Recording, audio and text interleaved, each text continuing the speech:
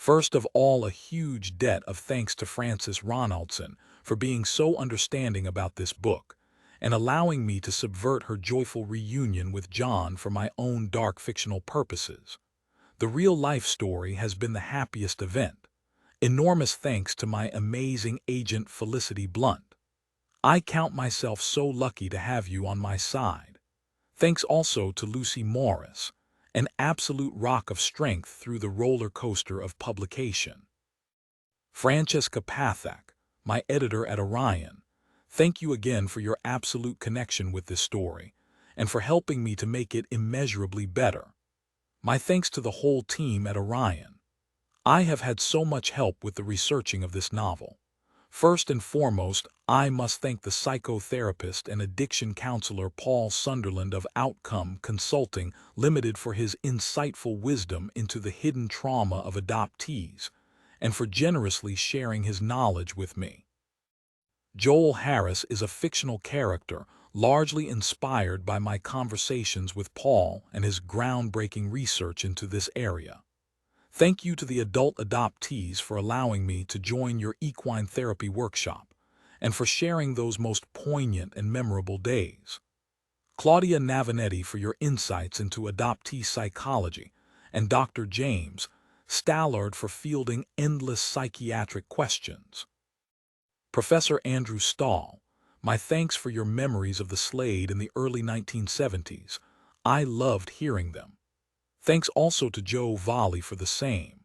The artists Brian Rice and J.C. Wall, thank you for talking to me about life and art in the 1970s.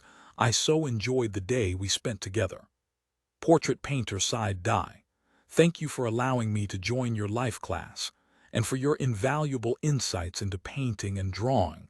I could have listened to you talking all day. Dave Menier, my most wonderful friend, for your exacting and elephantine memory of student life in the early 70s. Who else would know the price of a pint of bitter in the coach in 1972? 10p. To Caroline Boucher for perfectly rock and roll recollections of the 70s, but also for your generous and continuous support. Anna and Pete Banks, I began this novel in your beautiful house in Southwold. Thank you for lending it to me, for introducing me to this incredible town, and most of all to Anna for a lifelong friendship which means everything. My thanks to Billy Jones for providing me with a writing sanctuary when I needed it most alongside unwavering friendship. Victoria Upson, the loyalist and funniest person I know, for showing me what true friendship is. Thanks to Sussy Pelly and Chloe Fox for sharing the joy and angst daily. Harriet Edwards and Lucinda Horton for your humor, brilliance, and always making everything better. Hattie Slim, my secret weapon, I'm so glad I found you. Thank you to the readers, bloggers, and authors who enjoyed pictures of him and told me so. I am so grateful for your support. To Jane and Anna for always standing beside me. I'm so glad I have you in my corner. Jake, Maya, and Felix, thank you for putting up with your distracted mother and for being the kind, funny, quirky, and wonderfully individualistic people you are. I will always be more proud of you than anything else. And to the inspirational Diana Empson, who is greatly missed. Finally, but most importantly, Lucinda Martin and John Empson, this is not your story, but it is your book. It comes to you with love. Also by Clare Leslie Hall, Broken Country Pictures of him, about the author. Clare Leslie Hall is a novelist and journalist with a background in national newspapers. She is the author of Pictures of Him, Days You Were Mine and Broken Country, which will be published in 31 countries. Clare lives in the wilds of Dorset with her family and dog, Magnus. Now Luke London, 2000, the woman standing in front of me, shy, hesitant, an exact mirror to my own awkwardness, is so unexpectedly beautiful that for a moment I have no words. "Hello, Alice," I manage to say. "Luke." She speaks my name as if she is trying out a new language. I reach out my hand, but Alice ignores it and pulls me into a quick, fierce embrace instead. We sit opposite each other at a table laid up with knives and forks, glasses, a pitcher of water. Water. I offer, and when I pick up the jug, I see my hands are shaking. Wine, Alice says, and this first smile, revealing teeth whiter than my own and grooves around her eyes that hint at her real age, lodges itself somewhere near my heart. With the wine ordered and menus on the way, there is nothing to do but look at each other.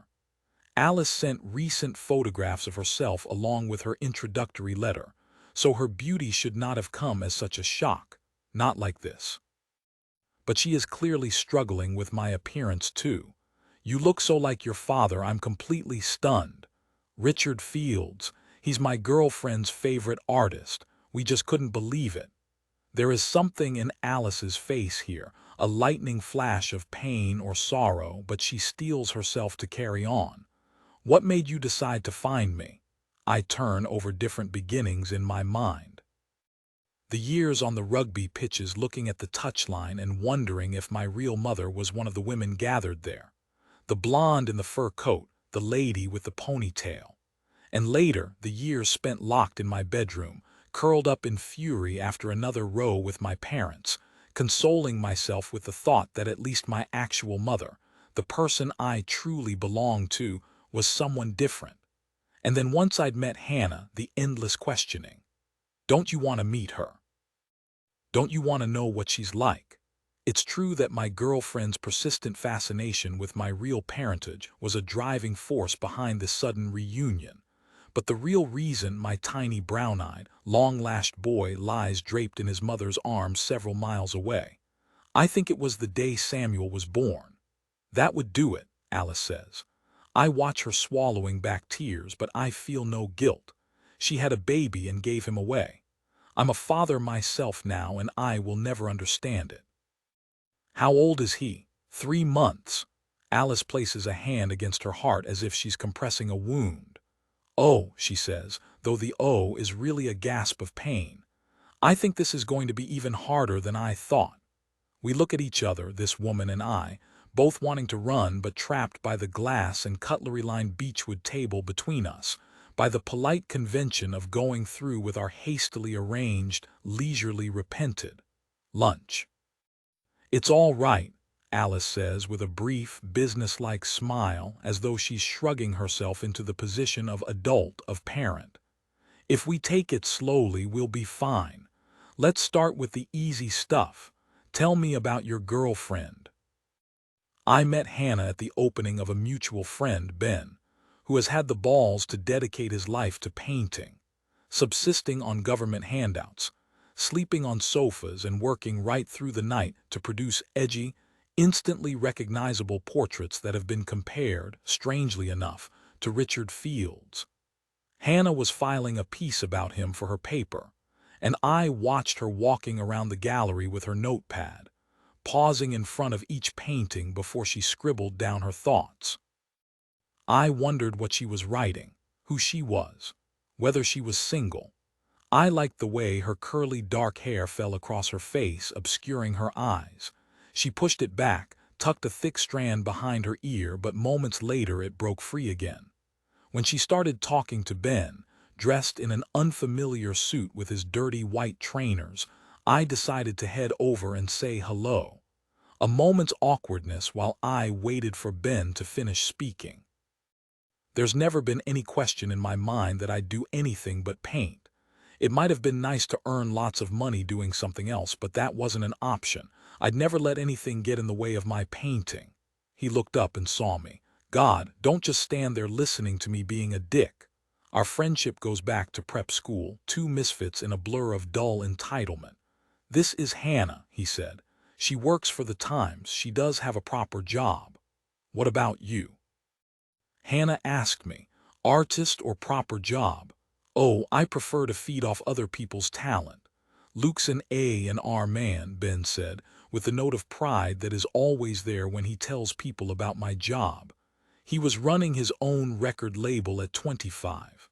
Now you've made me sound like a dick, I said, and Hannah laughed. Ben's parents came over then, and we were swept up in a plan to go out for dinner. There's a lovely little Italian around the corner. We've booked a couple of tables, Ben's father said, and Ben hissed, low-voiced, "Don't worry, they're paying." I liked Ben's parents. They were good, kind people who invited me on holiday to France with them every year.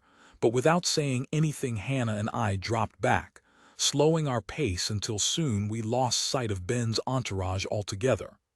"We're right next to Chinatown," Hannah said, and I didn't hesitate.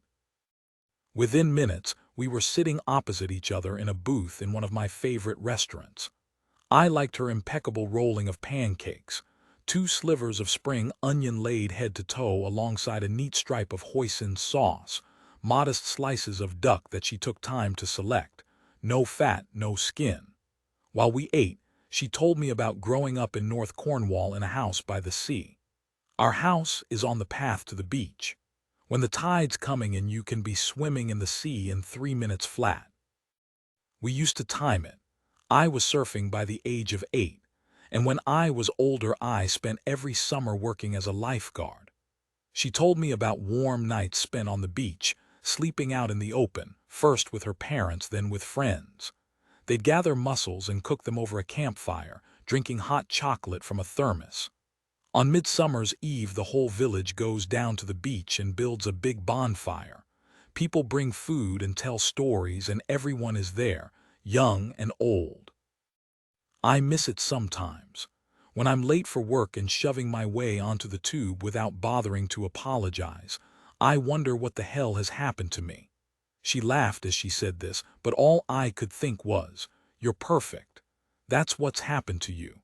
I've always been greedy for information about other people's families, but I'd never felt like this, as if not just my mind but my whole body was attuned to every word she spoke. "You're very good at not talking about yourself," Hannah said. "You ask a lot of questions." "That's because I've nothing to tell.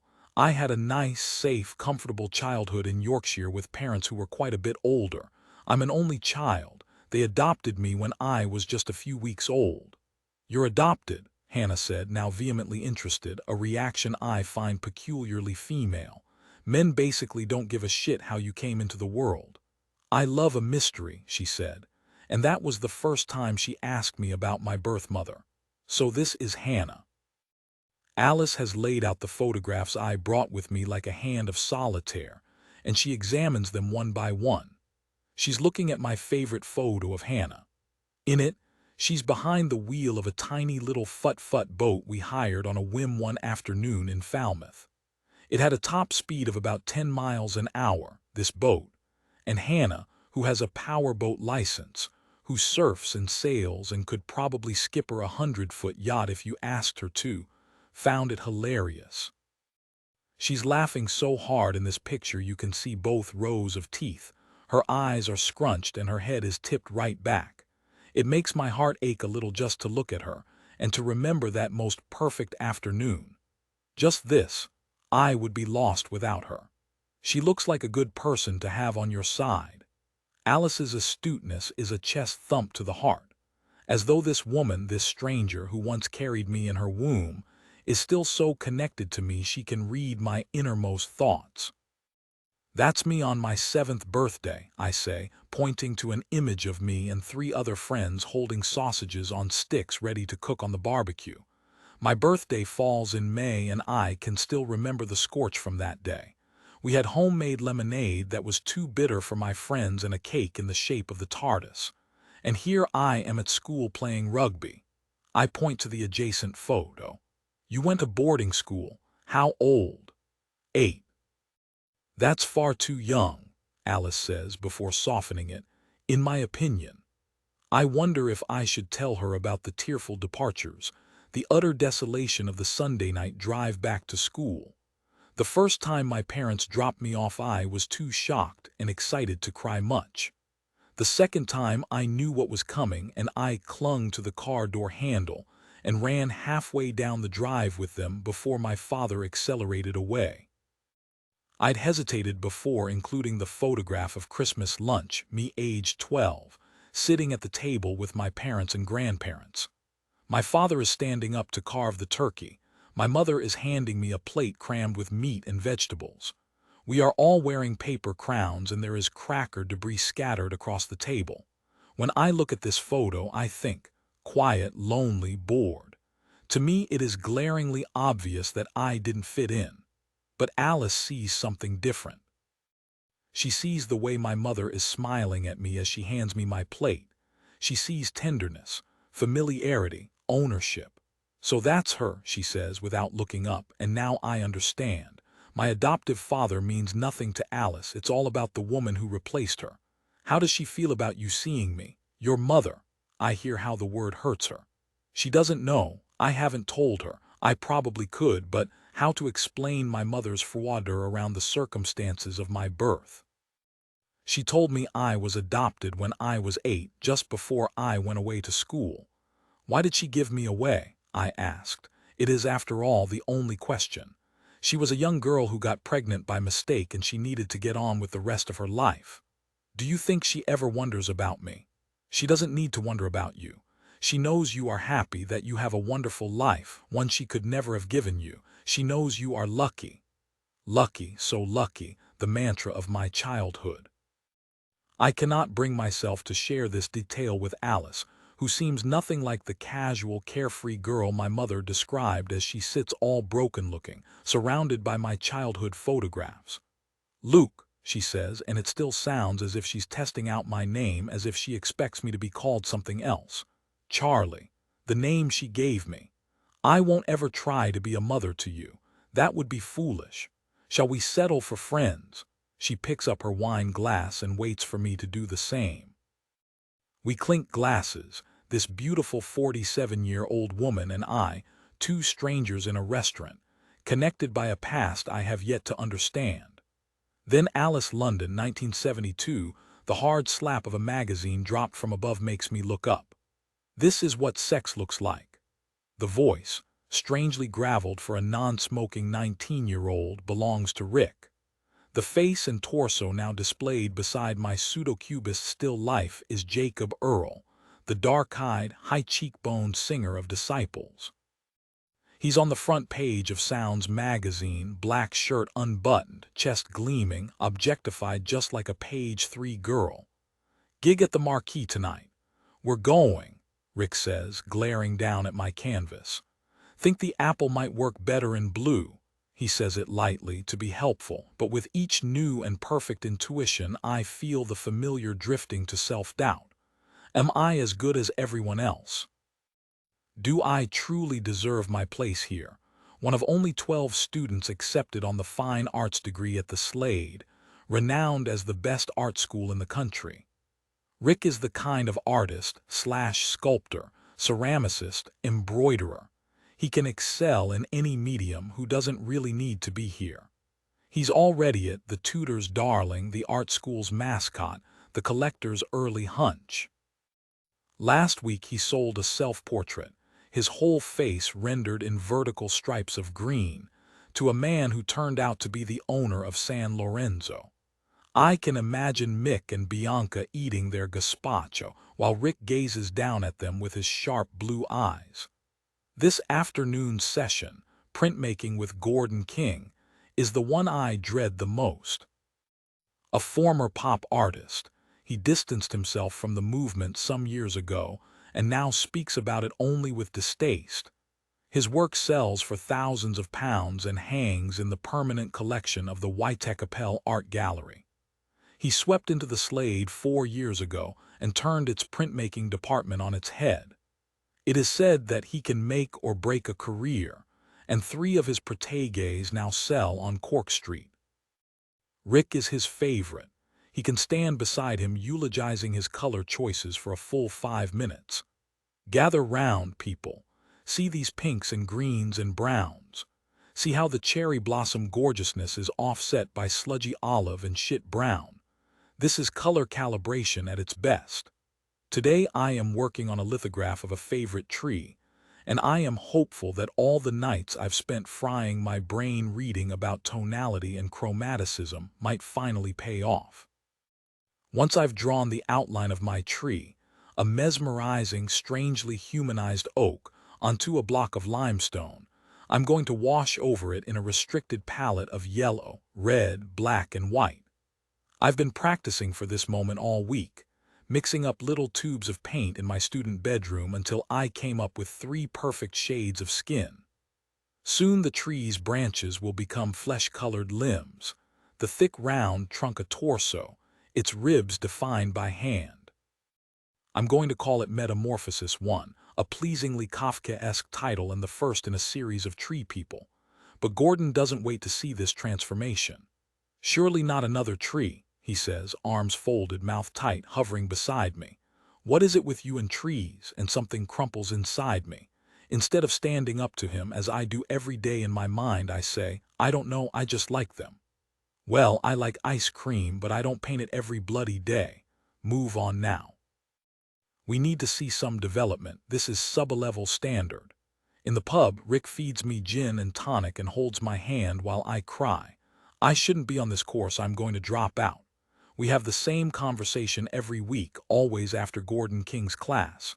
"What is it with you and trees?" Rick can mimic Gordon perfectly, his soft, anglicized Scottish voice at odds with his bitter personality. "The man's a bully, and you're his victim. We have to find a way of changing that." He glances at my half-full tumbler of gin. "Drink up, tree girl, we have a gig to get to." There's time for another drink before the show starts, but the bar is packed full, 300 drinkers crammed into a tiny space, most of them smoking, the air a greenish gray. Rick holds my hand and hauls me through the crowd. "'Excuse us." "Sorry," he says as we tread on feet and squeeze in between couples. And then 5 feet from the bar, he stops dead and I smack into him. "What?" I ask, but Rick doesn't answer. Perhaps it's his pheromones, some kind of chemical energy anyway. That makes me look where Rick is looking. Jacob Earl is standing at the bar, 2 elbows leant on it, a pound note held in one hand. He's ordering drinks and there seems to be an invisible force field around him, a whole room full of people who can look but not touch. He has his back to me, but even that is intriguing. The way his dark, almost black hair curls over the collar of his shirt, the skinniness of his hips in their tight black jeans, his snakeskin boots. "Wait till he turns round," Rick says, and at that moment Jacob does. The face is astonishing, it's true, a perfect blend of male and female, though not in the Bowie way, for he is even prettier with his curly hair and big brown eyes, his full lips. Around his neck he wears a flowered choker and several gold chains. His shirt, like in the photo, is open almost to his waist. It's impossible not to stare. "Oi, Jacob," Rick calls out unexpectedly, and the singer turns around. "Get us a couple of ales while you're there, would you?" He does this, Rick asks for the impossible with an optimistic grin, and people often fall for it. "All right," Jacob says, and he begins to smile slowly in return. "Pints or halves?" "Pints, please." Rick passes over a pound note. "For your girlfriend, too." "She's not my girlfriend," Rick says too fast, and Jacob laughs. "You sure about that?" "Positive. This is Alice. I'm Rick. We're at art school together." "Art school? Whereabouts?" "The Slade." "Hey, Eddie." Another man in head-to-toe black turns around from the bar and looks at us without interest. "These guys are art students," Jacob says. "They're at the Slade. You know the Slade, right? The best art school in the country. Remember what we were talking about earlier?" "Oh yeah." Whatever it was, Eddie clearly couldn't give a toss. "So maybe we should talk to them about our idea." Eddie shrugs. He looks at his watch. "There's no time. We're on in 10. Jacob nods reluctantly, it seems to me. "You're right, we should go."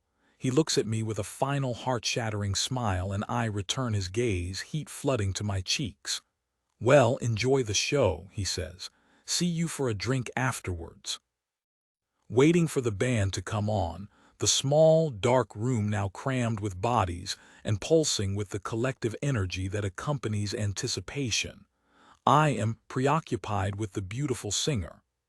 I am physically affected by those brief seconds of interaction, stomach tense, heart banging in my chest, whole body framed in some kind of expectation.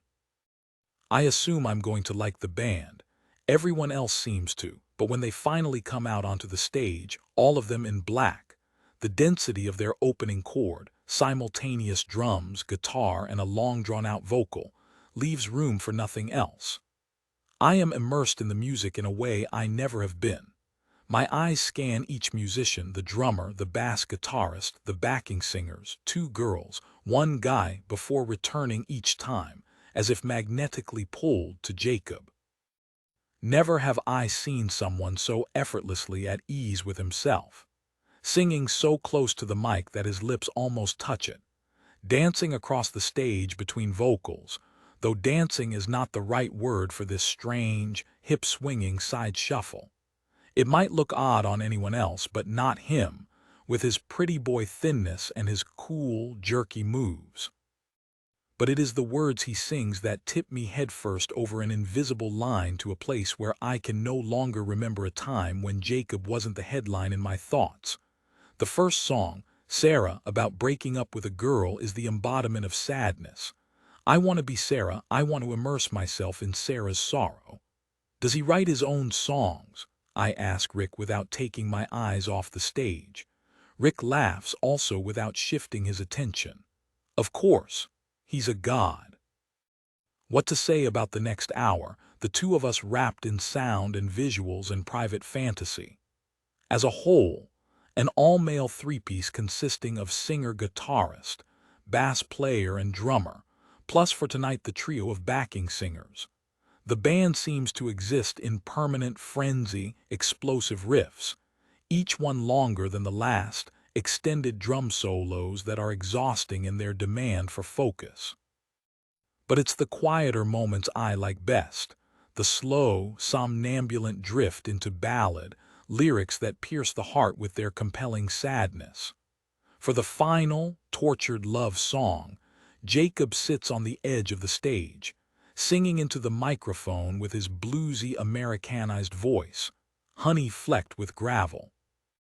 He walks from the stage first, one hand raised in salute, guitar slung around his neck, even his casualness is arresting, and then in turn the bassist and drummer both take a final solo before following him. No encore, just the explosive sound of audience rapture. Christ, they're bloody amazing. His voice, Rick says, David Bowie but better.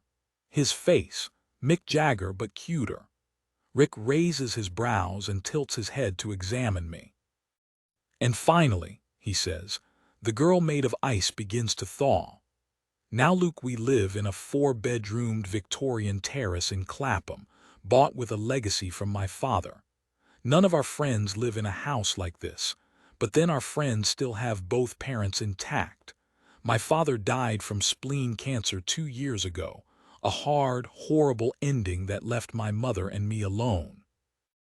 Ours has always been the tricky relationship, and now we no longer have my father's childish jokes and penchant for expensive wine to take the edge off. When my mother discovered Hannah was pregnant after only 3 months of our being together, she begged us not to make this mistake. Don't put so much pressure on your relationship when you hardly know each other. I'll pay for you to go to a private clinic. It's all so easy these days. Recommending abortion to an adopted person. Well, the irony is writ pretty large. Don't make the same mistake your mother made. There's that. And then the rather devastating underpinning. Kill this embryo, scrape away this nucleus before it has a chance to wreck your life. Don't get me wrong. Choosing to have a child with Hannah was no mercy mission, a debt repaid for the life I was given. I was born in 1973. Abortion was front street and fully available by then.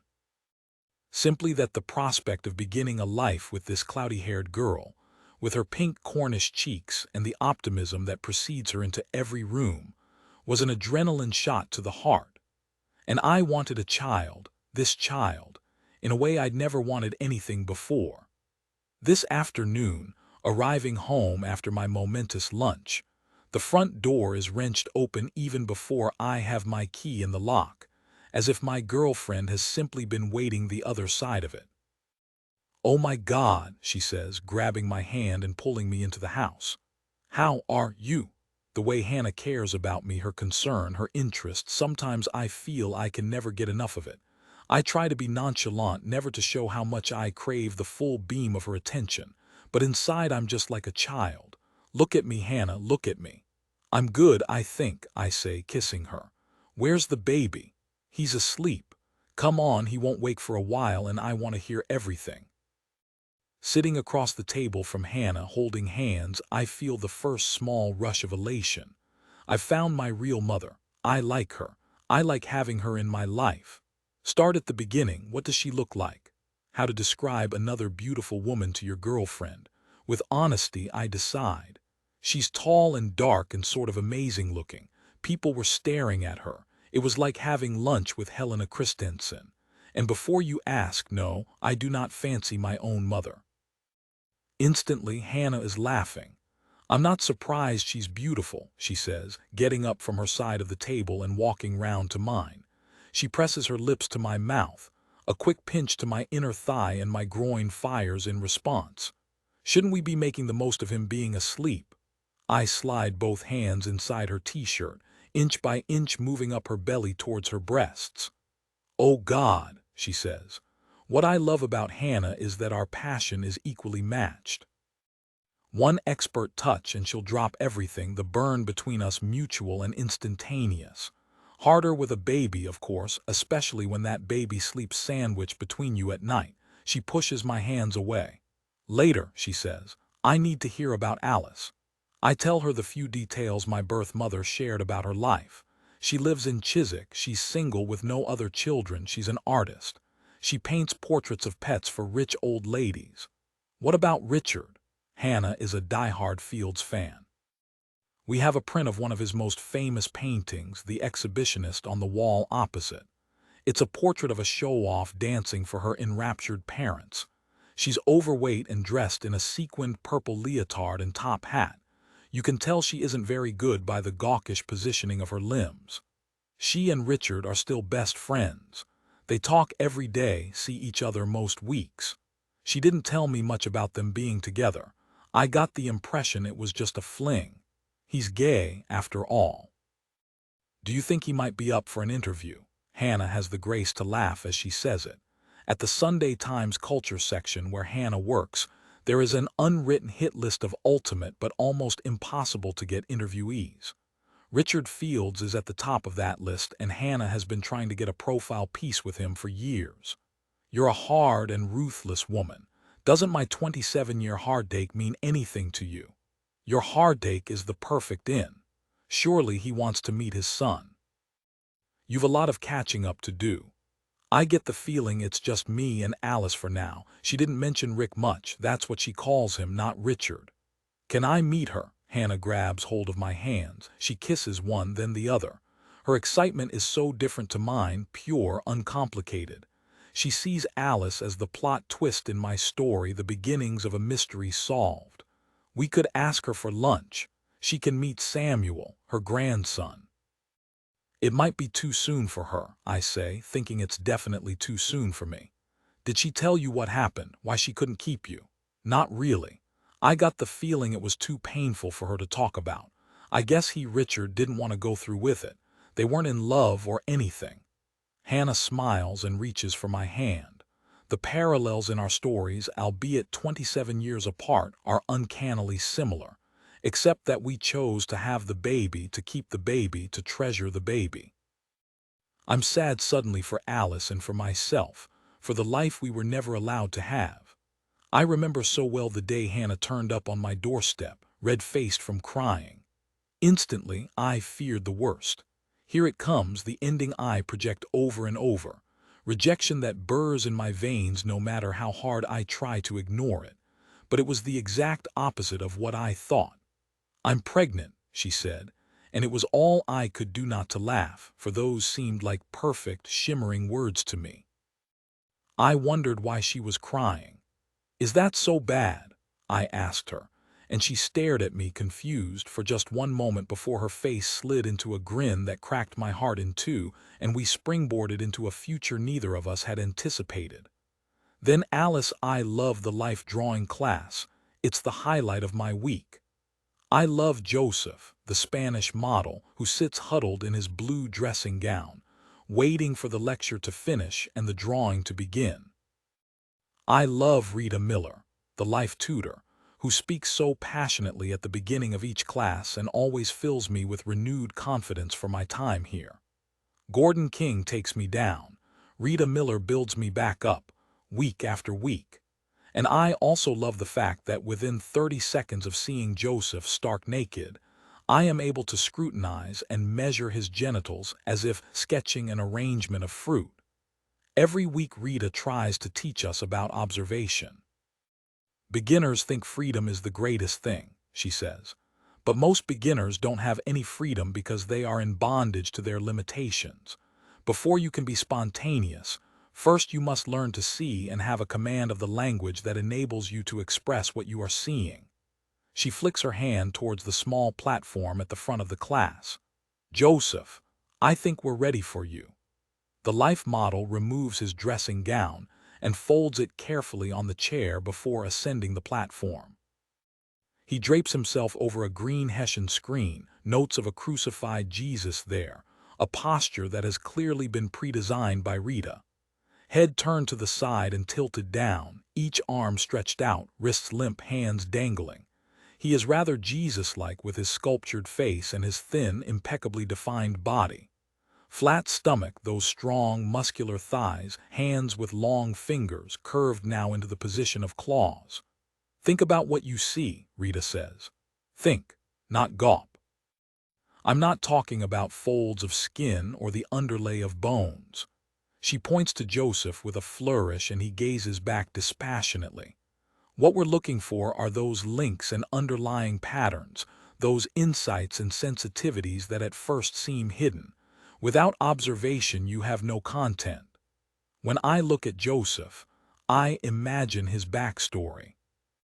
A young man who was tempted away from a traditional life in provincial Spain by the wild hedonism of 70s London, a place where sex shops and pornography cinemas and strip shows and prostitutes line the grimy, litter-strewn streets and marijuana is smoked like cigarettes. Right now, there will be 4 or 5 students on the roof of the Slade sharing a joint. Perhaps he is gay. Or he's ardently heterosexual, here for his promised sexual revolution, in a city where women drunk, stoned women dance topless at parties and engage in acts of defiant promiscuity. Perhaps, though, he is neither of these things. Perhaps I just have sex on the brain. True to say, I went to bed and woke up thinking about Jacob, the beautiful singer with his pencil-thin cheekbones and the poetry of his songs. Never before has music affected me in this way. Yes, I collect the albums of the day, T-Rex, The Doors, The Rolling Stones, Sticky Fingers, released last year, played so often the grooves of the record have stretched and turned a whitish gray. But something happened to me as I stood in that densely packed, smoke-saturated room watching Jacob sing of endings and premature goodbyes. I think it's that I comprehended physically, rather than intellectually, the unity of sound and voice, the notes of each instrument as though my entire physiology was absorbing it. And still it was more than that. The words Jacob had written, the words he sang, he believed in them, he knew them to be good. Self-assurance was the drug that drew me to him. Now when I gaze at Joseph, I want to import these new sensations from last night, a feeling of longing, lust, envy, admiration. While I draw Joseph's eyes, haunting and mesmeric they seem to me now, I hear Jacob singing his lament to a girl named Sarah. The sketch turns out to be the best thing I've ever done. This time when the students are told to gather round, it is my drawing they come to see. Observation is fed by the imagination, Rita says. What Alice has done wonderfully here is capture a sense of character that she can only have imagined. See the look of sadness in Joseph's eyes. A sort of yearning, wouldn't you say? After class, there seems to be some kind of commotion on the ground floor. The high-pitched voice of Muriel Ashcroft, the Slade's receptionist, shrieks up towards us as Rick and I walk down the spiral staircase. I'm sorry, but if you don't have an appointment, then I really must ask you to leave. But I'm here to talk to two of your students about a potential commission. Which students? A girl and a guy. The girl was called Alice. But which Alice? We have two. Oh well, this Alice is very, how shall I put it? She's a girl that stands out. Rick and I arrive on the ground floor and Jacob Earl is standing there, his whole face breaking into a smile as soon as he sees me. There is no time to prepare, and this first sighting causes another chemical reaction. Bones, cells, blood, heart clamoring and craving beneath my skin. And I find that I'm grinning back at him. Stupidly, I should imagine. If I could freeze one moment in my life, perhaps it would be this. There you are. This is my Alice, Jacob says to Muriel, who is looking really quite flustered in the presence of this beautiful man. Perhaps she's human after all. And how that sounds on his lips. Very well, Muriel says. Perhaps you'd like to take your business meeting outside.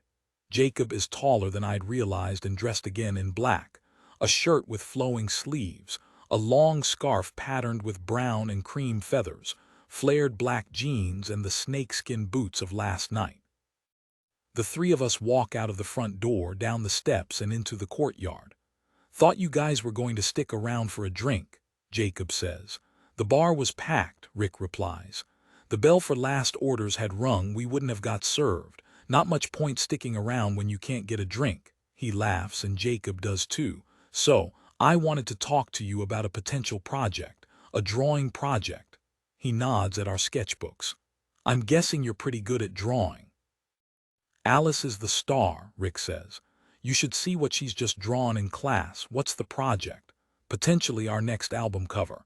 Eddie and I had this idea of having a sketch of the band on stage, but very posed, a bit like a still life. Rick is who you need, I say, hoping Jacob doesn't notice the tremor in my voice. He's the most talented artist we've got. He's already selling his work. Sweet, you two, like a couple of newlyweds. Buy you a coffee and we can talk about it. In the flesh, in the mid-afternoon light, Jacob looks older than he did on stage, around 30, I'd say, but still hauntingly beautiful. Eyes, cheekbones, mouth, slim neck, pronounced collarbones, the dip between them around the size of my thumb. You go, Alice, Rick says unexpectedly. You're the best at drawing and it'd be good for you. Wait, no, hang on. I try to stop him, but Rick just smiles and walks away.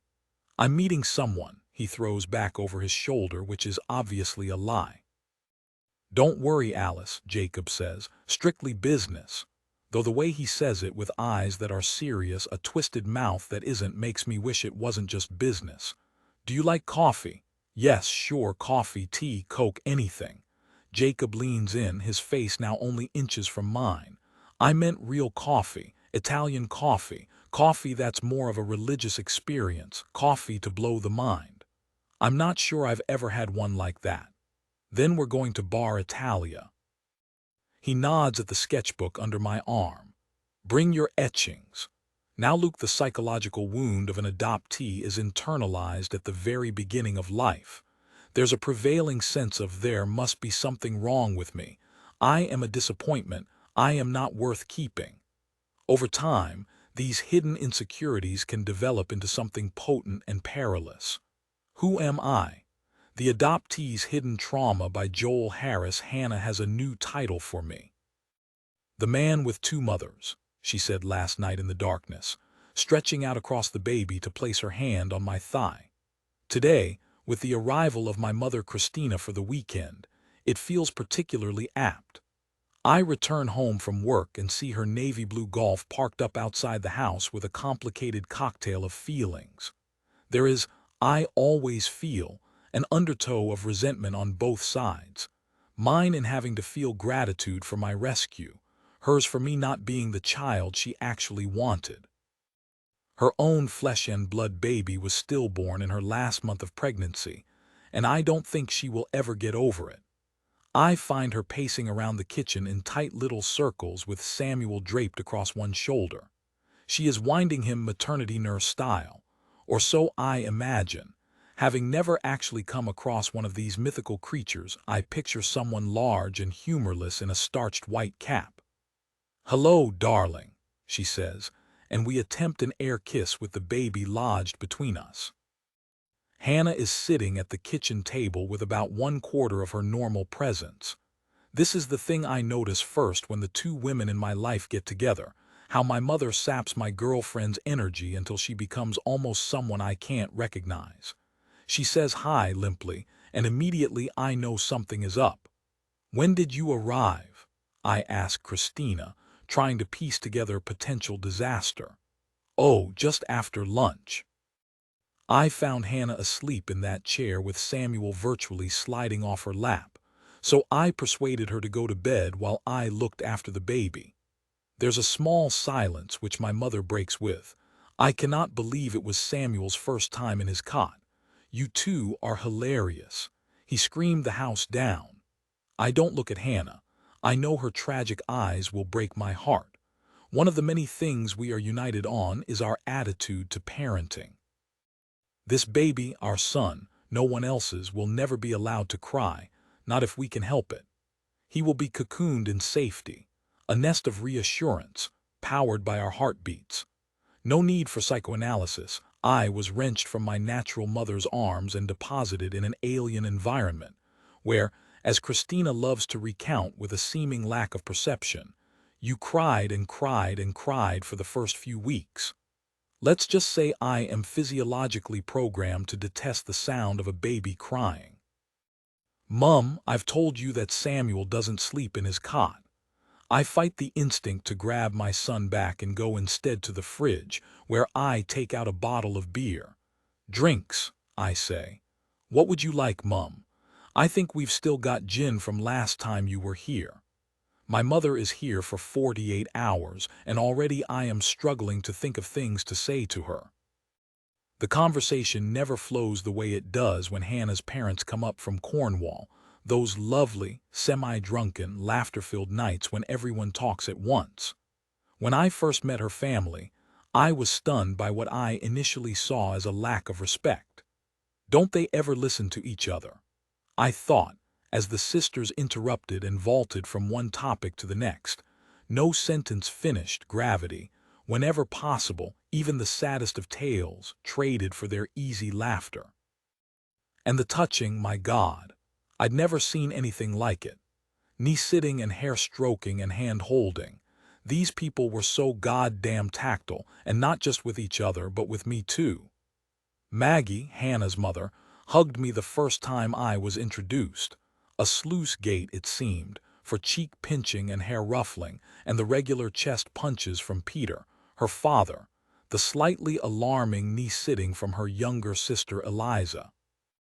If you wanted the North and South Pole of families, then mine and Hannah's could step up as the perfect candidates. I realize as I mix a gin and tonic and begin chucking ingredients from the fridge onto the kitchen table that I have slipped into my default position of high alert, a state I assumed throughout my childhood. Keep busy to stay out of trouble was the maxim I lived by. The trouble, I think, was simply my mother's notice and the likelihood of being forced into worthy pursuits I couldn't bear. "Why don't you cycle over to Andrew's and see if he'll go blackberry picking with you? We could make a pie later." I was around 14 at this time. "Let's ring up the girls from the Grange and invite them over for a game of cards." A pair of sisters so beautiful and cool I'd rather have cut off my own testicles than make that phone call. She is a good woman, my mother, and I do love her, albeit a textbook kind of love that is layered with guilt, gratitude, and frustration. Complex, like I said. There are more shocks over supper when it transpires that she has rung up a nanny agency on our behalf and invited 2 prospective au pairs for interview tomorrow. Interfering doesn't quite cover it. "Don't be cross with me," she says, correctly interpreting our shocked silence. "Hannah, it's really not that long before you go back to work, and it can take time to find the right person. I thought it might help if I was here for a second opinion." "Oh, Christina," Hannah says, instant tears in her lovely eyes. "I can't bear to think about leaving Samuel, not yet." My mother reaches out to pat her hand. "If you change your mind about going back to work, I'll make sure you don't suffer financially." For the best possible reasons, Christina thinks Hannah should be a stay-at-home mum. She doesn't perceive the raging torment, the utter wrench. That is the choice for Hannah between leaving our beautiful boy and returning to a job she loves. And so next morning to the prospective au pairs, the first one arriving at 10:15. My mother has spent the morning cleaning, and the house looks as if it belongs to someone else. She has found a home for every piece of clutter, a new cupboard for nappies, trainers rehoused in neat rows beneath the stairs, and she has even been out to buy flowers, lilies, which Hannah dislikes on account of their overpowering smell. The way Hannah and I take against Nicole, the first interviewee before she's even taken her coat off, is pretty comical. It's as if she marks a cross in every box on the way down. First thing she does is marvel at Samuel sleeping on his sheepskin rug in the middle of the floor. She looks at her watch. This is his mid-morning nap, isn't it? Do you think he might sleep longer in his cot? They don't allow the little thing to sleep in his cot, says my mother, laughing. They cart him around everywhere they go and then wonder why they're all exhausted.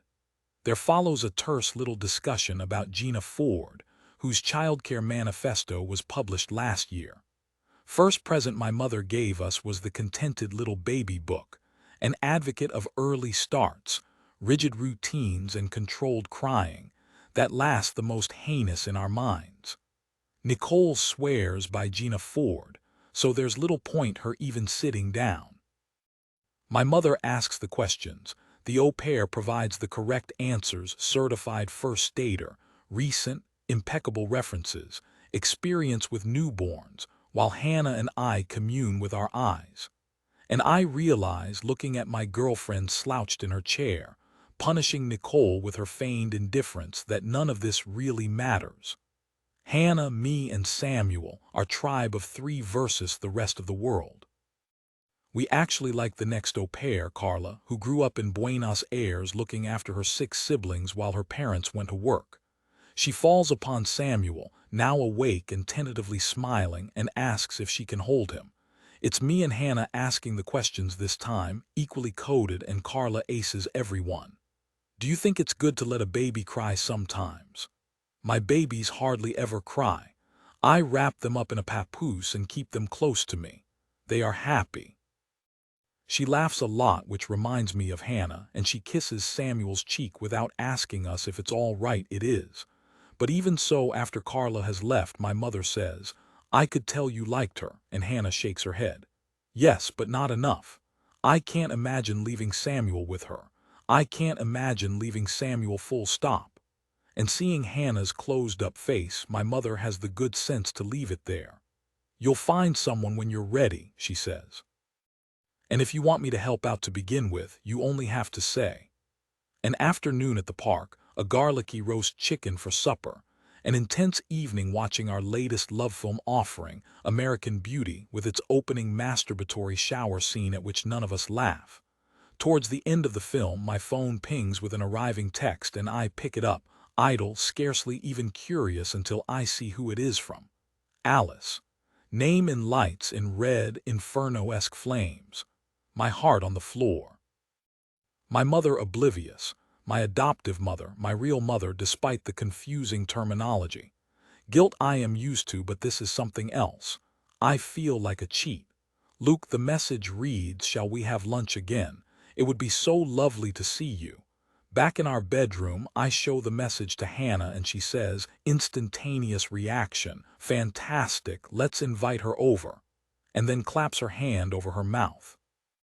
Christina, the mother who has brought me up for the past 27 years, lies just feet away in the bedroom next door. When I was young, the facts of my birth and adoption were rarely mentioned. But I do remember hearing my mother telling one of her friends, "Oh, Luke has absolutely no interest in finding his birth mother. He isn't curious about her at all." My story was mapped out for me, carefully drawn and plotted like an ordnance survey map. Here you are, Luke, the blueprint for your life, no need to deviate. Questions. Why on earth would you have any of those? On my first day at prep school, my mother said, all nonchalant and casual, "By the way, I wouldn't mention that you're adopted, People tend to make such a big deal out of it. I could read between the lines. Keep your adoption secret, she was saying, and mostly I did. I was biddable back then and desperate to fit in. Oh God, Hannah says, this is so complicated. I feel the flat of her hand resting on my thigh. You know you're going to have to tell her, don't you? What, tell my mother about my mother? Impossible to even consider it. Christina, I fear, would be totally displaced by the presence of Alice in my life. For within her is the same instinct that festers in me, the same unanswered question. Is the genetic flesh and blood connection different? Is it better, deeper, more natural? Deep down, we both suspect that it is. Hannah's title has never felt more appropriate. The man with two mothers, that's me. Then Alice walking through Soho with Jacob, mind like a snowstorm. I'm relieved he doesn't try to make conversation as we pick our way through the litter of Barrack Street, polystyrene cartons spilling out the remnants of lunch, flaccid baked potato skins, bits of burger, stallholders calling out to one another as they pack away their crates of apples and oranges and pears. Jacob walks fast, fractionally ahead of me, with his feathered scarf flapping behind him, and I spot the stairs as we cross Brewer Street and turn into Wardour. Is it his beauty that makes people look twice, or do they recognize him, this boy, this man I barely know? He points out Bar Italia. There are tables outside crowded with men wearing suits and drinking coffee from little white cups. All around us the undulating, fast-paced rhythm of Italian. I know this place, I say as we walk into the cafe with its terracotta floor and the vast chrome coffee machine behind the bar. At one end of the long, thin room there is a television, a crowd of customers sitting on stools in front of it, shouting. They come to watch the football. For the football, the coffee, the chat, it's a kind of religion. At the counter, a man wearing a waiter's white shirt and bow tie greets Jacob. Hey, Luigi. This is Alice. Luigi extends a hand over the top of the counter. 2 espressos. Alice would like a cappuccino, Jacob says, and Luigi rolls his eyes. Cappuccino is for breakfast, espresso now. She's never had one, she has to try it. Okay, Alice, but is not good for your digestive system. He waggles his finger like a schoolteacher. Milk in the afternoon will make you sick.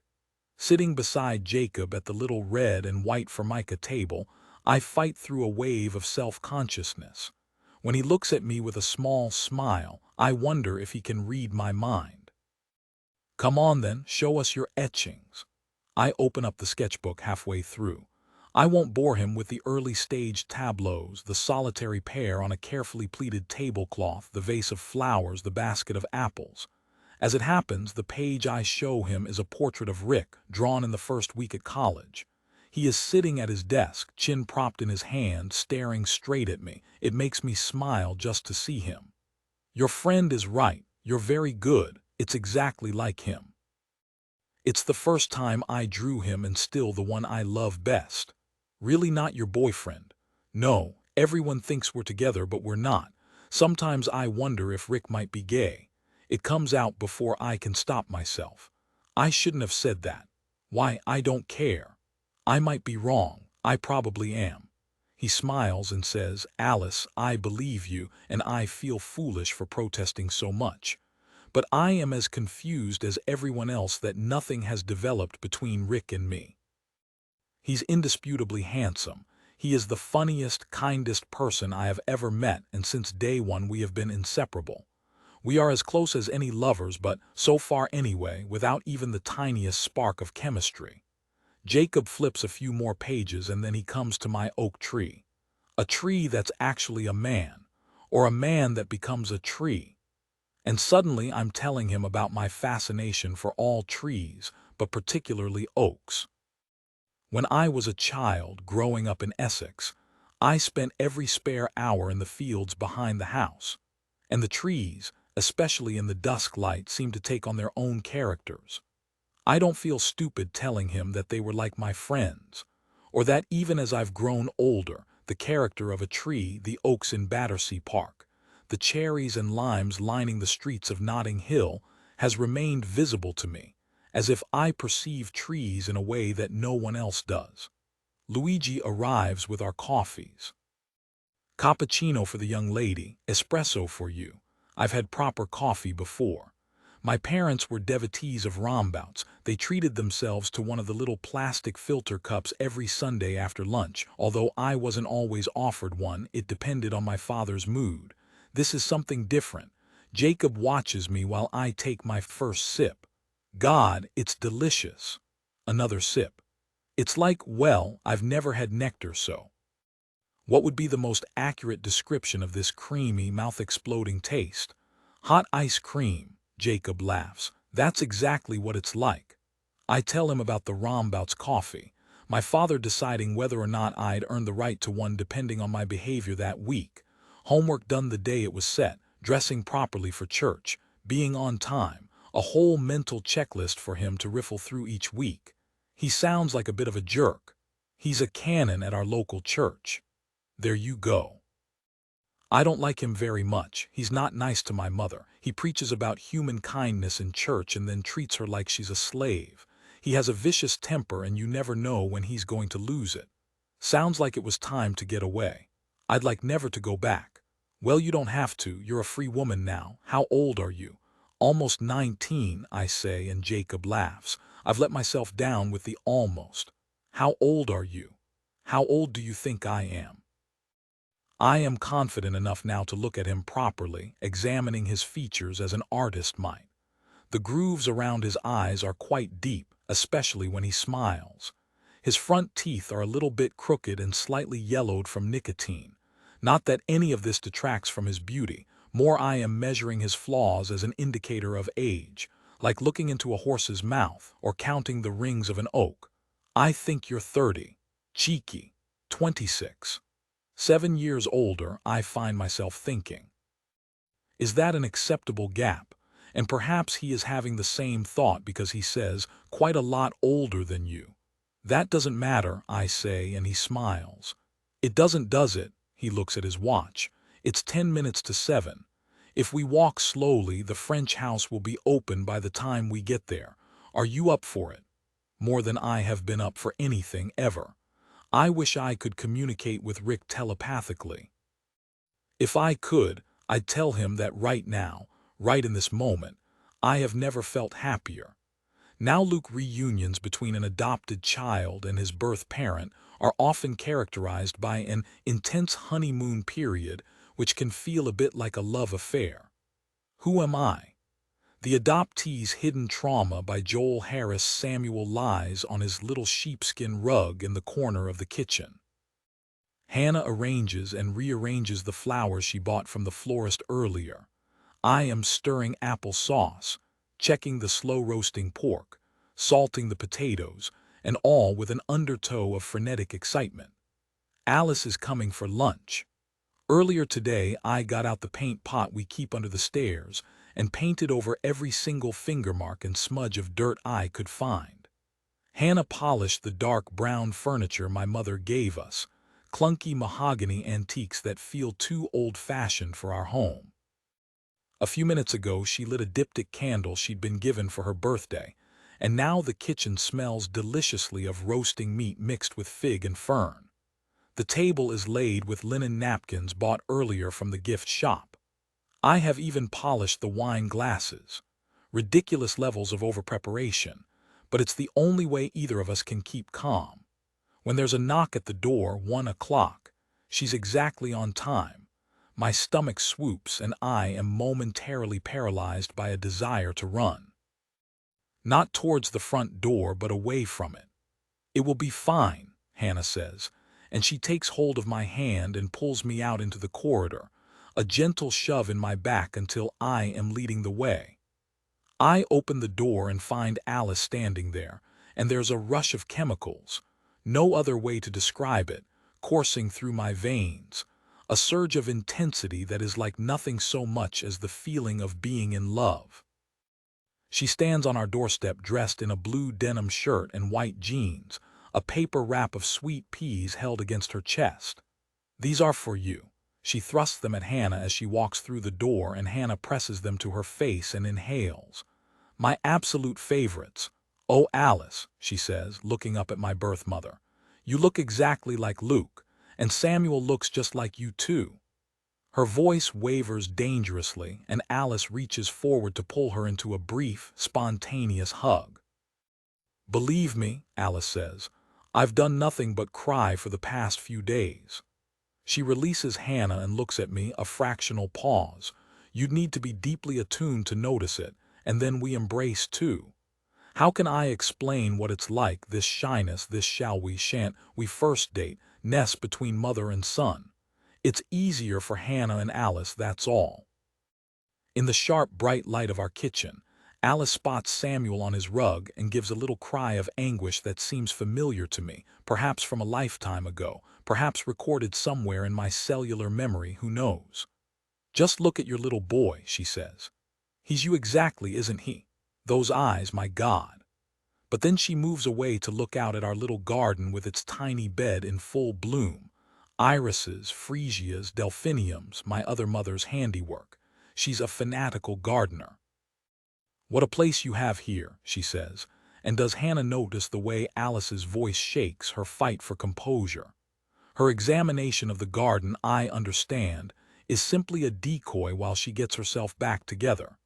And yet with the presence of Hannah and Samuel, the relaxed setting of our own home, this lunch is the antithesis of our first one. The food is perfect. Roasts are my speciality, and I've really put my back into this one. The pork is scented with fennel seeds and cloves. The potatoes are hot, exploding little mouthfuls of crunchy sweetness. And within minutes it seems Alice and Hannah are like old friends. They have art in common and a shared passion for Rodin. Alice tells us she still goes to the V&A at least once a month to sketch a Rodin nude. They talk of the young British artists, Hirst, Emin, the Chapman brothers, and Charles Saatchi's sensation show a few years back, which Hannah loved and Alice hated. "I can't stand this trend for fleeting button-pushing art. The portrait of Myra Hindley was shocking. And what are you left with? So Mark Quinn filled ahead with blood, cheap, disposable emotion, nothing particularly thought-provoking or enduring to my mind." When Alice tells us about her and Richard's time at the Slade, I find myself mesmerized. There was a restaurant everyone went to at the time, everyone famous, that is, not poor students like us. San Lorenzo, you might have heard of it. Well, they bought one of Rick's self-portraits and hung it in the restaurant, and after that, collectors and galleries were sniffing around him, even in our first year. That doesn't happen very often. Rick was the real deal right from day one, Hannah says. "We literally couldn't believe it when we found out he was Luke's father. He's a god as far as I'm concerned. You must meet him. He's keen to get to know Luke, but we thought it was a good idea for us to meet first."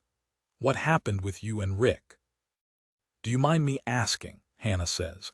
"You probably know he's gay. So how?" "It was much harder to be gay back then. There was a lot of homophobia around, and Rick was still confused about his sexuality." She breaks off to sigh. "The thing you need to know is that both of us wanted to keep you, and we tried so hard to make it happen. But my father was very insistent on your being adopted. If you and Rick wanted to keep me, surely it was none of his business. You'd have to meet my father to understand, and that's never going to happen. I haven't seen him since you were born." "How awful," Hannah says. "My father went behind my back to bring in the adoption agency. I'll never forgive him for that. He refused to give me any financial support, and the only way for us to survive was for Rick to drop out of college and get a job. And in the end, I couldn't let him make that sacrifice. He had to finish at the Slade. He needed to become Richard Fields. And we'd have been so poor, you and I, living in council housing and relying on Social Security handouts. I didn't want that for you, Luke. I'm sorry." Alice seems exhausted after this admission, exhausted and a little broken. Hannah, who has been feeding Samuel, instinctively hands him to her. I see Alice's reluctance as the baby is settled in her lap. Fractional, just the slightest hesitation, but I catch it. And I also register the seconds of pain that flash through her eyes. "Goodness," she says. "The weight of him, the feel of him." She sniffs his head. "That wonderful baby smell. What is it, milk soap? There's a sweetness, isn't there? I'd quite forgotten. She is wearing a long necklace of black beads, and Samuel, nestled against her chest, grabs hold of it in his fist and pulls. "Oh, you cheeky thing," Alice says, pulling a puppet show of facial expressions, eyes wide, mouth in a round, exaggerated "oh." And Samuel laughs for the first time in his life, a deep-bellied chuckle that neither of us has ever heard before. "Oh, Alice," Hannah cries, "you made him laugh." And Alice does it again, no trace of self-consciousness as she performs for our son, eyes open, eyes shut, a simplistic version of peekaboo that triggers another outburst of giggles. "You are such a sweet boy." She presses her lips against Samuel's scalp. There is this great big dent in my heart, no other way to say it. Once upon a time, Alice would have pulled faces for me too. Perhaps in the silence that follows we are all thinking the same thing. Hannah leans forward and says, voice low, "Oh, Alice, poor you." Alice closes her eyes for a second. She nods. "I tried, Luke, I really did. But in the end I couldn't keep you. And after you'd gone, well, to say that I regretted it," Hannah says, "I'm sorry," and I know from the break in her voice that she is fighting tears. I hear the words she leaves unsaid. "Sorry for asking about it. Sorry for what happened, for losing your son. You did the right thing for me," I say, even though I believe the opposite is true. Take a child from its natural mother. How could that possibly be the right thing? But instinctively I understand that this woman, this real live mother of mine, cannot cope with the truth. "It was brave of you. You gave me a life with the security of two parents, even though it was the last thing you wanted." Alice reaches out to cover my hand with her own, and it's the first relaxed physical contact between us. "Luke," she says, "you have grown into the nicest human being." Then Alice here at the French house, actual name the York Minster, though no one calls it that, Jacob is famous. Everyone knows him. Young, old, the red-faced, bad-tempered barman who redeems himself when he shouts, "What's your girl drinking, Jake? Gin or beer?" It's halves of beer and pressing ourselves into a tightly packed corner. No tables or chairs or anywhere even to put down my sketchbook. I keep it wedged beneath one arm until Jacob notices, takes it from me and stashes it behind the bar. The white noise of 100 or so people talking and laughing, the air putrid with smoke and spilt alcohol, our bodies unnervingly close. We try to talk a few times, but it's like puppet theater. I'm mouthing words like I'm underwater. He's shaking his head. "Nope," he shouts. "Still can't get it." And then he looks at me in a way that makes me aware of my heart thudding, pulsing, and my breath, which I let go in one long rush. He doesn't drop his eyes, and I don't drop mine, and the look, the half-smile, lets me know that he feels as I do. There is a conclusion to this, an obvious one, and I understand it here in this densely packed bar where the noise is like a cocoon.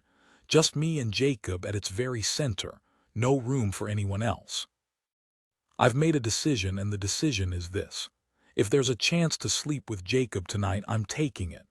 The desire to touch him with my hands, my mouth, to press my cheek against his, it's exactly the same pull I felt when I watched him on stage at the Marquee. "What are you thinking about, Alice?" he shouts. He pulls his face into a comical frown. "I'm thinking that I would really, really like to kiss him, though I can't say that. Shall we find somewhere quieter after this?" I shout back, and he smiles again. "Come on." He takes hold of my hand, and just that first contact is an electrical charge that judders through my bones. Outside, it's a crowded Friday night in Soho. There are people everywhere, the streets now vivid with neon signs for strip joints and peep shows and girly bars. When I first arrived in London a few weeks ago, I was shocked by the blatant, frenzied sexualness of Soho. Not like my father, who decries it as a snake pit of immorality. He's always been unoriginal in thought. More the fact that these bodily desires I'd always considered secret, and possibly shaming, were to be honored and celebrated instead. I took the trouble to lose my virginity in my last year at school. Nothing special. A few pleasant enough skirmishes with a boy from school I liked but didn't love. One thing I knew was that I wasn't going to arrive in London with the tag of virginity tied around my neck. Drinkers pool on the pavement outside every pub we pass, and quite often we walk in the middle of the street just to get around them, still hand in hand, Jacob now with the sketchbook beneath his arm. "Are you hungry?" he asks, and I tell him yes, wanting to stretch the evening out for as long as I can. Chinatown, then. Our business deal, such as it is struck in a red and gold restaurant over bowls of chicken in black bean sauce and egg-fried rice. What we have in mind is a charcoal drawing of the three of us on stage, something very posed and stylized, almost like a classical painting, but it's a sketch. He flips through the final pages of my sketchbook and comes to the last drawing of Joseph. "This is incredible, Alice. You have so much talent." I can't hide the glow of pleasure at his words. There are some classic poses that life models always adopt. Maybe we could incorporate some of those. "Are you suggesting we do this in the buff?" I start to laugh, but it dies halfway through because now all I can see is him naked. "We'll get you some money from the record label, of course. How much do you want? £50, 100, let's call it 100. £100 is far too much. Most people would actually be quite pleased. Most people would ask for more. Stick it in the bank or something, you might need it someday." In my head I'm storing up these extraordinary moments to recount to Rick, but they are coming at me too fast. Me earning £100 in the course of one brief conversation. Rick sold his painting to San Lorenzo for 30, and at the time that seemed unthinkable to us.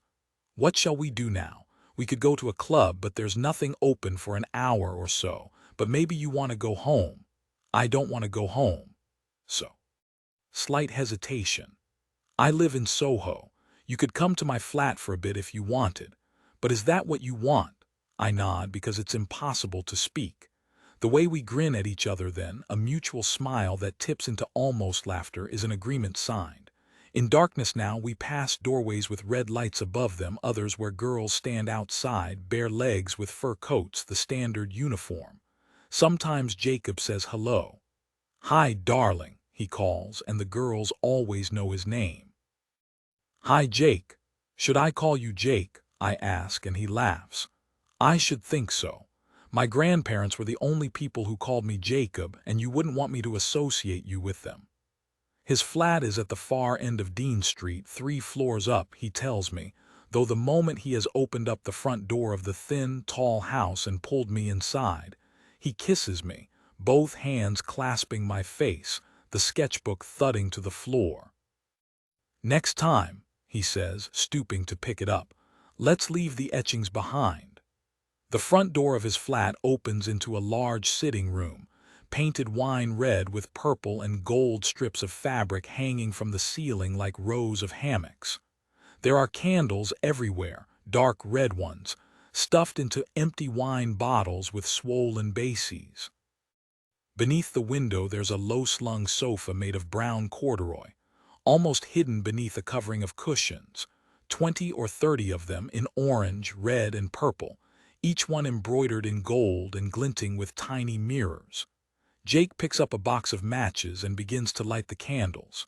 There are records everywhere in boxes on the floor, in piles stacked up against the wall, and I watch him flipping through the first pile, taking his time to select one. Exile on Main Scent. I've played it so often on the turntable in my teenage bedroom, the soundtrack will always be imbued with memories of home. They wrote this album in the south of France, and we're going to do the same thing in Italy. We've rented a house in Fiesole, just outside Florence, for the summer. Jake lights the last candle and comes to sit next to me on the sofa. "There's a lot of pressure with this second album," he says. "The first one made it to number 6. They're expecting the next one to be even bigger. And it's complicated because, well, you saw the show, our music is very varied, not one thing to define us, and that can be hard to sell." He leans forward to kiss me. "Shall we have some wine? There's a bottle in the fridge." "Wine would be good," I say, feeling that I need it. I'm not much of a drinker, Rick can testify to my weak head, but it's hard to ignore the undercut of nerves, my whole body clenched with desire, fear at what comes next.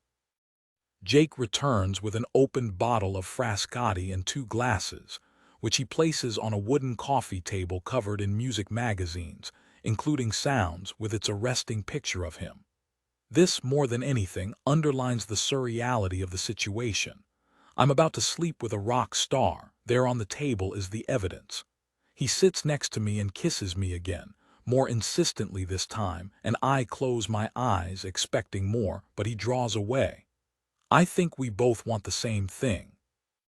But any time you want to stop, you just have to say, okay. I'm a lot older than you and you don't have to do anything you don't want to do. I want to do everything, I say, and Jake laughs. Oh, me too. All of it. Shall I tell you what I thought when I saw you at the marquee for the first time? I thought you were the most beautiful girl I'd ever seen, and that whatever happened that night I must make sure I talked to you. And then you disappeared. Not to say that the album cover project is a ruse, but I had to find you. He sketches an outline of my features with his finger, stroking my eyelids, nose, mouth, chin. You're so lovely, he says, maneuvering himself so that somehow we are both lying down on the sofa, Jake on top of me, his hips pressing against mine, bony and a little painful. But his touch is so light, hardly there, as he strokes a pathway from my neck to my chest, veering outwards exactly, expertly sliding back and forth across my t-shirted breasts, as though he is touching my nipples. The t-shirt needs to go, that's all. I sit up and begin to peel it off, but he stops me, taking hold of my hand. Let's take it slowly.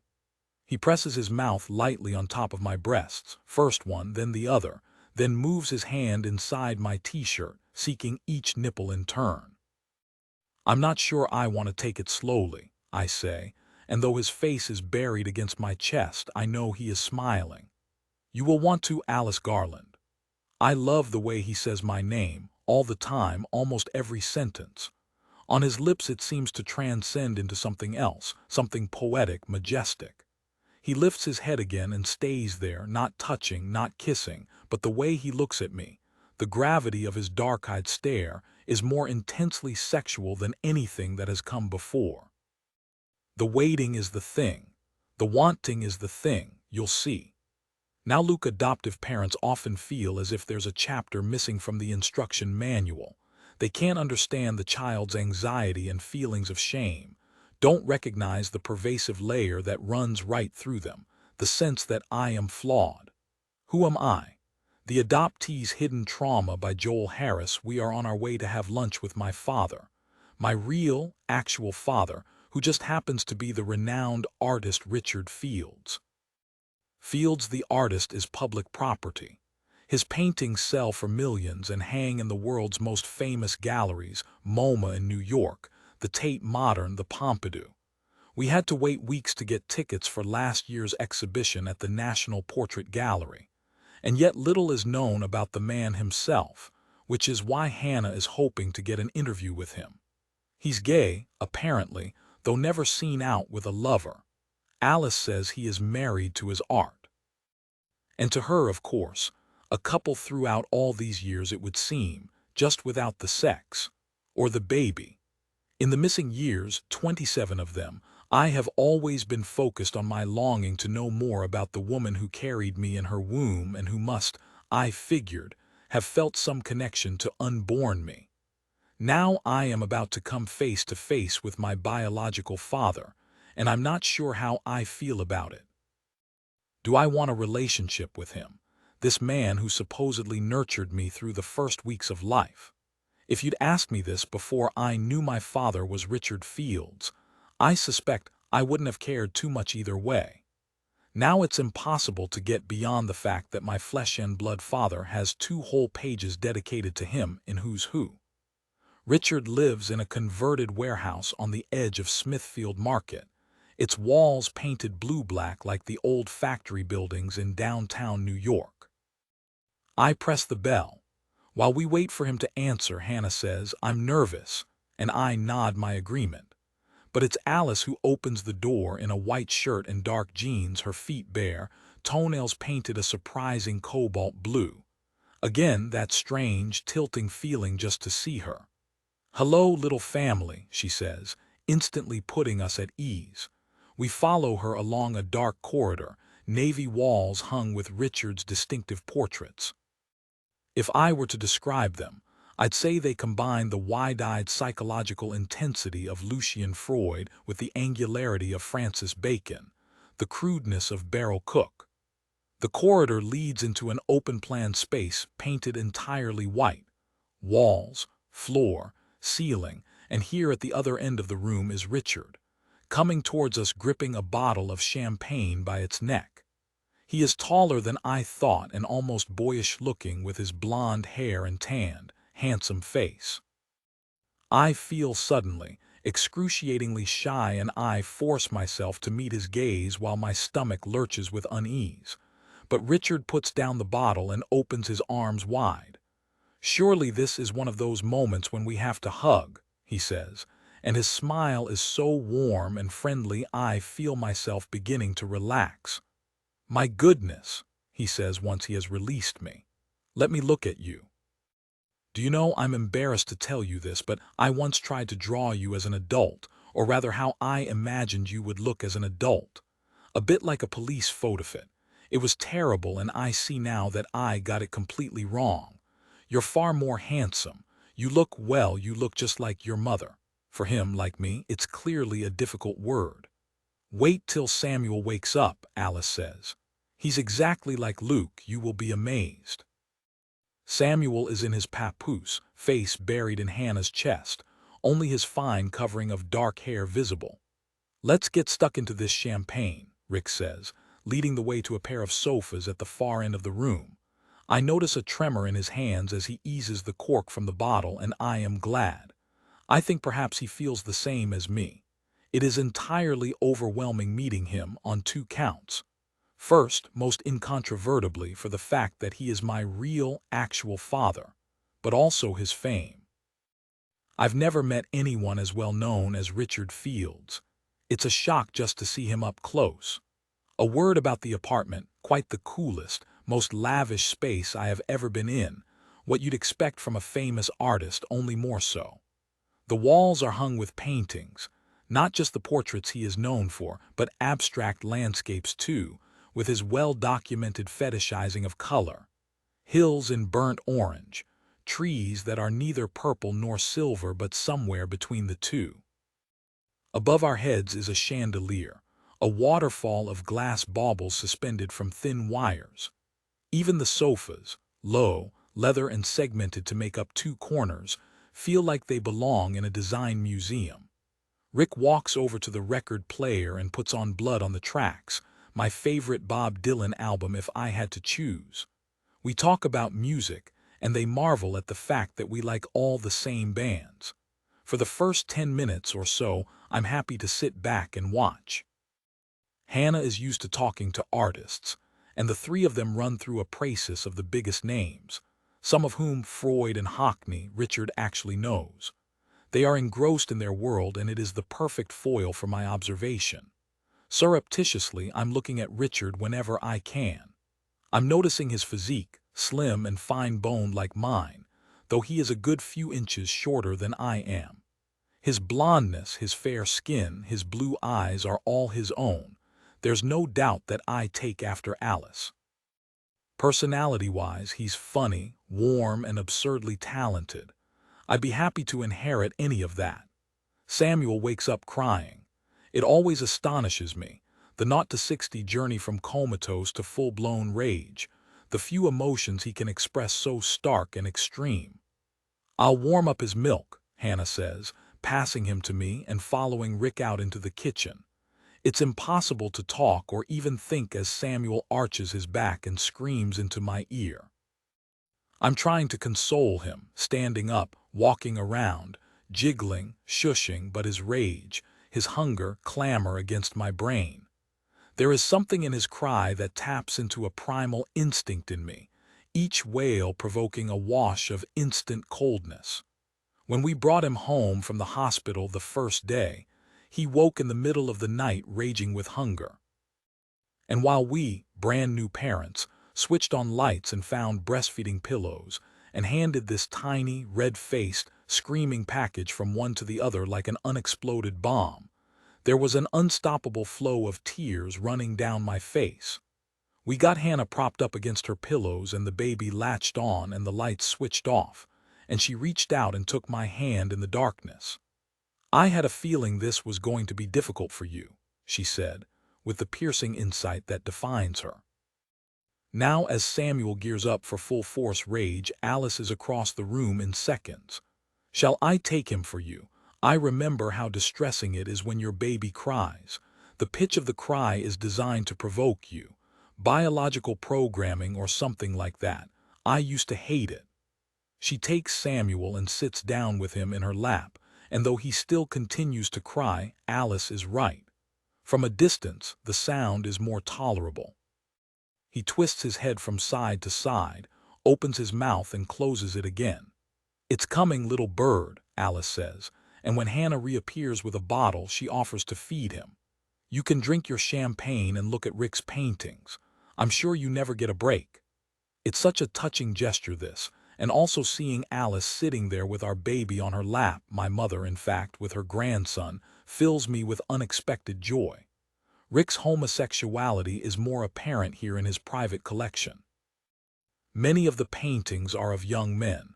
One a reclining nude on a sofa draped in velvet that makes me think of Manet, an inverted Olympia perhaps, but Hannah says, "A tribute to Modigliani," and she would know. We are engrossed in the art, the privilege of being allowed to see the paintings Rick has kept for himself. It amuses me to watch Hannah and see the look of intensity in her eyes. I understand that in her head she is constructing a profile piece on Richard Fields, storing up one detail after another, the artist as you've never seen him before.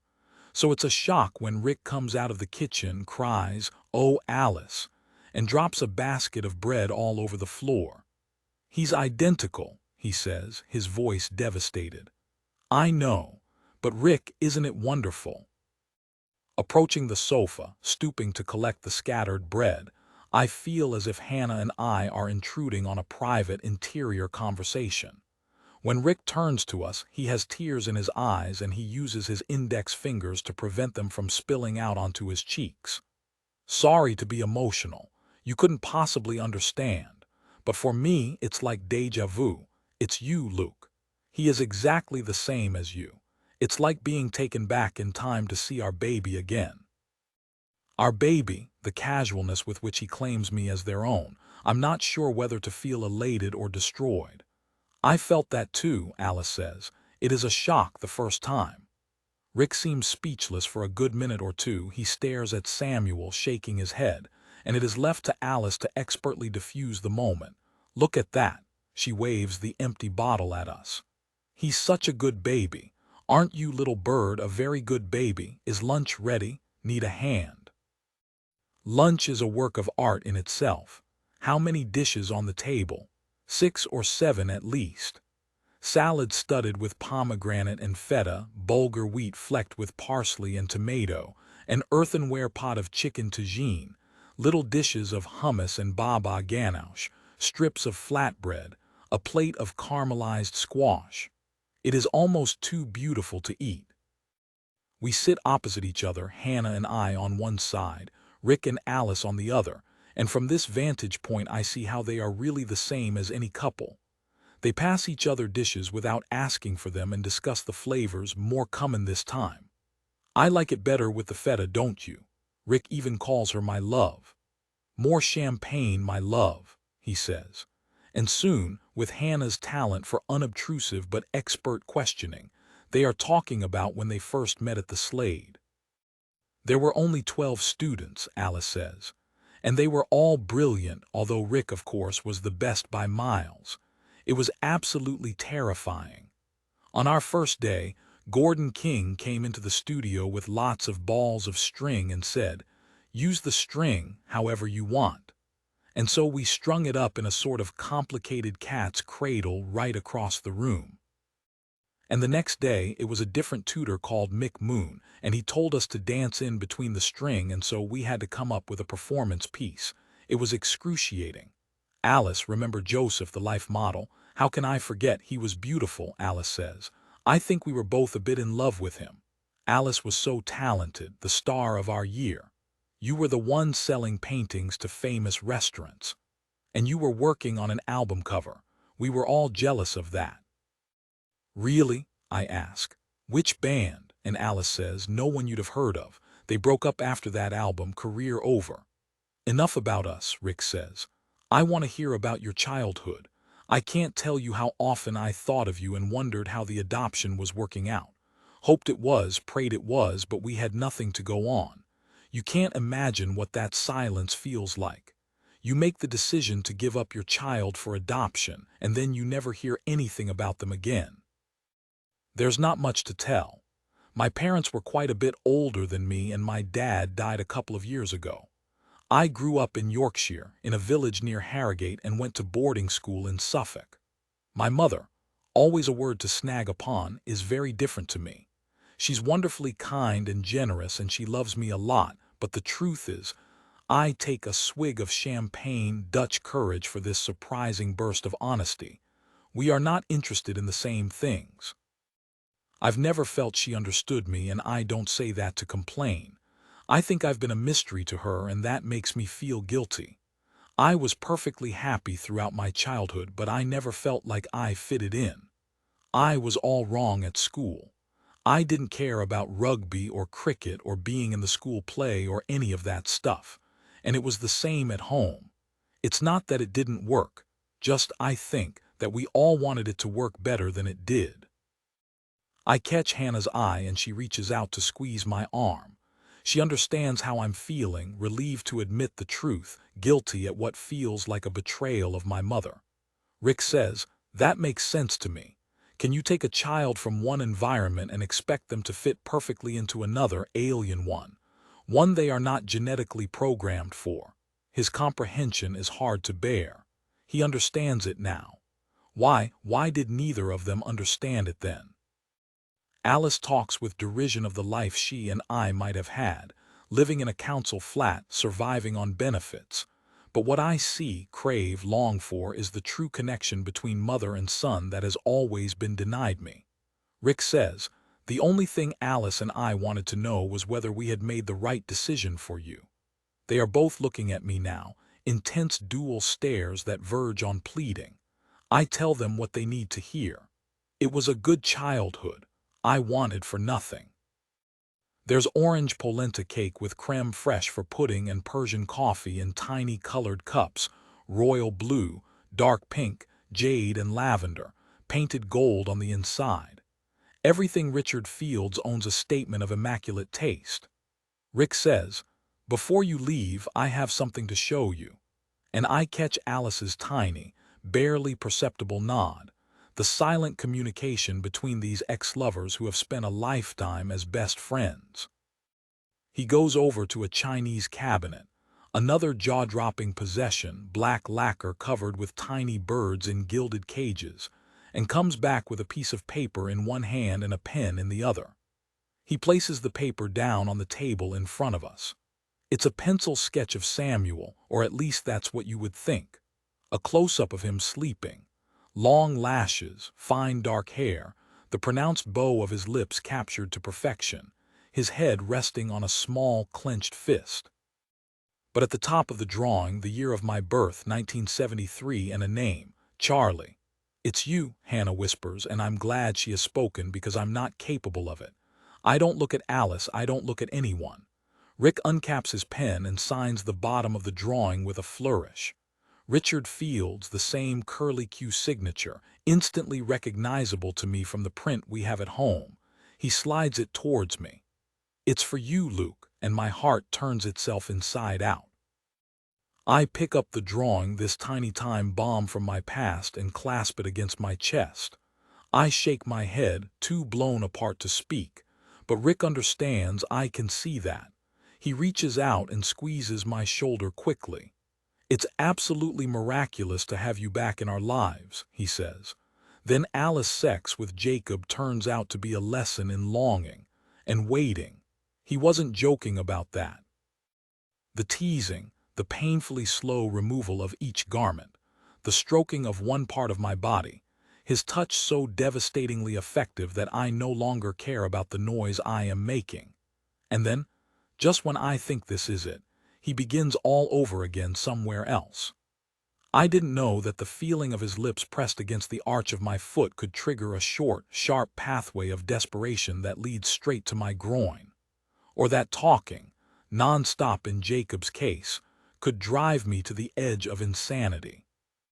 He tells me what he's going to do, he tells me what he likes. I think this might be my favorite part, he says, before pressing his mouth very exactly beneath my hip bone, a light line of kisses from one side to the other.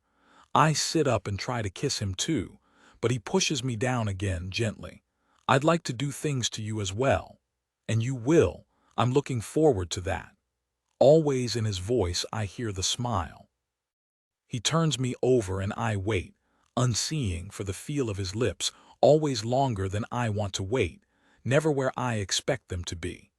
He smooths his palm over the curve of my bottom, follows it with the light flicker of his tongue. This I like very much, he says. He slides his fingers inside me, first one then another, moving them backwards and forwards until I think I have reached the point of no return. My mind is empty. My body moves to its own rhythm, thrusting, pulling, wanting more. Yet just as I am about to tip over into orgasm, he stills his fingers and begins kissing my neck instead. And this goes on for more than an hour.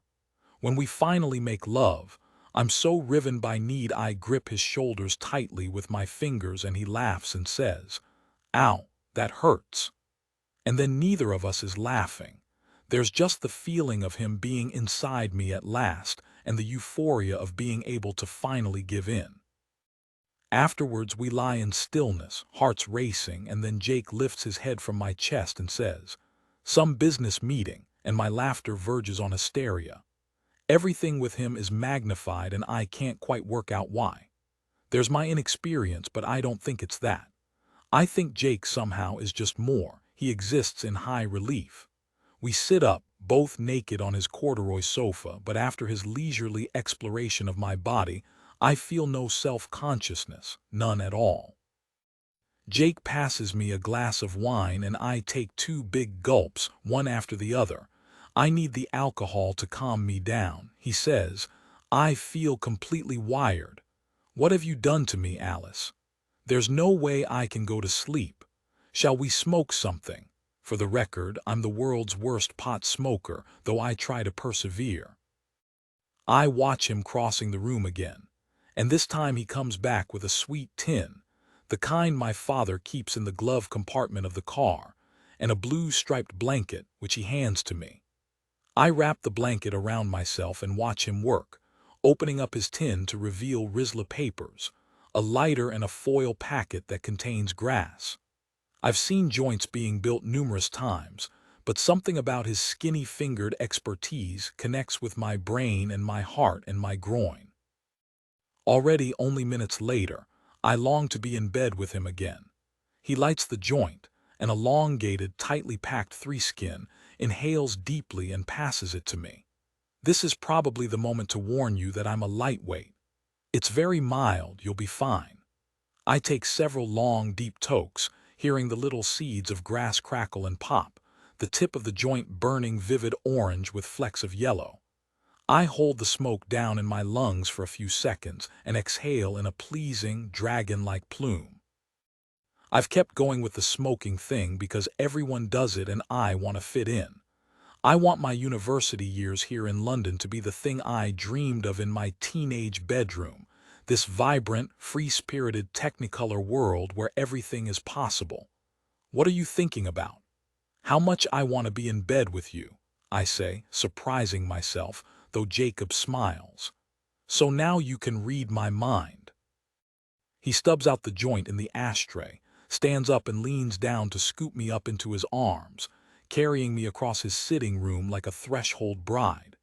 Now Luke, if Hannah and I were ever to get married, Ben would be my best man. I've told him this countless times, and he finds it hilarious that I am forecasting a wedding in which my girlfriend apparently has no interest. "Don't be such a freak groomzilla," he said last time I raised it.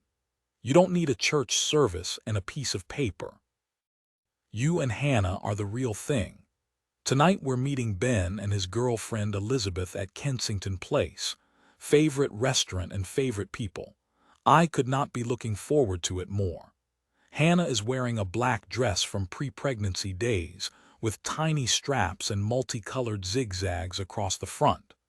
Her wild hair is pulled back in a velvet scrunchie and twisted up into a knot. She is wearing gold hoop earrings and dark lipstick. She is so lovely, it seems to me she could trigger a cardiac arrest. I tell her this as we pass through the restaurant's revolving doors, and she laughs. "I can't decide whether you're good for my ego or appalling. I might become horribly conceited if you carry on like this." Ben and Elizabeth are sitting at the back of the restaurant, side by side on a red leather banquette. He half rises when he sees us and raises his fist in a comrade salute, an old prep school joke we haven't managed to shake. Ben, like Hannah, comes from tactile parentage, and he grasps us into a three-way hug that goes on for too long. He enjoys my discomfort. It makes him laugh to see me squirm.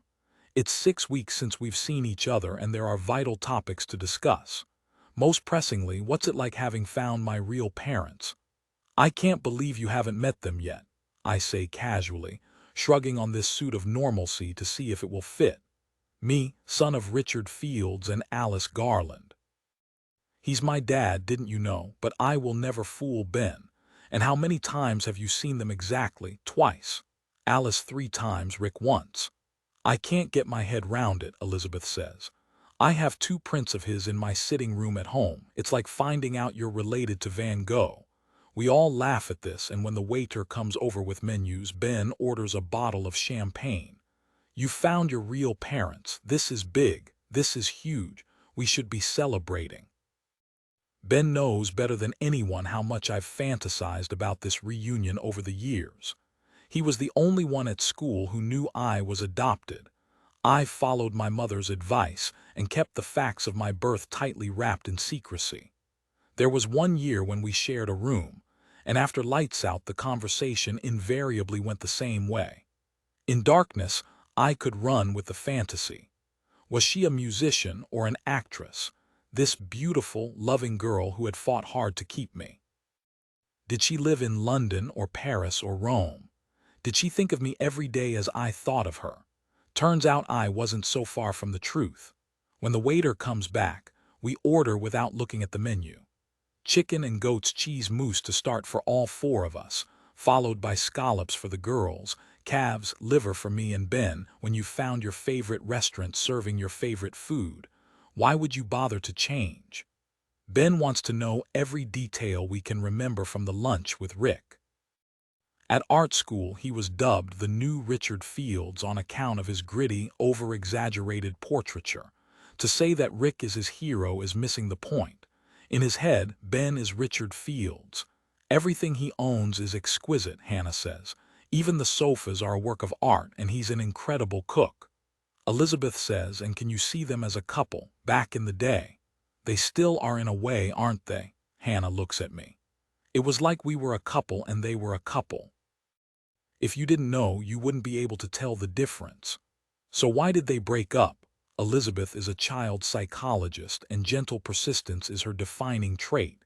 The number of times she has pushed me through a conversation I haven't wanted to have. Pretty obvious, isn't it? He's gay. I imagine it just took him a while to come out. But they could have kept you, couldn't they? Couldn't Richard Rick have supported Alice?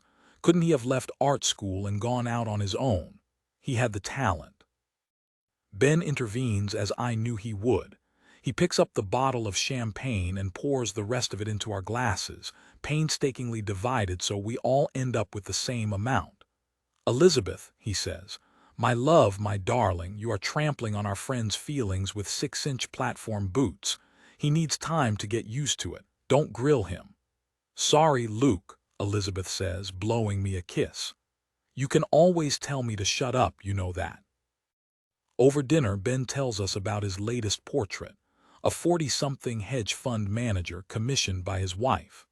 The really gratifying thing is that they collect art, weird, outrageous stuff they buy from graduate shows, and they've encouraged me to go to town on his absurdities.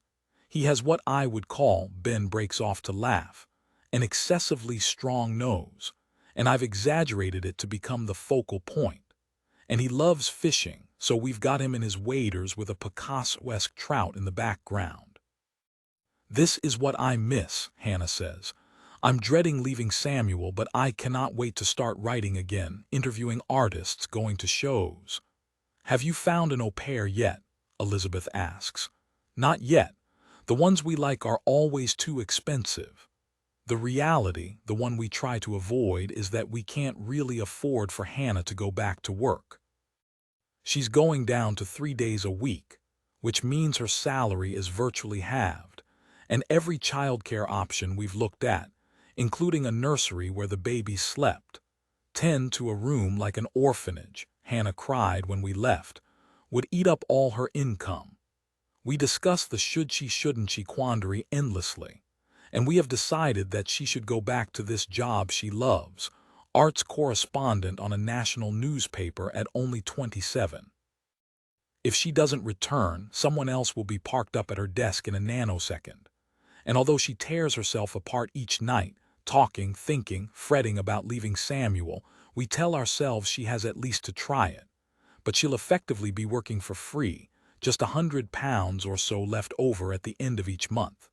If only my mum lived closer, Hannah says. Or yours. There is a weighted silence while the unmentioned mother, the other mother, hovers in the air between us.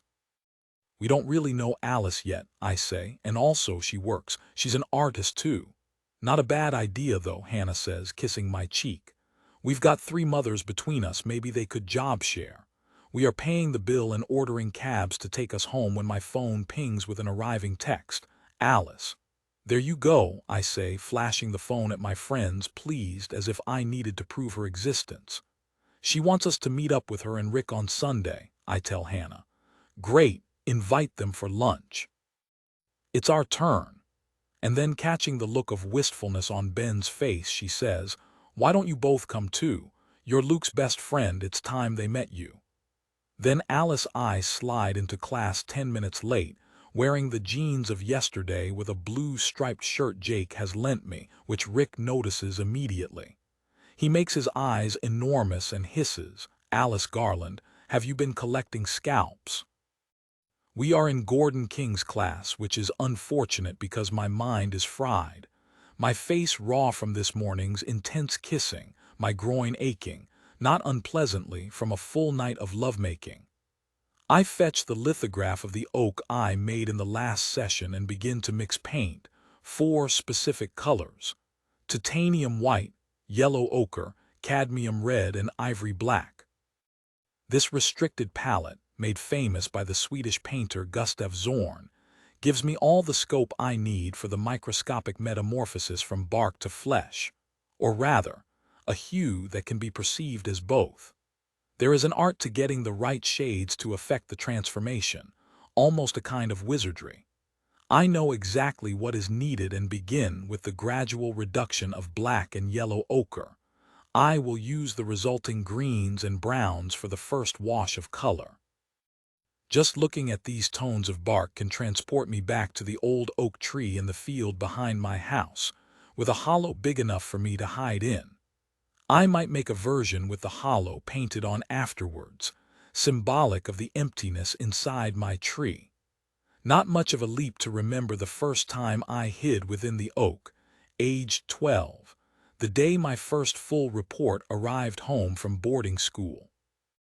A rash of B-minuses and the occasional C, plus D for needlework, which I claimed privately as a triumph. My father called me into his study. Well, hello, Miss Average, he said as I walked through the door. The words held an edge of jokiness that didn't meet his tone. I realized in the next 15 minutes as he railed against weakness and mediocrity that trying to please him would never be enough. I was a different girl when I left his study, with the whole of the long, lonely summer holiday ahead. I knew my father didn't love me, couldn't love me, wouldn't love me, and from that moment on, my childhood became simply something to get through. I am absorbed in my preparation, and Gordon's voice, his presence right in front of me, comes as a shock. "What is this, Alice?"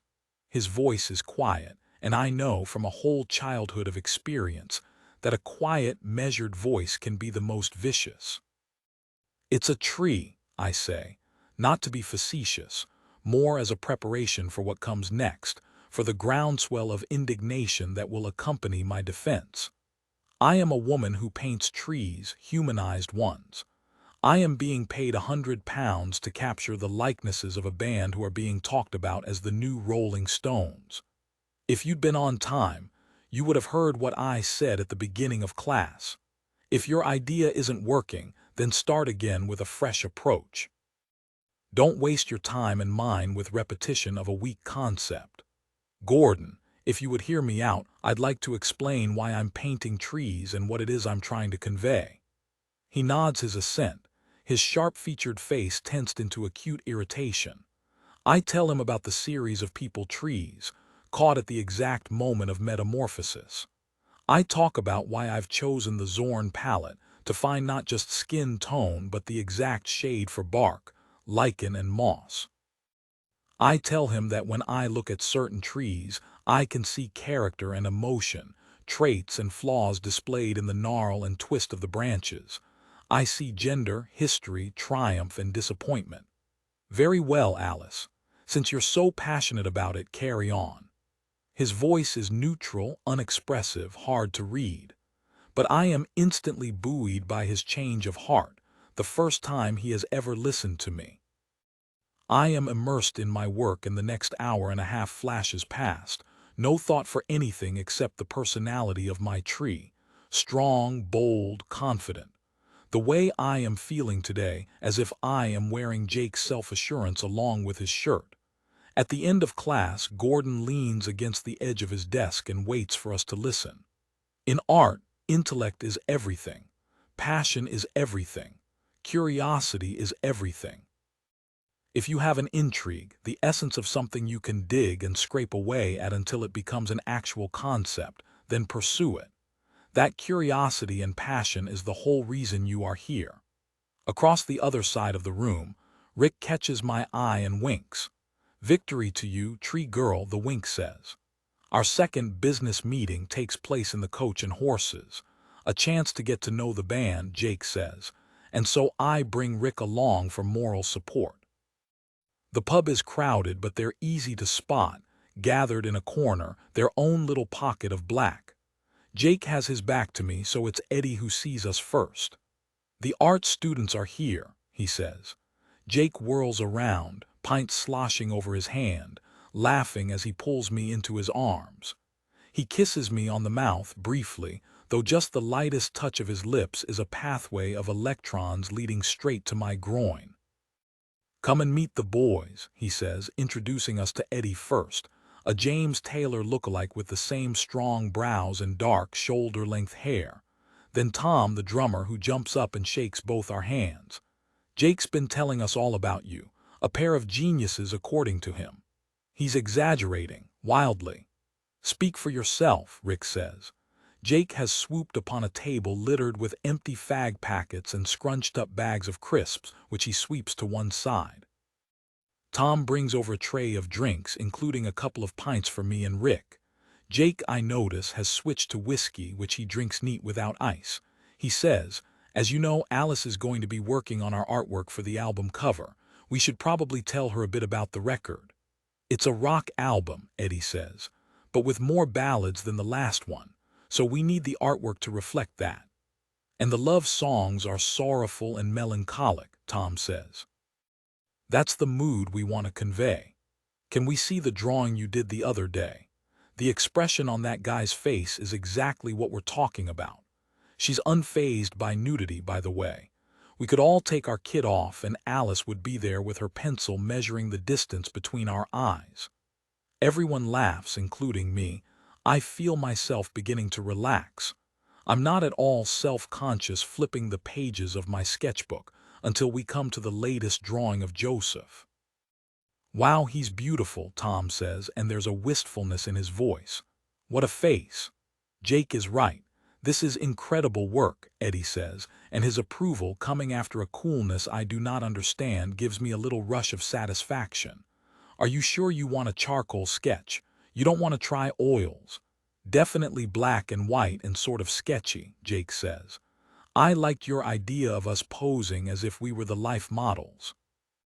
We could try out very classical poses so you look like statues, but you're on a stage and you have your instruments around you, almost as if you've been turned to stone. See, I told you she was good. Robin is going to love this artwork." "Who's Robin, your manager?" Rick asks. "He's an art dealer, kind of our patron really. He spends a lot of time with musicians and actors and writers. He has a whole scene going on." "Please don't tell me you're talking about Robin Armstrong." "Yeah, that's him. He likes to support new talent. He did a lot for the Stones at the beginning." Rick clutches a hand to his chest, miming cardiac arrest.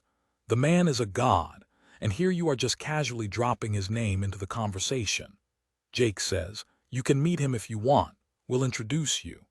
And I know Rick feels exactly as I do, that this chance meeting with Jacob Earl, lead singer of Disciples, is causing ripples and repercussions in our lives, his and mine, that seem miraculous. I marvel at Jake's confidence when he kiboshes a suggestion for the five of us to go out for a curry.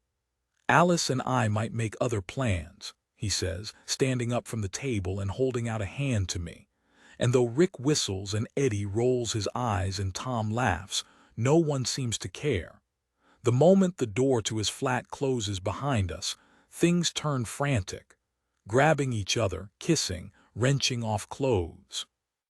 I am torn between the urgent desire to feel Jake on top of me, our skin melding together, his ribs pressing painfully into mine, and wanting to slow down like he did, wanting to make him wait. He puts his arms around my waist as if to carry me to bed, and I say, "Hold on, not yet." I begin to kiss a pathway down his chest and hear his sharp intake of breath as I fall to my knees and move closer and closer to his groin. And so it will be a game of control between us, I realize, as I reach his erection and take him tentatively in my mouth. Jake says, "Oh God," and the tortured tone of his voice is a shot of aphrodisiac. After a few seconds I return to the slow exploration of his body, first my lips, then my tongue, and this time he gives a long, low moan and grips hold of my head with his hands, his fingers laced into my hair. "Fucking hell, Alice," is what he says. Afterwards we lie on his sofa, wrapped up together, the room lit only by the lamps outside. Soho is in full nighttime swing, the rattle of cabs in the street below, the drunken laughter of strangers. Inside, though, we are silent, as if it is impossible to put into words what is happening between us. Jake smooths his palm along the side of my body, rhythmically, as if he's stroking a cat. It feels comforting to be touched like this. It stirs something inside me, something that goes way back. "I like the way you touch me," I tell him, and he smiles. "Same." I reach for his hand, holding it in my own, rubbing circles in his palm with my thumb. Instinctively, I press my thumb up and down, right in the center. That feels good. Reflexology. I don't even know what that is. I carry on with my thumb pressing, working my way slowly up to the base of his hand and then his wrist. My thumb hits a thick ridge of scar tissue, confusing at first. I stop pressing and start stroking, learning its shape. Jake just watches me. "What's this?" He takes his other hand from where it rests on my thigh and brings both wrists together. Two of them, actually. A matching pair, stupid mistake when I was 16. I'm so shocked I can't find any words. Instead, I kiss each of his wrists in turn. "But why?" I say finally, and Jake shrugs. "I think the correct term is a cry for help." "I hate that you were once so sad," I say, and my throat feels tight with unshed tears. "Seems to me you didn't like childhood much either. Lots of people don't. It really doesn't matter." He moves even closer so that he can kiss me, eyes first, nose, then mouth. "Don't look like that, Alice. The past is over. You and me here in the now. That's all there is. Now Luke, reunions between adopted children and their natural parents can feel deceptively celebratory at first. There's relief on both sides, a passionate desire for it to work. But fast-tracking these fragile new bonds can end in disaster if both parties are not careful. Who am I? The Adoptee's Hidden Trauma by Joel Harris. I'm always in charge of the food when people come over, and today I've decided to keep it simple. It would be foolish to try and compete with Rick's cooking, so I've made a casserole instead. Shin of beef from Moans, the butcher, simmered for 3 hours in a lethal combination of sherry and red wine, fresh time to lift it into something sublime. I'll serve it with mashed potatoes, the cardiac variety, whipped with butter and cream until they are as soft and melting as a mousse. We have beautiful cheeses and plenty of red wine, a classic Chianti I've fallen in love with. The table is laid with our favorite plates, flowers and 6 bright orange candles that Hannah picked up in the design museum. It's beginning to feel like a party. This is exactly the celebration we should be having, Hannah says, because she can always read my mind. Having Ben and Elizabeth here makes it special. We are introducing your best friends to your parents. Alice arrives first. The moment she sees Samuel, she swoops him up from his little rug, lifts his t-shirt and blows raspberries against his stomach. We do this too, but Samuel always laughs hardest with Alice. And it's an addictive sound, these deep-bellied chuckles of his. Even when she has stopped, he sits on her lap, smiling at her, waiting patiently for the next trick, and she obliges, playing peekaboo behind the flat of her hand. Today she has brought a toy with her, an octopus with different sounds hidden within each of his legs, a bell, a rattle, the crunch of crackly paper. It's a slightly ugly thing, this octopus, bright blue with black and white stripes and sinister eyes, but Samuel loves it. He grips one of the legs in his small fist and doesn't let go. Rick arrives in a cab 20 minutes later. He hands over a bottle of champagne and says, "I was going to drive, but I changed my mind at the last minute in case we want to get pissed." "Rude not to when we have all this," I say, gesturing to the bottles of Chianti lined up on the worktop. Alice says, "Oh, Rick, look, Chianti Classico. The labels are still the same." "We used to drink this in Italy," Rick says. "Alice was there for a whole summer and I went out to visit. A long time ago now." I catch something here, an edge of melancholia between the two of them. But there is no time to examine it, because Ben and Elizabeth arrive, the way they always do, in a maelstrom of noise and excitement.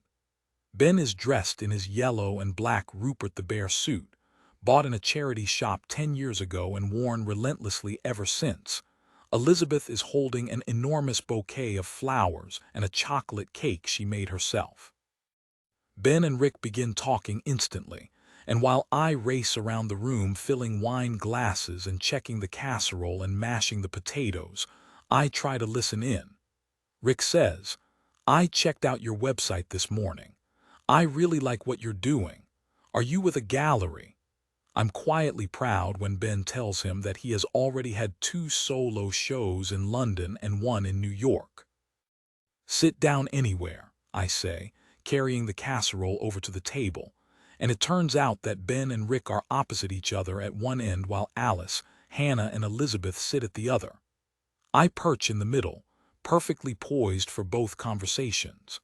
The casserole and the wine are good, and the noise level ramps up the way it does when your oldest friends come around. Already there's a strange familiarity about Rick and Alice, almost as if we have known them for years. And Hannah clearly feels the same, for I overhear her saying to Alice, "Funny how quickly you fitted into our family, like we've known you forever." A confusing stab of anguish at this, my girlfriend's faint disloyalty to my adoptive mother. Hannah and her family, wild, Cornish free spirits that they are, have tried and failed to connect with Christina.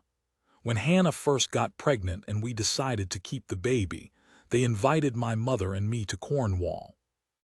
I'd been there once before, A golden weekend where I learned to surf and Hannah's mother, Maggie, took us on a walk over the cliffs and taught me the names of the wild flowers that grew there. We'd built a fire on the beach and drunk hot cider from a flask, and when the tide came in, Peter, her father, took us cave wading, a dangerous torchlit pursuit that left us up to our necks in freezing water. On the train journey back to London I felt strangely bereft, pining for a county and a family never known before. When my mother came to stay, she drove the 8 hours from Yorkshire and arrived in her navy blue Golf with her Jack Russell on the passenger seat beside her. Seeing my mother arriving or leaving anywhere solo swamps me in sadness. I can't help it. And as she entered Hannah's brilliantly ramshackle house, stepping over surfboards and wetsuits slung down in the hallway, the family's effervescence seemed to leak away. They'd been waiting with a homemade carrot cake and the teapot on standby, excited about the impending meeting, the projection of our shared future, the conversations we would have about the baby. But instead, my mother's formality, a mask for shyness, I've always thought, set them all on edge, and suddenly no one was acting like themselves. Peter, one of the best conversationalists I know, seemed capable only of asking about the journey. Maggie, too, tested out topics, gardening, Tony Blair, the failing NHS, and dropped them one by one until we were left with virtual silence. I was completely torn, wanting so much to belong to this family but feeling physically divided, as if by an estuary. Me and my mother on one side, the pink-skinned, curly-haired Robinsons on the other. I don't want to be on my mother's island, but I don't want to leave her there either. Complicated being me. Throughout this lunch, which becomes louder and more amusing with each new bottle of wine, I am happy to sit back and listen. I want to absorb the sensation of my old new parents conversing with my best friend. Rick and Ben are talking about portraiture and what it is that makes a painting endure. Rick says, "I always think good art reveals itself slowly over time. That's what collectors want. They want a work that shows you a little bit more of the process each time you look at it. For every hour of making, I try to spend another one looking. The critical thing is what you observe when you go back to your work." Hannah says, "Rick, this is exactly why you should give interviews sometimes. People love to hear about the process." I hate the press. I have no need of them, my work sells. Why should I tell people about my private life? Because you are public property in a way. People are fascinated with you, your art, your influences and inspirations. Isn't it a bit hard-hearted not to share those details? I do share them. There's always a press release that goes out with each show. Oh, come on. Richard Fields, the persona behind the portraits. No one knows that. There's virtually nothing true or honest written about you. It's all conjecture. Alice says, "Maybe Hannah could interview you. You could trust her not to write something you didn't like." Oh, Rick, would you? I've so wanted to ask you but haven't quite dared. I'd give you full copy approval and anything else you wanted. Hannah's lovely face is aglow with possibility. How could he resist? We are all watching Rick as he considers it. His reluctance is clear. Finally, he smiles. "Hannah, of course. For you I'll make an exception. It might even be fun. When would you like to do it?" "I'm back at work in 2 weeks and it would be amazing to have something lined up. My editor won't believe it." "Have you found an au pair yet?" Elizabeth asks. "Not one we like and can afford. I'm getting panicky about it. Although Luke's mother," Hannah stumbles infinitesimally on the word but carries on, "will step in if we're stuck." Samuel is sitting on Alice's lap, one hand clasped around her long jet necklace, his head nestled against her chest. I am sure we are all thinking the same thing, but it's Elizabeth who hints at it. "Look how comfortable he is with you, Alice. Shame you can't look after him." There's a flash of intensity around the table. Hannah and I are unable to look at each other. But Alice says, "Oh my goodness, wouldn't that be great? He's such a gorgeous baby. I wonder if there's a way to make it work." Hannah says, "Could you, Alice? Even in the short term, I'd feel so happy leaving him with you. I'd love to help. We'd pay you, of course." "What about your work, Alice?" Rick says. Painting pooches for rich old ladies. I can do it in my sleep. You know I can.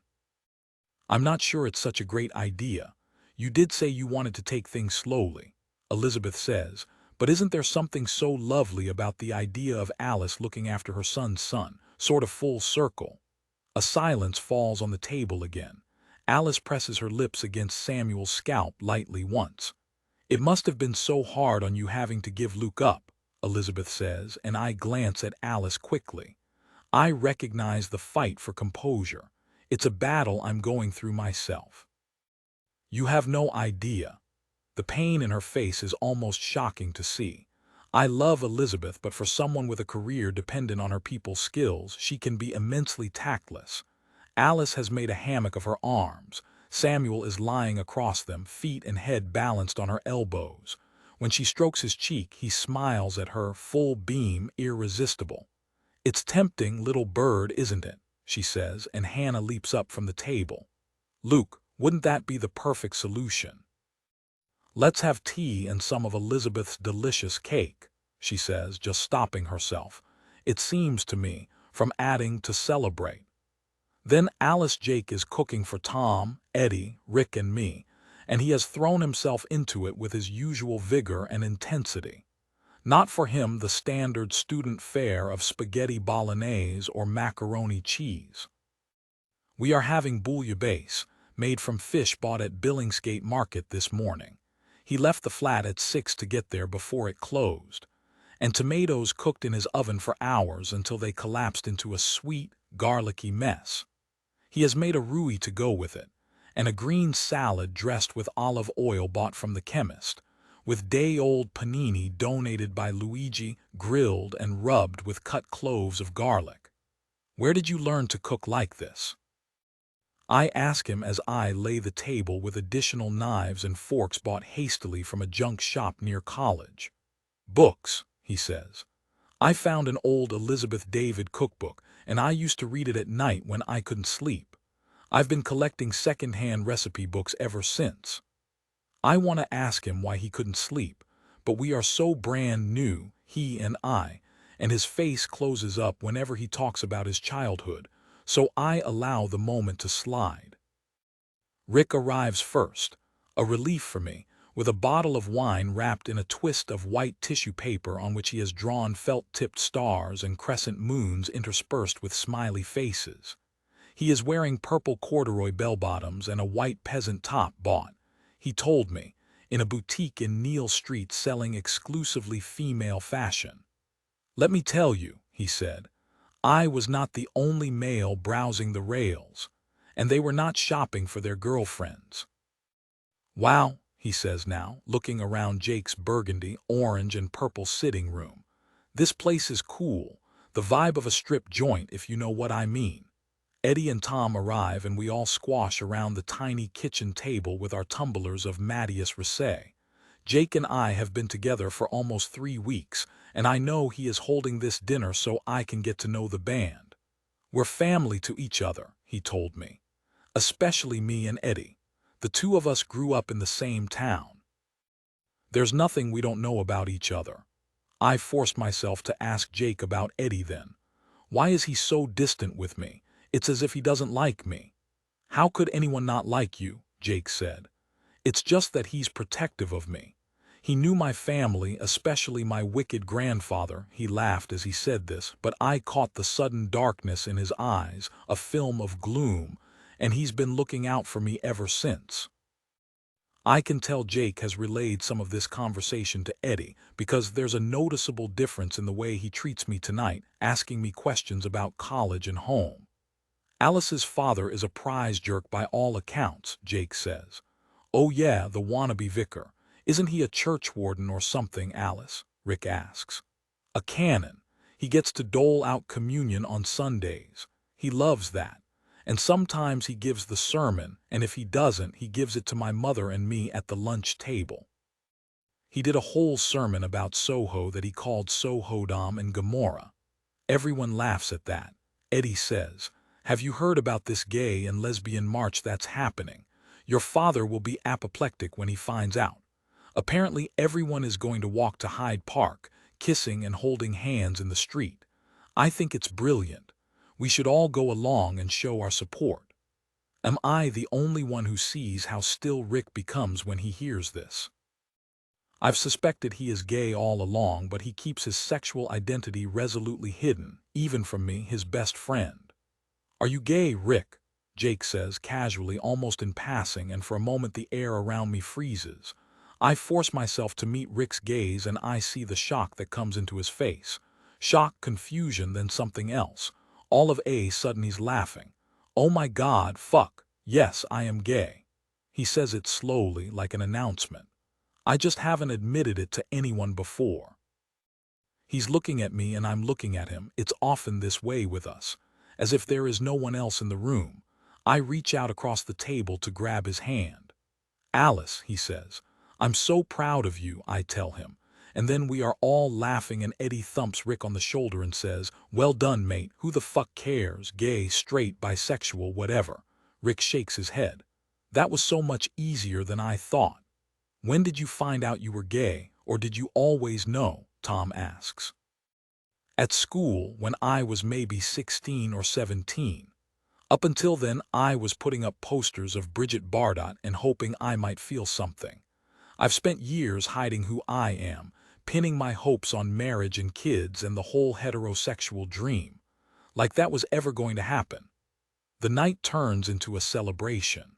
More bottles of wine are opened and the bouillabaisse is, hands down, the most delicious thing I have ever eaten. None of us manages to do much more than groan as we dip our toasted Italian bread into the tomatoey, fishy sauce.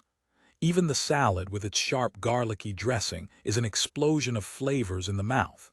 After dinner, Eddie rolls a joint which he lights and passes to me. Ladies first, he says with a formal mock bow, and I take a couple of tiny tokes before I move it on. We listen to the new album from Stone the Crows, a blues act whose star is in ascension. They were playing exactly the same size venues as Disciples, the Rainbow Room, the Marquee, but overnight their popularity has soared. Tom, Eddie, and Jake unpick the music, what they like, what they don't, and throughout the entire record Rick sits in silence with a half-smile that never leaves his face. I glance at him whenever I can. No one else realizes it, but tonight is monumental, the landmark moment when he catapults from one way of life to another, no turning back. After everyone has left, Jake and Elle lie together on the sofa and I tell him, "You are a miracle worker, did you know that? Did you see how happy Rick was? He left this place looking like he was going to conquer the world." "Next mission, Tom," Jake says, "but I think we've got a long way to go with that one." "You think he's? I'm sure he is, but Tom doesn't, not yet. It must be so hard having to keep it all inside and feeling so ashamed when there's no reason to. But unless you tell people, they can't help. And that, Alice Garland," Jake leans over to kiss my forehead, my nose, finally my mouth, "is the crux of everything. You can't conquer your demons if you don't bring them out into the open." I'm surprised by his lack of self-perception, this man who keeps his sadness trapped inside him. Later in the darkness, my fingers reach for his hands, brushing lightly over his ragged, bumpy wrists, and I vow to myself that one day, someday soon, I will wrestle Jake's demons from him and banish them for good. Now Luke adoptees may try to integrate their birth parent into their lives too quickly. They are anxious to traverse the missing years as quickly as possible and forge a strong mother-child bond. Inevitably, this may backfire. Who am I? The Adoptee's Hidden Trauma by Joel Harris. Alice is to become our nanny. However many times I say that to myself, I still can't quite take it in. In other words, Alice, my actual mother, whom I have known less than 2 months, will be here week after week ensconced in our family lives. As reunions go, you'd have to say this one has been pretty monumental. We struck the deal, Alice, Hannah, and I, and Samuel, of course, cocooned on his grandmother's lap over tea and eclairs in the French cafe. Alice will arrive at 9:03 a.m. and leave at 6 p.m., Tuesday to Thursday, though she has offered to work extra days whenever Hannah needs it. She won't accept any more than £100 a week, which is considerably less than any of the au pairs we saw. We tried to insist on paying more, but she wouldn't hear of it. "Look at him," she said, stroking the back of Samuel's neck with her index finger. "He's so adorable, frankly I should be paying you." "You're just saying that to make us feel better," I said, and Alice laughed. "Luke, it works for all of us. You need someone you can trust, and I'm ready for a change in my life. It's perfect." On our last night before Hannah returns to work, I cook filet steak and open a bottle of our favorite Rioja. Candles burning on the table, Samuel wide awake and passed across the table from one to the other as we take turns to eat. "I'm going to miss him." "Of course you are, but it's only for 3 days, and once you're in the office working on a piece, you'll forget about him." "I will not," Hannah says a little fierily. "But at least I won't have to worry about him. We couldn't find a safer pair of hands if we tried." "Are we asking too much of Alice?" "No, I think she genuinely wants to do it. She's so close to Samuel already. It's almost uncanny. I hope it brings Alice and me closer too. Alice has bonded so quickly with Samuel because he reminds her of you. Far easier to deal with a baby than the weird, fucked-up grown-up version." Hannah laughs. "Exactly. We're making tea and getting ready to go up to bed when the phone rings. It's 9:3, which means it's my mother, also making her last-minute preparations for bed, including her nightly phone call. "Hello, darling, just ringing to wish Hannah good luck tomorrow." "Hi, Mum, would you like to speak to her?" No, I'm sure she's busy getting ready. Send her my love." "So the new au pair is starting in the morning. What's her name?" Duplicity is hard. It steals the words from your tongue, the breath from your lungs. "Alice." "Alice," my mother says, and I wonder in my coldly alert, paranoid state if her mind is whirring with all the Alices she has known. "Alice, Alice, now where have I heard that name before?" "Alice who? Oh, God, I can't remember her surname." "Darling, you are hopeless." My mother is laughing. "How old is she?" 40ish, I think." "Oh, quite old then. What's her situation?" If only I'd insisted on passing the phone to Hannah, she would have dealt with this inquisition so much better than me. She is sitting on the bench, Samuel asleep in her arms, watching me intently. "How do you mean, Mum?" "She's a part-time painter, looking to supplement her income, I guess." "But what's her experience with babies? She is a proper au pair, isn't she?" "Of course she is. Mum, let's talk tomorrow. Hannah is keen to get an early night." I hang up and join Hannah on the bench, bent double with the drama of it all. "Oh, babe," she says, "this is so complicated, isn't it? But the moment your mum knows about Alice, it's going to feel easier." "I can't tell her." "Not yet, but soon. Things will become much simpler once Christina knows who Alice really is." Such prescient words. If only I'd listened. Then Alice Jake shows me a different way to live. He cares about nothing and wants to try everything. To say that he has opened my eyes sexually in the space of a few short days is a dramatic understatement. But it's more than that. His whole life is dedicated to small acts of pleasure, from the ritualistic Italian cappuccino to a night spent watching shooting stars in Hyde Park. We broke in by climbing over the locked gates and spent hours on a bench wrapped up in blankets. And I think it might be the most romantic thing I will ever do. It's his idea to spend a whole weekend in bed, 48 hours of decadent living during which we get dressed only once, to visit the little shop across the road for provisions. Amir, the owner, laughs when he sees what we have lined up on the counter. A bottle of cava, another of white wine milk, a jar of Nescafe's Blend 37, a loaf of Mother's Pride, a packet of ginger nuts. "All the essentials, yeah," he says. "Think we've got it covered," Jake says, wrapping an arm around my shoulders. In the kitchen, we unpack the shopping together like any married couple. Milk in the fridge, tea and biscuits in the cupboard, champagne into the fridge. I am boiling the kettle for tea, my back turned to Jake, when he surprises me with his hands inside my shirt, the sharp cold of 2 ice cubes against my nipples. I cry out, but then I feel the warmth of his mouth against my neck and it turns into a gasp of pleasure instead. I try to turn around to kiss him, but he whispers, "No," and I am used to this game of taking turns. I love it.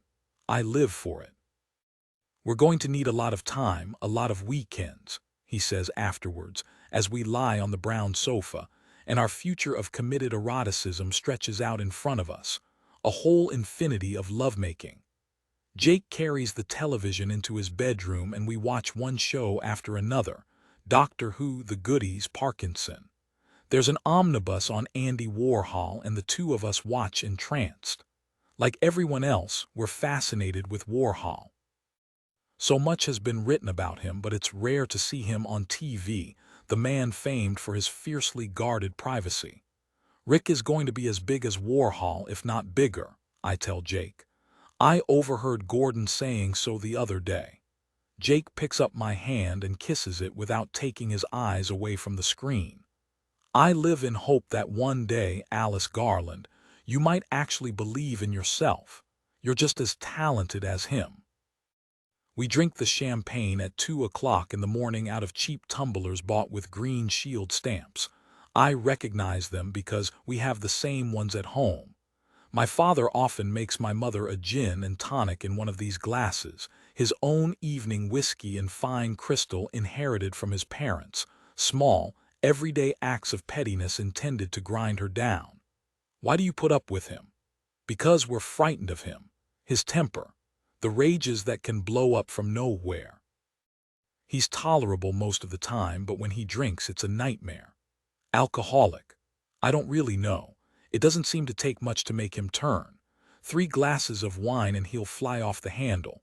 It's like he's just waiting for me or my mother to say the wrong thing so he can start yelling at us. You get inured to it after a while.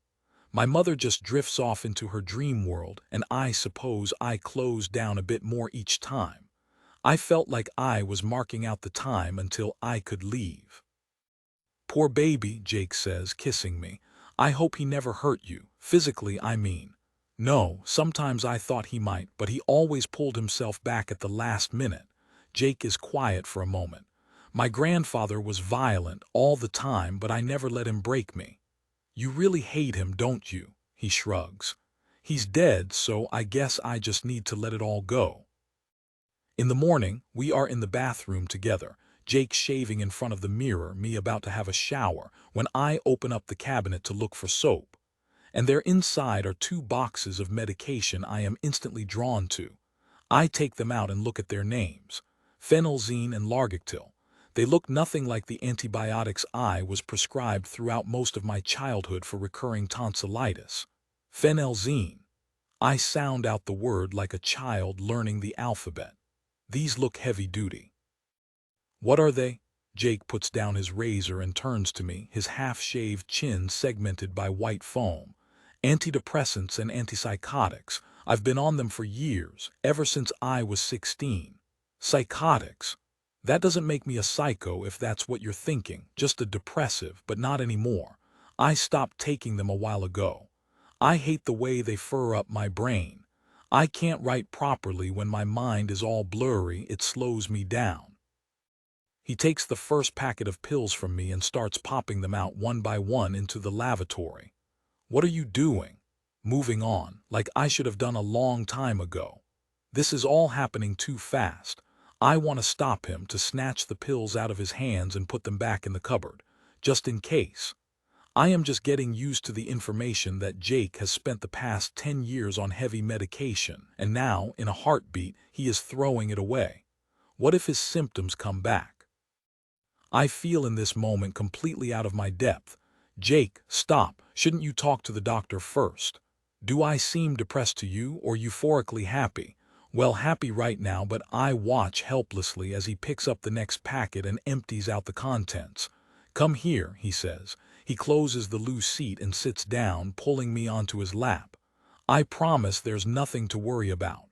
"What's it like?" "Depression."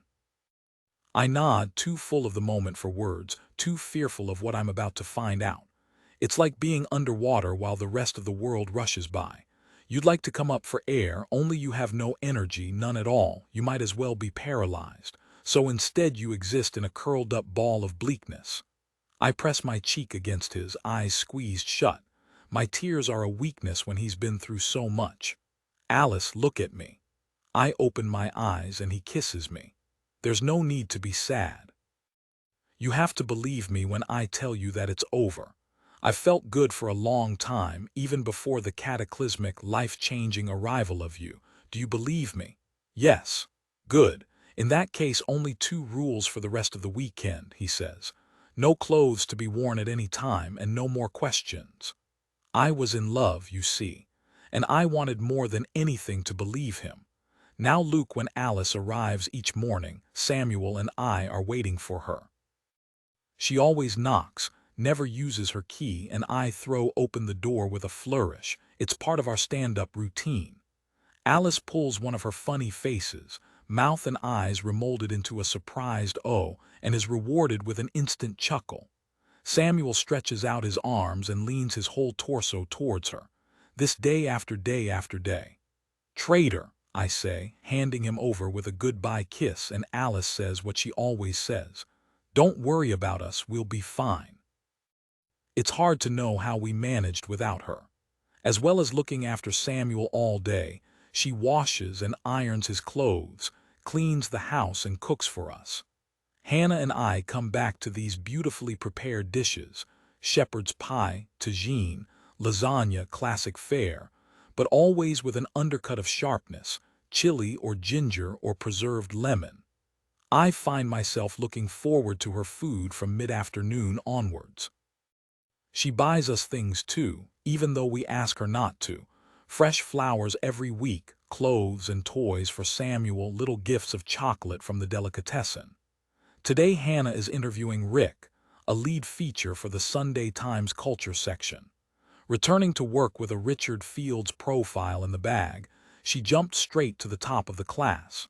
Her editor said, "Thank God you're back, we've really missed you," and she came home that first day jubilant. I'm back just a few minutes after 6, the official end to Alice's day. In the kitchen, I find her stirring a chicken casserole at the hob. Samuel, bathed and dressed in a clean sleepsuit, flopped up against a beanbag. There is something consoling about the care she takes in creating beautiful food for me, her son, reunited after 27 years apart. I like to think that Alice, who I find more reserved and conversationally restrained than I expected, pours her love into cooking for us instead. We'd like to see more of her at the end of the day, but she always rushes off, refusing our offer of a glass of wine. You need your time with Samuel, she says. I did persuade her to have a drink with us once, and I came to regret it. She sat at the table with her glass of wine and told us about the things she had done with Samuel, a visit to the library to look at picture books, a walk around the park, and it felt, this drink I had forced upon her, exactly like the sum of its parts. 2 parents catching up with their nanny. Nothing more, nothing less. I've decided that our relationship, Alice's and mine, needs to be conducted outside the restraints of the parent-nanny dynamic. When Hannah arrives home moments later, she is euphoric from a whole day spent in Rick's studio. "Oh, Alice," she says, slinging her bag down on the floor and holding out her hands for Samuel. "He was so generous. We talked for hours and hours about everything, his time at the Slade, his relationships with significant others, or rather the lack of them. He says there's only ever really been you." "Did he talk about the early days with Luke, when it was just the 3 of us?" Alice asks. "Not really." Hannah shoots a look over at me. She knows how I long to find out about the first weeks of my life. It's hard for both of us to go back to those days, such painful memories. "I understand," I say, although I don't really. I think these parents of mine have a duty to share everything they can remember about newborn me, missing me, the me I can never access. It's not that I want them to feel pain, far from it, more that this surging quest for identity runs right through me. Sometimes I feel it's all there is. "How was your day?" Hannah asks, so I tell her about Reborn, the new band I'm obsessing over. "I went to meet them at lunchtime, and they are even better than I thought. They're so political, like the Clash reinvented for the noughties but with a disco edge. I feel like I've been looking for them my whole life. Hannah leans forward to kiss me and deposits Samuel in my arms. You say that every time. Alice says, the casserole is on low, ready to eat whenever you want it. Sit down for 5 minutes before you go, Hannah asks as she does every night. I can't, I'm afraid. I have to be somewhere. I'm already late. Alice is off, coat on, striped canvas bag over her arm, and I watch her leave the kitchen with a strange mixture of gratitude and regret, wanting something but not quite knowing what. Then Alice, exactly this, is what I spent my teenage years dreaming of, holed up in my bedroom, surrounded by sketchpads and pencils, as if I could somehow draw myself away from my father's scorn into a world of decadence and liberation. From my first incendiary meeting with Jake a few weeks ago, I have morphed into the band's artist in residence, a title he jokingly bestowed upon me when I sketched them picnicking in St. James's Park. The idea has grown from me creating an image for the album cover to documenting the fledgling stages of a band already being talked about as the new Rolling Stones. I've drawn them on stage, drinking halves of beer in the French house, playing football in the park. My favorite is one of Jake dressed in a black polo neck and his flared black jeans, cross-legged on the floor, a mug of coffee beside him. I like the everydayness of it, the reminder that I see him in a way no else does. He is mine. That's what I think when I look at this drawing. Sometimes, especially when he's stoned, Jake talks about the times we're living in, this age of reinvention and aspiration, where anything might happen and you can be whoever you want. We're young at exactly the right time when people are prepared to take a chance on us, when we can make our own success. The first time he said this, I thought, it's all right for you, you're already halfway there. The front cover of Sounds magazine, 2 top 20 singles under your belt. Me, I'm a nobody. Just an undergraduate art student racked with ambition and the need to impress her father. But his self-belief is infectious, and with the band's flattering and constant acclaim, I'm beginning to hope that perhaps I might be halfway there too. And then the most extraordinary thing happens. A casual Tuesday at the Slade, no classes, and I'm in the studio working on a painting of the boys, Eddie, Jake, and Tom, all in black, lounging on a violet sofa, that wonderful juxtaposition of masculine and feminine. I'm interested in the pale purple slashes of this fabric, the modeling of silver gray where the material has rubbed, and I'm trying out a tight stippling technique to achieve it. Next to me, Rick has almost finished a portrait of David Bowie, borrowed from a Sunday supplement photograph but color-washed in red. The effect is like a red-based sepia. It looks amazing. Neither of us has spoken for hours. There have been no tea breaks. Our absorption is absolute. When Lawrence Croft, the principal, walks through the door without warning or ceremony, accompanied by Robin Armstrong, the famous gallery owner and patron of disciples, it takes us a few seconds to register their presence. Hard at work, I see, Lawrence says. These two always are. I don't think workaholic is too strong a word. Mind if I take a look? Robin asks, and inwardly we both recoil. I know this without looking, but Rick says, of course, and stands up to allow him a clearer view. I always see Bowie in red too, Robin says after a good minute or two of looking. It must be the Ziggy Stardust lightning flash. I liked your self-portrait in San Lorenzo, by the way. I've been keeping an eye on you. It's hard to keep a straight face, knowing how this remark will have Rick doing inner cartwheels of joy, but we both remain nonchalant, casual. Do you plan on staying with portraiture? Unfashionable right now, of course. I don't really care about that, Rick says. I'm interested in people. I want to catch that moment of honesty when you get a glimpse of who they really are.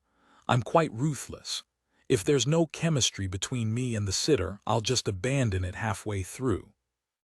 Robin nods at this, and a glance passes between him and Lawrence before he turns to examine my painting.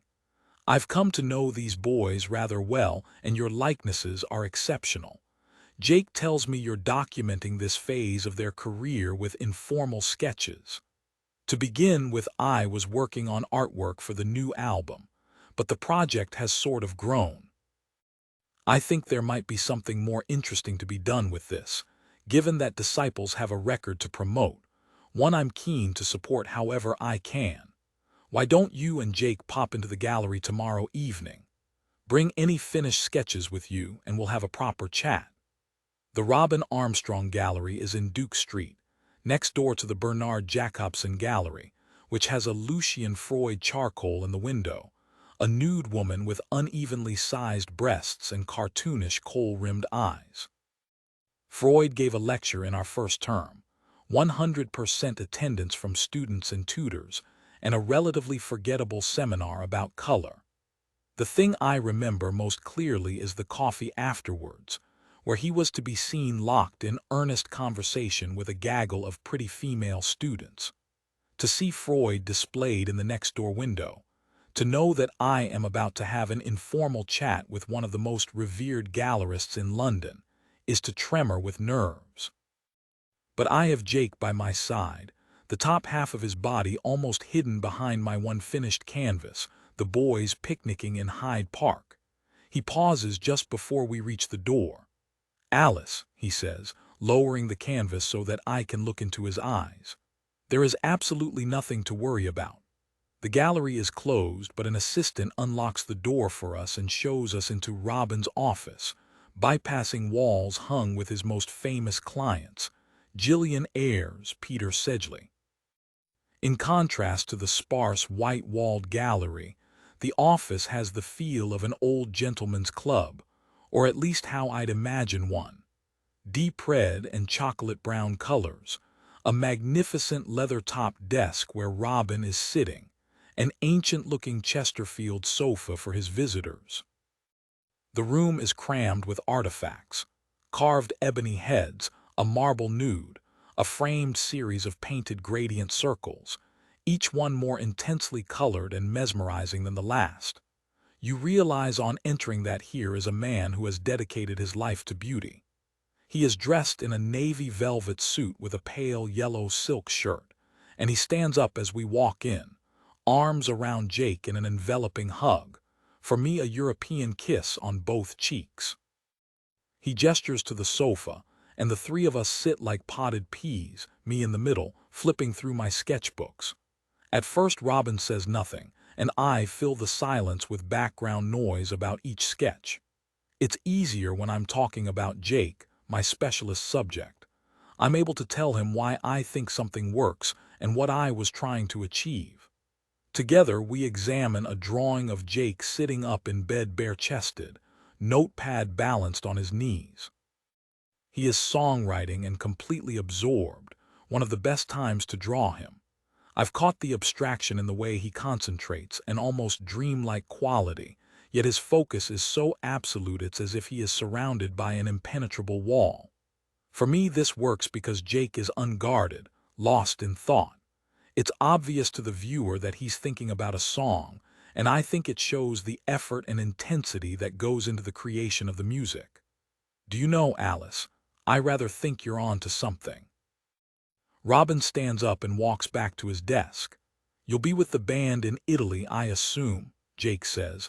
"We haven't got around to that, but of course you should come, if you'd like to." He looks at me quickly and squeezes my leg. "It's an important stage in the band's career," Robin says. "I'll cover all your expenses, no need to worry about that." "I've longed to go to Florence," I say, and he smiles for the first time. Every art student should spend time in Florence, in my opinion. It really ought to be a prerequisite for a fine arts degree. He leans forward on his desk. "Your style is still developing, I can see. But what I like is the way you capture the casual immediacy of a snap. And I wonder if this should be your definition, those off-camera moments, a behind-the-scenes glimpse into the life of an up-and-coming band. All the normal stuff, cooking, washing, eating, alongside the making of music." That's sort of what I'm trying to do already, but I also want the paintings in particular to be stylized and instantly recognizable rather than an almost photographic likeness. Yes, I'd agree with that. Shall we have a glass of champagne? I've had rather a good idea. While Robin is out of the room fetching the champagne, I ask Jake, "What do you think he means?" He shrugs. "I don't know, but I can tell he likes you. He's rarely so complimentary, trust me. If he thinks something is shit, our songs included, then he says so." Robin opens the bottle expertly, a gentle sliding out of the cork, no pop, no fizz, and pours it into 3 pale turquoise glasses, so thin and fragile I am almost afraid to touch them. "Venetian," he says when I ask. "18th century." He raises his glass and the three of us clink. "You know, it seems to me that the two of you are having a moment. Your careers are heading in the same direction and at exactly the same time. You're connected not just as lovers but as artists, and I think we should capitalize on that." He pauses, but his eyes never leave my face. "Alice, how would you like to have your own show here at the gallery, focusing on your drawings and paintings of the band, documenting 6 months in the life of disciples? We could tie the show and the album launch together, maybe do both here at the gallery next year. What do you think?" I put my glass down on the table with precision, even though my hands are beginning to shake and my heart is racing. "What do I think?" I say, trying to sound considered and sensible, though it's hard with this gigantic grin that is spreading across my face. "I think that sounds incredible." "Excellent," Robin says, and he raises his glass again. "A toast, then, to Jacob Earl and Alice Garland, whose moment has well and truly arrived." Now Luke opposite-sex reunions may become fraught. Quite often the birth parent will still be young and attractive, and the child may mistake its craving for connection as a kind of infatuation. Who am I?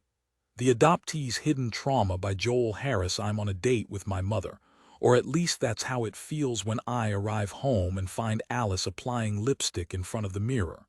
She's coming to the Reborn gig with me, a pressurizing prospect to be sure. I'm in a state of high anxiety, my default setting, Hannah would say. Partly I'm nervous about all the other A&R sharks circling around Reborn, because I want to sign them so intensely, so savagely, it's beginning to hurt. I haven't signed a successful act yet, and I am desperate to prove myself. And then there's the fact of hanging out with my birth mother, whom I scarcely know despite her almost constant presence in our lives. I've been craving time alone with her, but now that it is here, I feel almost afraid. As usual, Alice puts me at ease. "Luke, don't worry about me tonight. I know you'll have lots of people you need to talk to, and I'm good at blending into the background. You won't even know I'm there." This I doubt very much. Alice is the kind of woman people look at wherever she goes. She stands out, I think that's it. She looks pretty incredible for her age, tall and slim, her shoulder-length dark hair without one strand of gray. She dresses well too, tonight in dark jeans and a checked blue and white shirt, a pair of navy Converse on her feet. She won't look out of place at the gig, not that at 47 there's any reason why she should. Meeting Alice has recalibrated my views. I used to think late 40s seemed far off and incalculable. Now it feels scarcely any different to my own age. A moment of awkwardness when Hannah arrives home from work to babysit and Samuel refuses to go into her arms. He clings to Alice and starts to cry, and Hannah's face, embarrassed, devastated, destroys me. "Don't be so silly." Alice uncurls his hands from around her neck and passes him over, walking quickly from the room. But the moment sears, it really does. "Just 'cause he's tired," I say, kissing Hannah goodbye, then a quick kiss to my baby's head. "You've got him all to yourself now." But I see the slight shame in her downcast smile, that her baby, whom she carried on her hip for the first 6 months of his life, should prefer anyone other than her. On the tube to Camden, Alice and I discuss Samuel's minor betrayal, a meaningless moment of tiredness that will have preyed on Hannah's insecurities, I know. Alice says, "It's only because he's teething and I've been carrying him around all day." But still, I know exactly how Hannah feels. She's struggling so much with the whole working mother thing anyway, loving her job but feeling she's missing out on him. She was in tears about it the other night. She feels like she's letting him down. There's never an ideal solution, it's always some kind of sacrifice. Walking along Camden High Street, minutes away from the gig, I broached the subject of how Alice and I should refer to each other. I can't ask her to lie about our relationship. But full disclosure will trigger unbearable interest, which neither of us wants. So, I was thinking of introducing you tonight as a friend, if that's okay. Friends is what we are, Luke, Alice says, smiling at me. I feel the release in my body, a slight loosening of my limbs, and it's only then that I realize how much tension I have been carrying. It's not a straightforward thing, the introduction of my secret birth mother to a gathering of colleagues I see day in, day out. The pub is packed and already I spy a hefty sprinkling of A&R men circling around the bar. On the surface, backslapping and man-hugging and exchanging news, but beneath that, each man is clenched with the desire to win. There's so much pressure in A&R. Sign an act that goes stratospheric and you secure the entire record company's future. That's everyone from the packers in the warehouse to the designers in the art department. Everyone treats you like a god. Waste money on a flop and you've the prowess of a donkey. It's a relief to catch sight of Ben at the bar. Thank fuck, I say. I wasn't sure you'd come. Problems. Just my own weirdness. With me and Ben, there's never any need to explain. We take 3 beers over to the corner where Alice, I see to my horror, is talking to Gareth the accountant. Gareth is in his 50s and he has an unchanging gig uniform. Plain round-neck white t-shirt, jeans that are not definitely made of denim and may well be elasticated. Not that it matters. The problem with Gareth is twofold. He's intensely boring, a job prerequisite, you might say, and woefully lecherous. And Alice is clearly in his sights. Christ, this I really didn't need tonight. Hello, Luke, says Gareth, though he doesn't take his eyes off Alice. Just been chatting to your lovely friend. Alice hugs Ben and asks after Elizabeth. Working late, catching up on her notes, she wanted to come but she's snowed under. There'll be plenty more times, I'm sure. Luke says the band are amazing. When Alice's phone rings moments later, I can tell from her tone of intimacy that the caller is Rick. That's a shame, she says to me. I was hoping Rick would come, but he's in the middle of something, working late. As she goes to put her phone away, it slips out of her hand and lands face down on the floor. Oh shit, she says as I crouch down to pick it up. Is it cracked? I turn the phone over in my hand and examine it, and I feel the cold creep of dismay. For her screensaver is a picture of Samuel I've never seen before. Why is there a picture of my baby on her phone? And if she's going down that route, shouldn't it actually be one of me? For a moment I'm too shocked to speak, and I don't even know why. Isn't that your baby, Luke? Gareth asks, and Alice and I speak at the same moment. Yes, I look after him while Luke and Hannah are at work.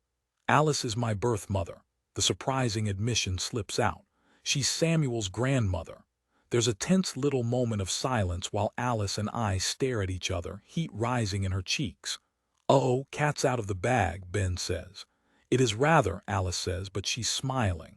We're still getting used to it. And actually, Gareth, he looks thrilled that she's remembered his name. It's meant to be a secret. Luke's mother doesn't know yet. So we're keeping it quiet. My lips are sealed, Gareth says. And let me tell you, you look nothing like a grandmother.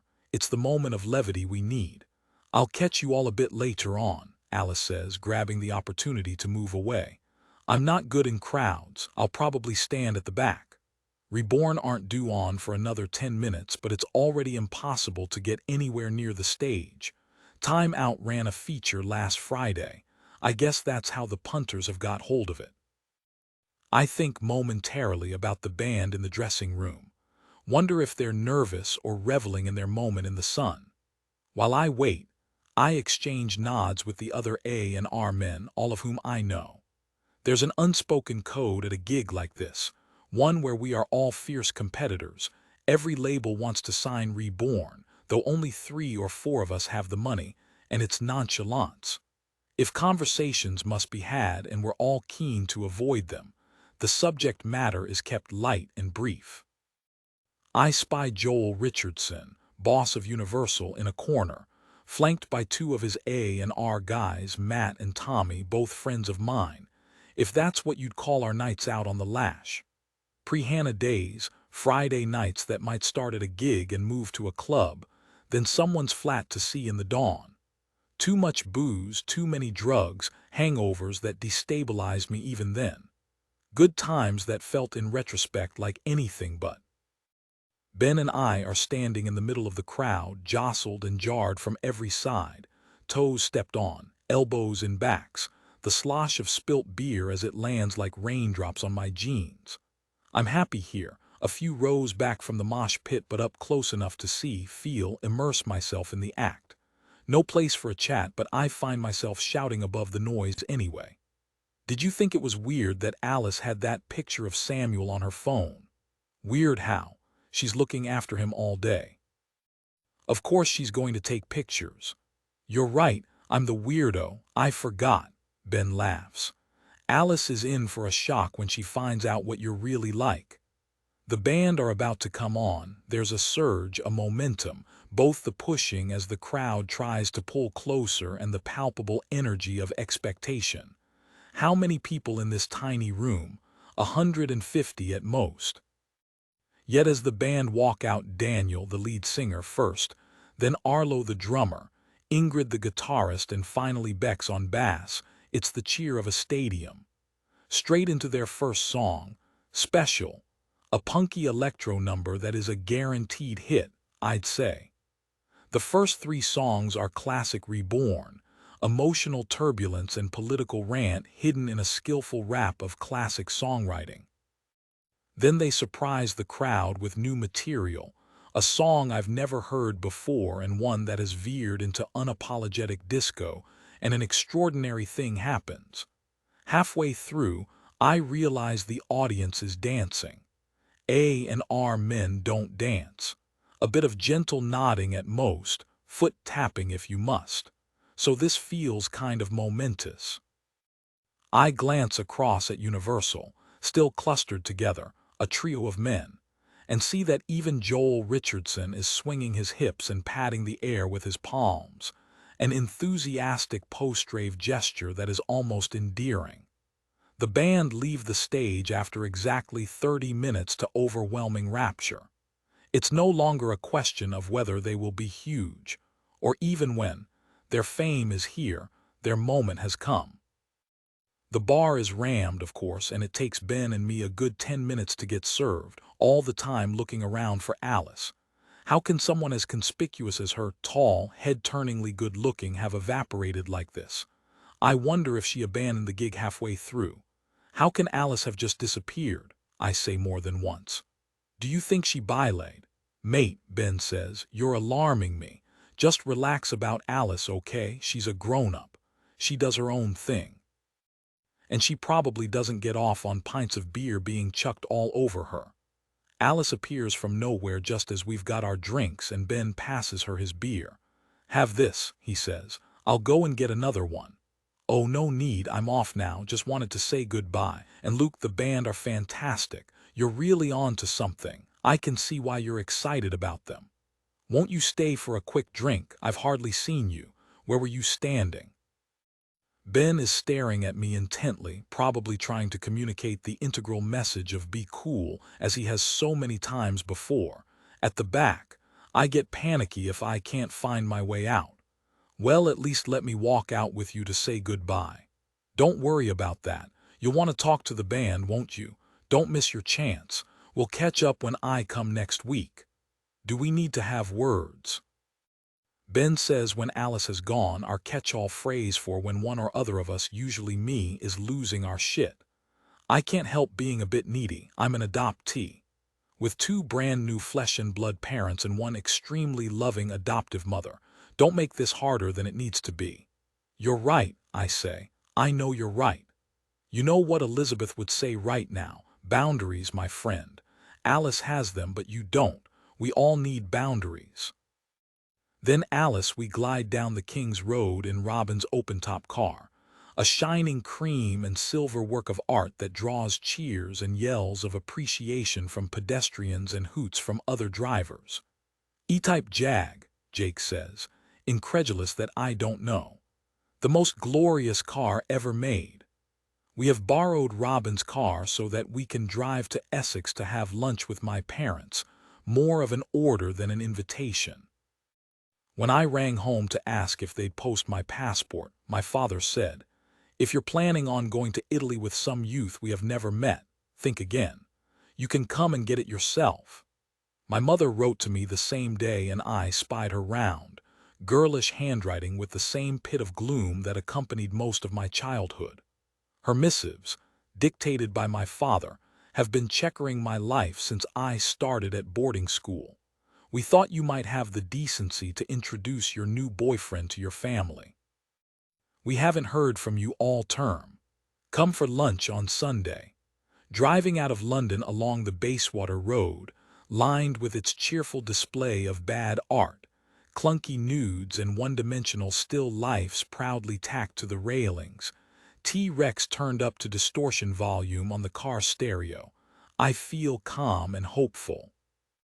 But the moment we turn off the A12 and begin the approach to my village, past the house where I took Scottish dancing lessons as a child, and the courts where I learned to play tennis, past Huskards, the grim-looking old people's home with its barred top windows, I become 12 again.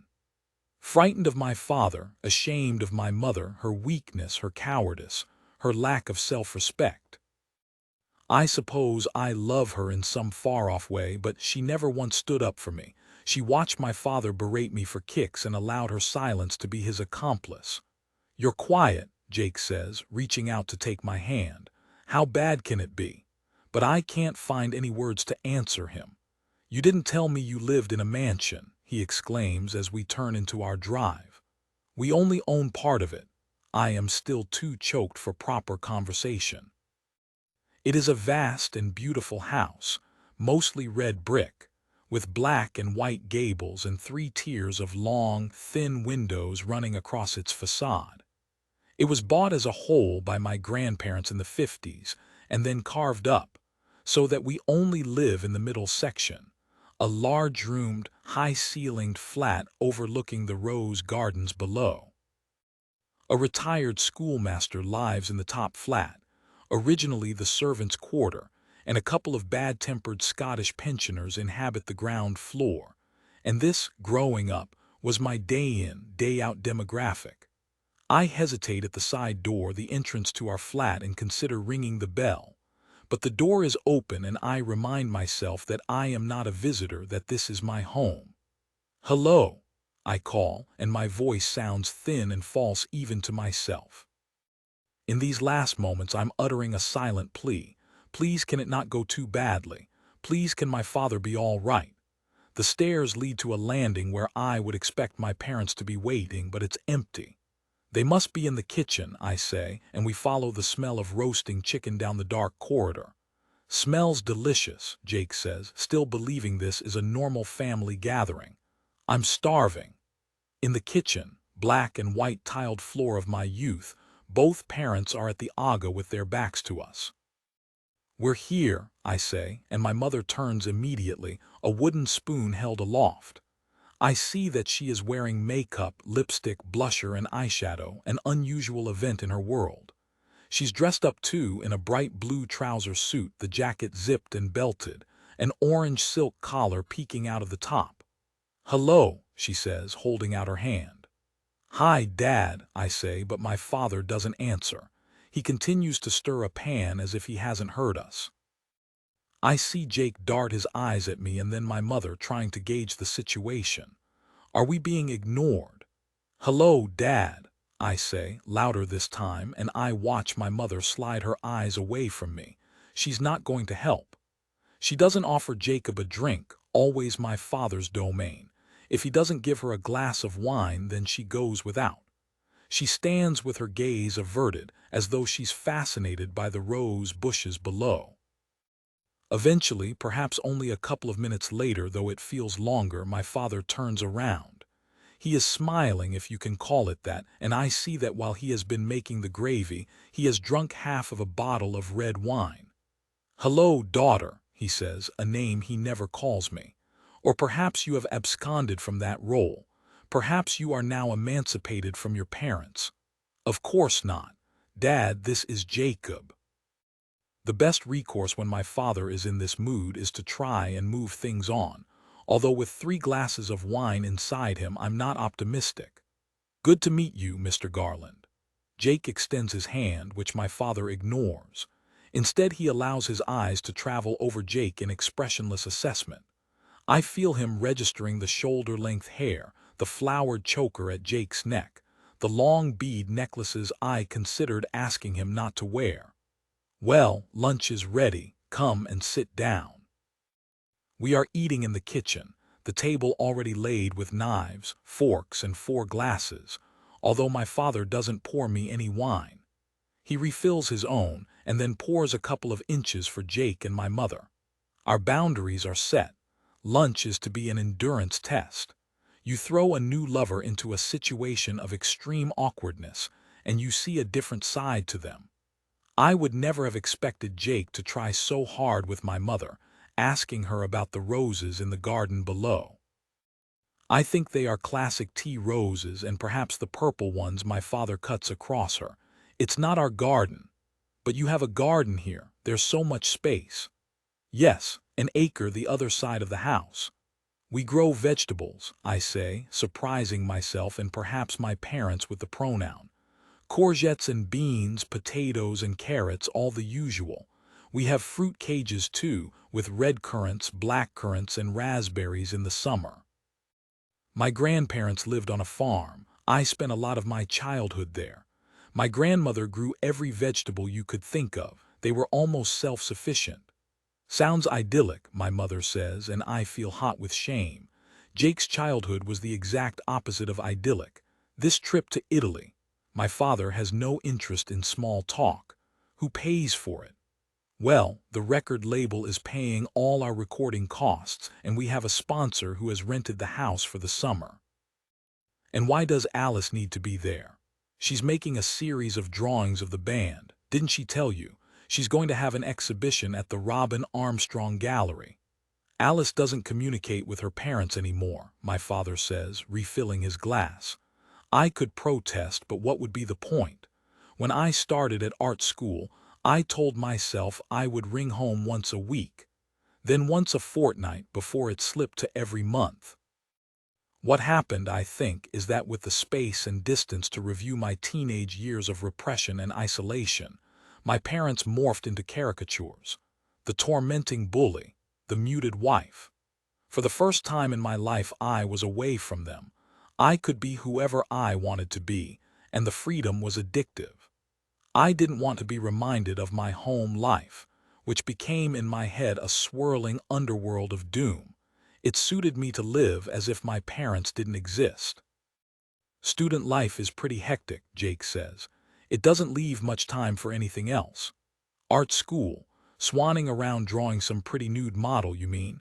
"I hardly think so. We wanted Alice to go to Oxford, but she didn't have the brains." There's a tense little moment of silence. It's not so much what my father says, but the scorn in his voice as he says it. "Alice has a real gift. Perhaps you don't know of Robin Armstrong, but he's a big deal in the art world. I would have thought you'd be proud of her." My mother looks down at her plate of food. She's hardly touched it, and her hands are fluttering around her knife and fork as if she's forgotten how to use them. Inside me now is just one burning intention. I will never be like her. We all watch my father draining and refilling his glass. His greed, his selfishness, his sad, old-fashioned patriarchy. It makes me feel ashamed. "I'm sure Jacob would like another glass of wine," I say, and my father looks at me in disgust. But he picks up the bottle and empties the rest of it into Jake's glass. "I'm not sure we approve of Alice spending her summer in Italy. She should live here and get a job like everyone else." I don't think you understand, Jake says. Alice is being commissioned to do a show, and for that she needs to be in Italy working on her drawings of the band. A vanity project, that's all this is. I don't want Alice hanging around some band with a dubious lifestyle. Don't think I don't know what you lot get up to. She's far too young. I would speak, but the threat of tears keeps me quiet, and I will not cry in front of my father. My mother and I are frustrating victims. We don't react. What happens is that my father's scornful put-downs escalate. He needles away at us, childlike in his quest for victory.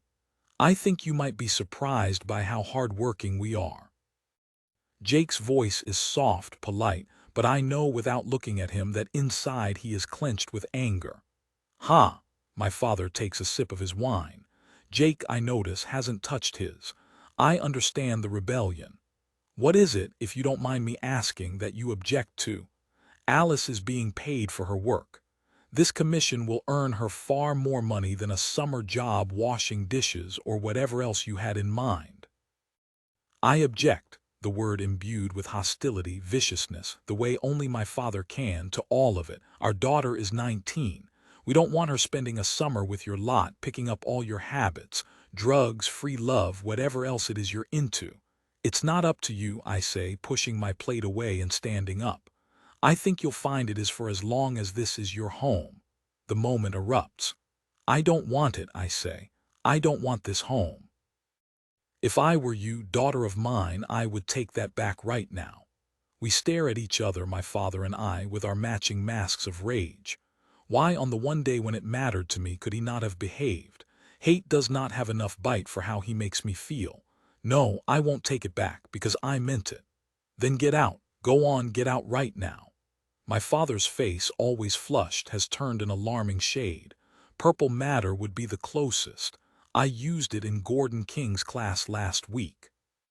Fine, I say, and now Jake is standing up too. I just need my passport. I've already spied it on the dresser. I'm wondering if I should make a dash for it just in case. But my father saves me the trouble. He shoves back his chair, a screech of metal across parquet, picks up the passport and hurls it at my face. The corner catches me just beneath my eye, and the shock of it, more than the pain and the absolute humiliation, makes me cry. An unguarded, instantaneous reaction. For God's sake. Jake stoops to pick up the passport, then wraps his arm around my shoulders. Let's just go, my father says. You're going to have to choose between your family and this inappropriate love affair of yours, which, mark my words, you will come to regret. I look right into his eyes while the anger coruscates inside me like fuel. I know the answer, of course I do, but I'll make him wait for it. 10, 9, 8, 7, 6. Mentally, I'm counting down until I say the words that will make my family life implode. In that case, I choose Jake. Now, Luke, the absence of a biological mother and father feels as intense as death to the adopted child. He is submerged in unexplained loss, and unless the facts of his birth are discussed openly, untold grief will be at the root of his character. Who am I? The Adoptee's Hidden Trauma by Joel Harris. I wouldn't admit this to anyone, but I feel a little bit pissed off when Hannah goes off for her second tete-a-tete with Rick. Like she's getting to know him and I am not. The Sunday Times is running her interview as the culture section lead and flagging it on the front page of the newspaper. In conference, the editor described it as the scoop of the year. Rick has been customarily indiscreet, spilling confidences about Grace Jones, Mick Jagger and Lucian Freud, nothing off the record. It's all true, he told her. So write what you like. For a man who hates intrusion, he has been extraordinarily generous. I am immensely proud of Hannah and slightly put out. And my jealousy there, I admit it, is compounded by the easy, relaxed way Alice and Hannah communicate at night. Alice loves to hear Hannah's stories about the other journalists she works with, the shows she is reviewing, the artists she has met. When Hannah gets back from work, Alice will often stay for a cup of tea, while with me she invariably rushes off. I have no right to feel like this, I know that. This week, when Hannah has had to work extra days to finish her Richard Fields profile, Alice stepped in to cover without any complaint and refused to take any more money for it. I love looking after Samuel, she said. You never need to feel bad about asking me. She is lovely always, but slightly withdrawn. You can't bridge a gap of 27 years overnight, Hannah said yesterday when I tried to tell her how I was feeling. I know it's hard, but you have to give it time. Today, however, there's no time for reflection. Industry gossip tells me that Universal have made a colossal offer for Reborn. Figures are not known, but it's expected to be $1 million. There's no way my label, Spirit, can match it, but I do have a brilliant idea up my sleeve and the trump card of allowing the band creative control when it comes to mixing their album. With Universal, they might as well be signed to Simon Cowell and have done with it. Cash rich and the say-so of a monkey. That's no choice at all. As if there could be any doubt, my boss, Michael, calls me into his office at 4 o'clock when the rest of the company have decamped to the pub for the traditional Friday piss-up. He offers me a drink from the fridge behind his desk, neat rows of Red Stripe, Chablis and Bollinger lined up, which I refuse. I try to stay sober around Michael. I took a risk on you, Luke, didn't I? Giving you your own label to run when you weren't yet 26. You did, and I appreciate it. I'll cut to the chase, shall I? We had a directors' meeting. The accountants were in, and 2 of the directors, I won't name names, were in favor of closing Spirit down. Cutting our losses, as it were. Michael, I try to speak, but the words won't come out. I have dreaded, projected, catastrophized about this possibility endlessly. Take Spirit away from me, my own label, the thing I care most about in the world aside from Hannah and Samuel, and I hate to think what I would do. Spirit is my sanity, my security. It gives me a blueprint of how to be. Don't look at me like that, Luke. You have my support 100%. All I'm saying is you need to close the deal with Reborn. You've got them on the hook and the whole of the industry wants to sign them. Be the one who does. What if I can't? We'll cross that bridge when we get to it. We need a little triumph here. It's after 5 when I call Steve Harris, the band's manager, a miserable, diminutive Scot whom nobody likes. Luke, how are you doing? He is uncharacteristically warm, and I realize within a few seconds that, like everyone else, Reborn have been whiling away their Friday afternoon in the pub. No is not an option when Steve says, come and join us. Even though I'm due home at 6 for Alice, Hannah is working late again. I tell myself I'll only stay for 1, and if I get a cab, I'll still make it back in time. But I hadn't factored in the drunkenness of the band, who are in an optimum state for me to make my pitch. Steve stands up and embraces me, and the rest of them follow suit, hugs all round. Shall I get us a bottle of champagne? I say. Drinks are always on the record company, and with a fledgling band, champagne never fails to impress. The lead singer, Daniel, follows me up to the bar. It's good you came, he says, while I put in my order for not 1 but 2 bottles of champagne. Thing is, we all really like you, but we've had a pretty incredible offer. I heard. But I have an idea that could really transform this next album into something pretty epic. With the champagne poured, matching ice buckets to emphasize the flashiness, I outline my plan. Your songs already have an edge of disco, I say. I think we should amp it up. A full-blown disco record, but reworked for the 21st century. Your lyrics, your political message, only come through on 2nd or 3rd hearing. It's subliminal, and that way we reach the masses, the people who don't think they care and then find out that they do. I like it, says Daniel. I like it a lot.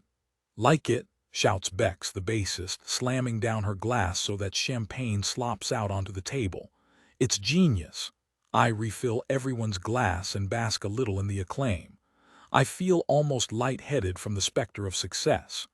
No one is saying it, but I can feel how close I am to clinching this deal. It's only when I'm on my way home in the back of a cab that I register the travesty of my lateness. It's already past 7 o'clock.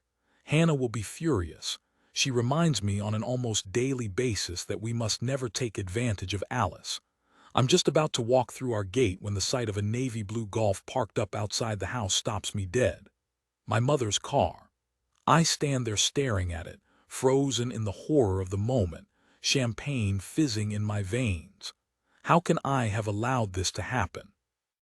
I remember now that my mother is on her way back from a painting trip and said she might spend the night. And I, stupid moron that I am, have forgotten. My heart bangs against my ribs as I slot my key into the lock and push open the front door with no idea what I'm walking into.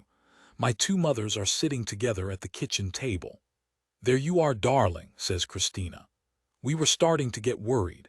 Has something happened at work?" "Hi, Mum," I say, my voice fading on the word. "Alice, I am so sorry. I tried to call, but my phone was flat. I had a last-minute meeting with Reborn. It feels like they're going to sign to us, and it was impossible to get away without seeming rude. I can't tell you how sorry I am." "It's fine, Luke. I understand. Samuel is asleep in his cot. Your mother," she says the word evenly, "but to me it is laced with pain, put him down 10 minutes ago. I was just about to leave." "It's been so lovely to meet your au pair," says my mother, and instantly the term seems insulting, belittling. "I do think you were sensible finding someone a bit older. You don't mind me saying that, Alice, do you?" Christina laughs, but Alice doesn't. "That's fine. You're so wonderful with the baby. He clearly adores you. Do you have your own children?" Inside, I'm howling like a wounded dog. "No, please no."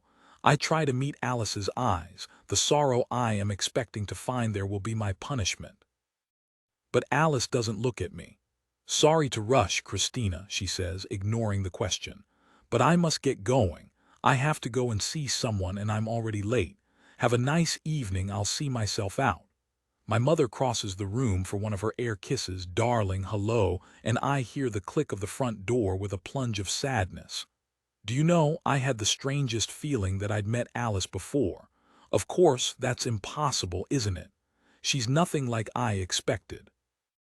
"How did find her? Was it through the agency?" Communication is impossible, throttled as I am by panic, by guilt, a tide of self-loathing that rises from my chest to my neck to my brain. "Mum, I'm just going to check on Samuel. You know we don't put him in his cot." "All right, darling," my mother laughs. "Though he's absolutely fine. The painting trip was lovely, thanks for asking. We painted Samuel's bedroom one weekend shortly before he was born, back in the days when Alice was no more than a figment of my imagination. We chose a vivid lemon yellow. Neither of us favors those generic saccharine pastels meant for babies, with lime green for the woodwork and a little second-hand chest of drawers that we painted orange. We bought an armchair and a reading lamp for Hannah, who planned to catch up on novels while the baby slept, a concept that now seems hilariously naive. In the first weeks after Samuel was born, she barely had time to brush her hair, let alone cross Tolstoy off her list. I peer over the cot at my beautiful sleeping boy, who has one arm flung out, the other curved around a soft toy I don't recognize. I don't know what makes me look twice at this teddy, an old-fashioned one with sewn-on glass eyes, the kind Hannah has forbidden as a potential hazard. I retrieve it carefully from Samuel's grasp and sit down in the chair, bare balanced on my knee. Its fur feels rough and matted beneath my fingers. On an impulse, I press it to my face and inhale. The mustiness of age, and behind it something faint, but it's there, a sharp, citrusy smell I recognize. Alice's perfume. It must have belonged to her. And then slowly, devastatingly, the truth of this bear's origin smacks me between the eyes. Then Alice's emancipation from my parents is at once exhilarating and terrifying.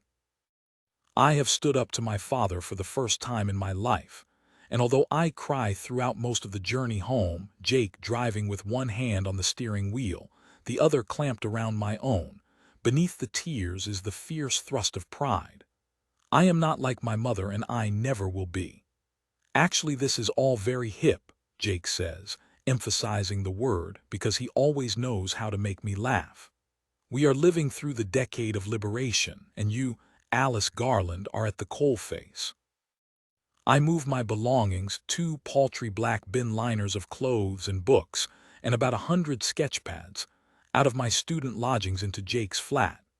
My bottles of shampoo and conditioner line his bath, my clothes in 2 drawers he has cleared out for me.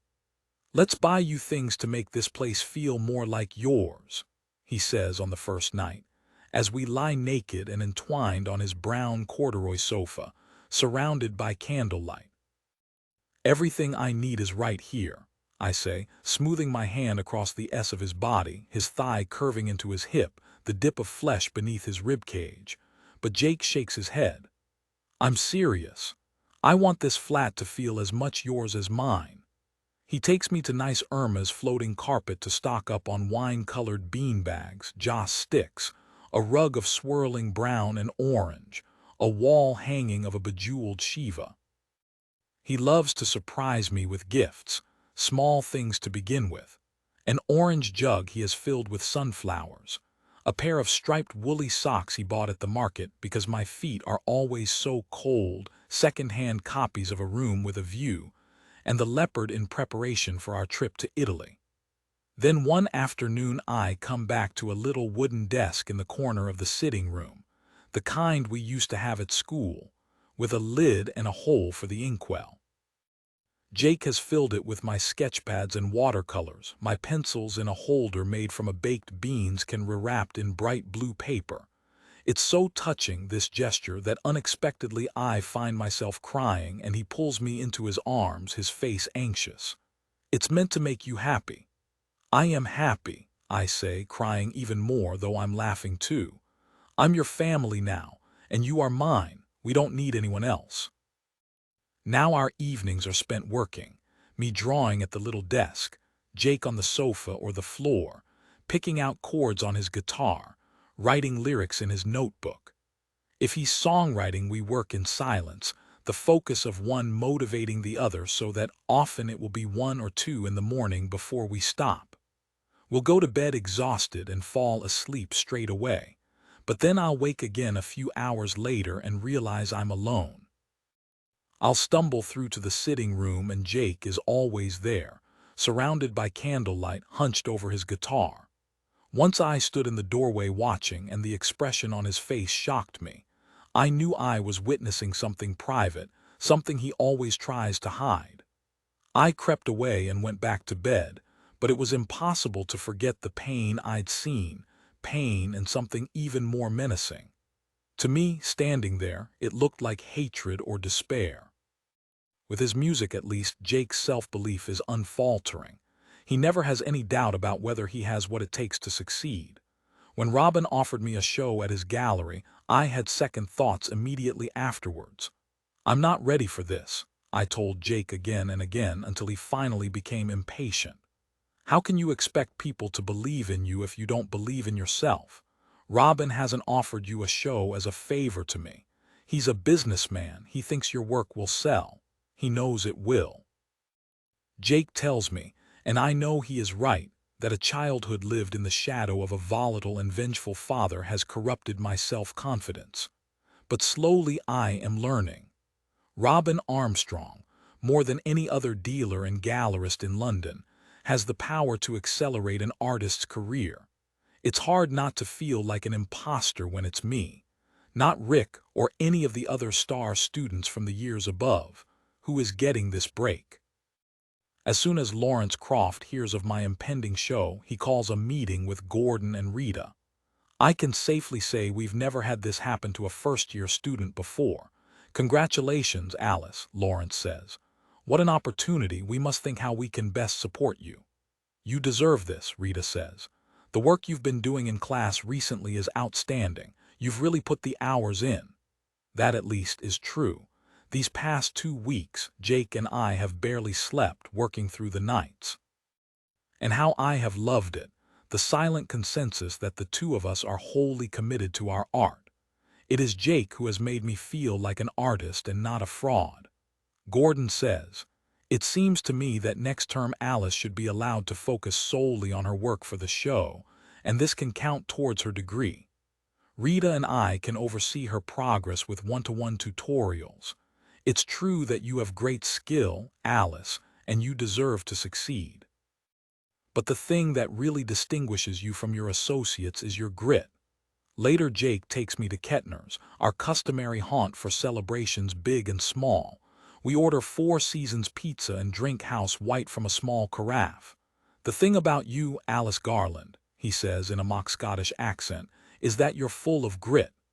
Later, though, in the darkness, curled around each other in bed, he reaches for my hand. He's right, you know, he says. You do have grit. And it's your childhood that's done it, weathering the years with your pig of a father, standing up to him like you did the other day. I'm proud of you. I cannot see his face clearly, but I know that he is watching me, doing that thing where he hopes to transfer all his thoughts to me without words. You're a survivor, Alice, he says just before we both fall asleep. A throwaway line that would turn out to be more prescient than I could ever have imagined. Now, Luke, the trickier reunion to navigate is often that of the adopted child and his birth father. With a male child in particular, there may be a feverish desire to attach coupled with an instinct to emulate his absentee role model. Jung aptly described this obsession as father hunger. Who am I? The Adoptee's Hidden Trauma by Joel Harris. Lunch with Rick at Nabu, summoned by text earlier today after the travesty of the colliding mothers. You don't say no to lunch with this famous artist, who by some bizarre quirk turns out to be my father, or to one at Nabu, which is still one of the toughest places to get a table, unless you happen to be him. I arrive at Park Lane clenched with a toxic permeation of dread and anxiety, even though he assured me in his text that there was nothing to worry about. Bottom line, I screwed up massively, which are my first words when I'm shown to his table, black-clad waiters tearing up and down with their enormous trays of sushi. Rick, I'm sorry. I completely messed up last night. Complicated situation. Not entirely your fault. Don't beat yourself up about it. He stands up and we hug a little awkwardly. Rick is wearing a pink and orange checked shirt, electric, loud, look-at-me colors in a known celebrity hangout, and here I was thinking he was a recluse. A waiter comes over with a Sapporo beer for me, which I didn't see being ordered, and starts talking to Rick about his work. Last year's show at the National Portrait Gallery was incredible. Would I be able to get your autograph before you go? Sure. I thought you didn't like being recognized. I say once the waiter has gone. That's what Alice says. Some days I do quite like it. Some days I need it. He passes me the menu. Have whatever you like. I come here a lot. I know this menu inside out. It's a masterclass just watching him talk the waiter through our choices. A tuna sashimi salad and rock shrimp tempura with ponzu sauce first, then blackened cod and grilled beef teriyaki, followed by a selection of sashimi and sushi. We'll have a carafe of sake served cold, please. The hallmarks of a great lunch are here and I should be relaxed, but instead I'm counting down to the serious conversation I know is coming. And sure enough, the moment the first cup of sake is poured, Rick says, "Right, Luke, I'm just going to come straight out with it. I don't think Alice should be working as your nanny." "But she loves," I say, and Rick holds up a hand. "Hear me out. I haven't said this to Alice because I know it would break her heart. As you say, she adores Samuel, she loves looking after him. But you've got this whole thing back to front. It's you and her who need to be spending time together. And her working for you puts the relationship on an awkward footing, doesn't it? Like what happened yesterday. I can't really believe either of you thought it was a good idea. So you're saying we should find a new au pair, we should ask Alice to leave. I felt like I should tell you my concerns. The whole thing makes me uncomfortable. You see, there's a lot about Alice you don't know. She's fragile. After she lost you, she wasn't very well. Something like yesterday, when she was having to pretend to be someone she wasn't, like you were actually ashamed of her, could push her over the edge. God, the opposite is true. I'm proud of Alice. I think she's amazing. I'm so happy she's my mother." Here Rick smiles, a full beam of a smile. He adores her, that much is clear. If I didn't know differently, I'd think he was in love with her. Our sashimi salad arrives, a whole mound of raw tuna slices on a bed of rocket, covered in some kind of dressing, and Rick says, "Let's pick this up later. Nothing should spoil your tuna. Death row meal for me." The rock shrimp tempura, arriving next, is outrageously good. Hot, crunchy mouthfuls of prawn dipped into a sauce I'd really like to eat by the spoonful. Rick constantly refills our glasses and orders more sake with the merest hand signal, one finger raised to a waiter who always happens to be looking. This guy is so cool, my feelings towards him are growing ever more complex. Never mind that he's my father like Ben, I might actually want to be him. Over lunch he talks about some of the commissions he is working on. A nude portrait of a pregnant film star, not a fluffed-up Demi Moore, he says. She's very brave and self-confident, this woman. She's allowed me to draw her slumped back in a chair, legs apart, breasts drooping. Not a flattering portrait in the traditional sense, but to me very feminine and rather wonderful. And she loves it. There's a member of the royal family sitting for him. He won't say who, where again he was asked to do something mold-breaking. People who come to me tend to know about art.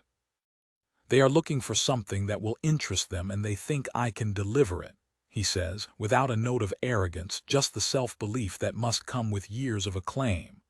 When the papers get hold of this particular painting, they will go ballistic.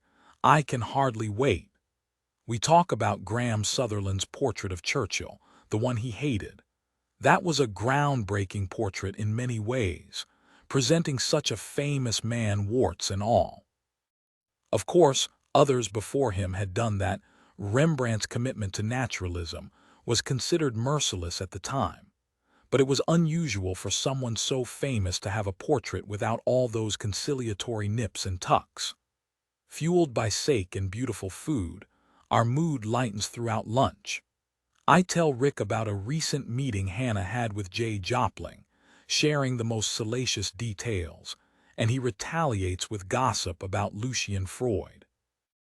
He was a guest lecturer when we were at the Slade, only interested in the girls and Alice in particular. She still is, I think, so extraordinarily beautiful, but she wore it carelessly. She had no idea how good-looking she was, and I think that made men want her even more. It still breaks my heart what happened to her. She had everything and then suddenly nothing.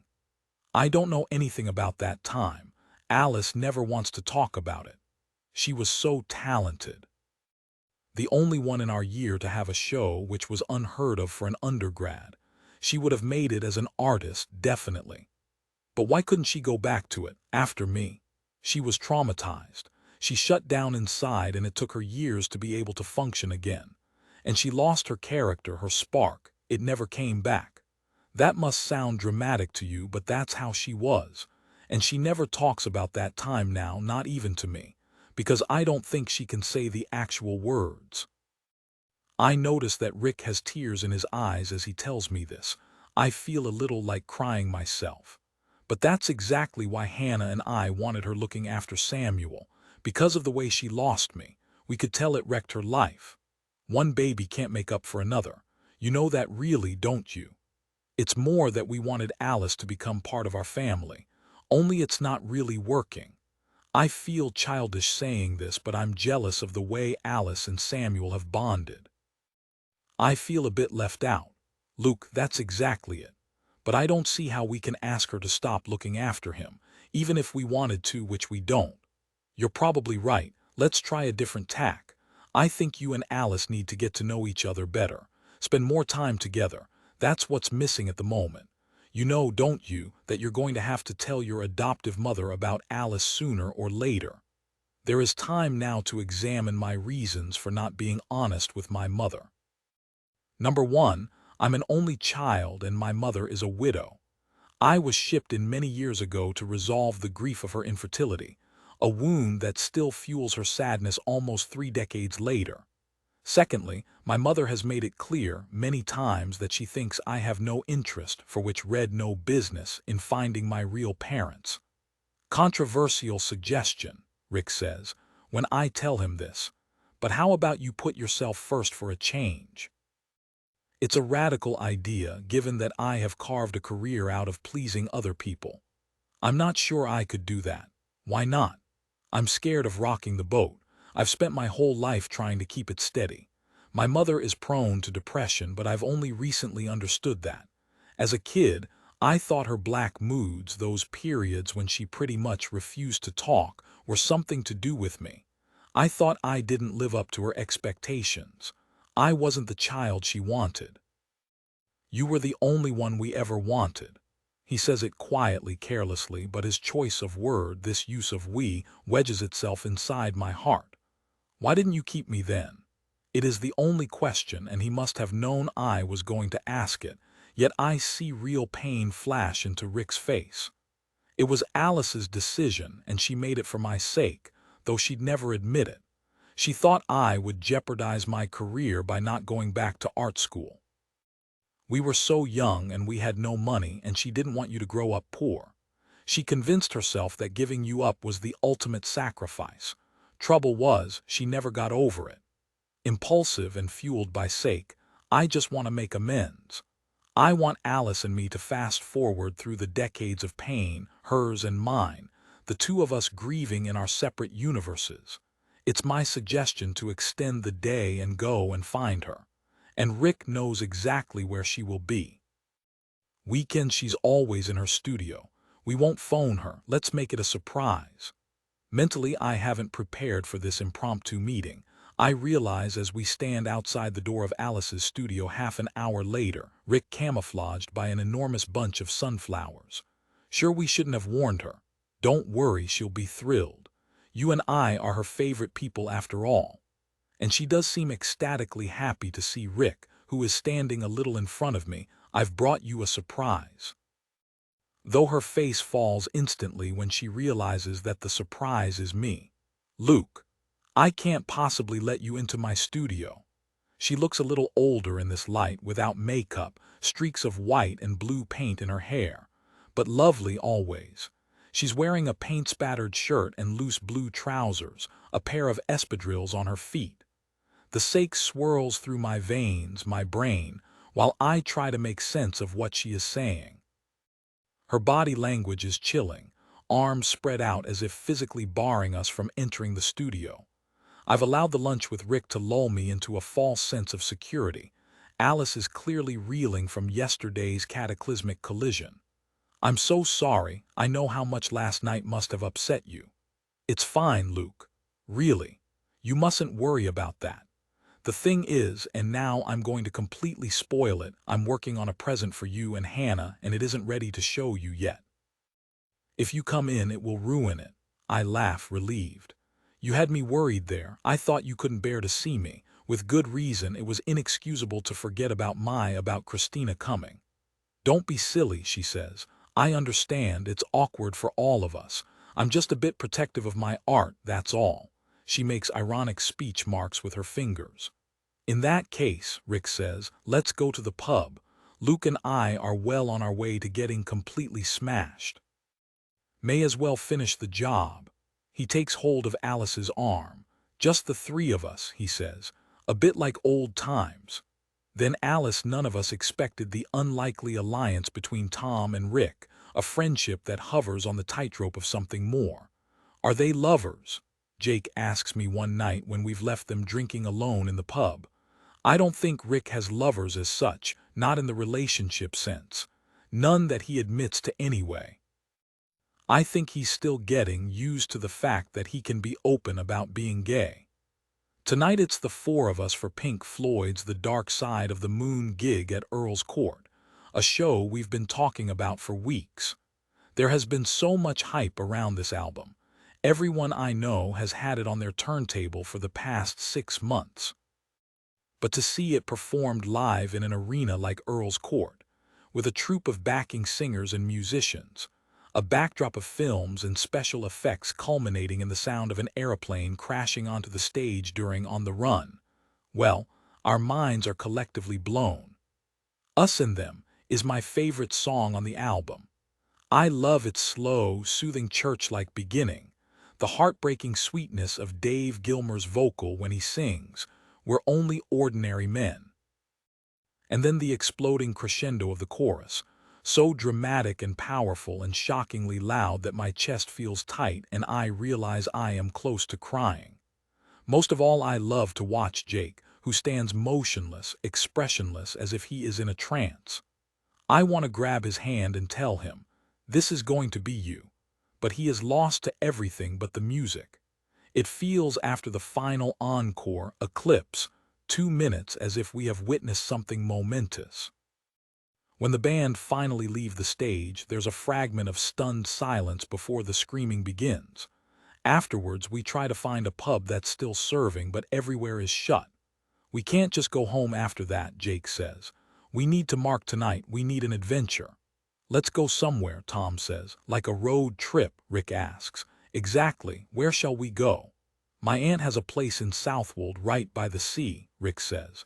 "She says I can use it whenever I want." We leave London an hour or so later in Tom's beaten-up Austin Maxi, a wreck of a thing the color of French mustard. Tom drives, Rick navigates, and Jake and I sit in the back, my head resting on his shoulder, his hand tucked between my thighs. Before we're even out of town, I've fallen asleep, and when I next wake it is as if to a dream, the car parked up beside a row of pastel-colored beach huts, a primrose yellow, mint green, sky blue, and in front of us this vast flat sea, gray with flecks of silver. The sky is beginning its transition. We couldn't have timed it better, and the four of us jump a few feet down from the car park straight onto the beach. It is perhaps the best sunrise I have ever seen, a sheet of deep purple with flashes of hot pink and orange, the slow backlighting of yellow and gold. I think, I'll remember this when I'm old. It's one of those moments so intensely visceral it must be burnt onto my memory. The house is one street back from the beach, a sloping two-up, two-down terraced house painted pale blue with a bright yellow front door. It is so close to the beach you can hear the waves crashing from every room in the house. Rick opens up an airing cupboard and finds clean sheets for us, Jacob and me in the room with the double bed, Tom in the single room, and Rick says, "Oh, don't worry about me. I can sleep anywhere," which tells us to ask no questions. We go to bed for a few hours and the sex is prolonged and intense. When Jake is on top of me, propped up on his hands but staring down into my eyes with a look I have come to know so well, I am filled with love so fierce and strong that the words spill out. "I love you," I say, and then again, "I love you, I love you." Once I start, I cannot stop, and we lie together in the bright morning sunshine, laughing and telling each other the three words that sentiment cannot cheapen. The way I feel when I'm with him, it's as if everything is magnified and I don't want to miss a single second of it. "I never expected to feel this way," I say as we drift towards sleep, and Jake reaches for my hand, holds it between both of his. Shit, childhood's low expectations. I think that makes it even better, don't you? I don't know much about his early years, though I've tried to fill in the gaps. A father who walked out when he was 3, his choice cheap, gut-rotting alcohol that killed him off, alone in a bedsit when he was 39. A mother who resented the burden of bringing up Jake and farmed him out whenever she could, mostly to her parents, whom he will never talk about. Once, only once, when we were very drunk, he said, "My grandfather was an appalling human being. Him being dead isn't enough." There is no sound from Tom's room and no sign of Rick when we wake in the early afternoon. "Let's leave them to it," Jake says, and we spend the rest of the day alone. We do all the things you're meant to do in an old-fashioned seaside town. We eat fish and chips, heavily doused in salt and vinegar on the seafront. We walk along the pier with its hall of mirrors and its bizarre penny slot machines like Frankenstein, a behind-bars monster who cranks into life with glowing eyes and a ferocious sneer. And we sit right at the end of it, feet dangling high above the water, salt wind on our cheeks. "I don't think I've ever felt this good in my life," Jake says after a long moment of silence, and I understand exactly what he means. There's a euphoria between us today, partly that shared post-coital glow, but mostly, I think, the acknowledgement of love which has propelled us into a different place. He wraps an arm around my shoulders and pulls me close, the water beneath us, a gray, peaked mass. "I know it's too soon to say this and you're too young, but I want us to spend our lives together. Since I've met you, I've started to want things I've never wanted before. Stability. Kids. Not now, but one day. We could buy a house together. Am I saying too much?" "I want those things too," I tell him, though I feel shy saying it. "All of them." We walk to the harbor talking of the house we'll buy one day, a conversation had by lovers everywhere, especially when they come upon the picture postcard perfection that is Southwold. Our favorite house is painted salmon pink and has turrets either side like a toy palace. We stand outside it fantasizing about a future that would allow us to buy it. The thing is, we need each other equally. I might be adrift without my parents, but Jake has caught hold of me and mapped out my future. And me? I'm on a mission to chase away his darkness, to replace it with warmth and light and love. At the harbor, we find a fisherman selling crates of mussels from his boat. We pick up brown bread and butter from the high street, muscadet from the wine merchant, who tells us it is the only thing to drink with seafood. And perhaps the sea air is pumped full of pheromones, because when we return to the cottage, the boys are up and the charge between them is undeniable. Tom is bare-chested and barefoot, wearing only his faded jeans. It feels strangely intimate seeing his torso with its pronounced definition that speaks of hours in the gym. Both of them are smiling, wide, ludicrously happy grins. Rick throws an arm around Tom moments later and says, "So, we're a thing. You probably guessed." We're laughing so hard, all four of us, that it's a while before Jake is able to say, "Well, thank Christ for that." The suspense was killing us. There's a little portable radio in the house that Jake tunes to Radio 1, and the distinctive drumbeat and guitar line of All Tomorrow's Parties kicks in, a Velvet Underground song we have listened to so often we had to replace the record. Jake turns it up to full volume while Rick uncorks the first bottle of wine. I tip the mussels into a sink of water and Tom sits down at the kitchen table to roll a joint. We sing the chorus, shouting it, a little delirious, and when the song finishes, Jake grabs me into his arms and kisses me, and Rick and Tom do the same, which makes us laugh even more. Once we've rinsed and debearded the mussels, Jake shows me how to cook them, steaming them open in a pot with wine so that the kitchen is scented with hot, sweet alcohol. He adds cream and parsley at the last minute and we eat huge bowls of them, crowding around the little red-topped formica table, dipping quarters of buttered brown bread into the sauce. After supper, we decide to walk down to the beach, taking a detour first to show Rick and Tom the pale pink fantasy palace that will one day be ours. "See the matching turrets," Jake says, assuming the flat, dull monotone of an estate agent. "This is Rococo architecture at its finest. I think the four of you will be very happy here," he adds. Tom laughs and wraps his arm around Rick and the two of them kiss briefly on the mouth. And at exactly this moment an elderly couple pass on the street, out for a nighttime walk with their low-slung dachshund. "How disgusting," the man says, and his voice is vicious and bitter. "You should be ashamed of yourselves. This is a respectable town. We don't want people like you here. People like you." Tom and Rick spring apart and Rick's face, crestfallen and ashamed, makes my heart ache. "Ah, but you see, I think you're the one who is disgusting," Jake says, voice calm but cold as metal. "With your judgment, your belief that you have the right to insult a complete stranger." Down on the beach, the four of us lying on our backs staring up at the stars, the boys' good humor is restored. They are holding hands again, I'm happy to see. Jake picks out the constellations, stargazing, another of his childhood pursuits. Not just the obvious ones, the plow, Orion, the Great Bear, but poetical-sounding ones like Ursa Minor and Cassiopeia. I love this name, it's romance. A good title for a song, I say. And Jake, who seems to possess a brain stuffed full of extraneous knowledge, tells us where the name came from, a Greek goddess who was extraordinarily vain. And then he says, apropos of nothing, the day will come when you guys will be able to walk down the street holding hands and kissing and no one will care. And as usual, his generosity of spirit, his bravery, his innate sense of right and wrong breaks me up a bit. I know why I love him, why we all do, me, Rick and Tom. He's bigger than us, bigger than everyone. And without him, we'd be lost. Now Luke, the adopted child, grows up keeping his innermost feelings secret. A habit may be formed that leads to clandestine behavior in the adult. Who am I? The Adoptee's Hidden Trauma by Joel Harris. One of the benefits of working in the music industry is that long lunches go with the territory.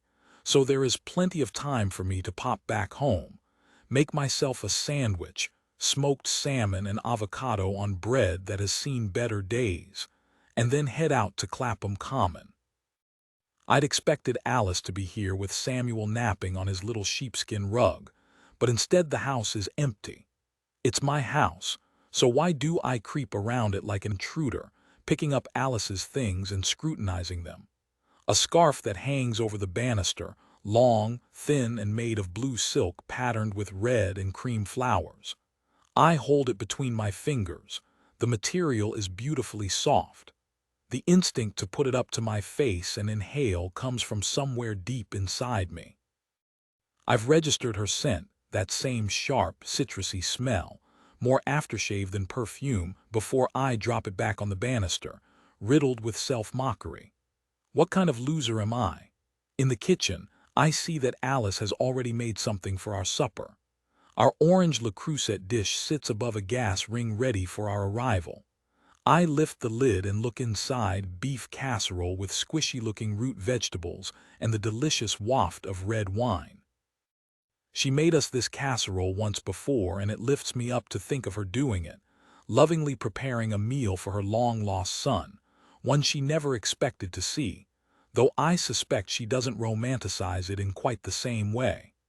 There are fresh flowers on the kitchen table, which means she must have been out to the high street this morning.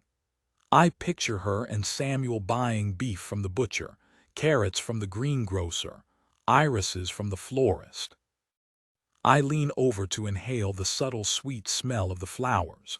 Hannah loves irises. Uncanny how Alice always picks the right flowers, the two of them so easily, so flawlessly connected. A needle point of jealousy right there. My hand hovers over Alice's sketchpad on the kitchen table. It will contain drawings of Samuel, and I long to see them. Any reason why I shouldn't? I have a little argument with myself while my hand remains poised, ready to flick the cover open. Most people in their own home, knowing a sketchpad is filled with drawings of their son, would just idly take a look, wouldn't they? And yet somehow I cannot shake the sense that I am snooping, that looking at Alice's sketchpad is tantamount to reading someone's private diary.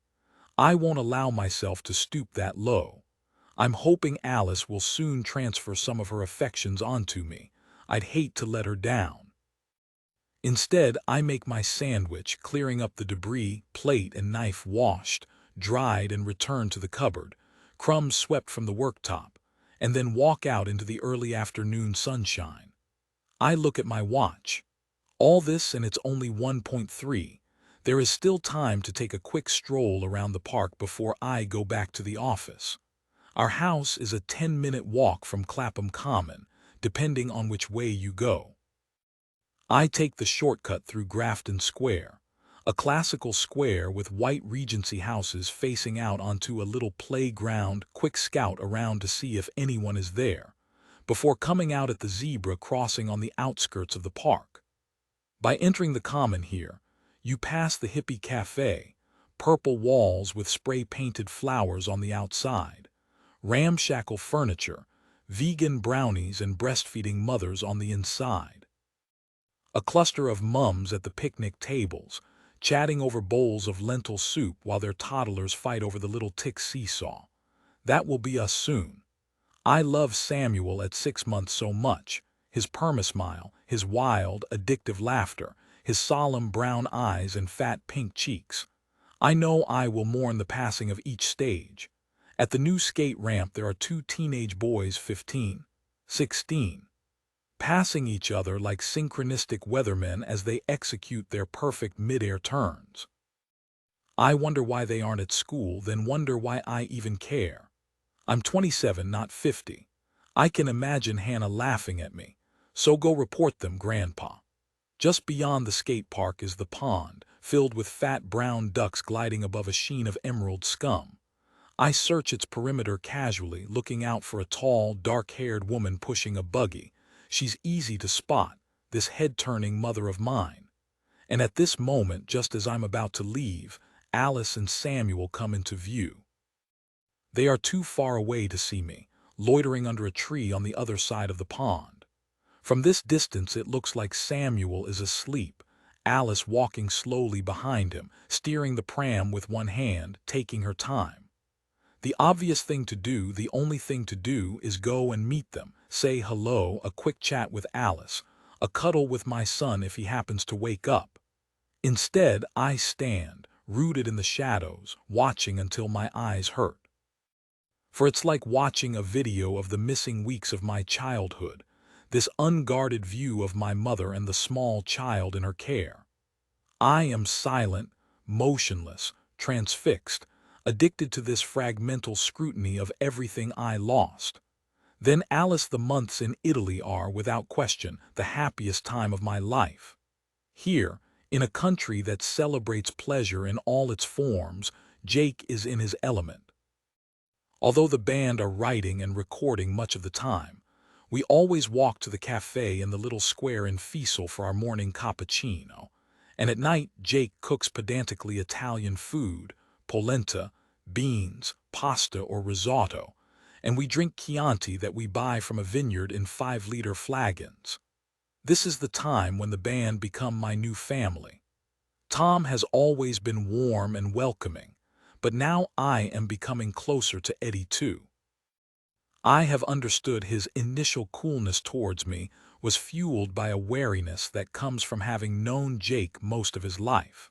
He knows the troubled boy who once tried to take his own life, and at times he seems to watch over him with the intentness of an over-anxious parent.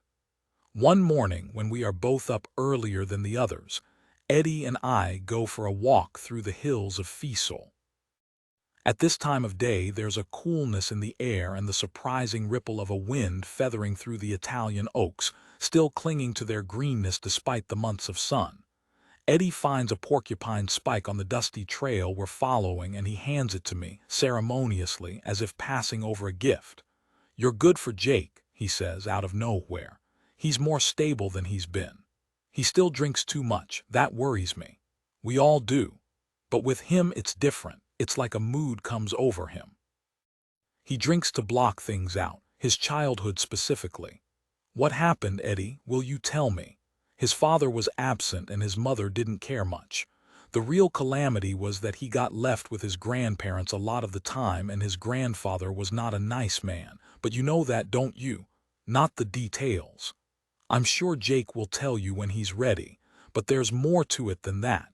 Depression is part of Jake.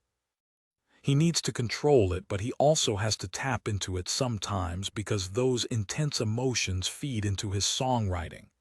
You help him, though. I hope you stay together," Eddie says, and I wonder how he could even conceive of a time when we might be apart. This is no longer a mere love affair. We are everything to each other now, soulmate, lover, mentor, muse, all of it. There is no darkness in Jake in these weeks. Instead, he is inflamed by the writing and recording of new material, the dedication to music, to self-expression. That is his holy grail. If life allowed him to exist like this, in a cocoon where he is loved and nothing is expected of him, I think his despair would be lifted forever. He throws himself into his work, so that even when we're talking or drinking coffee or making love, his mind is only half there, less than that. He switches to autopilot. He is present in the smallest way. Yet this, to me, is an inspiration. I want to live like this too, fully absorbed, selfish in my commitment to drawing, to art. During the days, I often take the bus to Florence and immerse myself in the Renaissance. At the Uffizi, I spend whole hours looking at the flat, two-dimensional paintings of the 12th century, amateurish alien eyes drawn into foreheads not faces, perspective that is clumsy and unsuccessful. Only once I have fully understood the failings of these paintings, still miraculous and rather beautiful on one level, not least for their immaculate preservation, do I move on to Michelangelo, Botticelli, Leonardo, Caravaggio.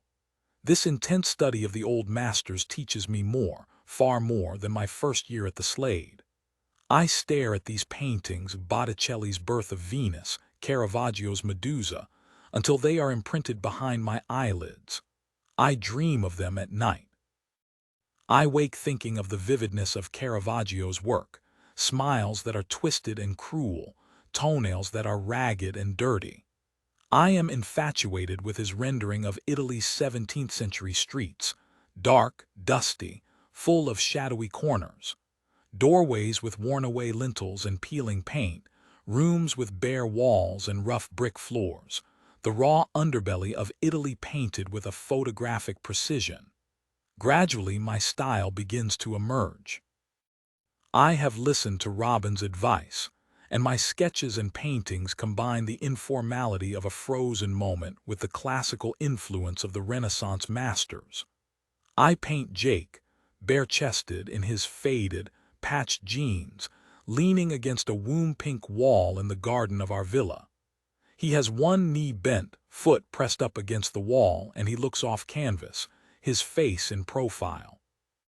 I photographed him in the early evening sun, and I work hard to capture the theatrical interplay of light and shadow that characterizes Caravaggio's work, with my futuristic beam of gold picking out the boniness of his chest. During these months, there is one painting I am drawn to inexplicably. Every time I go to Florence, I find I must revisit the Deposition of Christ by Stefano Piri, which shows Mary holding up the dead body of her son. There is something about the sorrow on Mary's face and the beautiful, naturalistic slump of Jesus's body curved into her lap that I find irresistible. That concentration of emotion, a melancholia I love to immerse myself in. When I show Jake the painting, he proclaims it utterly depressing. He indulges me, though, when I want to make my own version of it. I ask Eddie to photograph me leaning against the terracotta garden wall with Jake asleep, his head in my lap. Wearing only his ripped jeans, his dark hair wilder and longer than I have ever seen it before, with a long, beaded rosary around his neck, there is something of the modern deity about him. Unlike Piri's Jesus, his corpse a depressing greenish-gray, my Jesus is suntanned and there is an almost imperceptible smile on his sleeping face, there only to those of us who know. "Take the fucking shot, Eddie," he shouted after half an hour of posing. Catholicism was inflicted on Jake by his grandparents. There's the menacing, unforgiving kind, but he is still drawn to its trappings. Rosaries, incense, crucifixes, candles. Iron grills for confession, the gilded robes of the priest. He loves this canvas, loves the fact that he is immortalized in a 1970s rock and roll pieta. He takes a photograph of the painting and mails it to Robin in London, and a few days later we receive a telegram. "Congratulations. Your album cover, I think. Call it Apparition. The word fits the picture, I can see that, but why does it give me that familiar tug of unease, the way I once felt when my father's mood threatened to turn?" Eddie says album cover, and also album title, Apparition by Disciples, it's perfect. The working album title has been Cassiopeia, named for our night of stargazing in Southwold, and Eddie, perhaps because he wasn't there, perhaps because it was a little cliched, didn't like it. Jake fetches a bottle of sparkling wine and we toast the second album. To apparition, we say, clinking glasses, inspired, proud and wholly unaware that this specter would soon implode our lives.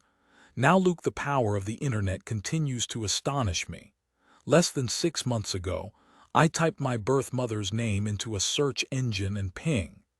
A match came back with an artist named Alice Garland living in Chiswick. After several days and several drafts, I sent her a letter to introduce myself and tentatively inquire about the two of us meeting. And the rest is history. Except, of course, that it isn't. For the dream I had when I wrote that letter is not reaching fruition in the way I expected. My real, natural mother might come to my house 3 days a week, but I know little more of her than I did when I first typed her name into Google. Today in the office I find myself Googling my birth mother again. Richard Fields and Alice Garland, I'll try that. There's a picture of the two of them, my real live parents, still hard to take in at the opening of Rick's retrospective at the National Portrait Gallery. I stare at them, Rick in a checked three-piece suit, Alice wearing a slim-fitting black dress, her hair up and exposing her neck, which is almost unfeasibly long and swan-like. She must have been so beautiful when she was young. I find a small article about her that I haven't seen before, in a local magazine called Chiswick Life. There's a picture taken in her studio, Alice wearing a paint-spattered shirt and sitting in front of a comical portrait of a pug, exaggerated squinty eyes and rolls of fat on its tiny toy body. A quote from her makes me laugh. "This pug has a lion-sized character, the resilience and determination of a giant." Inside, I know she's amusing herself. Outside, she's pitching for more business from her clientele of pooch-obsessed old ladies. When I type in Alice Garland, the Slade 1973, nothing comes up. I realize there are no press articles from that time on Google. If I wanted to find out more, I would have to go somewhere like the British Library and sift through reams of microfiche. Or I could ask Hannah to look up Alice and Richard in the Cuttings Library at the Times. But what would I say? "Hannah, I'm beginning to think my birth mother is not exactly who we think she is. Can't put my finger on it, just a feeling I have. Samuel is bathed and ready for bed by the time I get home and dressed in something I don't recognize. Instead of his usual white sleep suit, a pair of pajamas, navy with ladybirds on them, sweet though not exactly to mine and Hannah's taste. You bought him some pajamas, Alice," I say, scooping him up from his sheepskin rug. He's sitting up now, though Alice has him propped against a beanbag just in case. "How kind of you." "Oh, I made them, actually. I thought I might have forgotten how, but it came back straight away." "You made these? I'm so impressed." Alice laughs, pleased. "Well, I'm glad you like them. I could make him other things if you wanted, dungarees. I used to make those for you." Her voice fades, but I press ahead, keen to glean something from the past we briefly shared. "You dressed me in dungarees." "I'd love to see some photos. Do you have any?" "I don't think so. I'll have a look." "Really? No photos from that time? How long was it we were together? A month? 6 weeks? I hate myself for the way I press her, but she leaves me no alternative. Surely it can't go on, this reluctance of hers to discuss our past. "That's right," she says. "It felt like barely any time at all." She gives me a sad smile and then turns away to pick up her handbag, and I curse myself for reminding her. The fish pie is ready to go into the oven. It will take around 45 minutes. What time will Hannah be back? Hannah is working late again, but she promised to be home in time for supper. "Around 8, I think," I say. "Well, have a good evening and I'll see you tomorrow. Good night, little bird." She blows Samuel a kiss as she leaves the room, and I succumb to the now familiar dip of disillusionment. The fish pie is perfectly brown by the time Hannah arrives, and I've laid the table with napkins, candles, a bottle of white wine. "Thought we ought to celebrate your success," I say, pouring her a glass. Hannah serves the pie, a gorgeous yellowy mess studded with prawns and chunks of salmon. We've eaten it several times before and it's become our favorite. God, that's good, she says. We are so lucky with Alice. We have a variant of this conversation most nights and I usually agree, but now I allow a little of my bleakness out. Lucky in one way, I guess, but in another way this whole thing is starting to do my head in. I don't feel I'm getting to know her at all. Hannah looks up at me in surprise, mid-mouthful, fork frozen in the air. She puts it back down untouched. How do you mean? I thought you liked her. I thought we felt the same. Of course I like her, but I don't know her. And wasn't that the whole point? Mother and son being reunited, spending time together, forming some kind of bond. The only bond being formed here is between Alice and Samuel. I take a big drink of wine. I've said more than I meant to, but Hannah is looking at me with concern. She gets up from her side of the table and comes around to mine. Budge up. She squeezes in next to me on the bench. Poor baby, she says, reaching up to kiss the side of my face. This is harder on you than we realized, isn't it? I can't rely on my voice just yet, so I have another swig of wine and allow Hannah to do the talking. You do know, don't you, that this is ridiculous, but completely understandable. Firm emphasis on the words. The thing is, Alice has to form a bond with Samuel just by the fact of being his carer. If she didn't, we would be bloody worried. In fact, we'd have to sack her. She pauses, expecting me to laugh, but I can't. Luke, it's going to take time for you and Alice to have the kind of relationship you want. In a way, I think there's too much hurt on both sides. Yours at the fact that she gave you up, hers at the fact that she had to and she still feels guilty about it. And when you feel guilty, you get defensive, you put up barriers. It's going to take time to break those barriers down, but that's all right. Time is something we have. You're young and so is Alice. She's not even 50. You've got years and years to get to know each other. You know me, always wanting to rush things. The thing is, you're actually quite lucky. So few people get the chance to form a relationship with their parents as an adult. They have all the baggage of childhood, all those disappointments and rows that get in the way. You and Alice have a clean slate. And for the first time ever, I think, Hannah doesn't get it. The baggage is what I want. The history is what I crave. I'd like to pick up that clean slate and dash it to the ground, little fragments of black scattered across our immaculate, Alice-swept, Alice-washed oak floor. Then Alice in August, the heat becomes unbearable. The little basement studio where the band are recording is anvil hot, tolerable only in the coolness of night. Jake declares a week's holiday. Tom and Eddie are content to lie around the pool deepening their suntans, playing cards and drinking vats of cheap red wine at night. But after just one day of this, Jake takes the bus into Florence and comes back driving a tiny lemon-yellow bubble car. All three of us, Eddie, Tom, and I, gather around to watch him unfolding his long, thin body from the confines of the car. At 6'2", it's a miracle he managed to get inside it in the first place. We're going on a road trip, he says, just you and me. In Nadi's car. This magnificent machine is a Cinquecento. We couldn't possibly travel in anything else. Cars, cappuccinos, authenticity is Jacob's drug. The Cinquecento has a top speed of around 80 kilometers per hour, so we decide upon a few nights in Siena, just a short drive up the road. The euphoria of those first hours, the two of us alone at last, puttering through a backdrop of Tuscan hills now burnt bronze from the weeks of scorching sun. It looks as I'd imagine Africa to look, beautiful but parched, bleached, bleak from the lack of green.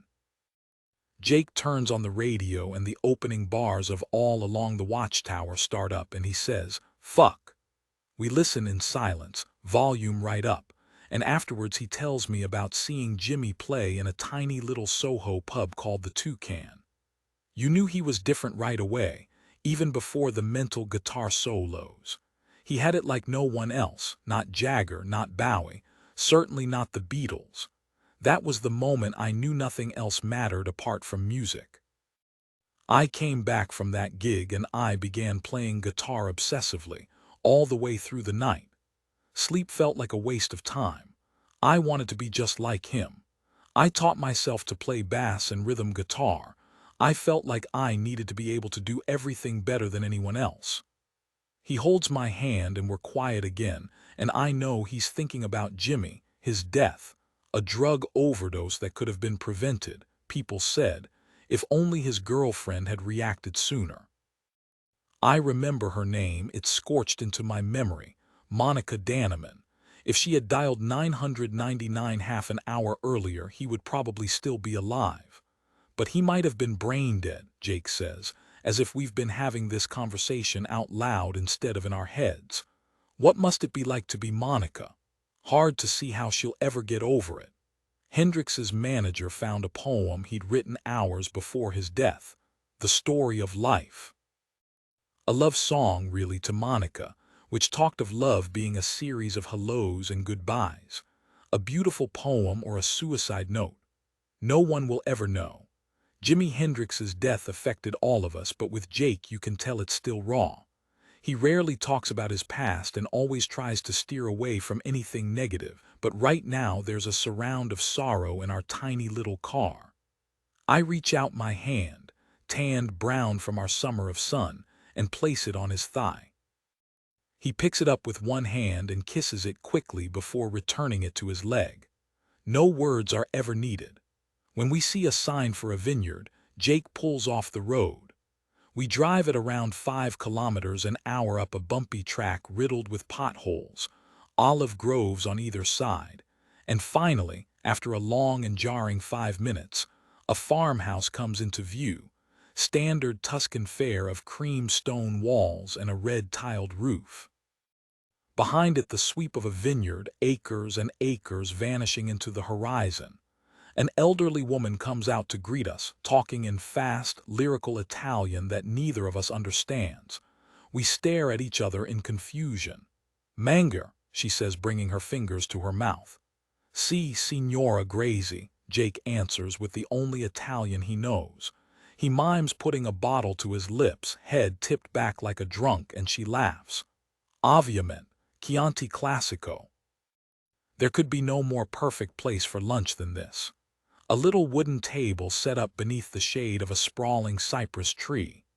A cheerful blue gingham tablecloth, tumblers filled with red wine, a plate of home-cured salami, a basket of bread, and a bowl of the fattest olives I have ever seen.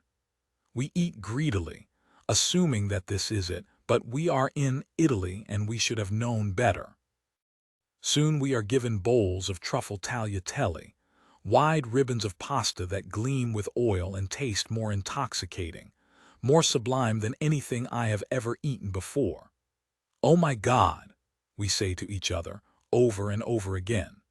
Jake, with his hamster store of extraneous knowledge, can tell me all about black truffles. The specific breed of dog used to hunt them, Lagotto. He even remembers its name. The wars that break out between locals when one stumbles across another's secret stash. "It's a bloodthirsty business," he says. "People die for truffles, you can see why. Sometimes I think I've fallen in love with the Encyclopedia Britannica. How do you know all this stuff?" He laughs, then takes hold of my hand. "By the way, will you marry me? Any time you like," he says. "Today, next week, in 5 years. Should I answer?" I say when I manage to speak, and now he smiles, tilting his head as he observes me. "I'd have thought so." "Then yes, of course I will. Any time. Today, next week, in 5 years. Siena in August is empty of Italians, just foolish tourists like us braving the heat, spending our days cowering within the thick walls of the Duomo. Not that it's a hardship to be in this mind-bending building, more opulent, more dramatic than anywhere I have ever seen in life or textbook. Acres of marble, columns that are striped and preposterously tall, a frescoed ceiling so gilded it is almost blinding. There is an altarpiece with 4 saints sculpted by a teenage Michelangelo, each one perfection, and I find it hard to take this in, that here in Siena, we casually stumble across Michelangelo. "Can we live here one day?" I ask Jake as we brace ourselves for the burning sun of the piazza. "Just what I was thinking," he says. We rent a hot little room above a bar and spend our days seeking out shady restaurants, eating long, indulgent lunches of wild boar pappardelle and a porcini risotto with pecorino cheese that amazes us. It's hard to sleep at night, so we have afternoon siestas instead, knocked out by our calorific lunches and carafes of red wine, waking thirsty and fuzzy-headed when the sky is turning dark gray. I love the evenings best of all, walking through streets so narrow we must go in single file while on either side tall colored buildings lean towards each other like lovers. We'll stop at our favorite cafe in the square and drink espressos, sometimes with a balloon of grappa. The sketches I love best come from this time. Jake freer, happier than I've ever seen him. While I'm drawing, he'll scribble lyrics in his little leather notebook or take sips from his coffee or stare up at the sky, searching for the hallmarks of his childhood, stargazing his consolation from those demons he will never share. We are so relaxed with each other in these days that I'm tempted to ask him, "What happened? What is it that sometimes makes you so sad?" But then I look at him, almost absurdly handsome in his loose black shirt, hair that now reaches his shoulders, and he smiles back at me, raising his brandy in a salute, and I know that I will never do anything to recast him in gloom. Now, Luke, to tell you the truth, I'm a little bit addicted to my amateur sleuthing. I'm good at it, that's the thing. I have Alice and Samuel's timings down to perfection. I know exactly where they will be during my lunch hour. I have a little argument with myself most mornings. "Today you will not follow your mother and son," I say as I sit down at my desk. But by midday the craving is upon me. I need the fix of looking, watching, examining. I like to catch the scent of Alice in the air, lemons or cedar or fig, an indefinable yet instantly recognizable perfume that is beginning to drive me mad. Alice, I discover, is a creature of habit. After Samuel has had his lunch at midday, relentlessly pureed slops, poor sod, she always walks up to the park or the high street, depending on whether or not she's had a chance to go shopping in the morning. Sometimes they stop off in the library. I haven't had the nerve to follow them in there. I stand outside the old sandstone building watching its passage of visitors. Clapham mummies wrestling buggies up the steps, pensioners who go to read the papers or perhaps in the hope of a random hello, a shaggy-haired tramp once, who was ejected minutes later. It's better when, as today, they head for the shops and I can follow at a distance. I love walking behind Alice. There is much to glean from the unguarded posterior view. I see that she is happy and relaxed. Occasionally I'll even hear a fragment of a song she is singing. She has a good voice, clear and strong. Mostly I observe how devoted she is to Samuel, talking to him softly if he's awake, constantly telling him about his surroundings. I can't hear exactly what she says from this distance, just a muffle of words. Sometimes she stops, sharply swiveling the buggy in front of a shop window where she'll point out something of interest. The butcher's, with its hanging pig carcasses, feels a little indelicate after his lunch of carrot mush. I was in danger of getting caught once when they slammed to a halt in front of Arcadia, the gift shop. I stood exposed, terrified of Alice glancing to the left and seeing me, her son, Samuel's father, loitering with intent. A moment of reckoning that time. I tell myself that I am checking in on Alice from time to time, as any other new father would, making sure that the woman who cares for his child is doing a good job. I've been standing at the top of Clapham Manor Street for only 5 minutes when Alice and Samuel walk right past me. I catch her perfume in the air, sharp, citrusy, a little floral. They might be going to Woolies. Alice goes there a lot. I've risked lurking amidst the pick and mix once or twice just to see her at the back of the shop, examining cake tins and oven gloves that appear in our house later.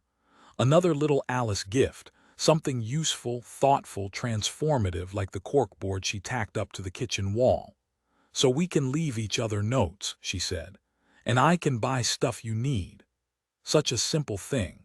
So obvious, I wonder now how we lived without it. Alice bestows these gifts upon us with such ease and grace. It's easy to accept. I was right. They have turned into Woolworths, which is perfect. I always think it's the kind of place I might easily pop into to pick up some pens or a notepad on the pretense of having left mine at the office. As always, Alice wheels the pram towards the back of the shop.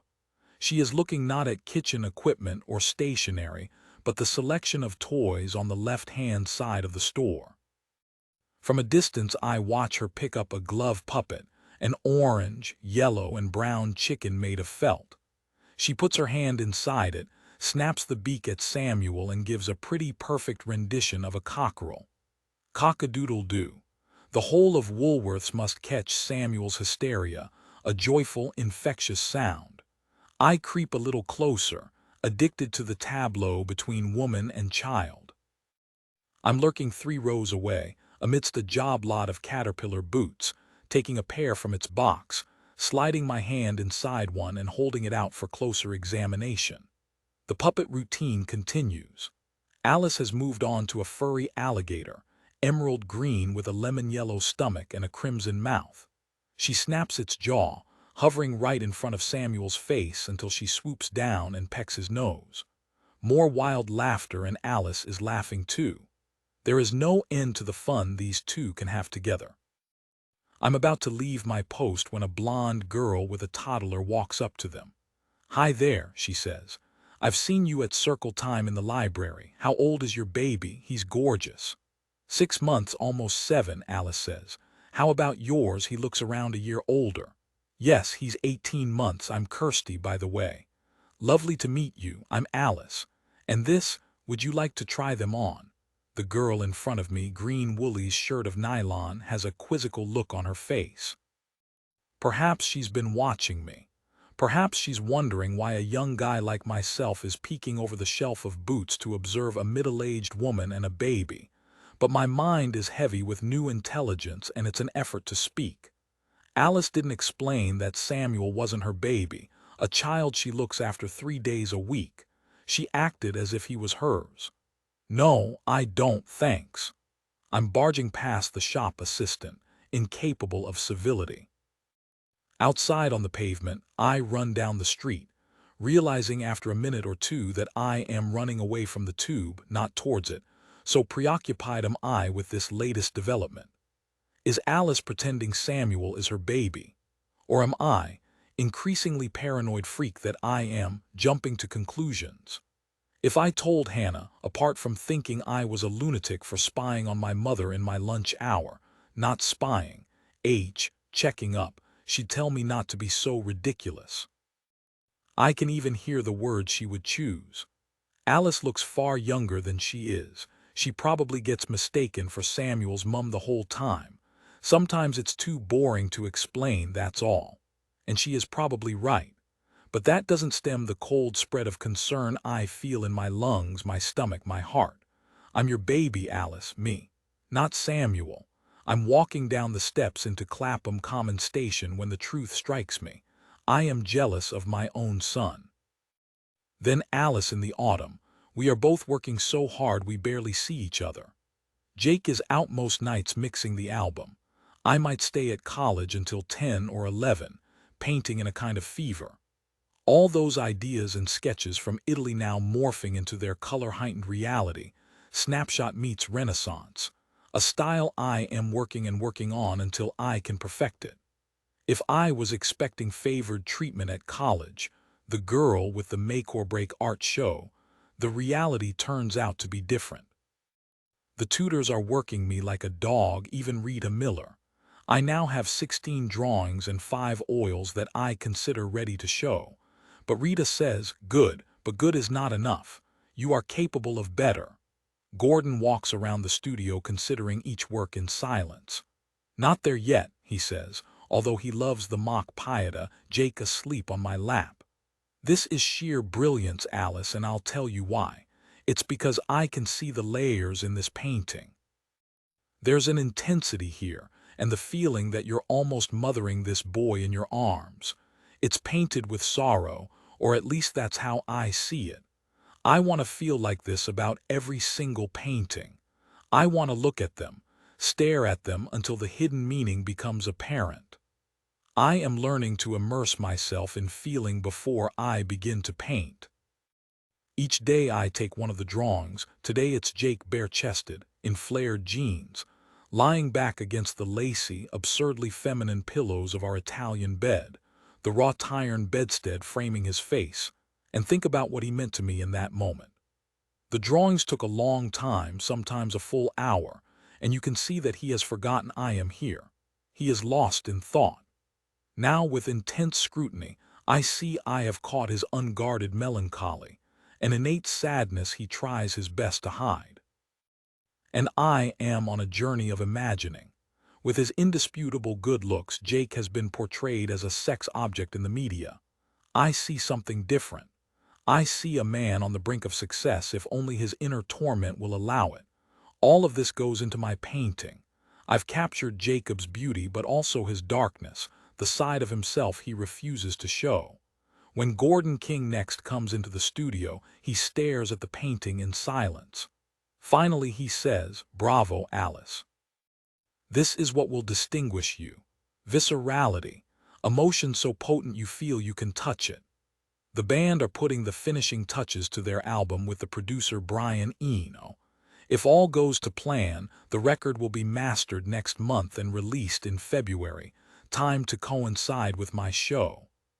Brian thinks there are 4 definite hits on the album, one a ballad called Cassiopeia, written after our night on the beach stargazing. It's bittersweet, a song not about our love, Jake's and mine, but about Rick and Tom, their shame at the vitriol of passers-by. Every time I hear the refrain, "They built each other up but you tore them back down," it pierces my heart. Our lives fall into a routine as September leans into October. We wake at 8 and go for breakfast, always together, always Bar Italia. The owner, Luigi, is our friend, and he brings our cappuccino and croissants without us having to ask for them. More often than not, he won't let us pay. "It's my gift," he says, "to the musician and artist who will soon be very rich. You can look after me when I'm old." I leave for the Slade half an hour later, and Jake walks me partway there. We kiss goodbye on Wellington Street, sometimes for a long time, long enough to draw wolf whistles from people passing, sometimes with his tongue searching my mouth, my hands drawing his hips towards me. "And you think I can concentrate now," he says every time. Once at college, though, my focus is absolute, and I've barely looked up from my canvas, it seems, when Rick comes in at lunchtime and suggests going out for a sandwich. And it happens that on this lunchtime in early October, the leaves on the trees beginning their dramatic burn of yellow, gold, and crimson, I am overcome by a sudden feeling of nausea, so that I sit down in the middle of the street, hand clamped against my sweating forehead. "Alice." Rick squats down beside me. "I'm going to be." The last word gets lost as I retch the watery contents of my stomach onto the pavement. "Something you ate," Rick says, pulling me up and skillfully sidestepping us away from the pile of puke. "I've barely eaten in the past few days. Maybe that's the problem." But when we get to our favorite sandwich shop, as I hold my standard tuna and cucumber order in my hands, I find I must vomit again, lurching out onto the pavement. The moment I've been sick, I feel a little better. "I'm not ill," I say to Rick. He looks at me, head on one side, taking bites out of his ham and cheese bap. "Well, you look a bit green, and if you don't mind me saying so, like you've put on weight. You're such a skinny thing normally." That's what Jake says he likes his women with meat on their bones. The evidence is there, swirling all around us, but it still takes time to piece the facts together. I'm exhausted, that's all it is. We've both been working so hard. Rick looks at me again. "What?" "Alice, my love, do you think you might be pregnant?" "I'm on the pill. How could I be pregnant?" "Sweetheart, I'm a gay man. How on earth would I know? But let's go and find out." Rick, who has had his fair share of transitory sexual diseases, is a face around the Marie Stopes Clinic on Tottenham Court Road. The receptionist recognizes him instantly. "Oh no, Richard, not you again," she says, though she is smiling. Actually, his voice is low, conspiratorial. "It's my friend." With an altogether different dilemma. There's an hour's wait for the results, and rather than going back to college, Rick and I sit in the pub with a half of beer that I cannot force down. "I'm pregnant," I tell him. "I know I am. There's the new curve to my stomach, the heavier, fuller breasts which are painful at times, the complete absence of a period which should have been signal enough. If I hadn't been so absorbed in my work, I might have noticed." "Not such a big deal these days," Rick says. I see him gazing at me intently, trying to read my reaction, trying not to say the wrong thing. Neither of us says the word abortion. That's for the clinic nurse to mention when she confirms my pregnancy, Rick sitting beside me like an anxious husband.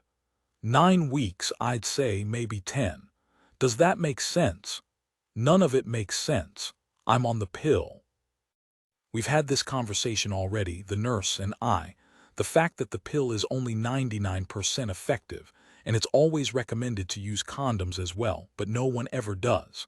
I think, but do not say, that neither have I been as diligent about taking my daily pill as I might. I'm a fool.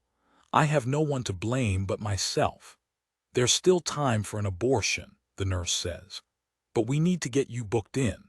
Come back tomorrow if that's what you decide, and we can sort out the paperwork." Rick shepherds me out of Marie Stopes' arm around my waist. "Want me to come back to the flat with you?" "No, you've been amazing. I need to tell Jake on my own." "He loves you, Al. It'll be fine whatever you decide." The New Disciples album is finally finished, and to celebrate, Jake is roasting a chicken and has a bottle of kava chilling in a makeshift ice bucket, bucket being the operative word, though he has filled it to the brim with water and ice. He unwraps the foil hood and slides the cork from the bottle with a triumphant pop, and I watch as the wine fizzes right over the top of both our glasses. Jake raises his to mine and we clink. "To us, to Apparition, to your debut show." He is feverishly happy today, almost too much. There is a craziness to him as he talks and paces around our tiny flat. And while I listen, I am thinking, how am I ever going to tell him? According to his label, Island Records, Brian Eno has transformed what was already a great record into a smash. "They think it's going to be huge," Jake says.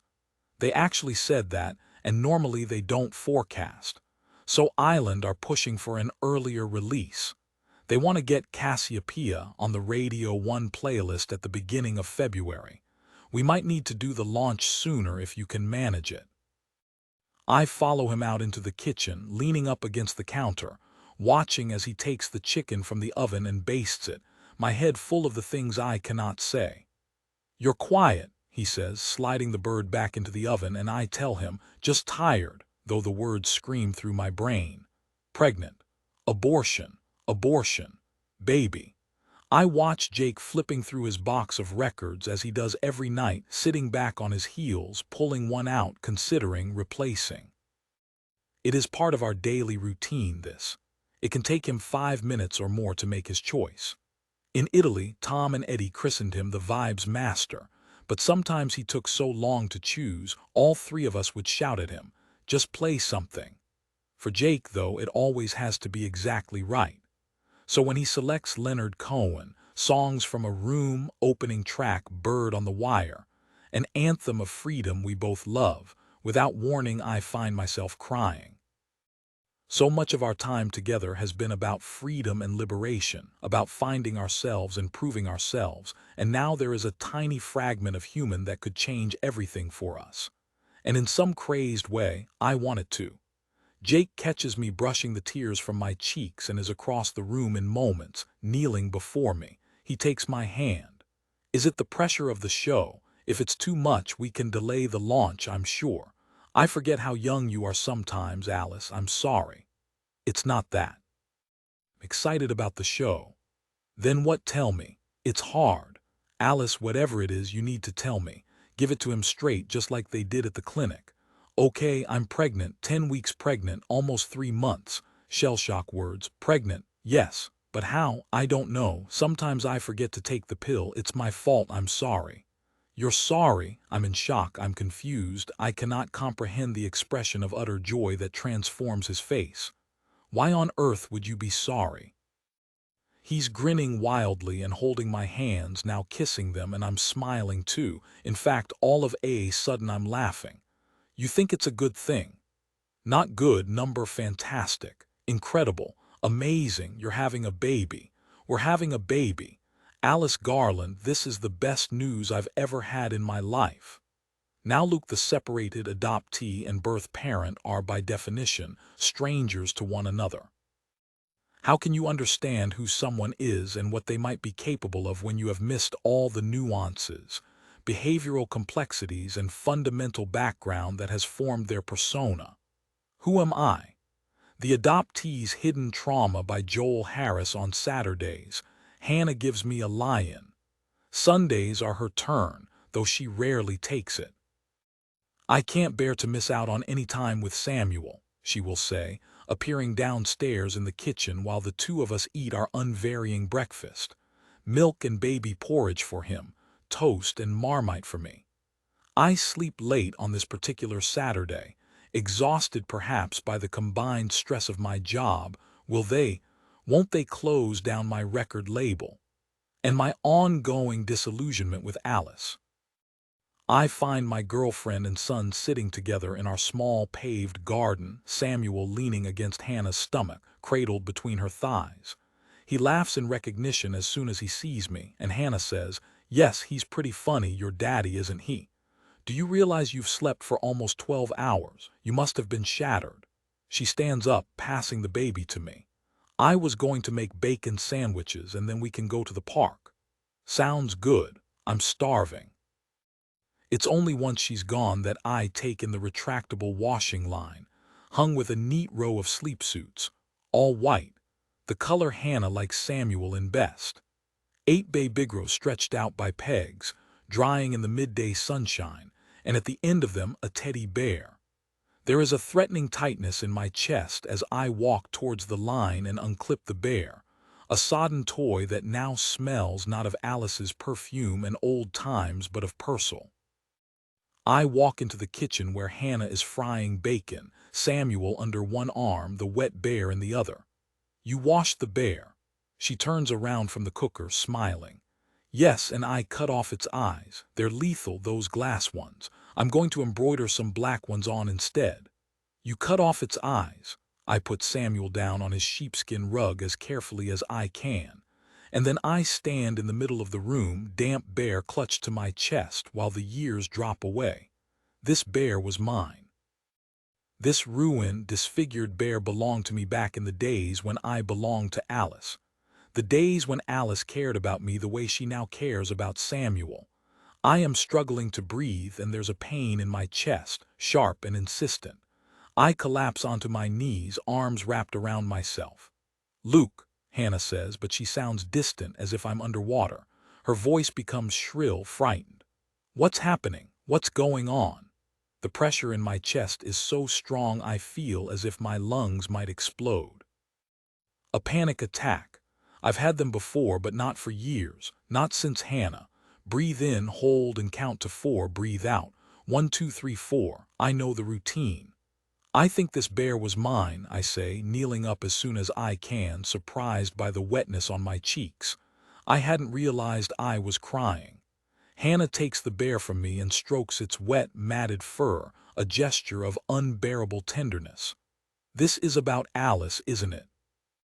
"I'm not coping with it, I feel like I've barely got to know her in all this time. You seem to get on better with her than I do." "That's only because we're women, we bond in the way that women do, and we've got the art thing, that's all." "No, it's more than that. There is a disconnect between me and Alice, I'm sure of it. I feel like all she cares about is Samuel and maybe you a little bit." "Oh, babe." Hannah squeezes my hand so hard it's almost painful. "This is so tough on you, isn't it?" But Samuel is a baby who needs looking after, And Alice is wonderful with him, but it doesn't mean she cares about him more than you. You're right, I say, thinking. You're always right. Thinking, why can't things ever be as straightforward for me? What just happened? Was that a panic attack? I think so. I used to have them when I first started my job, stress basically. Is this about spirit and reborn? It's partly the whole Alice thing, but also there's so much pressure at work. I'm worried Michael is going to take spirit away from me. In my bones, I know that's not going to happen, Hannah says. And I'm not going to let you ruin your weekend stressing about it. Come on, can't we enjoy being together, just the three of us? Welcome to Nappy Valley, the estate agent said when we signed the contract, which made me want to rip up the paperwork then and there. But he had a point. We merge into the background wallpaper, my micro family and I, as we reach the new souped-up playground on the common, hailed by shrieks of joy. Here on a Saturday afternoon, the weekend dads are out in force, the loud, look-at-me ones in their off-duty shirts. Something in the city probably, and unable to blend, weaned on a diet of competition and self-belief. They talk as if to instruct the entire playground. Well done, Pandora, see if you can get to the next bar. I know you can. 5-year-old Pandora is being forced across the monkey bars, failure not an option. She'll rise to the top, wrenched all the way unless she's like me, the definitive square peg, a wimp at the monkey bars and all that followed. But we have a campaign of our own this afternoon. Samuel has just started sitting up and Hannah wants to try him out in the baby swings. All 4 swings are taken, a trio of babies and one oversized 3-year-old whom I resist the urge to eyeball. Get out of the swing, kid. While we wait, we watch, still new enough to the whole scene to be fascinated by playground dynamics. One mother counts to 10 each time she pushes her baby in the swing, 1, 2, 3, 4, and moments later the mother next to her starts counting 2, vacuumed into the land of tiger parents without even realizing it. A swing becomes vacant and we lower Samuel into it, fixing both tiny hands onto the bar in front. His face creases with confusion. What? Why? And when we give him a gentle push, oh so small, momentum too minuscule for the naked eye, he continues to stare at us with a furious hauteur, as if the whole thing is beneath him. But then Hannah pushes the swing a little harder. See, it's meant to be fun, she says, and I wonder if soon he, like me, will believe everything that comes out of this woman's lovely mouth. If she says it's fun, then it must be. There's a widening of those dark brown eyes on the upward swing, an anxious brow on the return journey, this the roller coaster ride of a 6-month-old. Then suddenly he gets it and he's doing his belly laugh. And the woman next to us, the unwitting tiger mother, starts laughing too. Isn't it amazing when they start to laugh, she says. She's blonde and pretty, wearing a floaty white top, jeans and New Balance trainers, a classic Clapham mum, a few years older than us probably.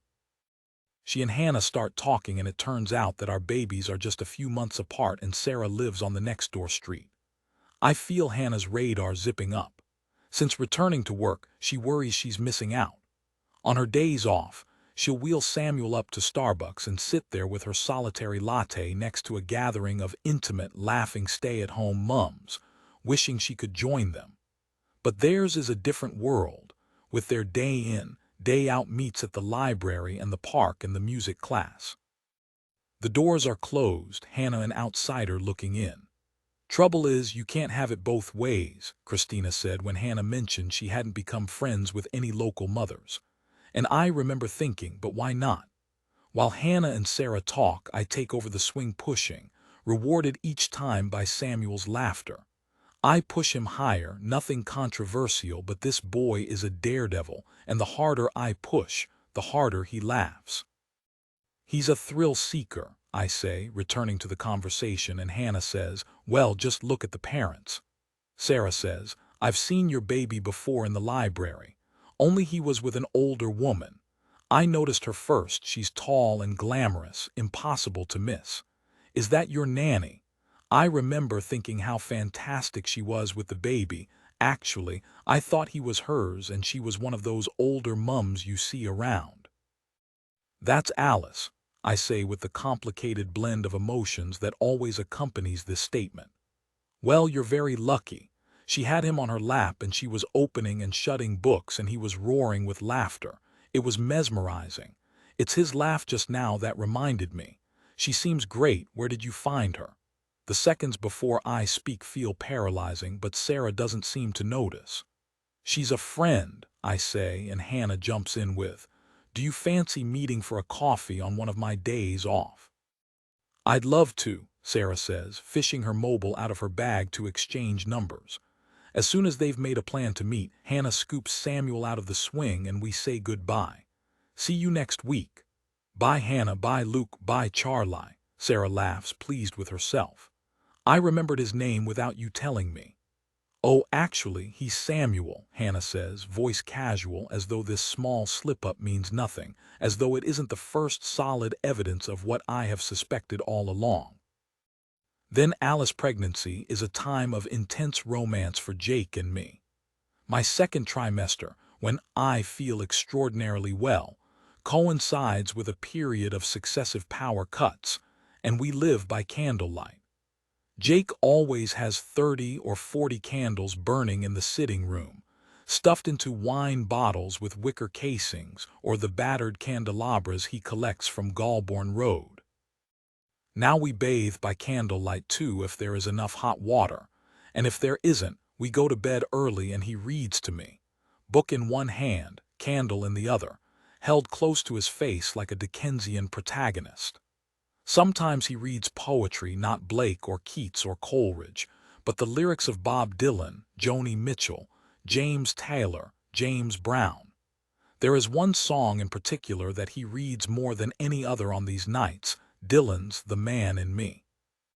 When you hear Dylan singing this song, it is elevated to something heartrending and insightful, the story of a woman who comprehends all the things her lover tries to hide. Its message is not lost on me. Night after night we stay in together, working or lying on the sofa listening to records.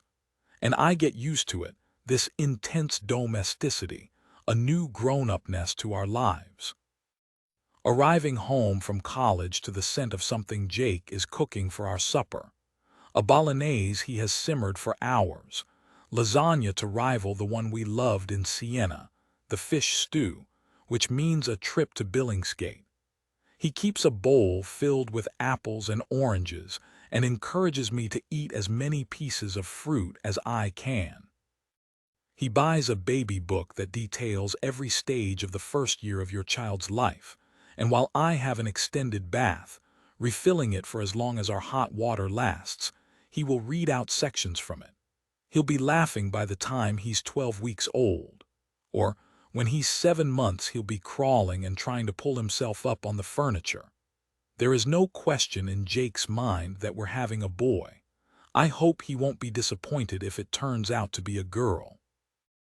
As Christmas approaches, I feel hurt that my mother still hasn't tried to get in touch. My parents don't know I am pregnant and I cannot face telling them. I can imagine my father's rage and I won't sully our happiness with it.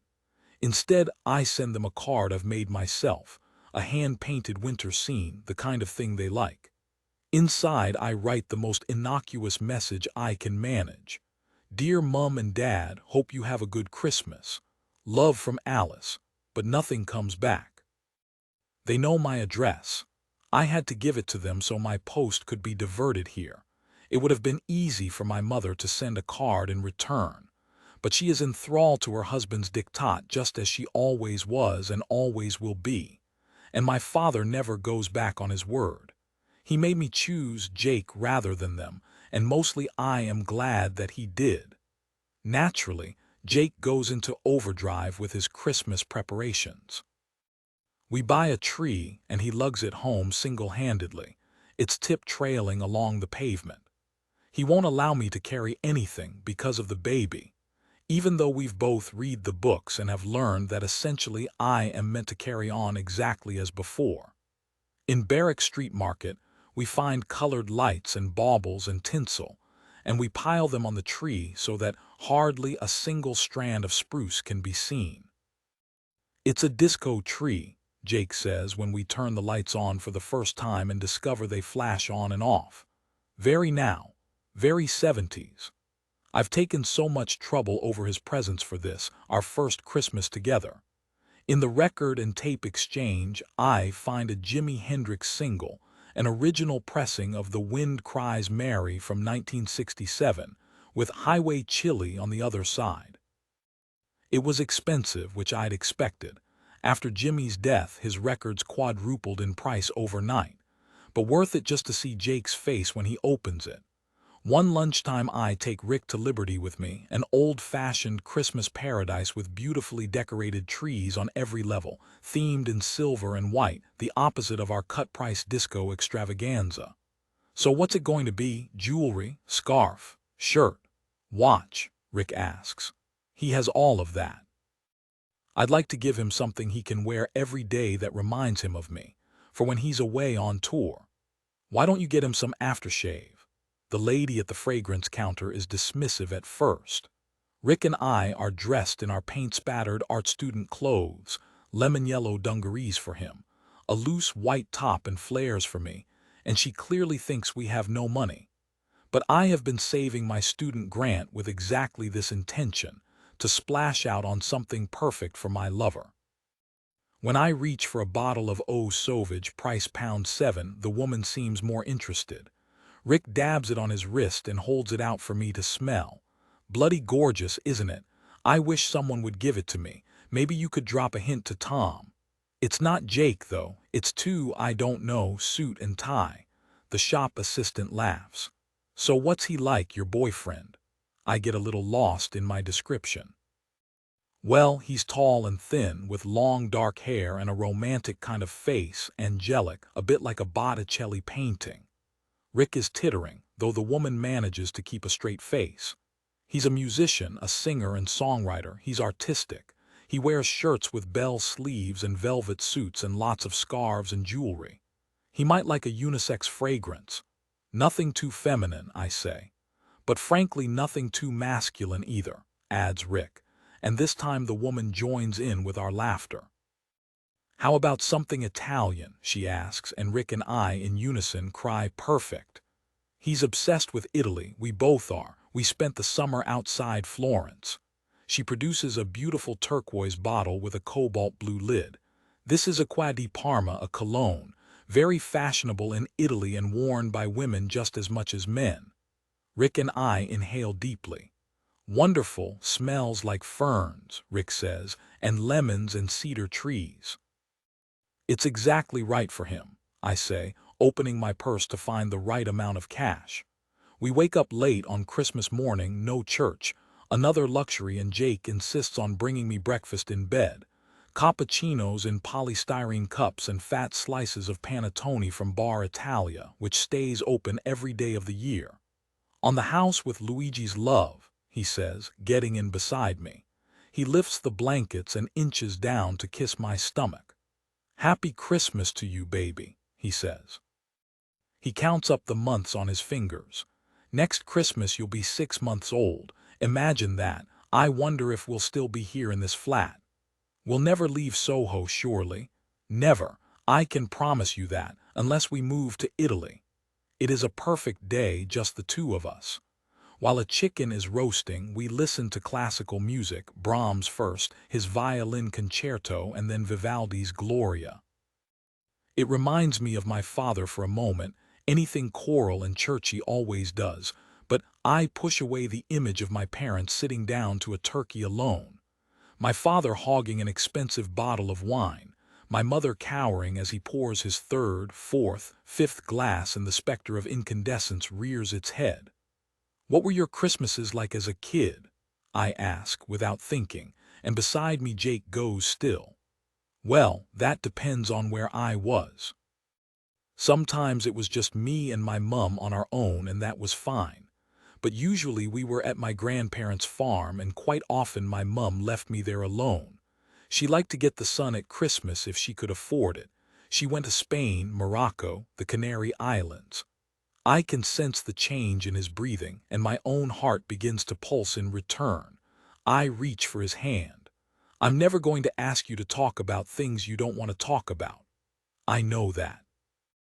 But sometimes I think it might help you to exorcise the past, and I would listen. I love you, and I want to help.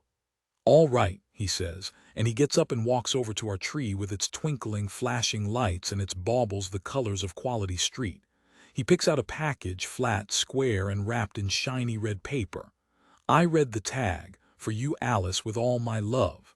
Inside there's a framed photograph, an instant bullet to the heart. It is a school portrait of Jake, aged 9 or 10, a beautiful boy with short hair and solemn eyes.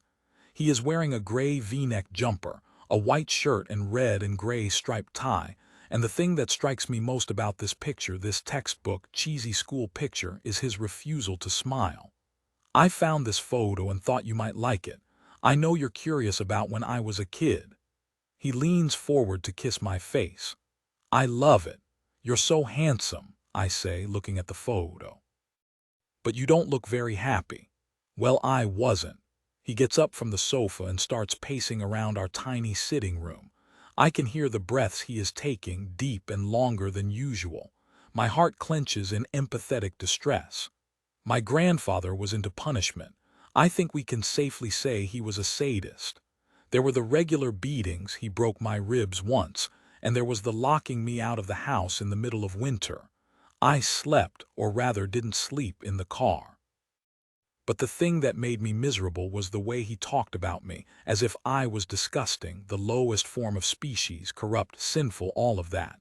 I was illegitimate, you see, which made me flawed and unlovable beyond redemption.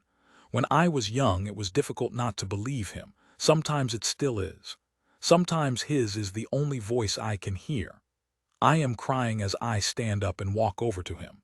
Is that why you? I leave the rest unsaid. Yes, he made me feel worthless. That life wasn't worth living, and it's hard to shake that feeling sometimes.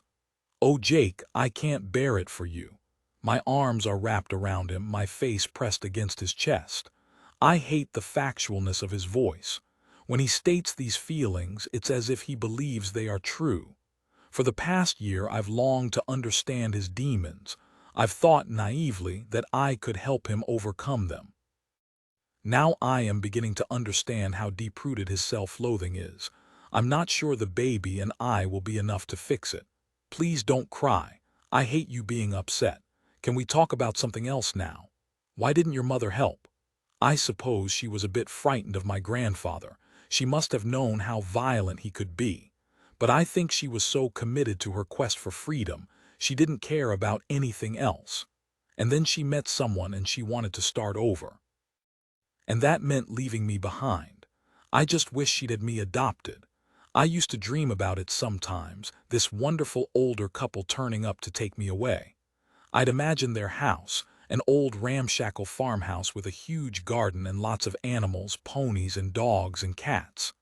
You honestly think it would have been better to be adopted? Of course it would. It was just me on my own dealing with my grandfather's rages, and this went on for years, all the way through my childhood. But you know what that's like. An only child with no other siblings to take the edge off. Sometimes I think I hate my mother more than my father for not standing up to him, never trying to protect me. We are exactly the same, you and I, but it's the thing that brought us together. You and me, that's the silver lining. When Jake goes out to baste the chicken and check on his roast potatoes, I sit back down on the sofa, the framed photograph balanced on my knees. It gives me a feeling of vertigo, this picture, not just the past, his past, the past that up until now he has kept hidden, hermetically sealed inside him.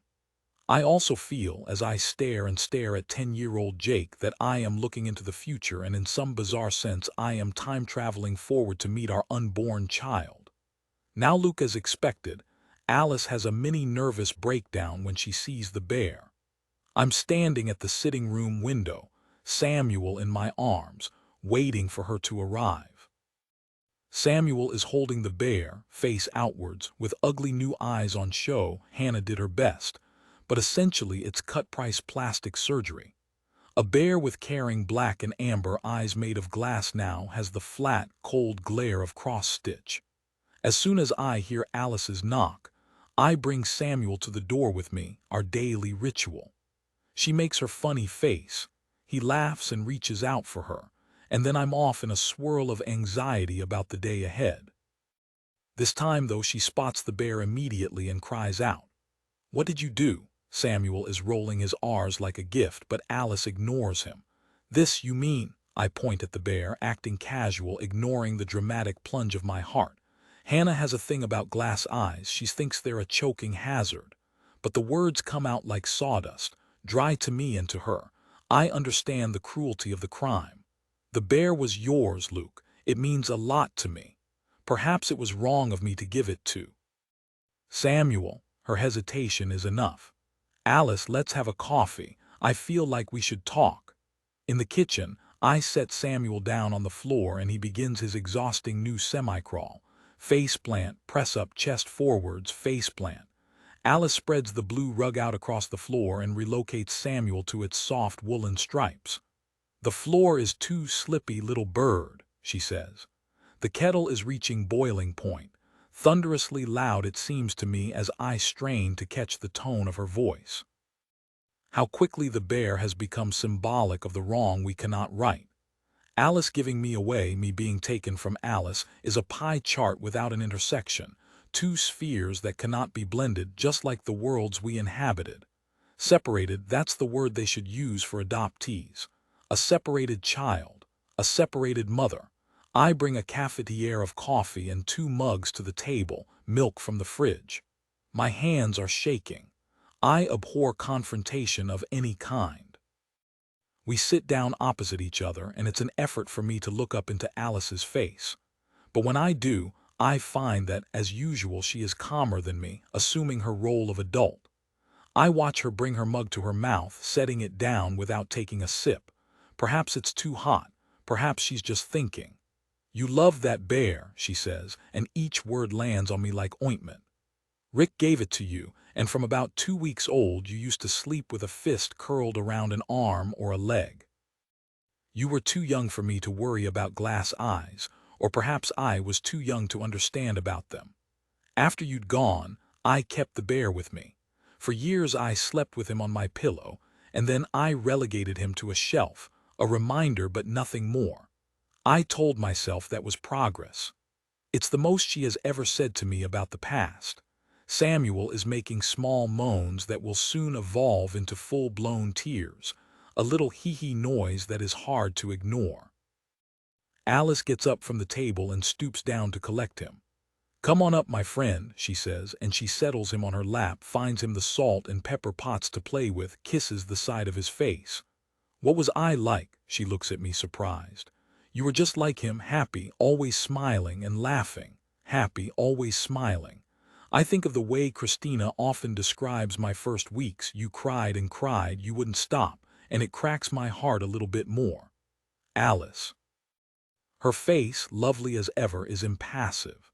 "You call Samuel Charlie sometimes, did you know?"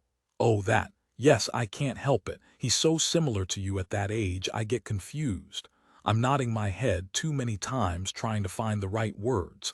"I'm beginning to feel as if we've got this the wrong way around. You looking after Samuel instead of getting to know me.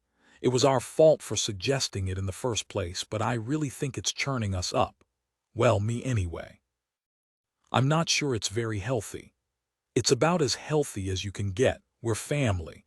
Isn't that better than farming out your child to someone you don't know?" I nod again, unconvinced. Suddenly, for the first time, I am really quite concerned by the depth of her love for my child. And the thing is, I don't know Alice, not really. "You don't want me to stop looking after him." There's anxiety in her face now, burning eyes. I can't look at them for long. "I know I don't talk to you enough about those weeks when we were together. I know you mind. Sometimes I try to talk about it, but there's just this great big block, memories I still can't cope with all this time later. You can't imagine how much I want to hear about it. The circumstances of my birth seem so mysterious. I remember you being born as if it was yesterday. It was very quick for a first baby, just a few hours. What did we do together? I know it's about sleeping and eating in the first weeks, but is there anything you can remember apart from that? Alice smiles. Actually, you loved swimming. Well, not swimming exactly, but lying on a little blow-up boat. You liked the sensation of floating, I think, and the sound of the waves. Waves? Surely we weren't in the sea. There's something here, a slight nervousness that I pick up on but cannot understand. I meant the sound of lapping water. Sometime I'd like to take Samuel swimming. I think he would love it. I feel embarrassed to say this, but sometimes I'm jealous of Samuel because he gets to spend time with you and I don't. Oh, Luke. Alice reaches out and squeezes my hand just for a second. How could you be jealous of this little thing? But I do understand. The whole situation is a little strange, isn't it? Samuel starts trilling like a bird and we both laugh. It lightens the atmosphere. Yes, you are very clever, Alice says. When the phone rings, I leave the answering machine to pick up, not for 1 second expecting my other mother to call. Hello, darling. I called your office and they said you weren't in. Just ringing to make sure you're not ill. Kiss that beautiful boy for me and say hello to Alice. We regard each other, Alice and I, when the machine clicks off, me wretched at the duplicity. It's a bit like having an affair, I say, only much, much worse. Alice smiles. Maybe you should tell her. Not sure I can. The lie just gets bigger the longer it goes on. I look at the kitchen clock. It's 10:3.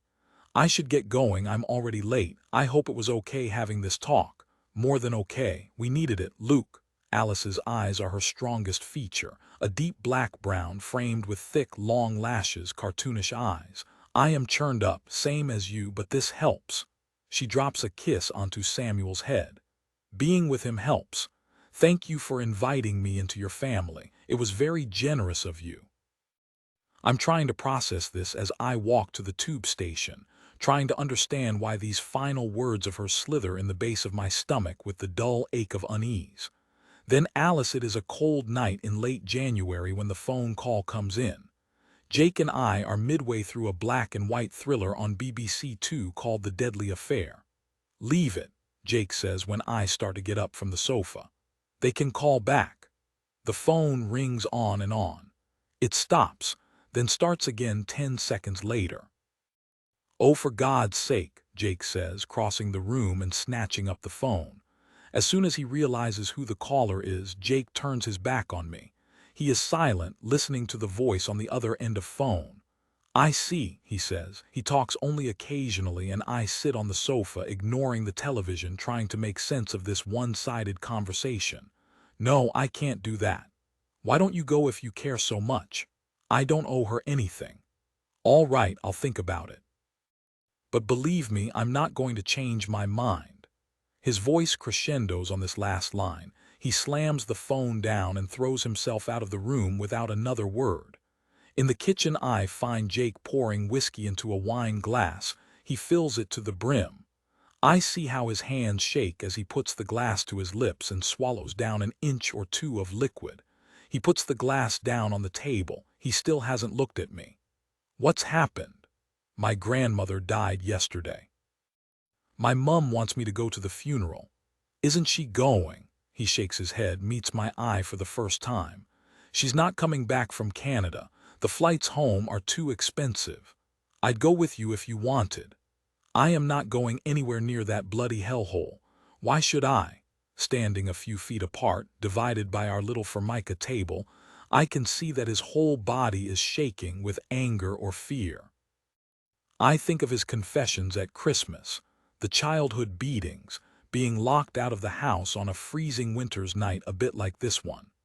I walk around the table and wrap my arms around his waist. He allows me to hold him for a few seconds before he wrenches away, and I watch him pacing around the kitchen in tiny restricted circles. He picks up his glass and downs the whiskey in 3 or 4 gulps. Talk to me, Jake.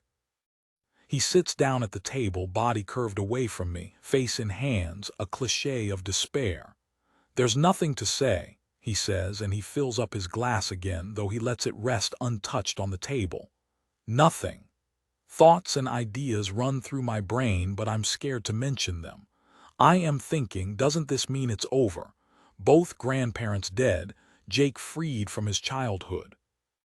What if he went back to that house as an adult with his lover, with his child soon to be born, and faced the ancient horrors that still haunt his dreams, those quiet, unguarded moments of sorrow? Let's watch the rest of the film.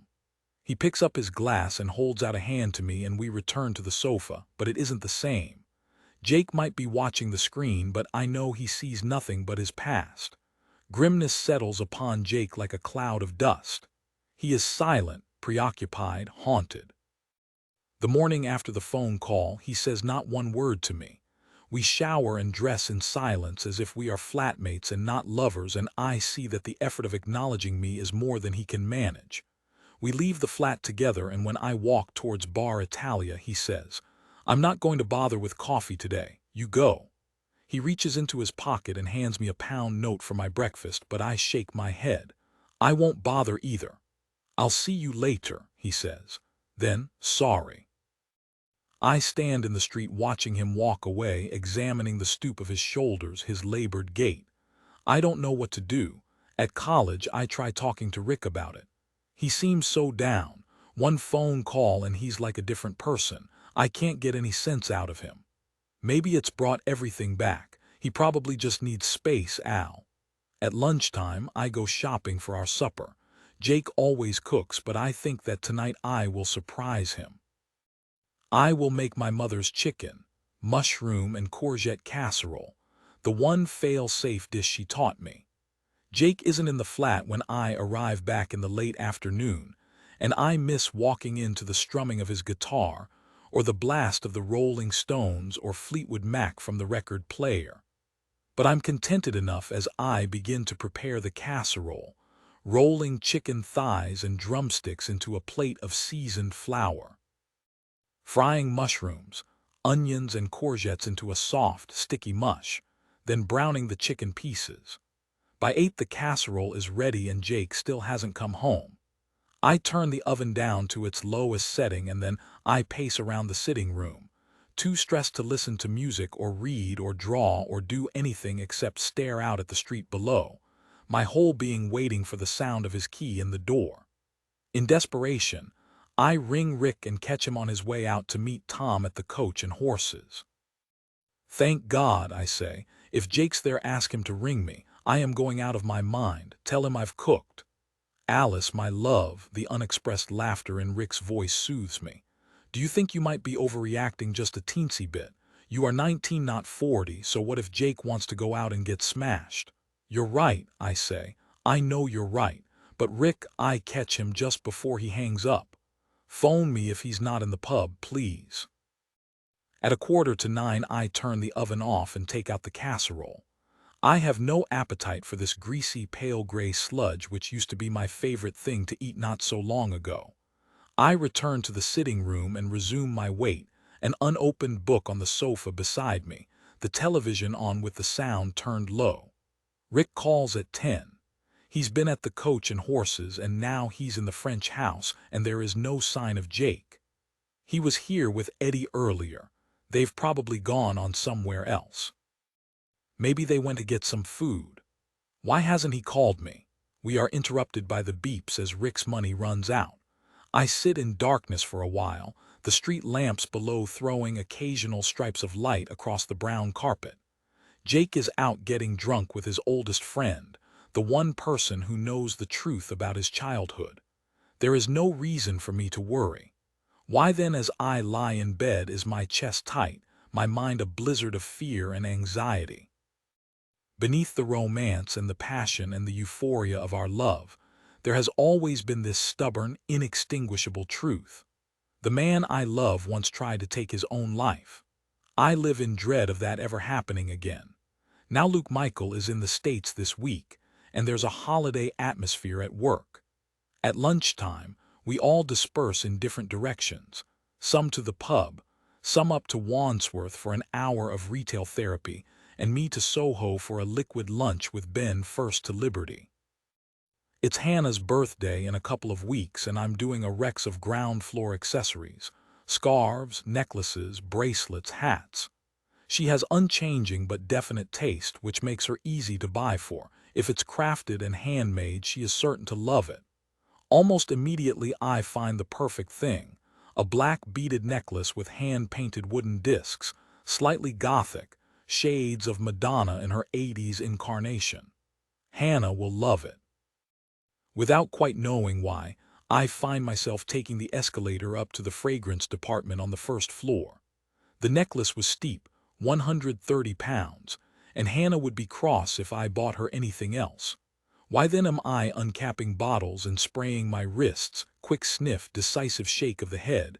No, that's not it, nope, nor is that, on and on until I've tried around 20 fragrances. Can I help? The woman behind the counter looks kind. I think that's the deciding factor. The truth blurts out before I've had time to recognize it.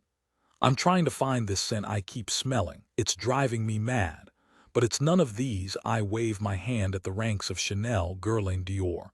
Can you describe the smell? Who is wearing it?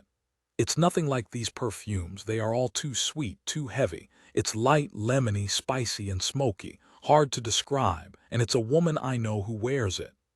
I hate the smile she gives me. I feel ashamed. She thinks I'm trying to buy the perfume of someone I've fallen in love with.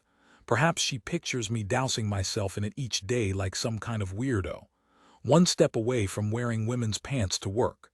Could it be cologne or aftershave? I nod, glad that someone is taking me seriously at last. I think it could, but I don't wear aftershave, so it's nothing I recognize. She picks up a sheet of cardboard and begins spraying its corners. Dior, Homme, Eau Sauvage, Gucci, Prada. It's none of these. Sharper, I say. Fresher, she points to a bottle.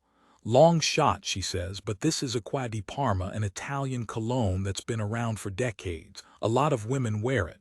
She uncaps the bottle and holds it out for me to sniff.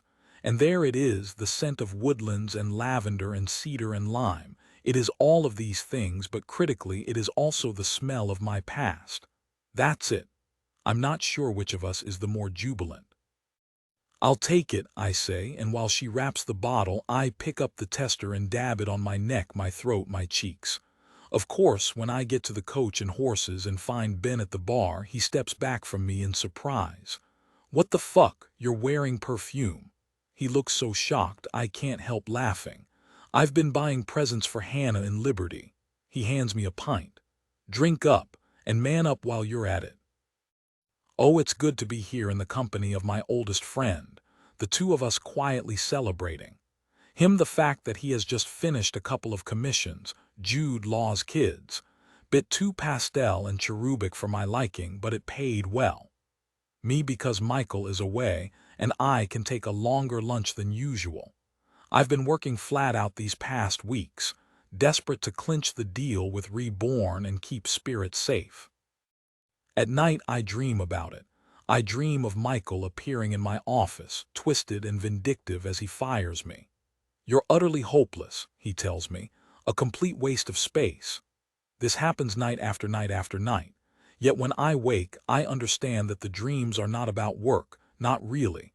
On a deep level, they connect to my concerns and fears about Alice. 2 pints turns to 3 in less than an hour. Lunch is 2 bags of cheese and onion crisps and a shared packet of KP nuts. I've missed this, I say, raising my pint. We never get a chance to go to the pub anymore. Ben is silent, sipping his ale, watching. I don't need to tell him I'm close to the edge. He's been right here on the brink with me many times. At school, he was the only one I ever cried in front of when my acute homesickness cut deep. We were 8, if that sounds lame, incarcerated for weeks at a time. I've come to understand, as an adult with my own child, that boarding school is little more than abandonment on repeat. It's Alice, isn't it? He says eventually. Ever since she came into your life, you've seemed messed up. Hold it there, I say. We need something stronger for this conversation. I return to the table with doubles of Jameson's and more beer. I don't think Alice is in the slightest bit interested in me, I say. All she really cares about is Samuel. Hannah can't see it or won't see it. She needs it to work with Alice so she can carry on with her job. The one thing we know is that we are leaving Samuel in good hands each day. But what is it you want from her? She can't be your mother again, not after 27 years apart. It's more that there's no real connection between us, and that seems strange to me. She never talks about the weeks when we were together. Why not? It's the one thing we have in common. What about Rick? What about him?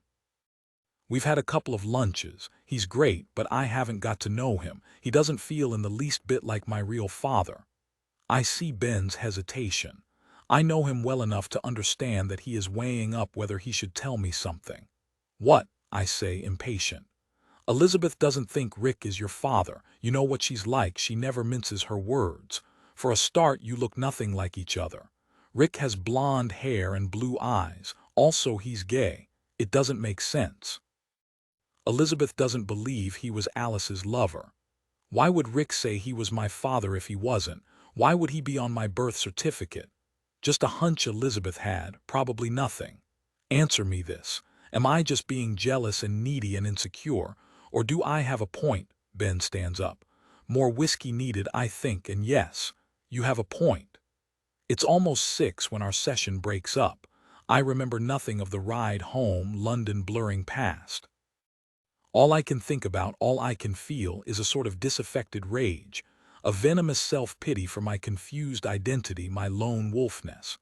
Probably not the right state of mind in which to meet my birth mother, and it doesn't help that I can't get my key in the door. After a few minutes of scraping and scratching and rattling, the door opens and I lurch through it, almost toppling into Alice and my small son. Oops. Goodness, Alice says. Are you okay? Fine, I slur. Sorm late. I reach out to take Samuel and Alice actually backs away from me. What I see is the way she curves her arms protectively around him as if he is her child, not mine. Why don't you have a lie down, she says. I'll wait here until Hannah gets back. Gimme M's on, I say, or at least I try to. I'm blind drunk, I realize now, without the fallback of Ben, who was so pissed himself we could communicate perfectly. A contrapuntal wave of sound unintelligible to all but us. Alice shakes her head. It's not safe. You might drop him.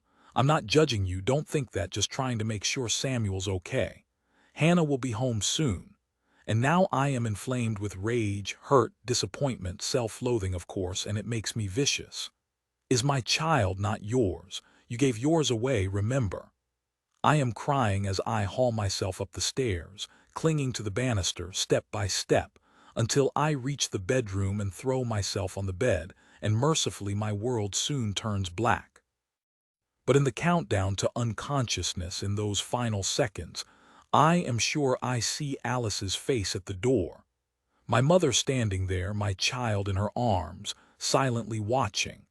Then Alice, it seems unfathomable to me now, 4 days into Jake's drinking binge, that there could have been a time when I didn't know him this way. We are living separate lives. In the mornings he is too deeply asleep to hear me leave for college, and I go straight to the Slade, foregoing my morning cappuccino, for I cannot bear to be in Bar Italia without him. In the evenings he is never at home, and I have learned to go to bed, forcing myself into sleep if I can, waiting for the slide and scrape as he attempts to fit his key in the lock if I can't. He is lost to me, but I understand he is drowning in torment. I know this from the notes I come home to, the desperate scrawls in a page ripped from his notebook. Alice, forgive me. I'm so sorry. I hate myself. This will stop, I promise, but it doesn't stop. 4 days turns into 5. I ring Eddie and he suggests meeting for lunch. We go to a cafe near college and he orders a full English, undercooked bacon, pallid sausages, beans, fried egg, tinned tomatoes, and a rack of white toast. It makes me nauseous to look at it. I drink a cup of tea and try to eat my hot buttered toast, but I can't manage more than a couple of bites. You must be going out of your mind, Eddie says. Pretty much. He does this sometimes, Alice, when it all gets on top of him. I don't understand why it has to carry on. He made the decision not to go to the funeral. Why isn't that the end of it? It's not about the funeral anymore. This is Jake's depression. It's a self-hate thing, a self-perpetuating thing. You might not understand this, but Jake is punishing himself. But why? Goes back to his grandparents. Jake still hears the things they said to him as a child. He still believes them. It's like he's avoiding me. He is avoiding you. He's ashamed. He doesn't want you to see him like this. When will it end? Eddie shrugs. He'll burn himself out sooner or later. Shouldn't he see his doctor? He should, but he won't. What will happen now is that he'll come to his senses and he'll quit drinking. And for a while, everything will be fine. I wake in the middle of the night and sense Jake's presence even before I see him sitting with his back against the bedroom door as if he has simply slid down it, his knees pressed high against his chest. "Jake," I whisper, and he says, "Hey." I can tell from this one word that he is sober. His face, lit up by the moon, seems so lovely to me, and I am overwhelmed with longing for him. "I miss you." I cannot stop myself from crying. "Will you come to bed?" He shakes his head. "You want to know about that time when I was 16, he says, and his voice is so somber I feel afraid. "Yes, if you want to tell me." He takes so long to begin that I am drifting towards sleep when his voice cuts into the darkness. "My grandmother knew about the beatings, and she blamed me for them. She used to say, 'Your grandfather is a good man, but you push him to the limit.' She resented me living with them, and she told me that most days. She'd say, 'Even your own mother doesn't want you. Don't you think you ought to try and be more lovable?' I tried to change, but whatever I did, it wasn't enough. And whenever my grandfather beat me up, she would tell me, 'Look what you've made him do now.' So I grew up thinking I was flawed, but I had an escape route, and that's what kept me going. When I turned 16, I was going to live with my mum in London. 'Just wait till you've left school,' my mum would tell me. 'You and I will have so much fun.' I was going to get a job and earn enough money to buy myself a decent guitar, and then I could join a band. I know that I mustn't talk or touch Jake or do anything to stop his story, but I move noiselessly from the bed and I sit on the floor, just a few feet away, in a pool of moonlight. My mum came to stay on my 16th birthday. She gave me a Van Morrison record, and my grandmother made a cake. And in the morning, my mum said she had some news. She told me she was moving to Canada with her new boyfriend, and I could join her in a year or so if I wanted. She'd bought her plane ticket and was leaving in a month. She had known for weeks, but she didn't want to spoil my birthday." He stopped speaking for a moment, and this heartless betrayal, a decade old now, lingers in the air. "I didn't mean to kill myself. It was an impulse thing. I saw the kitchen knife and I was drawn to it. But the doctors thought I was suicidal. Next thing I knew, I was in a secure psychiatric unit in Epsom. I was locked up there for 9 months. Jake." I inch towards him, needing to be closer, but he says, "I'm going to finish, Alice." His voice is determined, almost chilling, and so I stay where I am, just out of reach. "My mum came to see me a few times before she left for Canada, but she never stayed long. She was too scared." "What was it like? Do you really want to know?" I nod my head, unable to speak. "It was like hell, or worse maybe. I was so out of it to begin with. I lost my grip on who I was. I just existed in this crazy place where people banged on the walls and shouted and wept and moaned all day long. There was one young guy, and he used to talk to the wall, a proper conversation with pauses, like he was addressing an invisible alien or something. There was a woman in the room next door to me who used to howl every night, these long, awful cries of anguish, the screamer they called her. So much anger, everyone fighting and shouting and arguing, the patients, the staff, and sadness. It was like bathing in it all the time.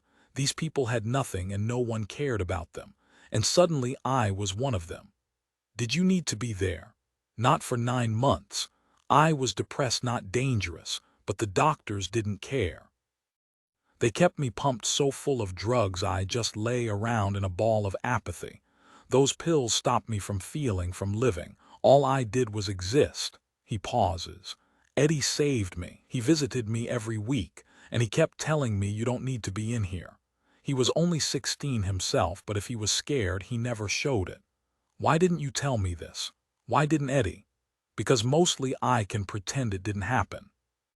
But then my grandmother died and it came rushing back, and the feelings I had, the memories, were too much. At last he stands up and holds out a hand and pulls me to my feet, and I am in his arms, my face buried against his neck, my tears wetting his skin. Promise me you'll never let me go back to a place like that. I understand so much about Jake on the strength of this one conversation. I know now why being with him has always felt so potent. He inhabits every moment of his day, from the morning cappuccino to the songs he listens to and the food he cooks at night. Jake's terror, I realize, is blankness. I lost you, I say when I am able to speak. You left me. I'm sorry. His mouth against my hair, his arms holding my waist. We'll go to bed and we'll make love until the light begins to press against the windows and we will fall asleep, wrapped up so tightly that our faces touch and our breath becomes one. Don't ever leave me again, I say. I won't, Jake says. I promise I won't, and I believe him, because I must. Now Luke's self-sabotage or acts of destruction are a common response in adoptees. They will put themselves in a situation and push until the thing they fear most happens. We call it self-fulfilling prophecy. Who am I?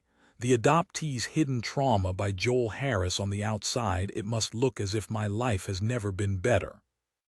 Reborn have rejected Universal's offer, and their manager, Steve Harris, has told me Spirit is back in the race. I should be ecstatic with relief and excitement at the prospect of potentially working with one of the hottest unsigned bands in Britain. And yet, I am clenched with a feeling of doom from the moment I wake. Ever since I came home drunk, Alice has barely spoken a word to me.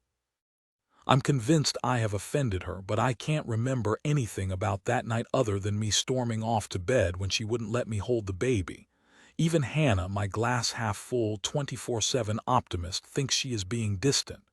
"Is everything okay, Alice?" she asked one evening while Alice was packing up her things to leave. "Yes, of course. Why wouldn't it be? You've seemed a bit quiet the last few days." "Oh no, you're imagining it."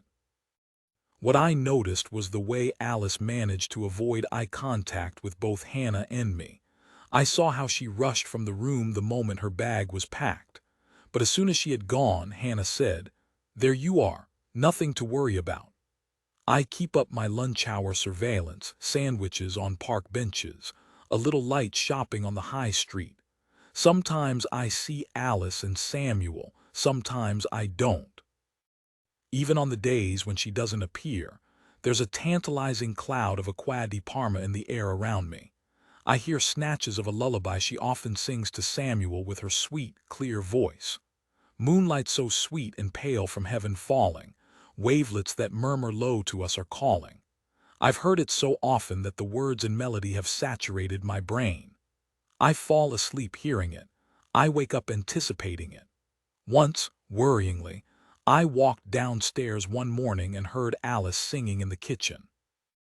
Of course, by the time I got there, the singing had stopped, which raises the obvious question: am I imagining things? I haven't told Hannah about this, but my silence is driving a wedge between us. More and more, I catch her watching me with that little stripe of anxiety between her eyebrows. Not long ago, I used to crave her concern. Now I want to avoid it. I won't let anything come between me and my lunch hour sleuthing, my daily fix of Alice and Samuel, this flatline into my past. I arrive home at 6 o'clock to find Hannah and Alice sitting at the kitchen table. "Tea?" Hannah asks, gesturing at the pot. "Beer," I say, heading for the fridge. Alice says, "Right, I must be off, I'm already late." I say, popping open my can, "Where do you go, Alice, when you rush off like this? Is there someone you have to visit?" I'm not even sure where I'm heading with this, but since Ben raised the suspicion that Rick might not actually be my father, I'm wondering if someone else is going to come out of the woodwork. At this point, nothing would surprise me. I look into her eyes as I speak just to see what's there. Her face is expressionless as always, but I detect a wariness. I rush off to my studio, Luke. I have work to catch up on. Please stay for a few minutes. I feel like I never see you. Sure, Alice says, but there's no warmth to her voice, none at all. I join them at the kitchen table where Samuel is in Hannah's arms, having his bedtime bottle of milk, eyes darting from left to right like he's reading a hymn sheet. And the instinct to self-sabotage rises within me, serpent-like, impossible to ignore. What did you and Samuel get up to today, Alice? Oh, the usual. We went to the library this morning. He's obsessed with books. I think you've got the makings of a real bookworm. Did you go to the park? Did you feed the ducks? Yes, how did you know? You sing to Samuel, don't you, Alice? Sometimes, but there's a song you sing. Santa Lucia, it's called. I looked it up. Did you sing it to me when I was a baby? It's just when I heard you singing it, I felt something. Perhaps it was recall, a memory. Do you think that's possible? Do you think I might remember? I'm asking too many questions. I've stood up now and am pacing, unable to stop. Alice says, voice calm, but when can you have heard me sing it? Today in the park. You were there today and you saw us. Why didn't you come and say hello? Hannah is staring at me aghast, no other word for it, and Alice looks a little horrified herself. But the strange thing is, I just don't care. I am unraveling rapidly, and I no longer mind me, the anxious people-pleaser who gets to see it. I was in a rush. Alice stands up from the table, squeezes my shoulder perfunctorily and says, well, another time please join us. We'd be so thrilled to see you. We, Alice and Samuel, Alice and Charlie, the mother with the interchangeable baby. The moment the front door has closed behind Alice, Hannah says, what the fuck is going on? I sit slumped over my beer, head in hands. Why do I think you're following Alice in your lunch hour? Because that's what I am doing. Why, for God's sake, Luke? I don't know. Something about her is making me uneasy. Don't you feel it? Can't you tell how obsessed she is with Samuel? And that's why you're stalking her around the park. Your mother and your son. Can you hear how that sounds? I sit scrunched up, arms wrapped around myself, a primal curl. She reaches across the table for my hand. Babe, she says, this whole Alice thing has really taken a toll on you, hasn't it? I wish we'd never asked her to look after Samuel in the first place, but he adores her. And we feel safe with her looking after him. That counts for everything, doesn't it? Does it? I think we need to find someone for you to talk to. I think this situation has triggered some kind of she breaks off to choose her words. Psychological collapse. You're not listening to me. Alice is taking our baby away, and you can't even see it. Then Alice, I have learned so much about Jake in these weeks, and I understand how to look after him. I am watchful like Eddie, but I never mention his depression or the shadow of his childhood. There's a new comprehension between us, that's all. I encourage him to avoid alcohol and to take up exercise, and he obliges. Most days he runs in Hyde Park. When he is quiet, when a look of sorrow falls upon his face, I am quiet too. Silent but present, that's my intention. I can soften his solitude. I can show him that he never needs to feel alone. And we are happy again, the blip of his 5-day drinking binge almost but not quite forgotten. I am 6 months pregnant by the time of my show, and the dress I choose to wear at the opening, a long, silky thing in vivid poppy red, clings to my swelling stomach. I stand in front of the bathroom mirror admiring my profile while Jacob blind shaves in the bath. Definitely pregnant now, I say, and he laughs. Why were you thinking you might not be? I like that it shows. I like people knowing. Me too, he says. But there will be press tonight, and that means photos, he trails off. No need to say the rest.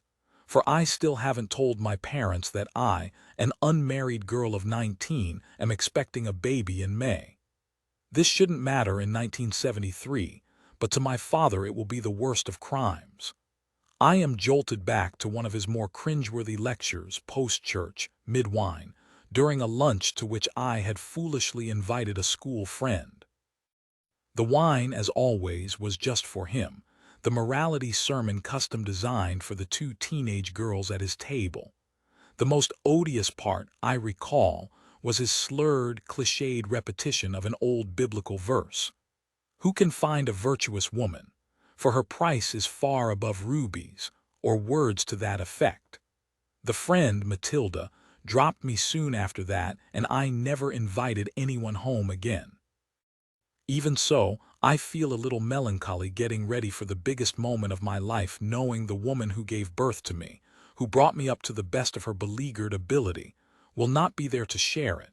And Jake, as always, knows what is in my head. Soon we'll have our own family, he says as we set off for Robin's gallery, and that's what matters.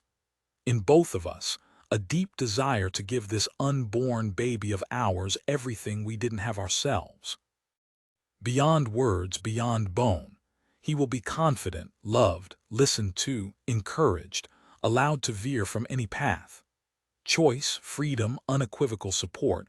Oh, we can get really quite evangelical on the subject of what makes for a perfect childhood. The opposite of ours is the shortcut. How to describe the feeling of walking into a gallery where my painting of Jake and Eddie hangs in the window, where my name is spelled out against the white walls in huge capital letters, Alice Garland. As instructed, we are half an hour early, yet there are already several people walking around, glass in hand, observing the art. It makes my stomach swoop just to see them. I'm not sure I can do this, I say low-voiced to Jake. You've already done it, he says, with a brief kiss to my cheek. He throws his arms open to take in the gallery, its walls covered in my art. Your time has come, he says, and you, Alice Garland, are 100% ready for it. Rick is already here, drinking champagne and chatting to Robin's guests. Unlike me, he is entirely at ease amidst a room full of art lovers, thrilled to be introduced over and over again as Robin's latest discovery. If he carries on with his avant-garde portraiture, Robin has intimated that the next show will be his. Your paintings look so beautiful, he says, hugging Jake and I in turn. I actually wept when I saw them. See that guy? He points out a collector he recognizes. The one in the red corduroy jacket and black polo neck. Robin told me he dropped £8,000 in this gallery last year. Corduroy jacket seems fixated by the Pieta, titled apparition, me seated with Jake asleep in my lap. I like the way his dark hair flops over my left hip, his hand curled between my thighs, his face, eyes closed, so beautiful in repose. Robin comes over carrying 2 glasses of orange juice. Jake has avoided alcohol for 3 months now and is in better shape than ever. I invited Jasper to come before everyone else, he says, nodding at the man. Early reports are favorable. He'll buy a few tonight, I think, but that's the one he likes best. With his established artists, Robin takes a 60% cut of the sales. As a lowly second-year art student, I was awarded a generous advance, but all the takings go to the gallery. If we sell the lot, there'll be a big bonus for you, he said at the time, and dinner at San Lorenzo either way. I don't want to sell that one. The words are out before I can stop them. Both Robin and Jake look at me confused. But Alice, my dear, Robin speaks slowly as if to a child, all the work has been priced up. I bought it from you with the advance. I thought you understood that. It's a moment before I can speak, irritated to find I'm fighting back tears. It's so personal. Me and Jake, I don't think I want it hanging on someone else's wall. Can't we put a red sticker on it? It's the best painting in the show with the highest price tag. Robin's voice is neutral, patient. He wants to be kind. You can do another one, Jake says, a whispered aside. I shake my head and have to wait before I'm able to speak. Even so, my voice cracks a little. You can't just knock out copies. It doesn't work like that. The reason I love that painting is because it holds all my feelings about you. Why would I want someone else to have it? Jake says. Robin, could we keep it? Alice will give you back some of the advance. How about that? The whole thing, I say, if you like. I haven't spent any of it. I just want to keep that painting. It's too personal to sell. I wonder if my pregnancy hormones are getting the better of me, but I don't think so. I need to protect Jake's vulnerability. This painting leaves us too exposed. My love for him, my desire to keep him safe from the darkness he tries so hard to hide. The self-loathing I now understand. It's all there in this picture. At exactly this moment, Jasper turns around and catches sight of the three of us talking, Jake with his arm wrapped around me. "Ah," he says, "the artistes." He pronounces it with an exaggerated accent. "Congratulations, your work is wonderful." We shake hands, and although I avoid Robin's eyes, I can feel his fierce scrutiny.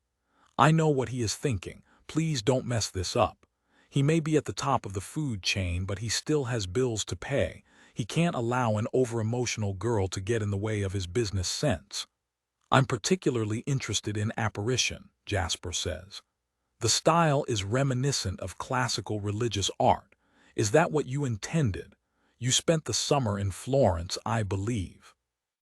And so I tell him about my visits to the Accademia, my obsession with the work of Stefano Piri and in particular his Pieta.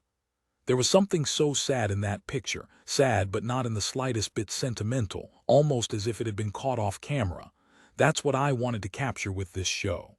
And why the title Apparition? "I suggested that," Robin says. "I'm not sure exactly why. I just got this peculiar sense of déjà vu when I first saw the painting." "It's a very private piece," I say, and Jake squeezes my hand. "Exactly," says Jasper. "That's what I like about it. It's full of emotion and love and pathos. I've made up my mind. I'm going to buy it, and a couple of the others too. Wonderful news." Robin has a firm smile for me as the two of them walk away to secure the deal. Jake says, "Please don't let it ruin your night. We can do as many pietas as you want. I am your forever life model." The gallery is filling up now with the young and beautiful, Robin's hand-picked crowd of artists, musicians, actors and models, art buyers and journalists, photographers with cameras slung around their necks. Jake is more used to this, and when a photographer from the Daily Express approaches us as we stand beside the Pieta with its little red sticker, he puts his hand around my waist. "Could you just turn towards Jacob a little, Alice?" the photographer asks, framing the shot. Instinctively, I rest one hand on my stomach, emphasizing the pregnancy in that unconscious way of new mothers. "A little closer together, please." Other photographers have begun to gather around now, and they join in, calling out requests. It's easiest for me to look at Jake instead of the photographers, and so I stare up at him and he drops a kiss on my forehead, both arms curved around me. And this is the shot that will make most of the papers tomorrow, the one my parents will see. Now Luke, the childhood of an adoptee, is characterized by its secrets. Rarely, for example, is the true genetic identity of the child revealed. A successful reunion between adopted child and natural parent relies upon stark honesty between both parties. Who am I?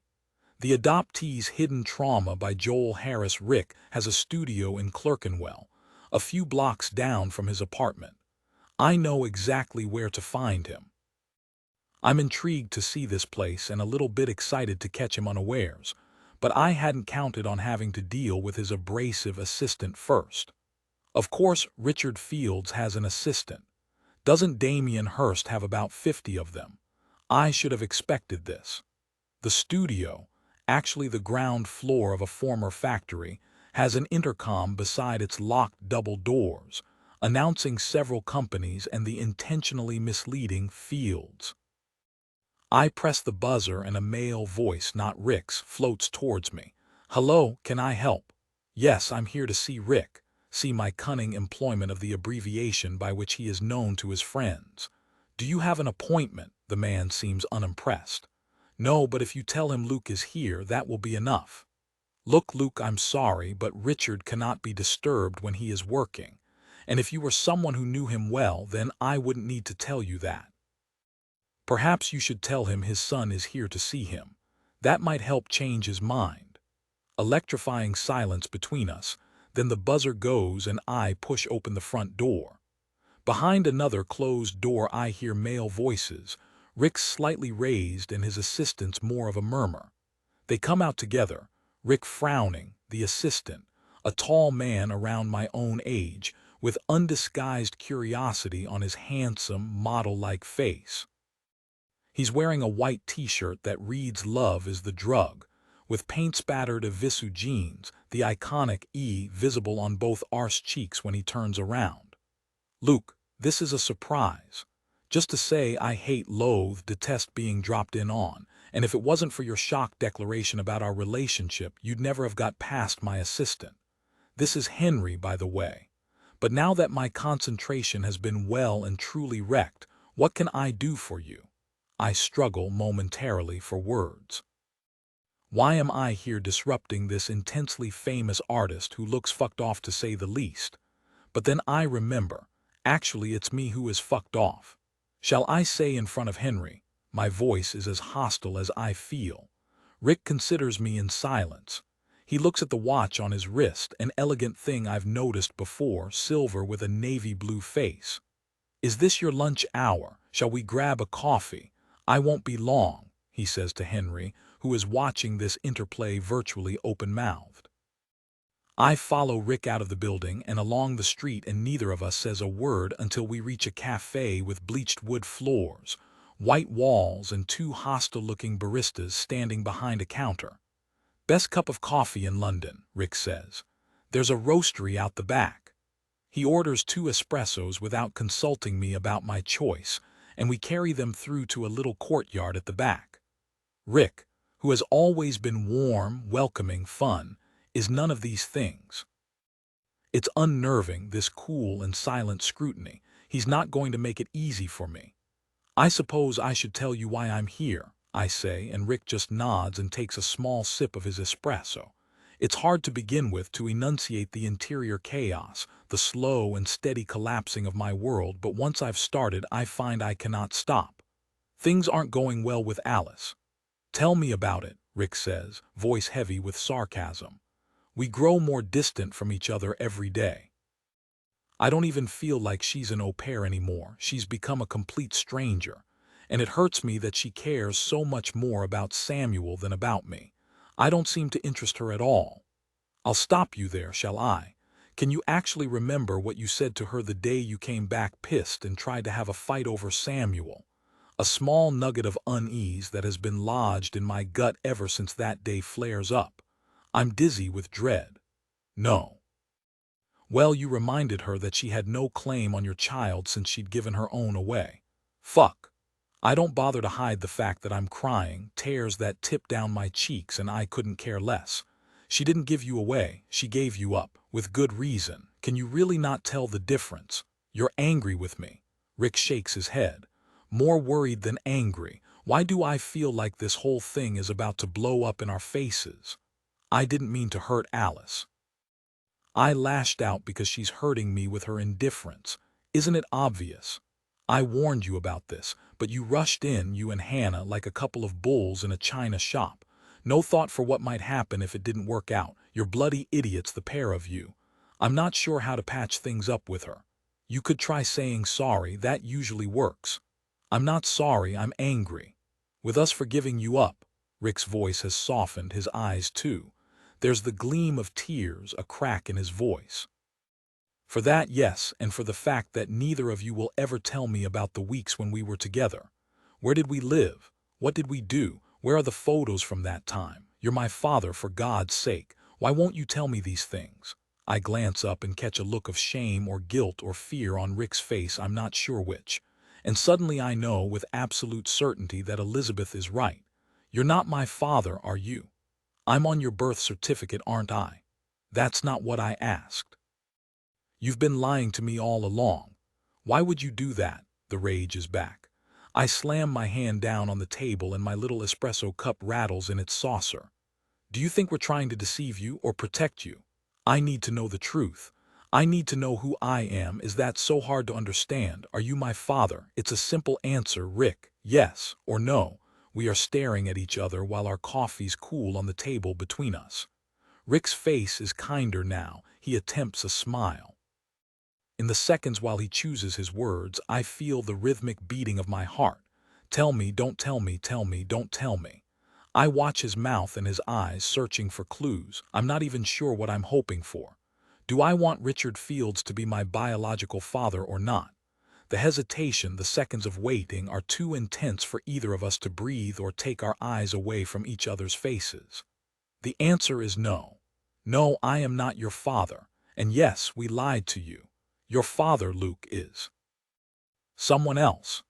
Then Alice disciples are playing a showcase gig at the St. Moritz on Wardour Street. 20 music journalists plus Robin's elite guest list of beautiful people, guaranteed to make me, at 7 months pregnant, feel fat and insecure. Rick is my plus one, resplendent in mulberry velvet loons and a patchwork jacket of emerald green and gold. It's a reality check for us both that in an hour's time our lovers will be appearing on stage. This is the first show disciples have played in a while, and it's sold out instantly. They have been rehearsing the new songs for weeks, and even though the first single went straight into the top 10, I know Jake is anxious. He is preoccupied almost all of the time. We'll spend a whole night together and he might only speak a few words to me. I'll be glad when the gig is over, except that then I am counting down the days until the band's 3-week European tour. At the St. Moritz, Rick and I are checked off the guest list and allowed backstage to the dressing room, a tiny, smoke-filled pit, ashtrays brimming with butts, an unhoovered carpet and nowhere to sit.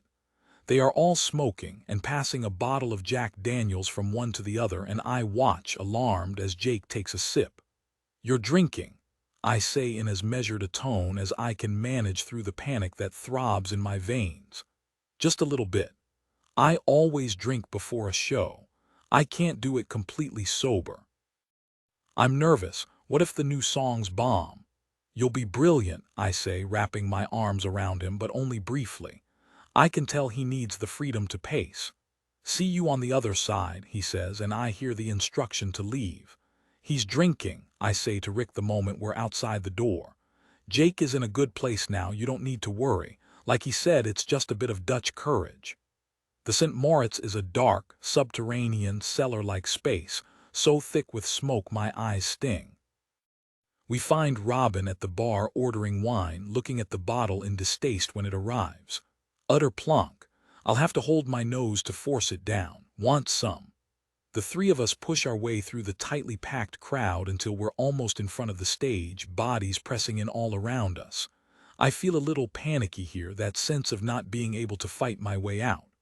"I'm a bit claustrophobic," I whisper to Rick, and he takes my hand and says, "Only for half an hour. I'll look after you." Robin points out the editor of NME, a reporter from Sounds magazine, the music critic from the Evening Standard, someone else from Time Out. "Jake's nervous," I tell him. "I've never seen him like that before. He's always so confident about his music. There's a lot of pressure from the record company. They need album 2 to go well, but don't worry, they were brilliant in rehearsal." A surreal, out-of-body experience, seeing my lover walk onto the stage, standing just meters away from us. He is an exceptionally beautiful man. I know this, of course, but seeing him raised up on stage like this emphasizes it even more.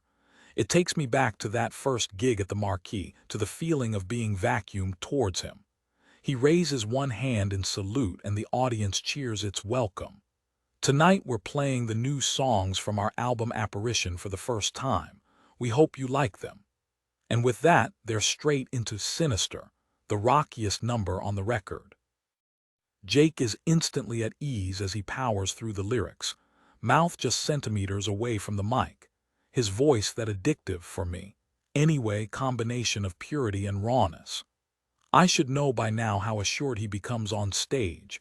No hint of self-consciousness as he struts from one side to the other and dances with his head thrown back, oblivious to everything except the music. The audience is loving it as far as I can tell, completely engrossed, eyes trained on the stage, no one talking. We are 4 songs in, just 2 more to go, and the mood shifts as the opening chords of Cassiopeia strike up. I'm looking at Rick when Jake begins singing, his rant against homophobia concealed as an ambiguous love song.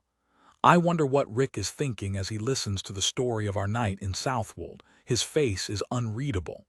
But when the song finishes, he puts his mouth to my ear. "He sees more than the rest of us, doesn't he?" Rick says.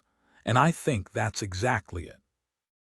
Jake's childhood may have damaged him irrevocably, but it also gave him more insight than most people have in a lifetime. For the final song, Jake sits on the edge of the stage, long legs dangling, just as he did the first time we saw him. "We don't normally do covers," he says, "but hey, for this song we can make an exception." From the first chord, I know it's "The Man in Me" by Dylan. The room shrinks as Jake seeks out my face and holds my gaze. And this song, which has broken my heart at times, becomes joyful in Jake's rendition. I understand why he's chosen to play it tonight. It's his way of reassuring me that he's going to be fine, we are going to be fine. Better than that, we are going to be golden. At the end of the set, the audience roars its approval with cheers and catcalls and stamping of feet. Rick turns to me and says, "Prepare yourself, my love. They are going to be massive." Now Luke I take a taxi from Clerkenwell to Clapham, too wretched and confused to face the tube or the office or anything apart from the confrontation that must come next. My head is filled with Rick's words, "I'm not your father," and then his refusal to tell me anything else. "Do you think she kept his identity from you for no reason?" His frustration had returned, this man whom I've admired so much, first as art-loving bystander, and then with what I believed was some biological claim upon him. "Well, if you won't tell me, Alice will have to," I said, all bravado, though I don't feel like that now.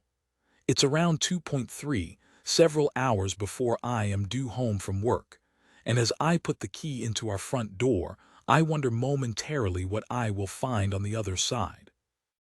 I hear singing from the kitchen, "Oh God," that bloody song again, an anthem that penetrates right through to my core. Alice has a lovely voice, and she sounds happy as she sings, happy and absorbed. When I enter the kitchen, for a moment she doesn't see me. She's sitting at the kitchen table with her sketchpad, Samuel in front of her in his bouncy chair. She has her head to one side, examining him, a small smile on her face. I feel as if I could watch them for hours, but perhaps I am signaling something through the airwaves, for she glances up and gives a shriek of surprise. "Luke, don't creep up on me like that. You gave me such a shock." There's something in her face here, something I can't identify, guilt perhaps, as if I've caught her at something. "Why aren't you at work? Are you ill?" You could say that. Ill in the head, sick in the heart. "Why did you lie to me about who my father is?" Less of a question, more of a rant. Why would you do that? And here's the thing, her face collapses instantly. She puts her hand across her mouth and stares down at the table, and I see the telltale tremor of her shoulders. "You asked me if I was ill just now, and I'm beginning to think I might be. Hannah thinks I'm having a breakdown." She said that. In so many words. She thinks this reunion of ours has pushed me over the edge.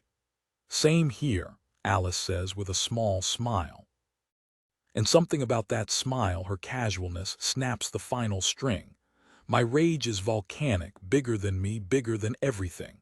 I can do nothing but submit to it, shouting like a tormented child. "Who is my father? Tell me, tell me." Alice shrinks away from me. I see it, yet I cannot stop. I feel violent. I slam my hand down on the table so hard it hurts. "Tell me who my father is. You have to." I'm wailing, I'm demonic, and Alice has her hands against her face. "All right." She's shouting too. "Sit down, Luke, and for God's sake, please calm down. Think of Samuel, if not me." Through all this yelling, the baby has remained asleep, and the sight of him, I can just see the top of his head peeking out above his chair, soothes me. I sit down opposite Alice. I breathe in slowly and let the air out in a long rush. "Christ, sorry. I lost control." "You don't need to apologize. I understand how hard this is on you. But I haven't been able to talk about your real father for a long time. 27 years, in fact, your lifetime.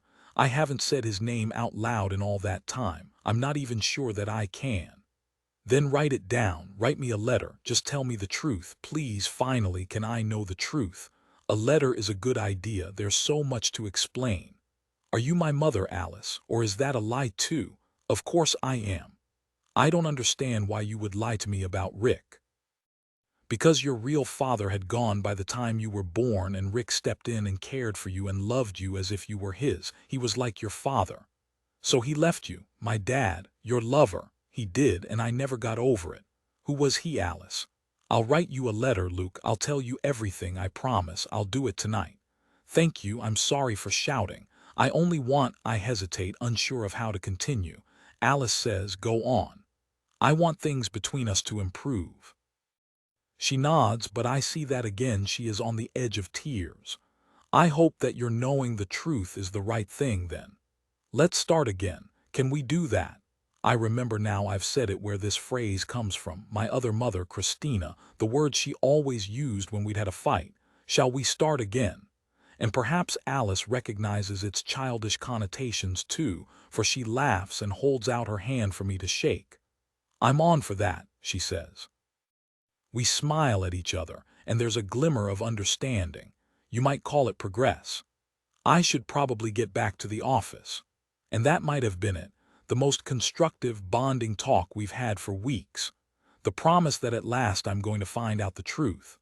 I stand up and peer over the top of Samuel's bouncy chair at my sleeping son. And in that moment, everything slides, my world pivots, and this momentary warmth between us is replaced with the bone-freezing suspicion of old.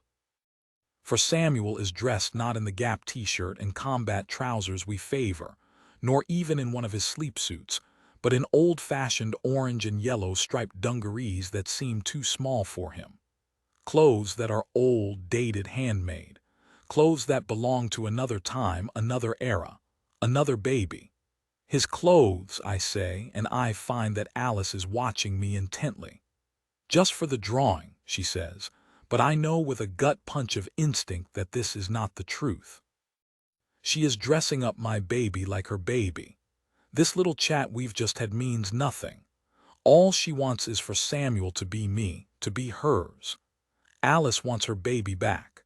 Then Alice had my father been watching the flat, waiting for Jake to leave, witness to our long drawn-out goodbye on the doorstep as he headed off for the European tour. Did he see the way he crouched down to kiss my 8 months pregnant belly? Goodbye, baby, be good, don't come out before I'm back.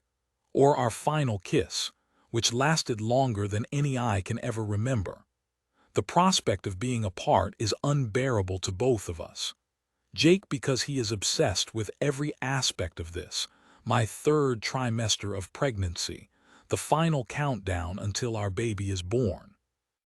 Me because despite his efforts to hide it, I sense a creeping darkness in him, silences that last too long, a listlessness that is entirely out of character. Apart from the gig at St. Moritz, he's managed to stay away from alcohol. But I can't help worrying about the damage he could do to himself without me to keep him stable. After he's gone, I walk around our flat picking up things that belong to him. The half-finished book by his side of the bed, Fear and Loathing on the Campaign Trail, 72, Hunter S. Thompson's vitriolic coverage of Nixon's second win. Jake, Eddie, Tom, Rick, and me. In fact, everyone I know are violently opposed to Nixon, to the continuation of the Vietnam War, its senseless wasting of life. Jake's black army boots, discarded at right angles to one another, still seem to contain his essence. I'm staring at them, wondering if I should sketch them when the doorbell rings. It takes a moment for me to register it. Another pressing of the bell, longer, more insistent. As I walk towards the stairs, I pick up an apple from the fruit bowl, an unusual snow whitish red, and take a bite of it, thinking only of Jake and how much I already miss him. I fling open the front door, and there, hovering on the doorstep, black shirt and trousers, the off-duty vicar garb he favors, is my father. The apple falls from my hand, bounces onto the doorstep and rolls to a stop at his feet. Are you going to invite me into the love nest? His mouth twists on the words. I am 8 months pregnant, no Jake or Rick to protect me.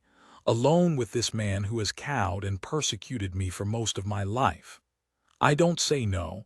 I don't slam the door in his face and double lock it from the inside. I stand aside and let him into the dark corridor where once upon a time Jake kissed me so passionately my sketchbook slammed to the floor. He follows me upstairs and into our flat, door opening into the orange, red, and purple room that has become my home. "Dear God," he says, "it's even worse than I thought, like some kind of bordello, I'd imagine. It's called fashion, but it probably hasn't reached Essex yet. If you can't be civil, I'll just come straight out with it. Sit down, Alice." "I'd rather stand. In your condition," again the twist of distaste. "I'll cut to the chase, shall I? Your mother and I want you to have this child adopted so you can get on and finish your degree. After all, you're doing rather well, aren't you, according to the papers? There will be plenty of time for children with this musician of yours if that's what you want. But you must not throw your life away. We won't allow it. You're not quite 20 and you have many opportunities ahead." "Since when did you care about my opportunities? I thought I was a disappointment academically and otherwise, according to you." I am clasping my stomach as I speak, for comfort, for reassurance, but aside from that I feel calm. For the first time in my life I'm not afraid. My father has his leather folder with him, a zipped thing he takes wherever he goes. I watch as he unzips it and brings out some kind of document. "Sure you won't sit down?" he says. He is in his late 40s, 28 when I was born, but he looks much older. His hair has thinned since I last saw him, greased wisps combed over a naked pate, the lower half of his face dragged downwards, too much flesh around his chin. "No thanks." He hands over the papers. "Have a look through these forms. I've taken the trouble to get in touch with a very good adoption agency, one with an excellent reputation.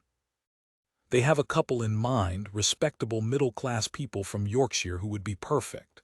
So if you and your lover decide you want to have the baby adopted, which in my mind, my scream, long and shrill, surprises me as much as him.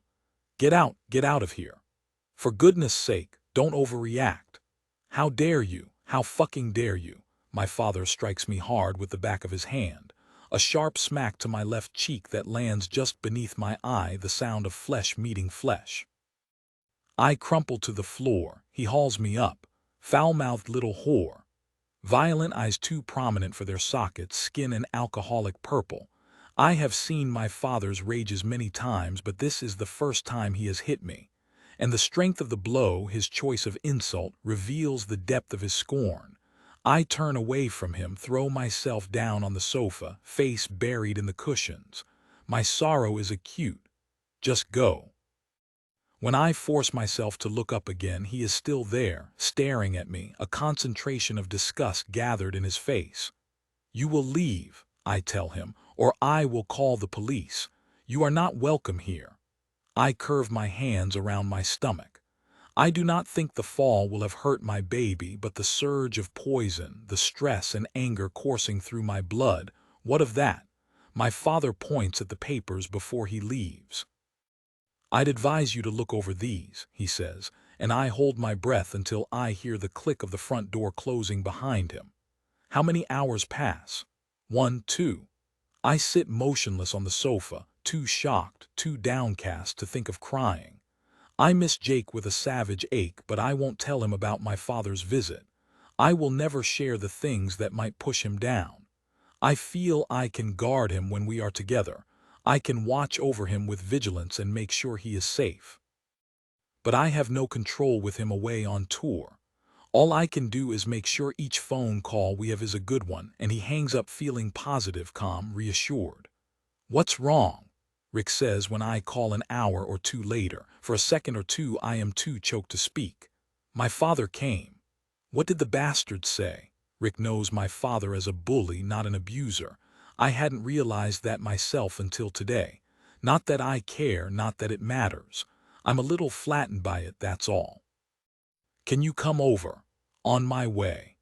I haven't bothered to look in the mirror, and when I open the front door, Rick takes a step back and yelps in surprise. "Alice, your face!" He screeches it, and then he makes a sequence of noises I've never heard him make before, a gasping, wheezing sound that turns out to be Rick crying.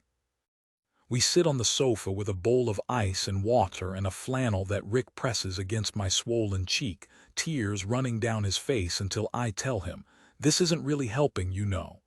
"You're right, I'm sorry, but I hate the fact that he did this when Jake was away. He'll kill your father when he finds out." "He won't find out. Rick, you have to promise me that. He couldn't handle it." "I think you underestimate him sometimes." "Hardly. Are you forgetting how he disappeared on a bender for almost a week? He's so fragile I'm only starting to realize how much I hate him being away. You've got to stop stressing, it can't be good for the baby.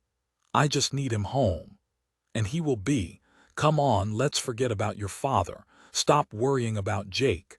Can't we do something normal and everyday, just you and me?" I watch as he lights all the candles in the sitting room, the way Jake usually does, so that this orange and red space is filled with a calming nighttime glow.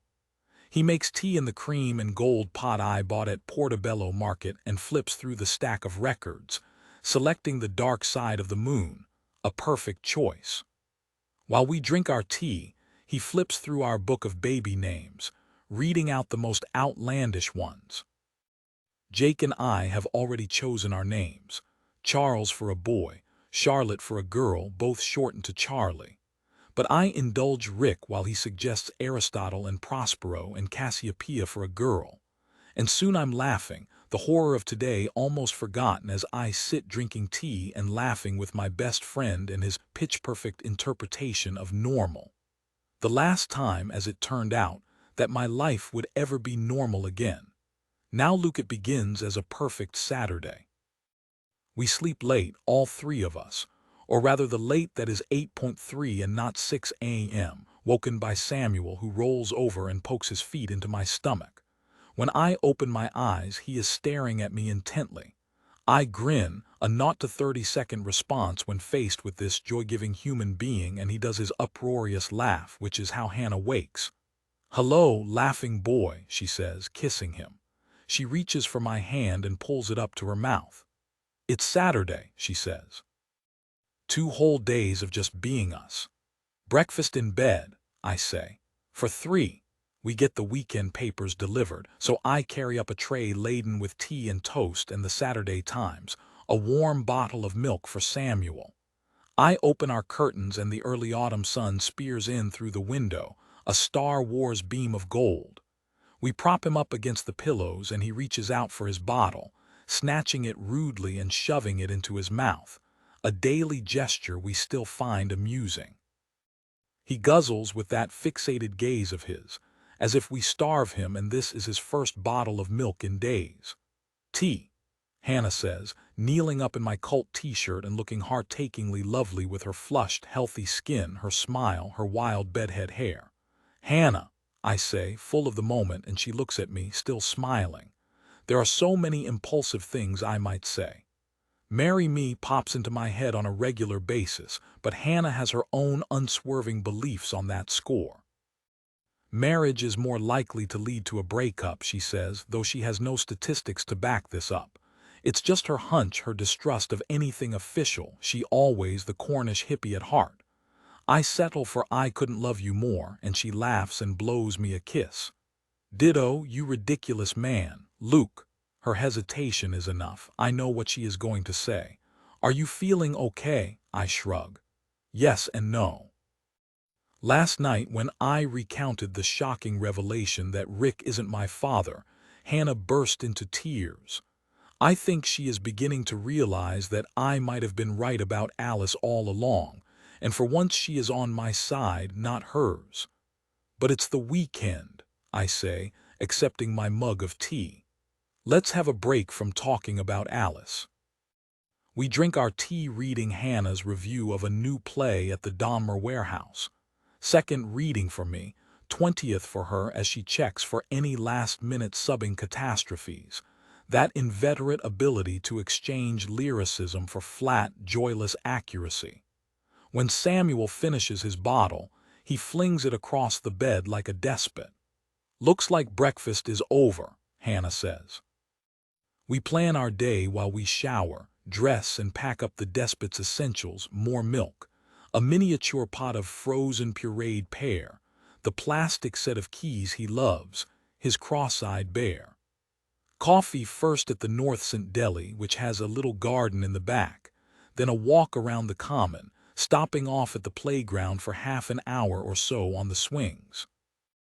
We'll buy lamb steaks from the butcher for dinner and a bottle of our favorite wine from Oddbins. And by the time we get home, Samuel will have fallen asleep, and we'll allow him to snooze in the buggy while we nip upstairs for a little siesta ourselves. The thought of this siesta, which might last an hour and a half if we're lucky, permission for the kind of slow, elongated sex of before, gives both of us a glow. I press my lips against the inside of Hannah's wrist, and she exhales in that way she has, telling me everything I need to know. I like the silent, shared programming of sex. It has its own eroticism. No, we can't fall into bed whenever we want to, leaving theaters and catching cabs on nothing more than a shared glance or a whispered desire as in the old days. But we can look forward to it for several hours, allowing the moment between us to build and build. Hand in hand, we walk through our neighborhood, where our long summer of heat has forced the trees into a premature burn of red and gold, with the occasional shock of canary yellow. When Samuel is older, he'll leap in the air to catch a falling leaf, and we'll tell him to make a wish. In Larkhall Rise, we admire, as always, the tall grandeur of the 4 terraced houses, each 1-3 stories with a generous slash of garden at the back. We notice how the last one, the shabbiest, which we had earmarked for our future, has a for sale sign, and we forecast how there will soon be a couple of bankers in it, faro and balling their front door, and putting out planters with miniatures trees like a couple of full stops. By the time we reach the deli, it's almost 11 o'clock, and my head is beginning to ache a little without its early morning injection of coffee. We never come to the North St. Deli, although our friends rave about it. Hannah is a sucker for the vintage china, loose-leaf tea, and chocolate eclairs of the French cafe on the high street, so it's a surprise when the owner rushes forwards to greet us. "Ciao," he says. "You've brought my favorite baby. I don't normally see him at the weekend." We're both smiling, ready to explain, when the man crouches down to Samuel's level. "Ciao, Charlie, where's your beautiful mama today?" The moment stills, the air freezes. There are whole seconds before either of us reacts. "Did you call him Charlie?" Hannah says, and her voice is harsh and unhannu-ish. "Yes, it's Charlie. I know him very well." The man stands up and holds out a hand for us to shake. "I'm Stefano," he says. "His mama Alice is a friend of mine. She comes here every day." What to do with this information? My beautiful, trusting girl. I see first shock, then horror flashing into her eyes as she registers the full repercussions of this. I say, "Alice is his au pair. I'm not sure why she's allowed you to think she's his mother." My voice doesn't sound much like me either, gruff, macho, unfriendly. In any other circumstances, I'd be ashamed of our rudeness. "There is some mistake," says Stefano, confused but wary. "Would you like some coffee, some cake? We have a lovely little garden in the back." "Yes," Hannah says, "we know about the garden, thank you. And I'm sorry, but I'm finding this information a little hard to get my head round. So just to be clear, Alice, your friend, our au pair, comes in here with our son Samuel, but she says he is hers. She pretends, in fact, to be his mother." Stefano looks crestfallen and trapped in the face of Hannah's cold interrogation. "I'm sorry," he shrugs. "I don't know what else to say." Hannah shakes her head. She seems to have run out of words. She bends down to the buggy, where Samuel is sitting wide-eyed and oblivious. She puts her hand against his cheek, just for a second, a heartbreaking gesture that says just the one word, "Mine." Then she stalks out of the cafe.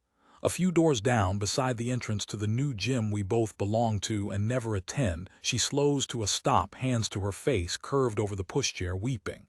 It's a good minute before she can speak, and when she does, she says not the thing I'm expecting. How dare she? How bloody dare she?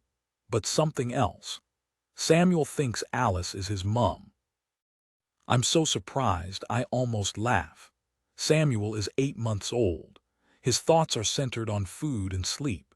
He doesn't yet have the cognitive power to assess who is and who isn't his actual mother, or so I have been repeatedly told. But Hannah's outburst is far from over. I should never have gone back to work. It was so selfish of me. I love him more than anything, and yet I've allowed a complete stranger to look after him day after day just so I could carry on with my stupid career. When your mother, your actual mother, the woman who brought you up for the first 18 years of your life, was generous enough to offer us financial support if I stayed at home to look after him like any normal, caring woman would, given the choice. And I've wanted to, oh, you don't know how much I've wanted to be with him, but I put my job first. And now this has happened and it's all my fault. How could it possibly be your fault? Samuel is too young to understand about things like that. He loves you. He knows you're his mum. I'm trying to hold on to her, but she shoves me away. You don't get it, do you? You don't understand what this is about. Yes, I do. You're worried that Samuel loves Alice more than you, and I'm telling you that's crazy.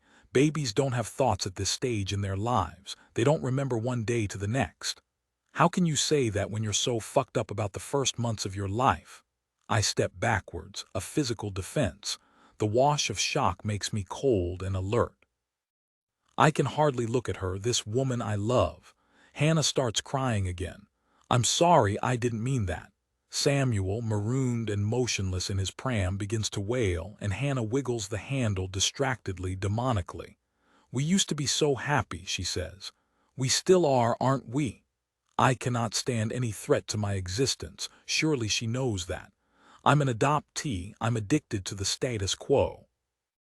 I watch as she bends down to take Samuel out of the pram, unclipping his straps, kissing his face. The minute he's propped against her, he stops crying. Isn't that proof enough? See how he loves you. Shall we walk up to the common? We can talk as we go. Hannah looks at me now, her focus absolute. I really hope you fully comprehend what just happened, she says, and there is a coldness to her voice I don't like. Alice needs to go. Alice needs to be sacked, or whatever it is you do when it turns out that your birth mother, nasty, hostile emphasis of the words, has been stealing your son. Hardly stealing, but she's definitely weird around him. I tried to tell you. Why didn't I listen to you? Why didn't I see it? What kind of woman pretends another woman's child is her baby? And dressing him up in my old clothes. The whole thing is strange. She seems to have zero interest in me, her actual son. Her entire focus is on him. Do you think she's dangerous? Of course not. I'm relieved Hannah has finally come around to my way of thinking, but she's making leaps here that are bordering on the extreme. I really hope you're getting the magnitude of this. Should I spell it out for you? I want that woman out of my life. Then Jake's deterioration is easily measured through his phone calls, the ones he makes, then the ones he doesn't. I can always pick out the alcohol in his voice, even if I don't hear it at first. At the start of the tour, he seems mildly drunk, high after his shows and a late dinner with the band. But within a week, the drinking has accelerated into something else. Night after night, his voice is so slurred and indistinct it's hard to understand at times. He tells me he loves me, that he misses me, that it's so hard being away. I lie awake long into the night after these calls, while our baby wriggles and shifts inside me, heels and elbows erupting alien-like from my stretched stomach, and I worry. Is this the start of his decline? Is he going to become ill again? I am counting down the days until the tour finishes. When Jake calls, I often ask him to put Eddie on the line, but he never does. You're not looking after yourself, I say one night when I've woken up at 3 to take the call. You're drinking too much. You need a break. Remember how depressed it made you last time. You have to stop. But Jake rarely listens on these phone calls. Love you, he says, his voice thick with booze. No need to worry about me. He hangs up without saying goodbye, too drunk, it seems, to remember he's in the middle of a phone call. My demons are at their peak in the middle of the night, my brain a cinematic projection of all the things that might go wrong. Jake staggering into the middle of the road where he is mowed down by a truck. Jake overdosing on sleeping pills like Jimi Hendrix. Jake choking on his own vomit while he sleeps. Eddie sounds the alarm just a few days before the band are due back. Alice, it's Eddie. My heart freezes over. Oh God, please tell me he's okay. He's a mess. We've had to cancel tonight's show. He's been off his face for the past 2 weeks. We've been telling him to cut it out, but he won't listen. He's ruining the tour, but it's his mental health I'm worried about. He's a bloody fool. Come back, Eddie. Cut the rest of the shows, please. Do it for me. Do it for the baby. We need to get him home. I realize I am crying, but it's painless, unconnected, just a wetting of my cheeks.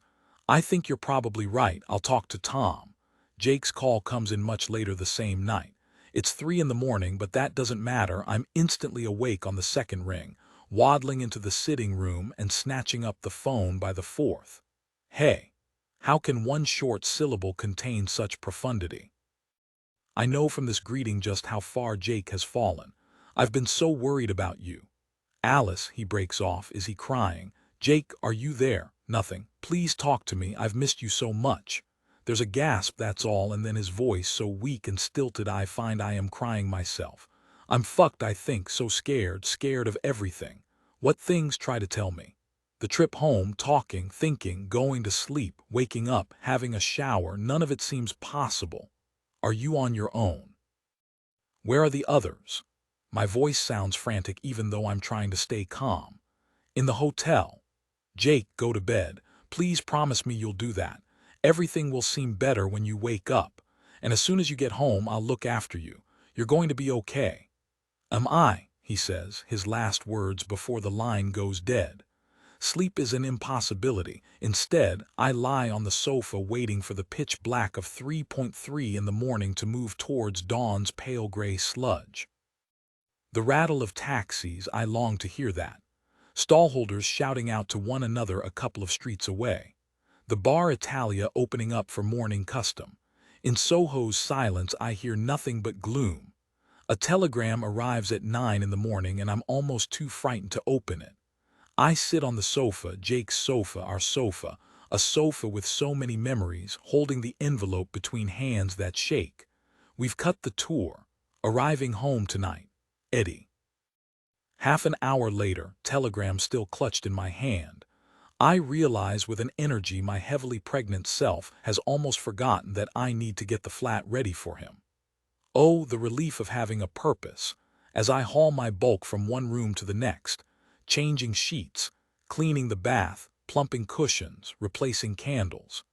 In the afternoon, I walk to the Iranian shop on Beak Street and buy tins of soup, bread, and 2 bottles of Lucozade invalid food. I think of my mother briefly, as I unload the Heinz tomato soup into the cupboard, sliced mother's pride into the bread bin as a child. With recurring tonsillitis, all I ever wanted was tomato soup. I remember how my mother sat by my bed, right through the night when the pain was at its worst, and I wonder how we have got to here. The doorbell rings at 6 o'clock and I find both Jake and Eddie on the doorstep. Jake looks like a ghost, that's the first thing. His skin is blue-white and his eyes slither from side to side, unfocused. Jake, I say, reaching out to embrace him, but he takes a step back. Eddie, I realize now, has been supporting him with one arm around his back, and he says, "Let's get him to bed. Then we'll talk." How I have longed to see this man, this thin, gaunt ghost, and now, as he and Eddie climb the stairs ahead of me, one step at a time, I do not know how to feel. They stagger past the sparkling sitting room with its brand new orange candles just waiting for a match, past the record player with the dark side of the moon ready on the turntable. At the bedroom door, Eddie says, "Best to stay there, Alice, while I settle him. I'll only be a minute." How can this be happening? How can he have fallen so far in less than 24 hours? He sounded desperate last night on the phone, but today he is catatonic. Heavy dose of Valium, Eddie says, sitting down next to me and taking my hand. They had to sedate him to get him on the bus. He's a mess, the worst I've ever seen him. Did you know he'd stopped taking his medication? There is no tone of accusation in his voice, but that's what I hear, and I plant my face into my palms. All I can see is Jake popping out his sachet of pills into the lavatory. Yes, I knew, he hates it so much. I should have made him take it. I didn't understand. Alice. Eddie's voice is sharp. He has picked up my remorse. This is no one's fault except Jake's, and not even his. He's a manic depressive and he has to keep taking his medication to avoid extreme episodes or whatever this is. The doctor in Paris called it psychosis. What's going to happen? Eddie sighs. He keeps hold of my hand. When's the baby due? He says. 10 days. His timing's really off, isn't it? I don't care. I'm just glad he's home. Eddie nods several times. I can tell he's trying to choose his words. Alice, he begins, and then he stops himself. What is it? You do understand what this means, don't you? He's depressed. He needs medication. He needs peace and quiet. Of course I understand. It seems to me that the look on Eddie's face is one of unutterable sadness, and this time he takes both of my hands between his. He won't be allowed to stay here. But why not? I love him. I'm going to look after him. We'll be fine. Eddie shakes his head. They'll make him go to hospital, and he won't want to go. You know as well as I do how he feels about hospital. Then he won't have to go. Why are you looking at me like that? I don't know what you're saying. I think you do. Tomorrow they'll probably section him. You have to be prepared for that. Tomorrow they will take him away.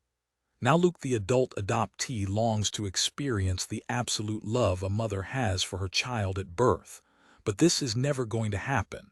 You cannot replicate the newborn experience. Who am I? The Adoptee's Hidden Trauma by Joel Harris. By the time I arrive at Alice's studio, I haven't called because she never answers her phone on a Saturday but works without fail in her studio. I am in a frenzy to get the deal done. I intend to burst in, surprising her at work, delivering my missive as I walk through the door, short, sharp, brutal, a rebuttal to match my own. Leaving the taxi, I stand for a moment outside the red brick ground floor flat. The studio is an open-plan space. I'd imagine 4 rooms knocked into one, although this is conjecture because last time I was here she wouldn't allow me through the door. I hover. I ponder. My hand reaches up to press the bell and pauses just a centimeter or two away, frozen with indecision. My heart rate, now that I'm attuned to it, has definitely speeded up. I feel breathless with anger but also fear at the confrontation that comes next. The man who has carved a career out of maintaining the equilibrium, about to implode it with a few hostile words. Alice, we don't want you to look after Samuel anymore. I try the door handle, for it is easier this way. Just walk in, I tell myself, and say what you need to say. The door opens easily, which is a surprise. Nothing could have prepared me for what I find inside. How can I describe to you these first seconds of shock as I take in the images of Samuel on every inch of wall space, every surface, a vast half-finished canvas in the middle of the room? Like a hall of mirrors or a nightmare, my boy laughing, sleeping, crying, one whole wall dedicated to Polaroid snaps with their eerie, ghostly light. My eyes swivel from one canvas to the next. So many, such likeness, such accuracy. The skill and depth of artistry is astonishing. Here is Samuel propped up against a tower of cushions on an unfamiliar blue and white blanket, his bear beside him with eyes of glass. Now he wears a top of mustard yellow and brown stripes, a pair of orange shorts. In another he sleeps in his bouncy chair, dressed in the tiny dungarees of before. To me, he seems a little sheepish in his 70s garb, as if he understands the equation, the alchemy that takes place here in Alice's studio, the transformation of Samuel into me. Luke. Alice enters the room with a small, half-pleased cry of surprise, but then I turn around and she sees my face. I can explain, she says, but she has no words, no defense. I am having the strangest experience, out of body almost. I look at Alice and feel all connection to her dissolving away. In front of my eyes, she becomes the thing that deep down she has always been, a stranger. Who was I trying to kid in this wretched attempt to turn her into my mother? I have a mother, one I've treated pretty badly of late. What the hell, Alice? This place is a shrine. It's weird, devotional shit. Like I don't know, I wave my arms around, kind of psycho stuff.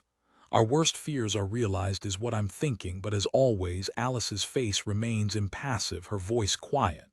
Can you really stand there and say that to me? As a matter of fact, I can. Shall I tell you what happened today? My voice is bitter, cruel, loathsome. Hannah and I went to the North St. Deli for a coffee. Ring any bells? I watch the shame flooding into her face. I'm glad of it. I see that it does.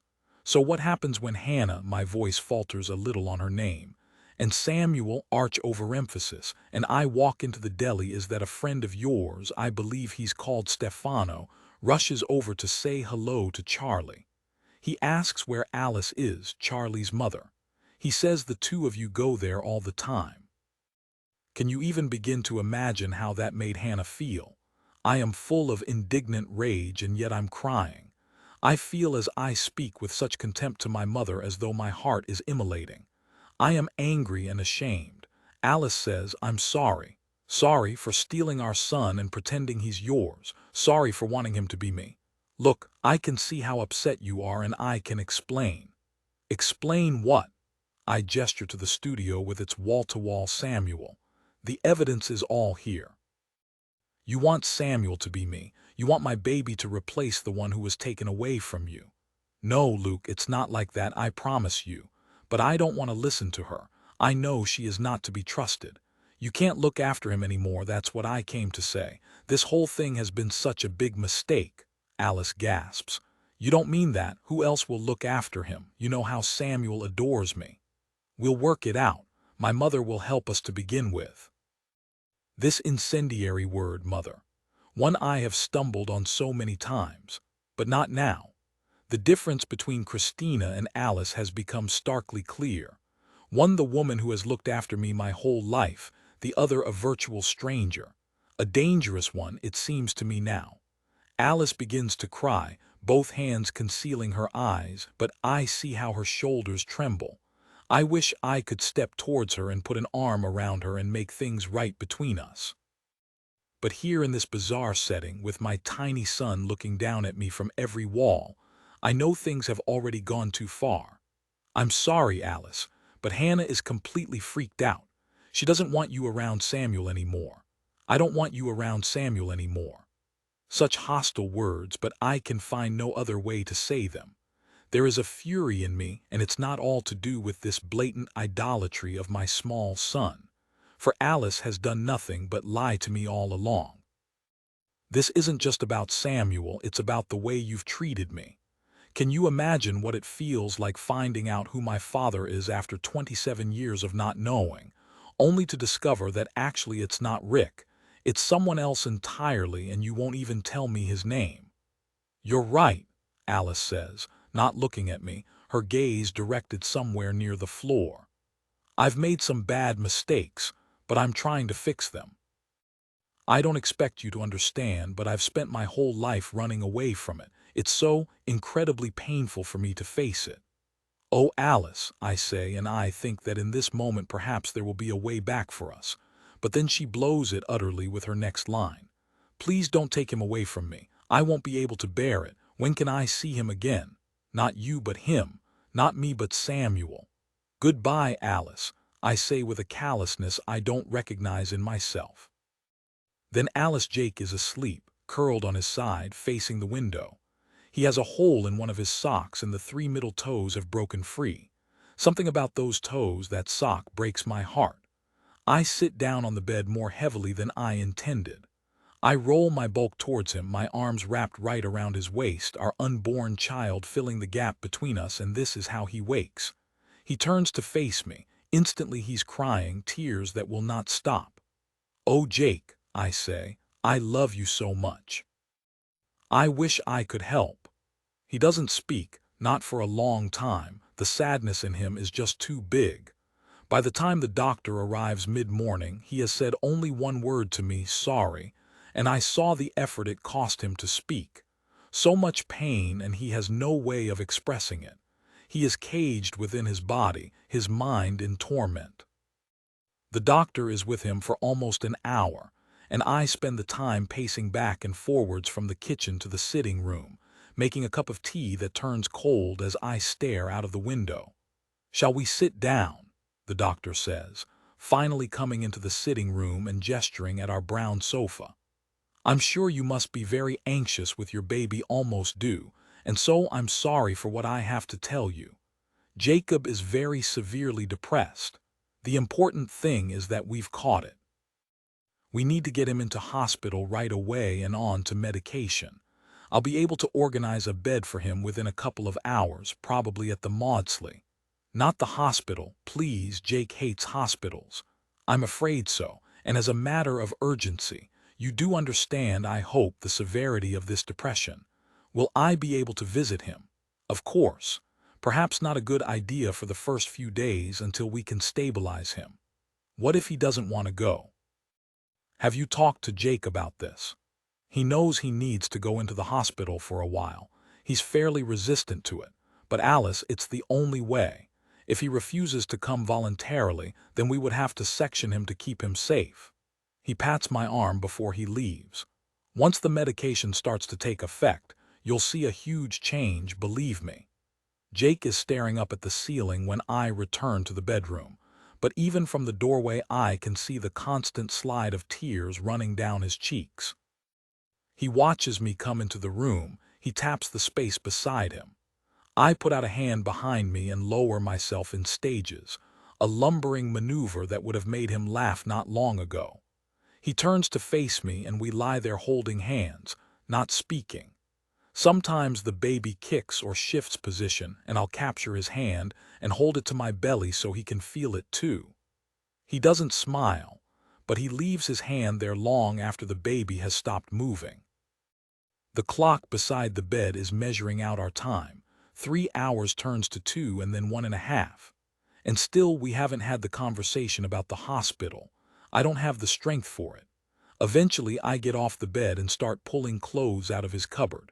Underwear, socks, t-shirts, are these the right things? I come across his long, skinny scarf, the one emblazoned with a feathered design. He was wearing it the day he came to find me at the Slade. I hold it out to him. Remember this. You were wearing this the day I fell in love with you. He nods but doesn't smile, and I put the scarf on top of the chest of drawers, knowing I'll need to look at it later. What are you doing? I hear how hard he has to dig for each word. They want you to go into hospital today. I feel treacherous saying it, this word hospital which he loathes and dreads and fears. No. I return to the bed and sit on the edge. I reach out for his hand, but he shifts away from me, a sullen child. No, Jake. Please, you have to do what the doctor says. You're so unwell. They only want to make you better. What about, he breaks off, the effort of speech exhausting him. What about our baby? Can't miss it. It will probably be late. First babies often are. You'll be back by then. I know you will. He turns his face away from me. So you're on their side? Of course I'm not. How can you say that? All I want is for you to get better so you can come home again. What if I say no? He speaks the words to the window. And he knows the answer just as I did. They are going to make you. We're both crying now, and I lie down beside him. This time he does let me hold his hand. It will be all right, I say. It won't be like last time because now you've got me. Jake manages to nod before he turns away. I finish packing his bag, a pair of jeans, toothbrush and toothpaste from the bathroom, a brand new bar of soap. I reach for his razor and snatch my hand away, thinking better of it but hating myself a little more. Almost 2:3 by the time I've finished. Robin and the doctor are arriving in half an hour, Robin to drive him, the doctor to enforce his admittance if required. My heart is bleak. I'll go with you, I say, but Jake shakes his head. No, come here. I lie back down next to him, and this time he wraps his arms around me just as he used to. I don't want you to see it. I told you what those places are like. It will frighten you. I don't care. But I do. You'll let me visit you, though. He squeezes my hand. I'm counting on it. You know how much I love you. Same, same. Could you eat something? There's enough time. He nods. Something small. Soup. He smiles for the first time in 24 hours. Soup would be perfect, he says. Did anyone ever prepare a tin of soup with such care?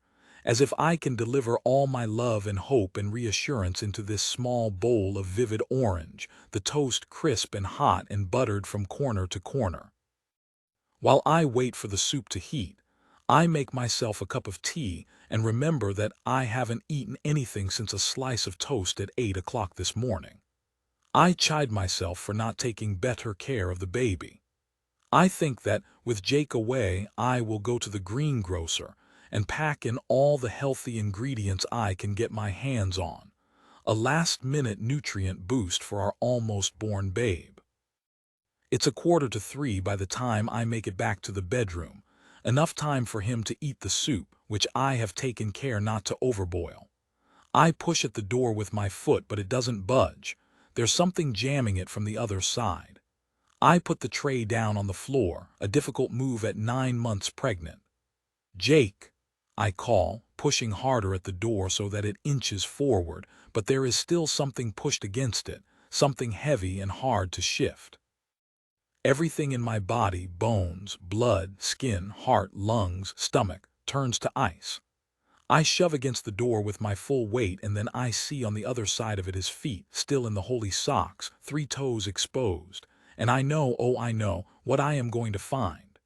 He is leaning away from the door, face tilted up grotesquely, neck looped to the doorknob by a slip knot in his cream-feathered scarf. I'm sobbing as I try to release the noose with hands that shake. You're alive, I say, talking to myself, talking to him, talking to anyone who might be able to make this true.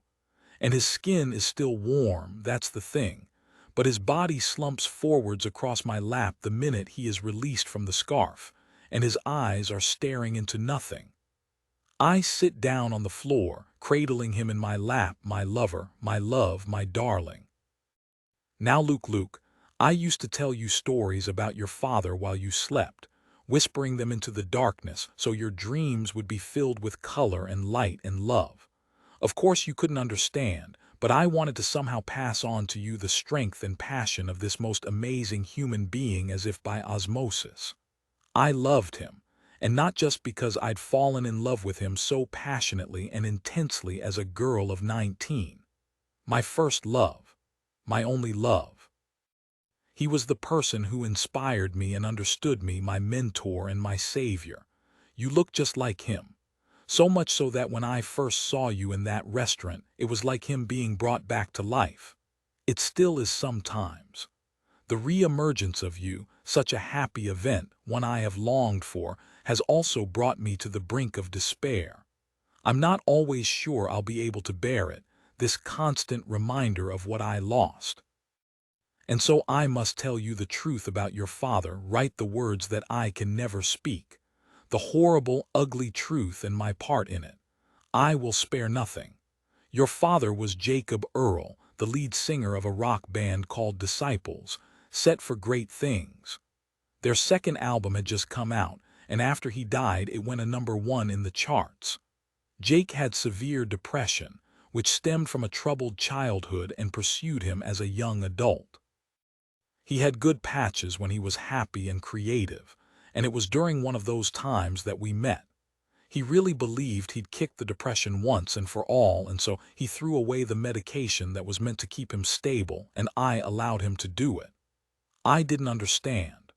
I want you to know how excited your father was about my pregnancy. An accident, it's true, but we both wanted to keep you. He said it was the best thing that had ever happened to him. And it would have been, I know that. Jake fell into a deep depression while he was on a European tour. By the time he came back, he could hardly speak. The day he was due to go into a psychiatric hospital, he hanged himself from the bedroom door while I was in the kitchen. That he died on my watch is something I shall never forgive myself for. Please just know this. He loved unborn you with all his heart. He was the best man imaginable, and you are just like him. Alice, the letter from Alice heralds my breakdown. Letter, photographs, and an old newspaper cutting of the two of them at a gallery opening. Caption: Jacob Earl, singer of Disciples, and artist girlfriend Alice Garland at Robin Armstrong Gallery in Mayfair.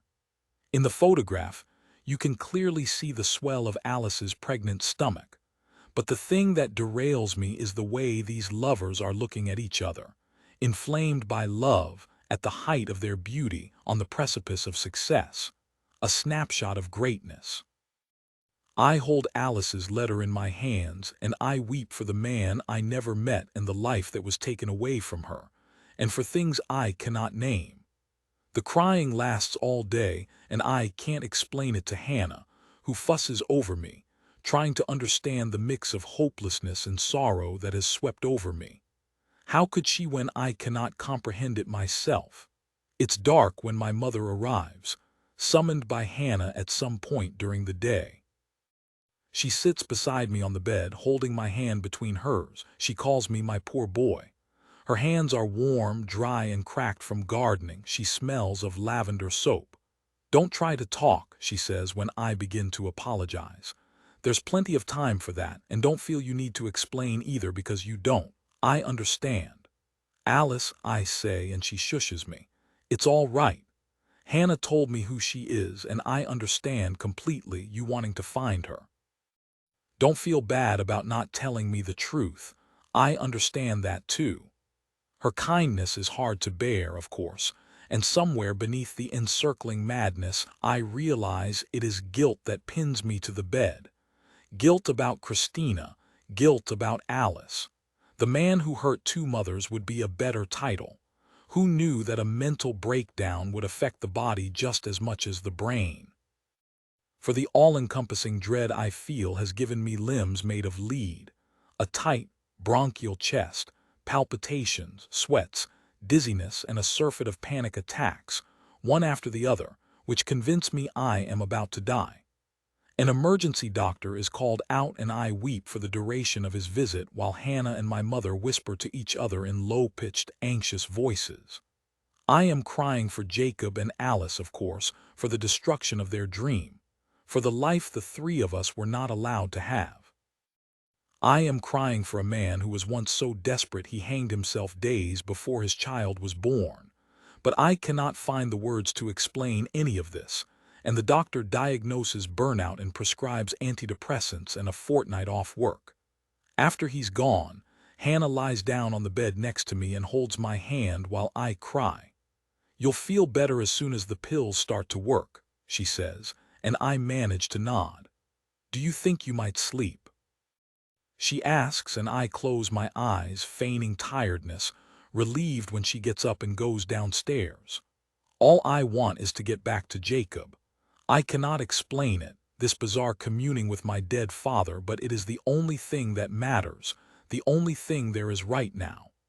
Alice sent me a photograph of Jacob in school uniform, aged around 9 or 10. There is something about this picture that draws me in more than the others. I cannot stop looking at it. He is a handsome boy with his dark eyes and his sharp cheekbones and his full mouth, indisputably like me in this image. When I showed the photograph to my mother, she burst out crying, this woman I cannot once remember crying in my childhood. "It's you," she said when she was able to speak. "He is you."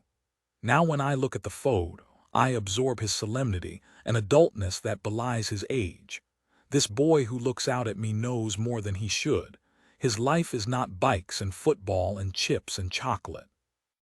He looks at me and I look at him, and in some bizarre, unexplainable way we are connected by pain.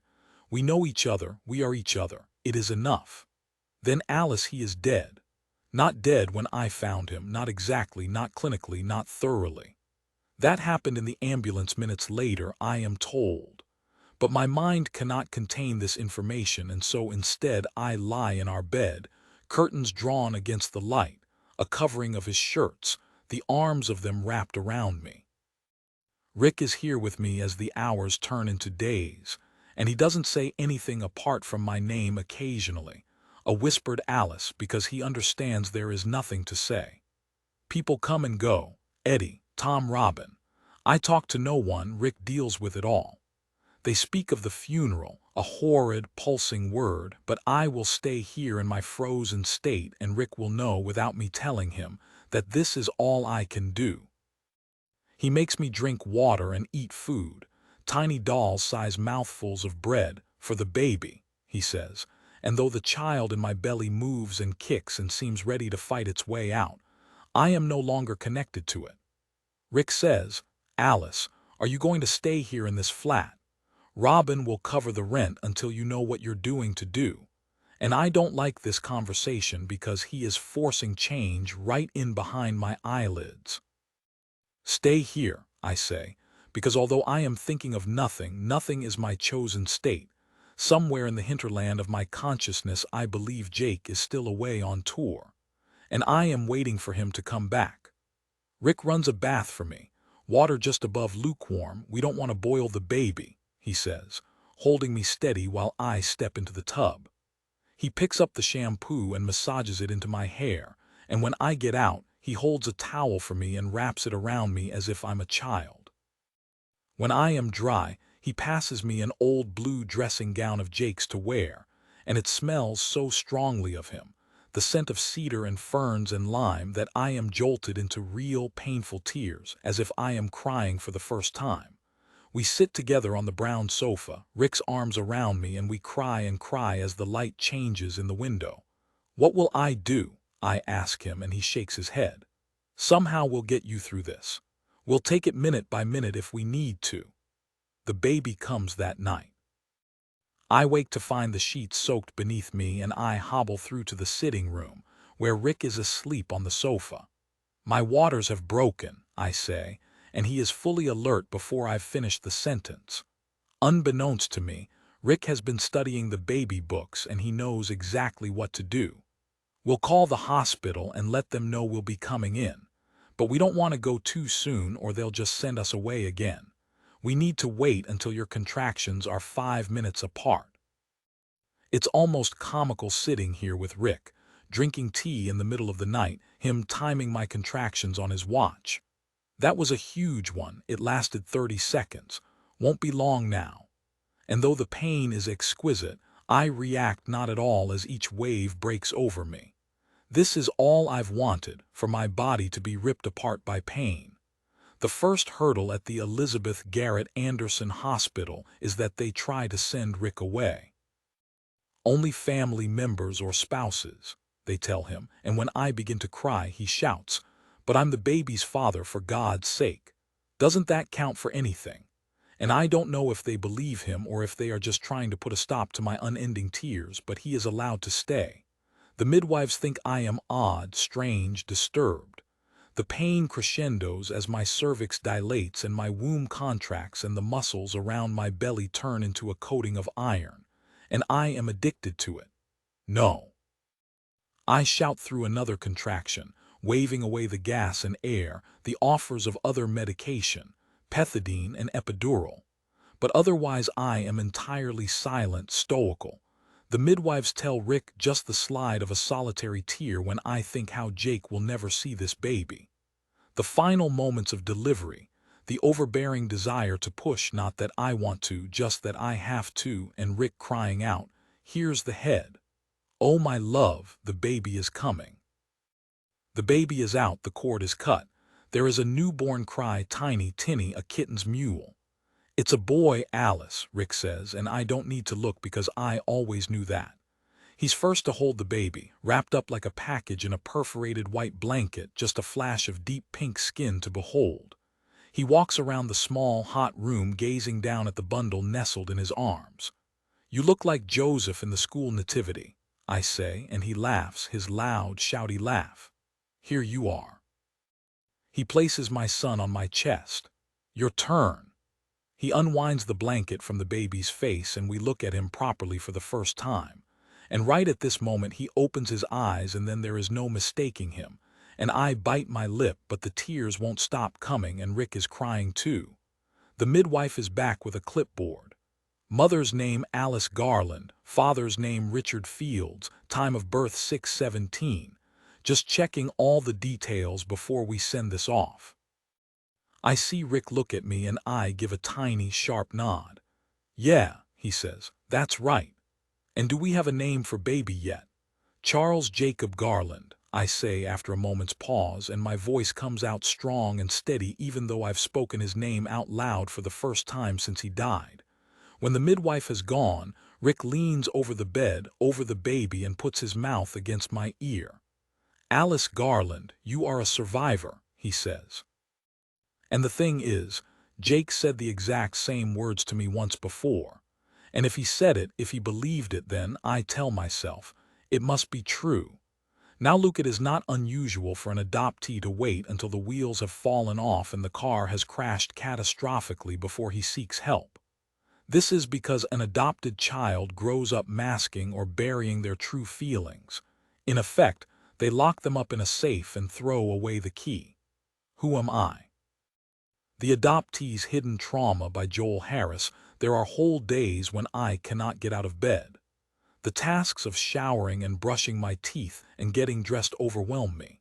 Sometimes I am paralytically sad, grieving with ceaseless tears that drop down my face for a man I never met. Other times I am subsumed by panic. Not the short, sharp attacks I am used to. 2 or 3 minutes of raggedy old man breathing before the anxiety begins to subside. This is different, a pervasive terror that can last hours at a time. I cannot voice it because mostly I am unable to speak. Words have become meaningless and impossible, a language unknown.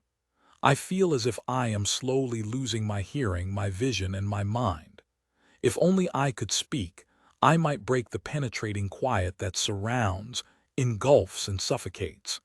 Instead, I wait in desperation for Hannah to come and see me, thinking she will understand.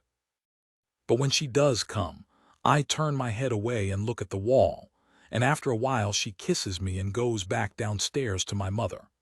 I am drowning in ignominy. The doctor comes back again, and this time he prescribes Xanax to be taken regularly throughout the day.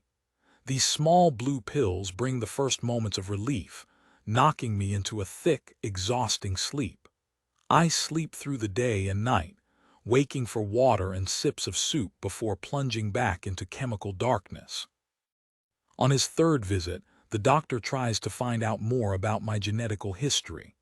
My mother is present, which is just as well, for I am unable to speak about Jacob's depression without crying, unable to speak full stop. We only have the patchiest details from Alice, Luke's birth mother, about what happened, Christina says. We know that he was a depressive and was prescribed medication, which he stopped taking. It was during an episode that he killed himself. It sounds like he was bipolar, a manic depressive as it was known back then. This kind of depression is often determined by genetics. You say Luke's breakdown has been triggered by finding out about his natural father, but it's also likely that it has been coming for years. Has he had depressive episodes in the past?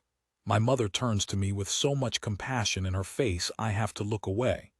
He's very sensitive, she says. He always has been. He takes things to heart, if that's what you mean. The real danger with manic depression is that it can tip over into a state where someone is so full of negative feeling they present a threat to themselves. I think Luke is ill enough to warrant inpatient care. I'd like to organize a place at the Priory Hospital in Roehampton. No, no, no, that is not going to happen. My mother jumps up from her chair, her face lined with anger. I am here by his side, and I do not intend to leave until he is fully recovered. Luke is not suicidal. He is depressed, and with good reason. There's a difference. The doctor nods. I thought it wise to point out the risks. Let's keep a close eye on his medication and find him an outpatient appointment as soon as possible. Once the doctor has left, my mother returns to her bed-watching post. I'd like to thank her for this outburst of loyalty. I'd like to apologize for not realizing how much she loved me. But words are as unstructured as cotton wool, and I say nothing. Next door, Samuel begins to wake up, and my mother smiles at his midday coos, the clucking and trilling that signals not just his alertness but also his sunny, optimistic mood, the baby who loves to laugh. Shall I bring him in? She asks, and I nod. I'd speak if I could, and I do try moving my tongue around my mouth, but it's as if I have forgotten this most fundamental of skills. She stops at the door and turns around to look at me. This is a blip, she says. Brought on by traumatic circumstances, but you are strong and you will get through it. How do you know? My voice when it comes is thick and rasping, an old man's voice. There is no doubting the tears in my mother's eyes. I know because you are my son, heartbreaking emphasis of the pronoun, and you have always got through everything.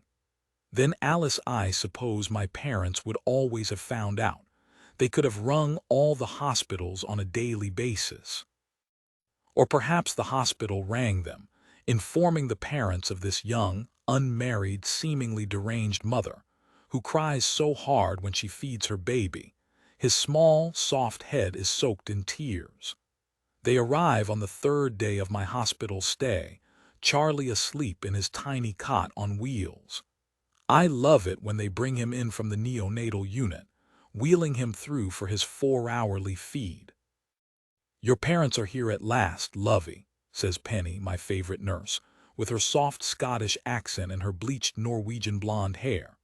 My father is wearing a suit and tie, which seems oddly formal for a hospital visit, and my mother, too, is dressed in a matching skirt and blouse, her rarely worn pearls a note of discordance, a hint of something I cannot comprehend. She is carrying a cellophane-wrapped bunch of carnations. Did I never tell her how much I hate those flowers? And I wave it away. "On the table, thanks," I say. My mother tries to take my hand, but I snatch it away. "I'm so very sorry," she says. "Look at the baby," I say, gesturing to Charlie in his see-through cot, asleep with one small fist resting beneath his cheek, lips curved in a rosebud pout. "Lovely," says my mother, looking. "Now, Alice," says my father, sitting down next to the bed, not looking. I stare at my beautiful sleeping boy, Jake's boy, and I try to blank out the noise of my father talking. "We're here to help you.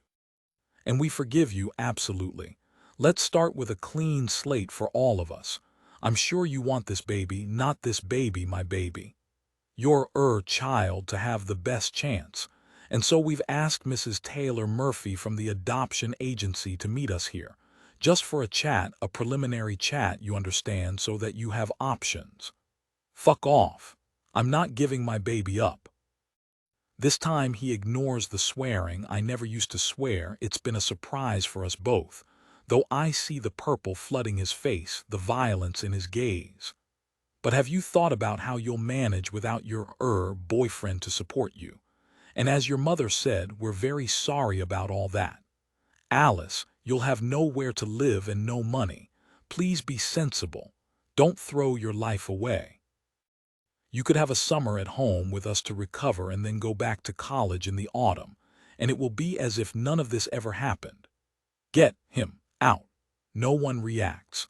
My father sits in his chair, regarding me with his high color and his popping out eyes. My mother gazes out of the window with her practiced mask of a face. Her life like one long, uninterrupted meditation. Into this scene of joy trips Mrs. Taylor Murphy, dressed as if for a garden party with a voice to match. "Alice, my dear, what you have been through. I do hope you don't mind me popping in," she exclaims at the vision that is my sleeping child. "Isn't he a beauty?" And asks my parents if she can have some time alone with me. "Is that all right with you, Alice? It would be better if they didn't come back at all." Despite the floral dress, the perfume, too strong, too sweet now that she is standing next to me, the dark red lips and the patent heels, I like the woman instantly. The moment my parents have left the ward, she pulls the curtain around my bed. "Let's have us a bit of privacy," she says. She sits in the chair just vacated by my father and observes me with her head tilted fractionally to the side. "How on earth are you coping? Motherhood and grief all rolled into one, you poor darling."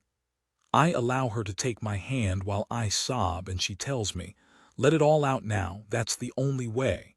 You'll feel better if you have a good cry." She doesn't speak but continues to hold my hand, and I like her for that. What is there to say? What words of comfort can she possibly offer? After a while I begin to tell her things. "He was so excited about the baby," I say, while Mrs. Taylor Murphy nods and listens. We used to sit up in bed every night choosing names. Charlie was the one we both liked, for a girl or a boy.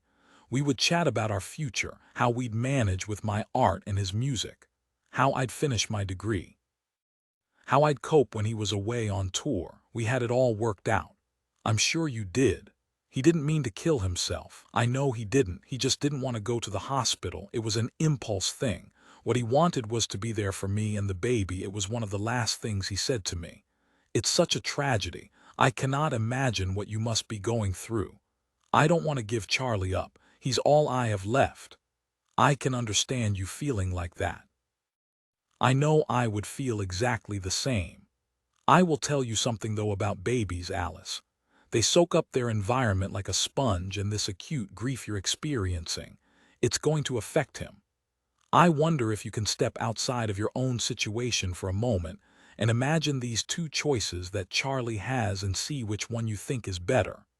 He could grow up with you, his natural mother, who would love him with all her heart and who would struggle and fight, I'm sure, to provide him with a good life.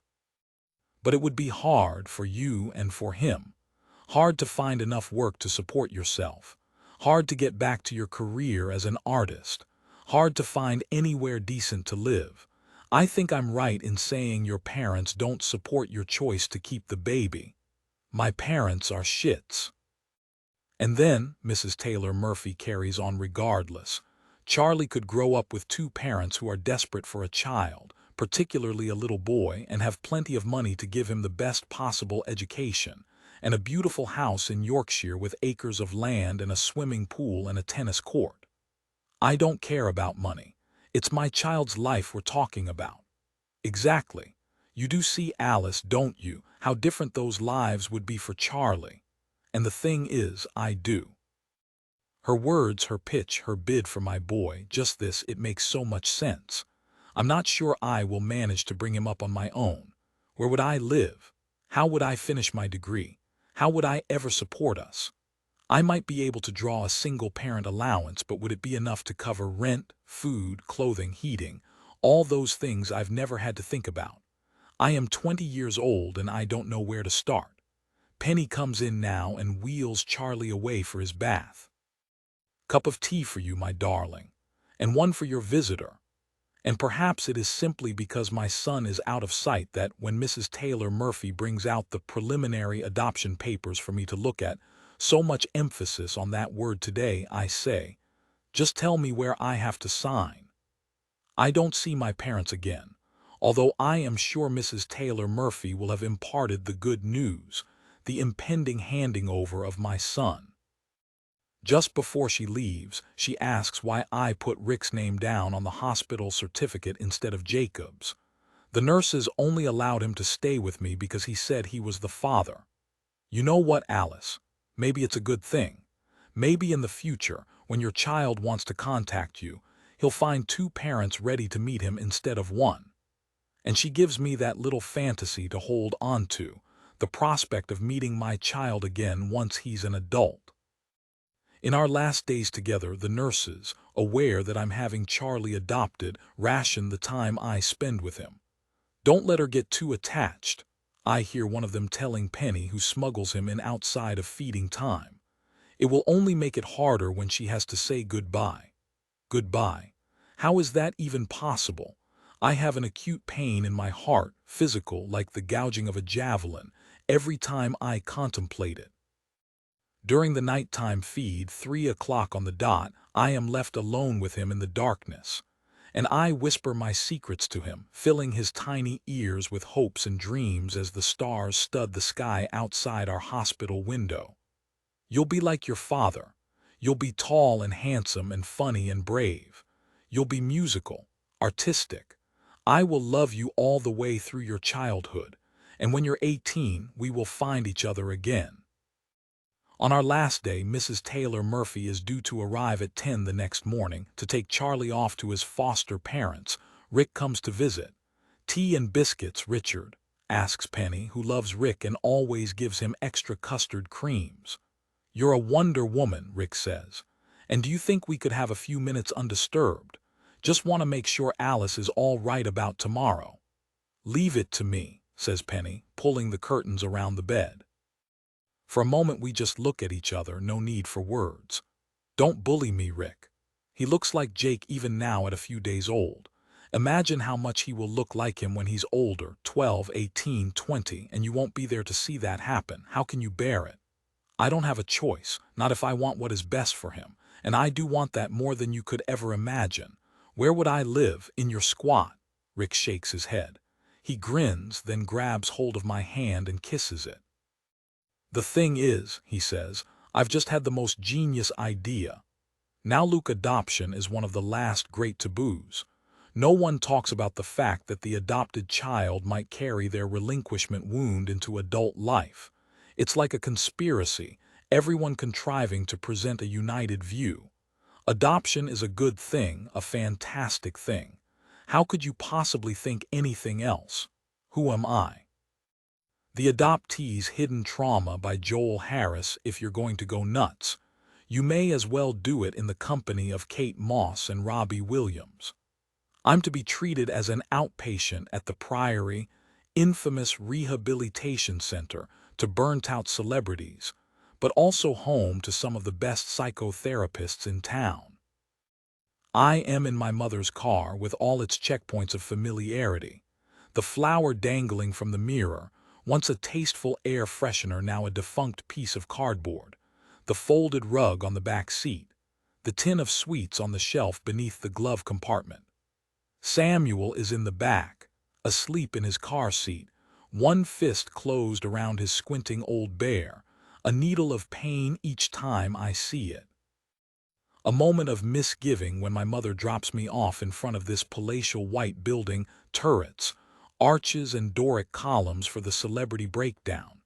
She offered to come in with me, but that meant bringing Samuel too, and somehow I couldn't bear the thought of it. Good luck, darling, she calls as I get out of the car, as if I'm going for a job interview or about to sit my physics GCSE. The first thing I notice as I am taken on a tour of the facilities, ping-pong tables and instant coffee, just like a sixth form common room, is the friendliness of all the other patients. On every turn there's another unasked-for greeting. Hi there, a smiling face, an infrared beam of reassurance, the unified silent message. Come, let us help you over the start line. It's a bit like joining the Moonies, I'd imagine. My first session of the day is group therapy, the terminology alone enough to trigger queasiness in days gone by. But I am too tired, too forlorn to bother with cynicism. Our group of 8, seated in a semicircle of comfortable chairs, is led by Marion, who introduces me. Everyone, this is Luke, to resounding support. It is too much to respond. Their kindness, their congeniality, coupled with the reality of my being here, brings me to tears. I nod my greeting instead, and they seem to understand. Before we get started, Marion says, I thought it might be useful to tell Luke what we gain from these group sessions, how helpful the act of talking can be. A dark-haired girl around my own age says, the brilliant thing about group therapy is that you bring your fears and anxieties into the open, and you find out that other people feel exactly the same way. And that makes them less frightening. It makes you feel less alone. The session gets underway and I tune in and out while those around me speak of mortification and self-sabotage, with the same insouciance I once reserved for planning our Sainsbury's shop. There's a tea break halfway through and I am besieged with new friends. Don't get me wrong, I appreciate their efforts to make me feel at home, but it makes me want to cry. Everyone is so goddamn tactful. No one asks me why I'm here. They know through experience how to steer a safe conversation. Dark-haired girl tells me she has the same pair of Reebok trainers as mine at home, only hers are the gray version. A woman called Kate jokes that the instant coffee is a brilliant way to break a Starbucks habit. We'll save ourselves a fortune when we get out of here. After the break, Marion asks me if I feel ready to share a detail about myself with the group. Don't feel you need to tell us why you're here just yet. We would love to learn even one thing about you." "I don't much like being looked at," I say, scorching in the intensified heat of 8 pairs of eyes. "Very few people do," says Marion. "But in these sessions the first rule is to assume support. When we look at you, we're supporting you." The dark-haired girl, whose name I discover is Lisa, says, "My first day I started with a list of things I liked. I could only find one, and it was dark chocolate." "Music," I say. "My job is in music. I listen to it all day. Sometimes I think I can only express my feelings through other people's music. Like I can only connect to emotions other people have had first." "That's interesting," Marion says. "What kind of music do you like?" "David Bowie, the Rolling Stones, the Doors. The 70s is my era, I don't know why. Bob Dylan, Led Zeppelin, The Who, Pink Floyd are my undoing. I remember Alice telling me how she'd been to see them on their Dark Side of the Moon tour. I realize that Jacob must have been with her, and I am flattened by a vision of the two of them in their cheesecloth and flares, high on beer and marijuana and the saturation of new love. Here's a thing I didn't know about group work. If you wobble, no one jumps up to comfort you, no one says a thing. They want you to have your moment, and how quickly we have come to mine. My father was a musician. I gasp it out. My real father. He killed himself a few days before I was born. Crying without consolation, a new experience for me. The rest of the group observe me quietly without interruption. Even Marion takes her time to speak. "You must wish you'd known him." "I wish that more than anything. I have this sense he was like me and he would have understood me. Because I'm adopted and I feel," a pause while I struggle to say the words that make sense of my entire life. "I feel that I've never fitted in anywhere." Then Alice, I am always left alone during the 3 a.m. feed. This is Charlie's hungriest time. He'll suckle for 45 minutes, first one breast, then the other. The nurses tried him on a bottle the moment I'd signed the adoption papers, despite my protests, but he wouldn't take it. "Here's your crossbatch," says the night nurse, lowering a screaming Charlie into my arms. "I'll leave you two in peace." I detect the pity in her voice. Everyone knows that later on this morning is our big goodbye. The moment she is gone, I maneuver myself out of the bed, one arm held beneath Charlie as he continues to feed. The slightest disturbance and he'll yell out his fury and wake the whole ward. I'm barefoot, according to the plan, and dressed only in a nightdress, but I do swaddle him in the green cashmere shawl Rick brought for me. In the darkness, at first glance, the baby is obscured. I'm just a girl finding her way to the bathroom in the middle of the night. I stand behind the curtain for a moment, gathering my strength, while my heart slams against my ribs and Charlie continues to suck in his emerald cocoon. There are 5 other beds in this ward, all with their curtains drawn around them, and I force myself to walk slowly in what I hope is a soothing rocking motion for the baby. Through the swing doors, pause, allow myself to experience the nauseating surge of pure fear. To my left, just meters away, is the reception desk where 2 nurses are talking. They are facing the opposite direction, but just a 180-degree swivel of one of their heads and I would be spotted. To my right, a corridor with wards on either side, and at the far end a door that leads to the staircase where Rick is waiting. I continue with my stealth-like walking, the mild squeak of flesh on linoleum, the baby sucking, my breast slowly emptying. I am almost there, the door in sight, when a nurse comes out of the last ward, wheeling a cot in front of her. "Where are you going?" "To the bathroom, bad stomach." There is mercifully a bathroom a few feet away, and I slam open the door with my free hand. Inside, leaning back against the door, panting with fear, I somehow manage to dislodge the baby and he yells out in protest. Forcing my nipple back into his mouth, stifling him mid-yell, praying that he will latch on straight away. The desperate thud of my heart. Did the nurse hear his cry? I am too frightened to open the door to find out. I wait, trying to steady myself with long, deep breaths, and each second that passes is interminable. There is so little time, I have to get this right. I count to 10 and force myself to ease the door open inch by inch, each squeak like a gunshot. No one there.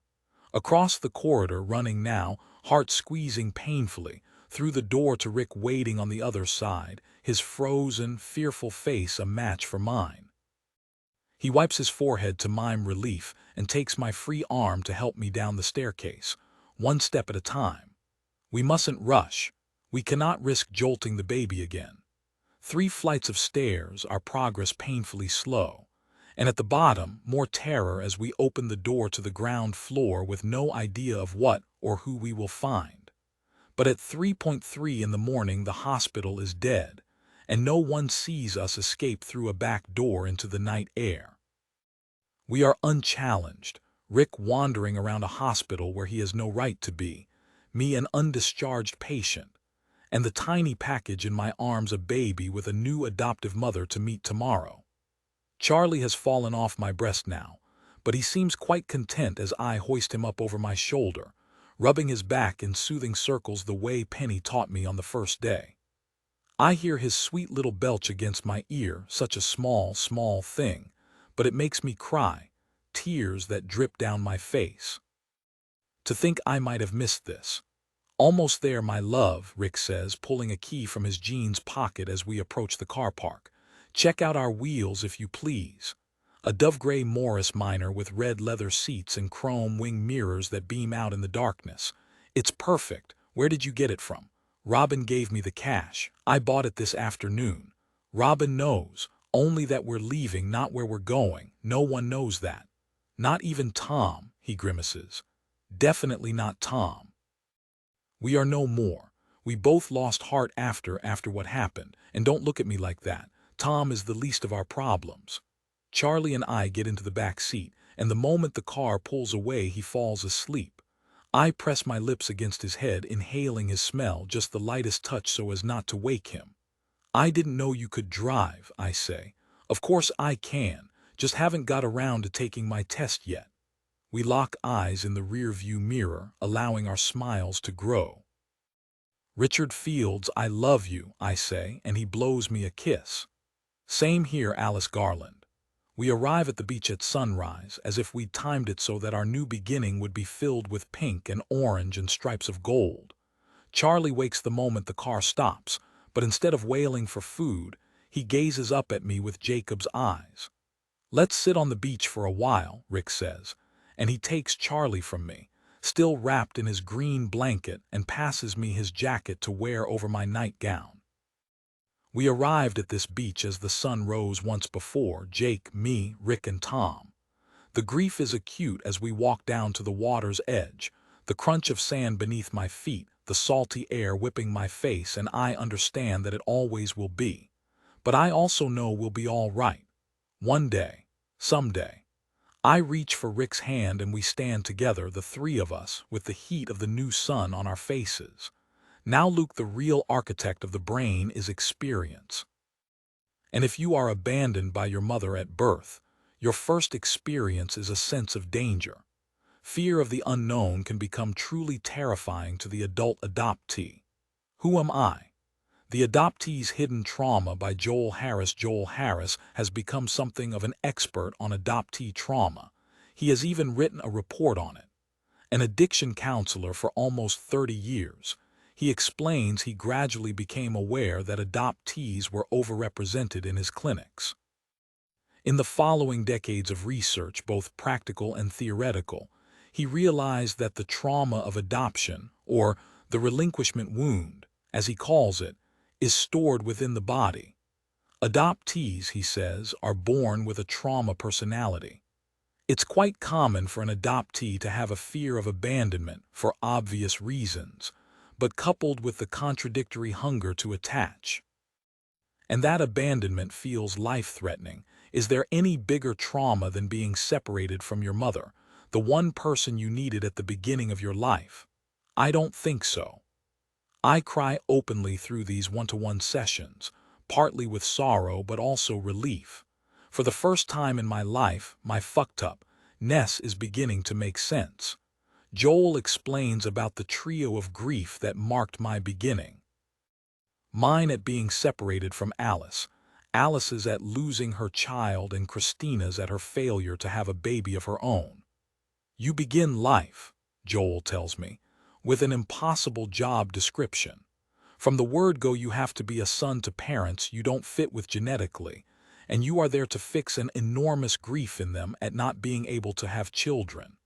As an only child, the onus is entirely on you to make things better. My mother admitted yesterday that she's never really got over losing her baby, I say. He was stillborn in her final month of pregnancy, and I now think she was battling depression right through my childhood, and that made me feel guilty. I knew, without her telling me, that she was mourning her dead baby, but to me it felt like I was a constant disappointment because I wasn't him. Do you think you would have felt different if you'd grown up with Alice? And Jacob? Jacob, this man I never knew, just the mention of his name triggers instant painful tears. I don't even know why I'm crying. Jacob died before I was born. Is it possible to feel grief for someone you have never known? Absolutely. You are grieving for a man you believe would have made a perfect father and a woman who wanted very much to be your mother. I'm poleaxed by sadness, but I didn't even know of Alice's existence until a few months ago. That's part of it. Adoption is based on secrets and silence, and nobody talks about how they're feeling. How ridiculous is it that you spend your entire childhood without knowing who your real parents are and not feeling that you can ever ask? And without having the facts, you start to believe you must be flawed because why else would someone have given you away? Sound familiar? As if you're looking inside my head. Joel laughs. You'd be surprised how many people say that to me. The problem is that everyone from the adoptive parents to the birth parents to the social workers bands together to protect the myth that it's a great thing. You were so lucky to be adopted. How many times were you told that? I bet your parents said they chose you, didn't they? My mother told me she'd gone to a hospital ward full of babies and picked me out because of my spiky black hair and my dark eyes.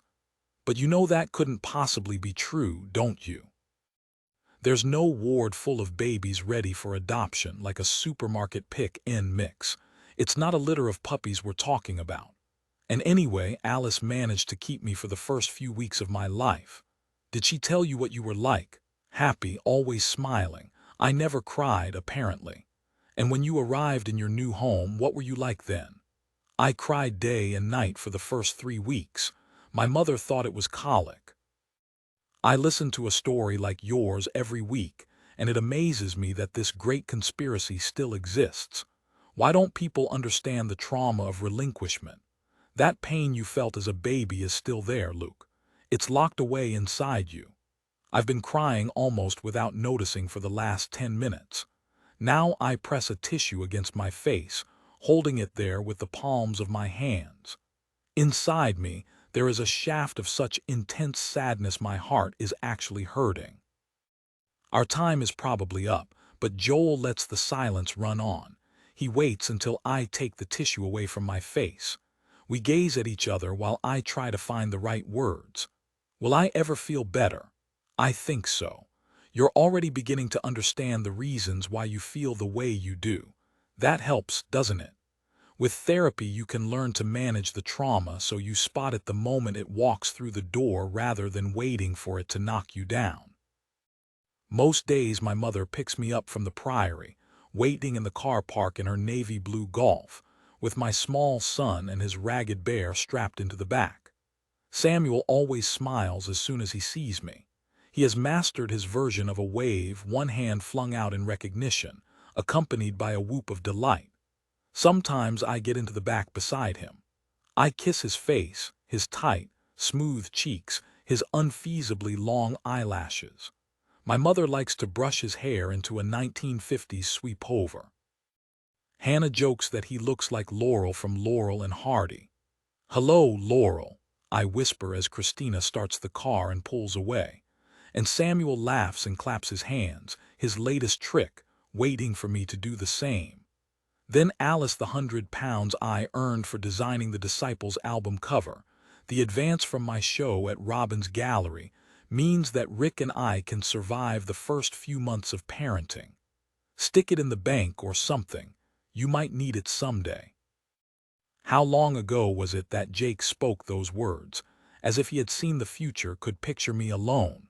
For the moment, there is a kind of freedom in this tiny seaside cottage of ours. The place belongs to Rick's elderly gray-tan, who has been on the brink of death many times but is proving, at 89, to be a survivor. We're glad of this, of course, but the situation sheds uncertainty over our future. The minute she dies, the house will be sold, its profits split between her nephews and nieces. Now, though, Rick and I have it to ourselves, a pale blue two-up, two down in which to learn the roles of mother and father. Every day Rick surprises me with his aptitude for fathering, although why wouldn't he make a good parent with his unfaltering good humor and his huge, all-encompassing heart? It is because of Rick, I am sure, that Charlie begins to smile at a few weeks old. How could he fail to mirror back that daily injection of warmth? Without saying anything, Rick also gives me the space to grieve, acres of it when I need it, constant companionship when I don't. From the moment we arrived here in Southwold, I made a decision to hide my pain, to let it out only in private, at night when the rest of the world was asleep, or on my solitary walks along the beach. It was partly Mrs. Taylor Murphy's words about babies soaking up their environment, like a sponge, and my determination that my son would not have his beginning marked by sadness, but also my need to find some light for myself. Just glimmers of it, just sometimes. Midnight is my crying hour, and I look forward to the relief of being able to let out my grief and rage and guilt. I'll hold Jake's shirt to my face and inhale the scent of him, getting fainter each day, and I'll whisper into the blackness, "I'm sorry, I'm so sorry," until I eventually become so exhausted I know I can fall asleep. One night as I'm crouched weeping in the corner of the bedroom, the door opens and the room floods with light from the corridor. Alice. Rick kneels beside me, taking hold of both my hands. "Why didn't you wake me?" And I tell him the thought that always comes at this hour. It was my fault. I wondered when we'd come to that. Don't bother telling me it's not. I was there, I could have stopped it, I should have stayed with him. Suicide is never anyone else's fault. How can it be? You might have prevented it this time, but in the lifetime of someone with manic depression who had already tried to kill himself once, I'm not so sure. We'd have had more time, he would have met Charlie. And he would have been the most brilliant father. It's so unfair. How can I carry on, Rick? You just have to, my love, because you've got Charlie, and Charlie will always be a part of Jake. Do you know what I was really worried about? When you were having him adopted, I thought you'd have nothing to live for.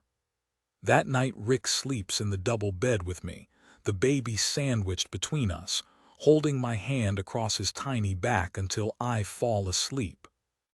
And in the morning, when I wake to strong sunshine arcing in through the fine linen, the smell of coffee being brewed downstairs, the prospect of another day spent with my child, there is a kind of peace.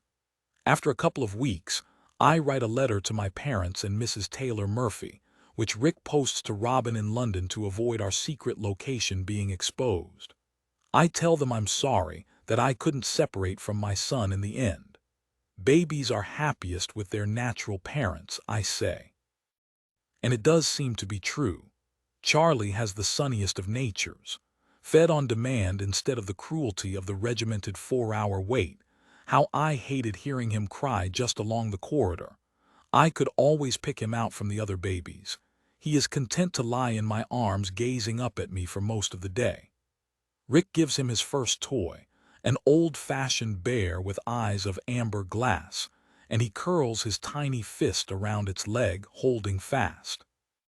The bear goes everywhere with us, to the beach, to the cannons where we picnic most days, on our daily pilgrimage to the shops in the high street.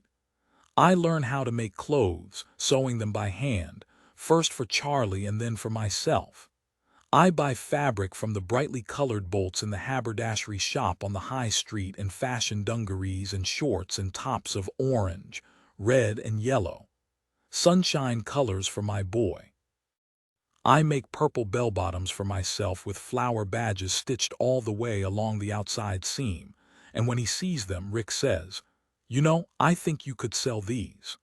We are thinking of ways to make money. We drive to an art shop in Norwich and buy an easel, oil paints, sketch pads, and canvases for Rick. He's trying his hand at seascapes to sell to the local galleries, and being Rick, they are wonderful. But I can tell his heart is not in it. I try not to think about what he has given up for me and Charlie, his place at the Slade, his career at the Robin Armstrong Gallery. But it's there all the time, a pulsing, low-level guilt. In high summer, Southwold is transformed with crowds of holidaymakers, the beach segmented by windbreaks, a huge, colorful British mess, particularly when viewed from the pier, where Charlie and I love to go. There is a hall of mirrors right in the middle, and it is here that I first hear Charlie laugh. Every day I take him out of his pram and hold him up in front of each mirror in turn so that our bodies transmute, wide and short, tall and thin with elongated legs or tiny as Lilliputians. I smile at him in each mirror and he always smiles back, ready to embrace the joke, and then at 11 weeks he laughs. Can I have heard properly? I make crazy faces at him in the mirror and he laughs again, louder this time, half gurgle, half belly laugh, a pure, sweet sound. Oh, my beautiful boy. In this moment I am utterly happy. I buy a tiny blow-up boat with a perfect baby-sized space in its center. The first time I take Charlie swimming, he lies back and stares up at a sequence of flitting, Raphael-shaped clouds. He smiles, absorbed in his sky-gazing, and I tell him, "You are your father's son." I look up too, memorizing the exact colors, and I think that soon I will be ready to paint again. And when I am, I will make huge sky pictures in remembrance of my lost love. In the evenings, Rick cooks supper for us. He has perfected the spaghetti vongole I craved from Florence, buying clams straight off the boats in the harbor and cooking the pasta to al dente perfection. Sometimes we share a bottle of wine, but most often we sit in front of the second-hand black and white television set we bought, laughing at the simple humor of Dad's Army, Are You Being Served? And Man About the House. We sit on the sofa holding hands while our baby sleeps in his caricot, and we joke that we are man and wife, just without the sex. We'll always have each other, Rick tells me when Charlie and I go up to bed. He says it every day, almost every hour, my dear, darling friend, as if by repeating it often enough he can simply erase my grief. Now look, my mother and I are in the kitchen preparing supper when Hannah walks in and delivers her bombshell. I resigned from my job today. Oh, Hannah, are you sure that's what you want? Asks my mother with surprising tact. She is learning. We all are. I've never been surer of anything. This whole situation with Alice has made me realize how I feel deep down about leaving Samuel each day, and actually I hate it. I feel sick with guilt and ashamed that I've been putting myself and my career first, and missing out on the chance to be with my son. But you're doing so well, I say, and you love your job. It's not forever. Just till Samuel goes to school, and the paper is being fantastic. Mark has promised me a freelance piece every week. I'm still keeping my job title. I'll make all my phone calls when Samuel is asleep and write in the evenings. Well, if you're sure, then I'm very glad, my mother says. I hope you'll let me supplement your income, and any time you need babysitting, you just have to ask. Samuel and I are used to each other now. We have come so far in 2 weeks.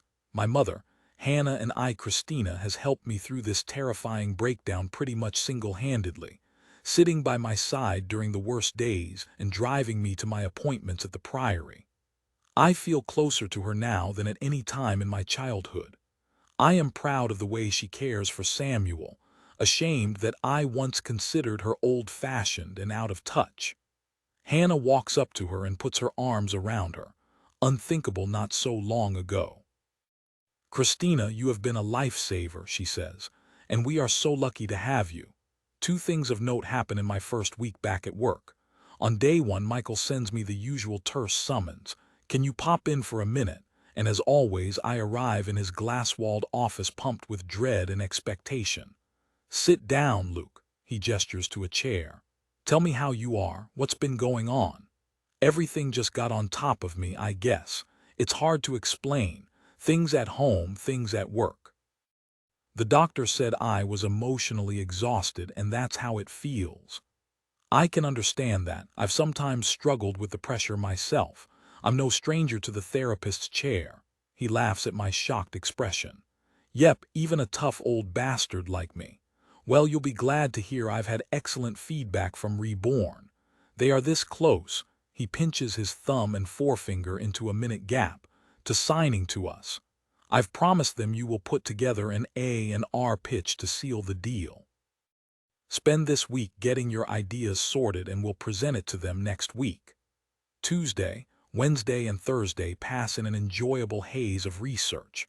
I'm listening to 70s Bowie, Chic, and James Brown trying to unpick the production, listening for sounds that will work in a revitalized noughties interpretation.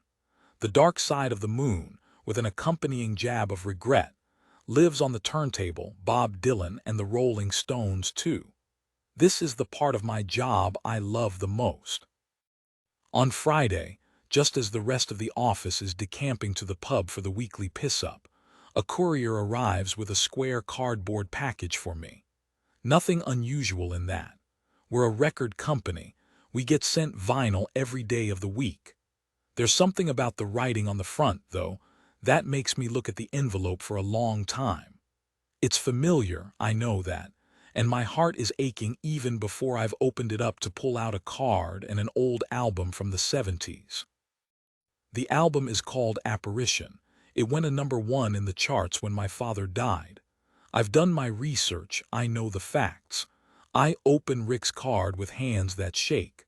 I am so very sorry at the way things have played out between you and Alice, and I hope with all my heart that you'll be able to fix it. In the meantime, this album belongs to you. I extract the album carefully from its cover. I walk over to the record player and place it on the turntable with the exactitude, the reverence, of a high priest. I sit, leaning against the office wall, listening to my father's voice with my eyes closed, and I tell myself, as my heart breaks all over again, that this is what I owe Jacob and Alice at the very least. Then Alice Jake's birthday at the tail end of August is my hardest challenge yet. I'm determined not to cry in front of Rick or Charlie, and I've kept quiet about the date even though I've thought of nothing else for the past week. This time last year we were in Italy. I got up early and walked into Fiesel to buy croissants and cappuccinos from our favorite cafe and brought them back home. I undressed again in the darkness, the room still blacked out by its heavy velvet drapes, and got back into bed and covered Jake's naked body with my own.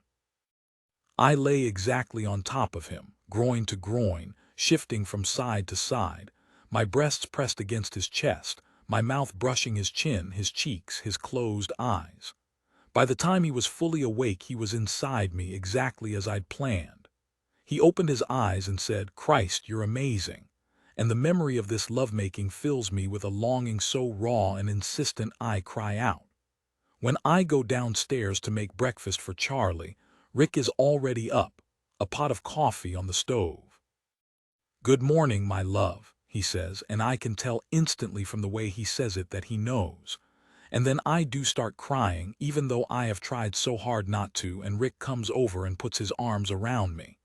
"Oh, Alice," he says, "I cannot bear it for you. I just want a day to be over. It's still a special day. We'll find a way to mark it. It's beautifully warm this August day, and we take a picnic to the beach and sit beneath the sun with all the other summer tourists. Families with foil wrappers full of sandwiches, packets of crisps and flasks of squash. Beside us, a little girl is solemnly eating a Jaffa cake while her father rubs sun cream into her shoulders. A few feet in front, a man is building a sand car for his toddler. An empty ski yogurt pot marks the steering wheel. Jake loved ski yogurt. He could eat 2 or 3 pots at a time, and I turn away, scorched. Charlie dozes in the shade of the buggy while Rick and I eat our sandwiches, and after lunch, Rick begins sketching, zoning in on a couple sitting close to the water's edge. I watch over his shoulder as he exaggerates the woman's roundness, her husband's angularity, all elbows and shoulder blades cuddling his mountain of flesh. "You're mean," I say, and he laughs. "This is for me, not them. Why don't you go for a swim while the baby's asleep?" I miss my chance, sitting beside Rick, watching him finish his sketch. Charlie opens his eyes at the exact moment I'm looking at him. Instantly he's smiling. "There you are," his smile says. "Come on then," I say, picking him up. "Let's take your little boat out." The water, the warmest it has been all summer, soothes me. I wade out to my waist, pushing Charlie in front of me, and he gazes up at the cloudless sky, and I try to think that somehow, somewhere his father can see him. For me, the sea is magical. The water soaks up my pain, and soon I am swimming, kicking my legs behind me, arms outstretched as if I am holding a float. When I look back, Rick is just a tiny dot on a blue and white blanket.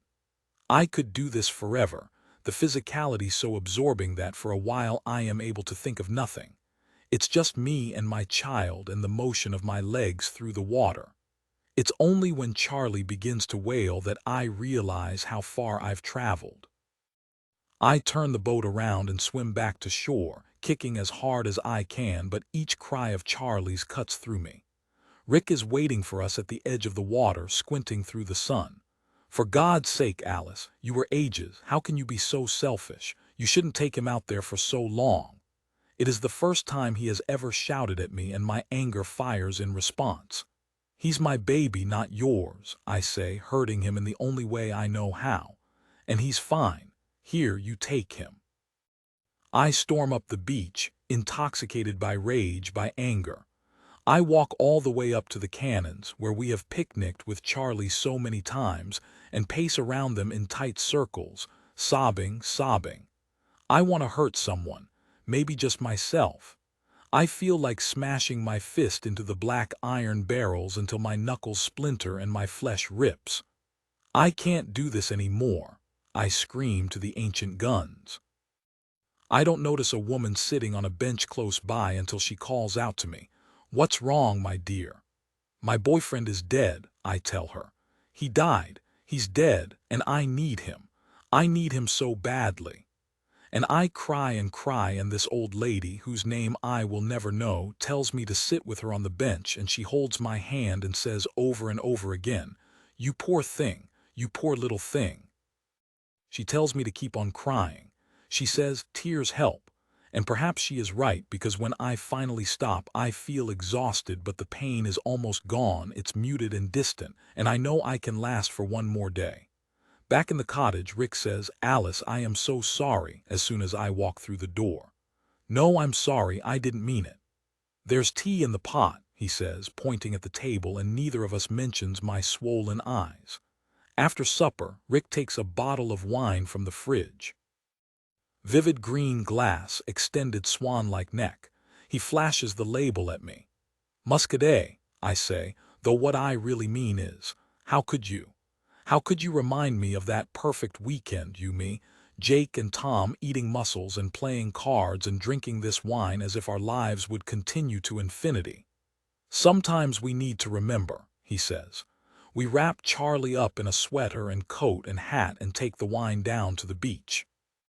It's dark now, and we sit beneath the charcoal sky watching the stars come out, checking off our favorite constellations one by one. We don't mention Cassiopeia, but he sees it and I see it, and I think that he was right to make me come here, drinking the same wine and watching the same stars of a year ago, linked together in the universe at least. After a while he says, "Do you know why some stars are brighter than others?" And I shake my head, although I do know because Jake told me. It's because they're burning up hydrogen at a much faster rate. They last half as long as all the other stars. Live fast, die young. To be fair, we're talking millions of years rather than billions. Nice try, but it doesn't help. I think it does. You lived so intensely, you two. You experienced more love and passion than most of us find in a lifetime. I don't say anything because I can't, but I do hold Rick's hand.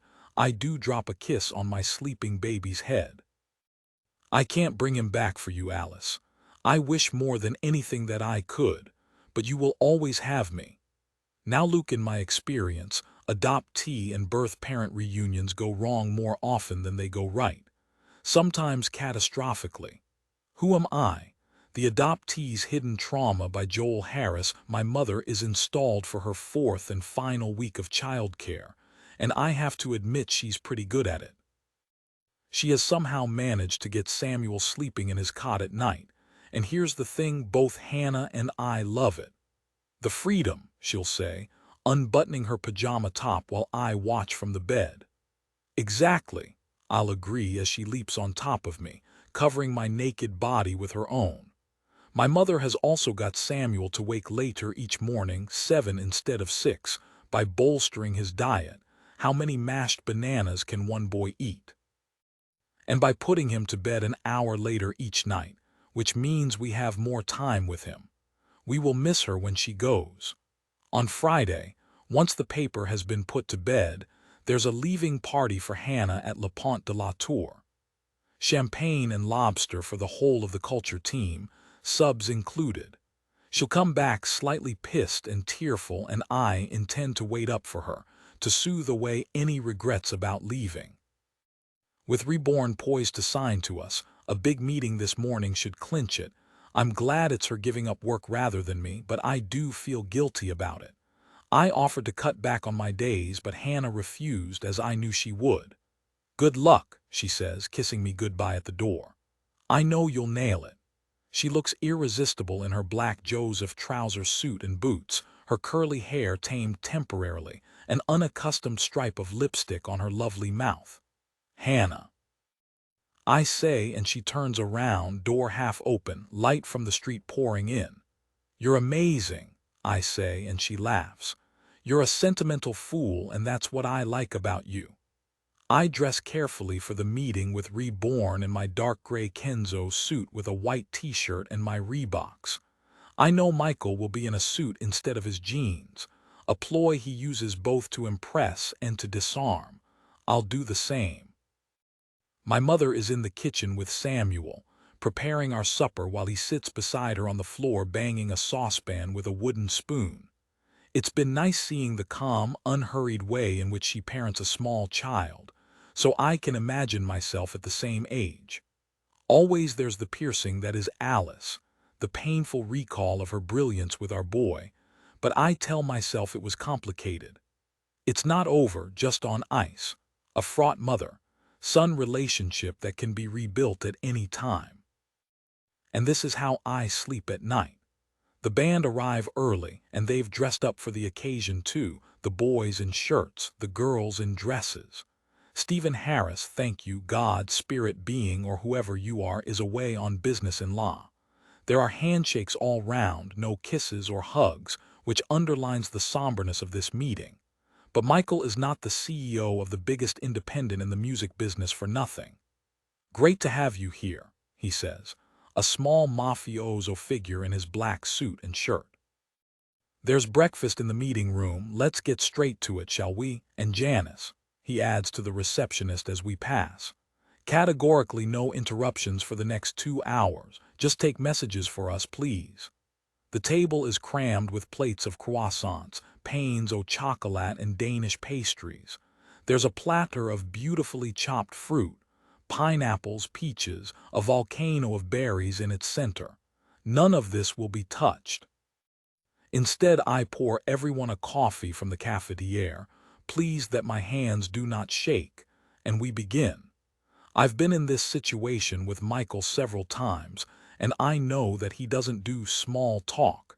He has zero tolerance for conversations about anything other than music. I can't tell you how glad we are that you are seriously considering signing to Spirit, he says. You'll know, of course, how passionate Luke is about your music, but the whole company, from distribution to the art department, is excited about your record. I know the decision will come down to money in the end, and I wanted to assure you that we can come up with a significant deal. If I can jump straight in, Daniel says, we've come to a decision. This is unexpected. My physiological response, heart banging, blood rushing, almost deafens me. I am straining to hear. We're going to sign to Spirit. We're flattered by the interest from other labels, but you're the best fit for us. We have a few conditions, though, and I'd like to set those out. My pulse is heart attack fast as I listen to the band's requirements, all of them reasonable, but I don't really get beyond the first one. We'd like Luke to A and R the record exclusively. We really feel he connects with what we're doing in a way no one else has. In fact, that's the whole reason we want to sign to you. I catch Michael's eye and he smiles at me minimally. He always was the master of understatement. But I can't help myself. I jump up from the table and start hugging the band one by one. This is incredible news, I say. There is literally nothing I would like more than to get involved with the next record. I've got so many ideas. Over the next couple of hours, we brainstorm the new album, hands down my favorite part of this job, and I have a suggestion for them. There's a record player in the meeting room, and I tell them I have something to play them. I feel a confusing mix of emotion taking apparition out of my bag, knowing none of them will ever have heard it before. Proud, yes, but also wretched, sorrowful. This band had short-lived success in the 70s, I say, flashing the album at them. Beck says, "Oh my God, I love the cover. Is that an oil painting? Weird. I feel like I've seen that guy before. He looks familiar."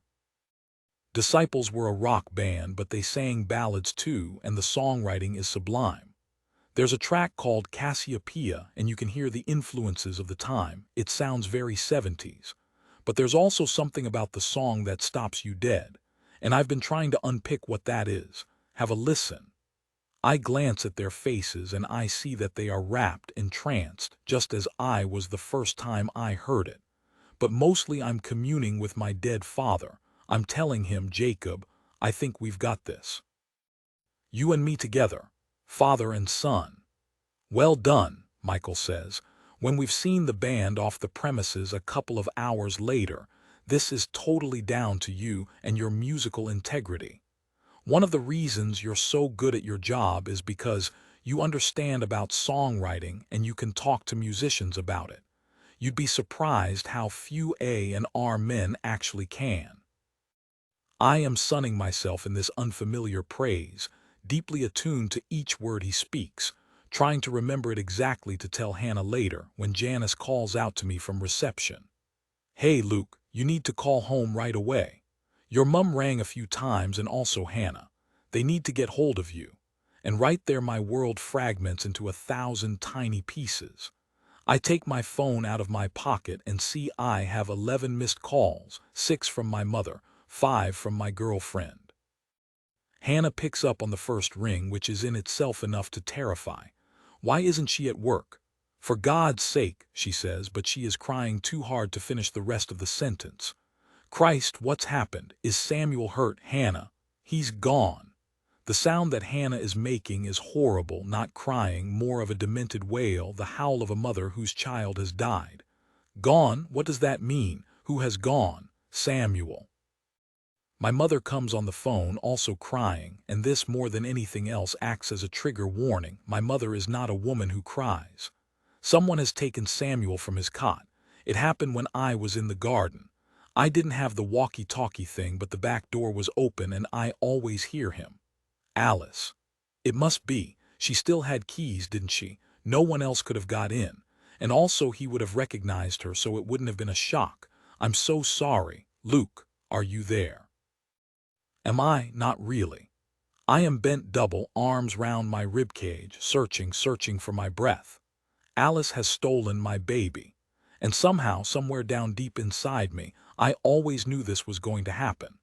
Then Alice in September, the tourists leave and we have this sedate seaside town back to ourselves. The weather is beautifully warm and we spend most days at the beach, Rick painting, with his easel set up on the sand, Charlie and I playing with shells and pebbles and dipping our feet into the sea. He laughs at the cold water, never cries. Not when a seagull flies almost into his face as he dozes on the rug. Not when a fat, elderly Labrador comes over to investigate and lands a long rivulet of drool on his face. He is such a genial baby that we often take him out in the evening, wrapped up in a little woolen coat I knitted for him in rainbow stripes. Sometimes we walk up to the pier, stopping for fish and chips at our favorite stall, then spending the coins we save all week in the slot machines. Charlie's favorite is the moving shelf of pennies. He watches transfixed, waiting for the coins to clatter onto the shelf below, surprising people with his wild, uproarious giggle when they do.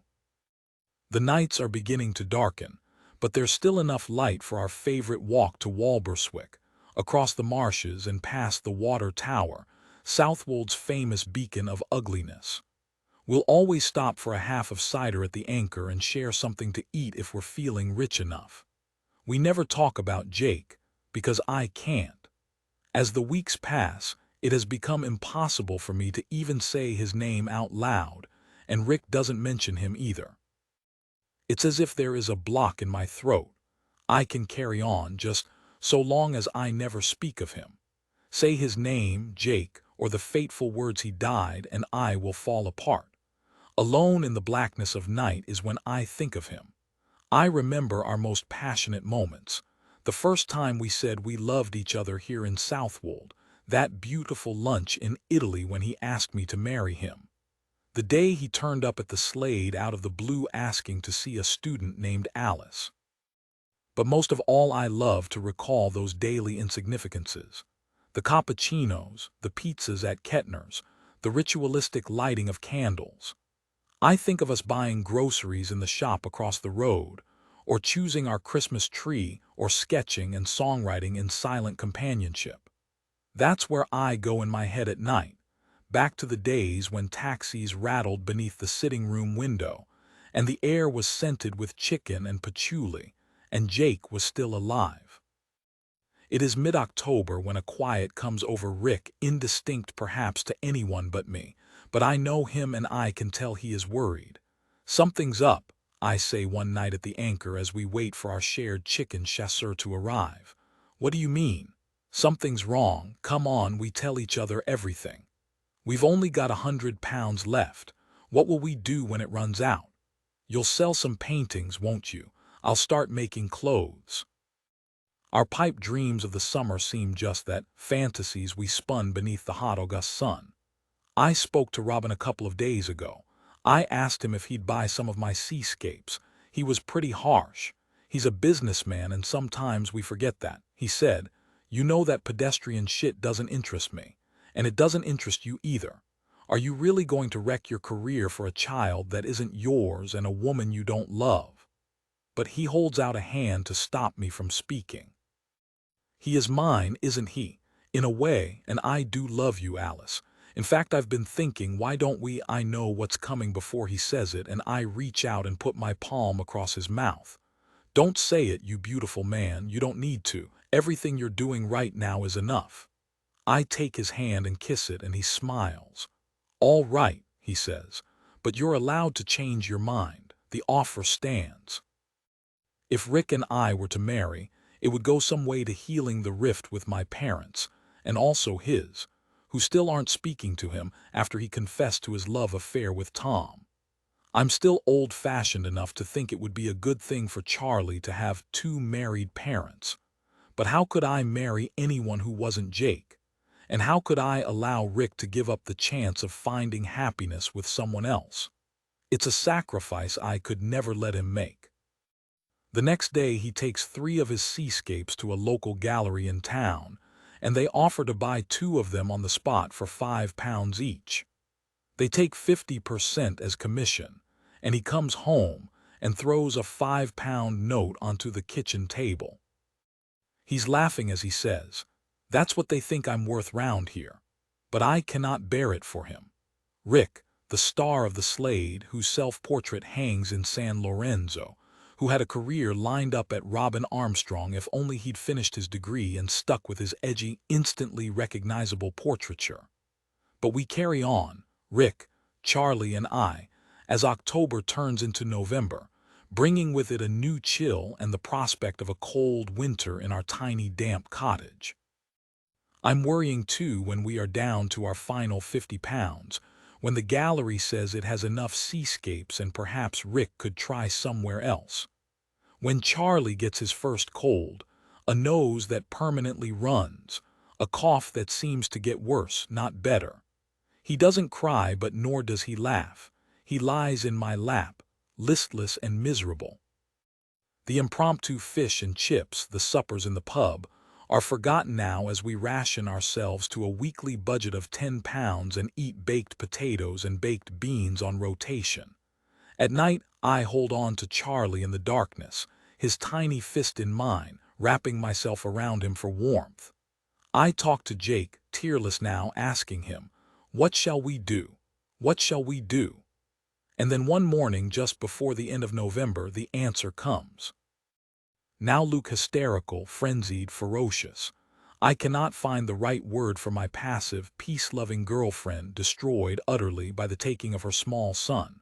When I walk into the kitchen, she screams at me, "Where the fuck have you been?"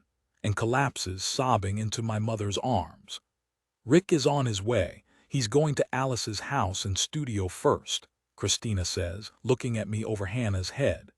He pleaded with me not to call the police just yet. He's confident he can find her. Are we sure it's Alice? Hannah lifts her head to scream. Of course it's Alice. Who else had keys? Who else would do something like this? You said it yourself, she's completely obsessed with Samuel. I just hope, she breaks off, weeping, and I put my arms around her. Hannah, she looks up, face streaked with mascara tears. This is the worst thing that could ever have happened, but we need to stay strong for Samuel. We need to think clearly so we can find him. And we need to keep reminding ourselves how much Alice loves him. That's a good thing, right?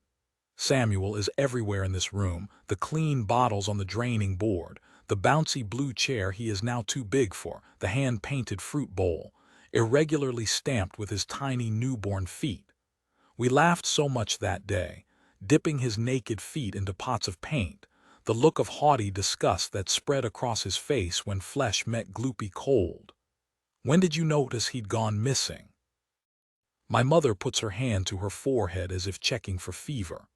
I always put him down for his morning nap at 10:30 and I wake him at around 11:15. I never let him sleep more than 45 minutes. But it was such a beautiful day, I thought I'd get on with some gardening. And when I went to get him up, her voice catches. He was gone. I tried to ring you, but the receptionist wouldn't interrupt your meeting. So then I rang Hannah. I look at my watch, it's already 1:3. He could have been missing for almost 3 hours. Hannah cries, Luke, they could be anywhere by now. On a plane, boat, train, how will we ever find him? What are we going to do? I will find him, I say. Trust me, Hannah, we need to be out looking for them. Did you try the cafe, the playground? I rang Stefano at the deli, but he hasn't seen Alice for weeks. Sarah and all her mum friends are searching the park and the library and the high street. But it's pointless, they won't be anywhere obvious. We have to think why Alice would have done this. Is it vengeance, to give us a fright, or is she actually thinking she can steal him? Do you think she's capable of that? My mother asks. She seemed a very reasonable sort of person to me. Dressing our baby up in weird clothes so he looked like Luke, hardly reasonable. But not dangerous, my mother says. That's what we need to hang on to. There's a knock at the door, short and aggressive. All three of us jump. I'll go, I say. I throw open the door to find Rick, still in his painting clothes, smears of color on his cheeks, his hands, his hair. Christ, Luke, I'm sorry.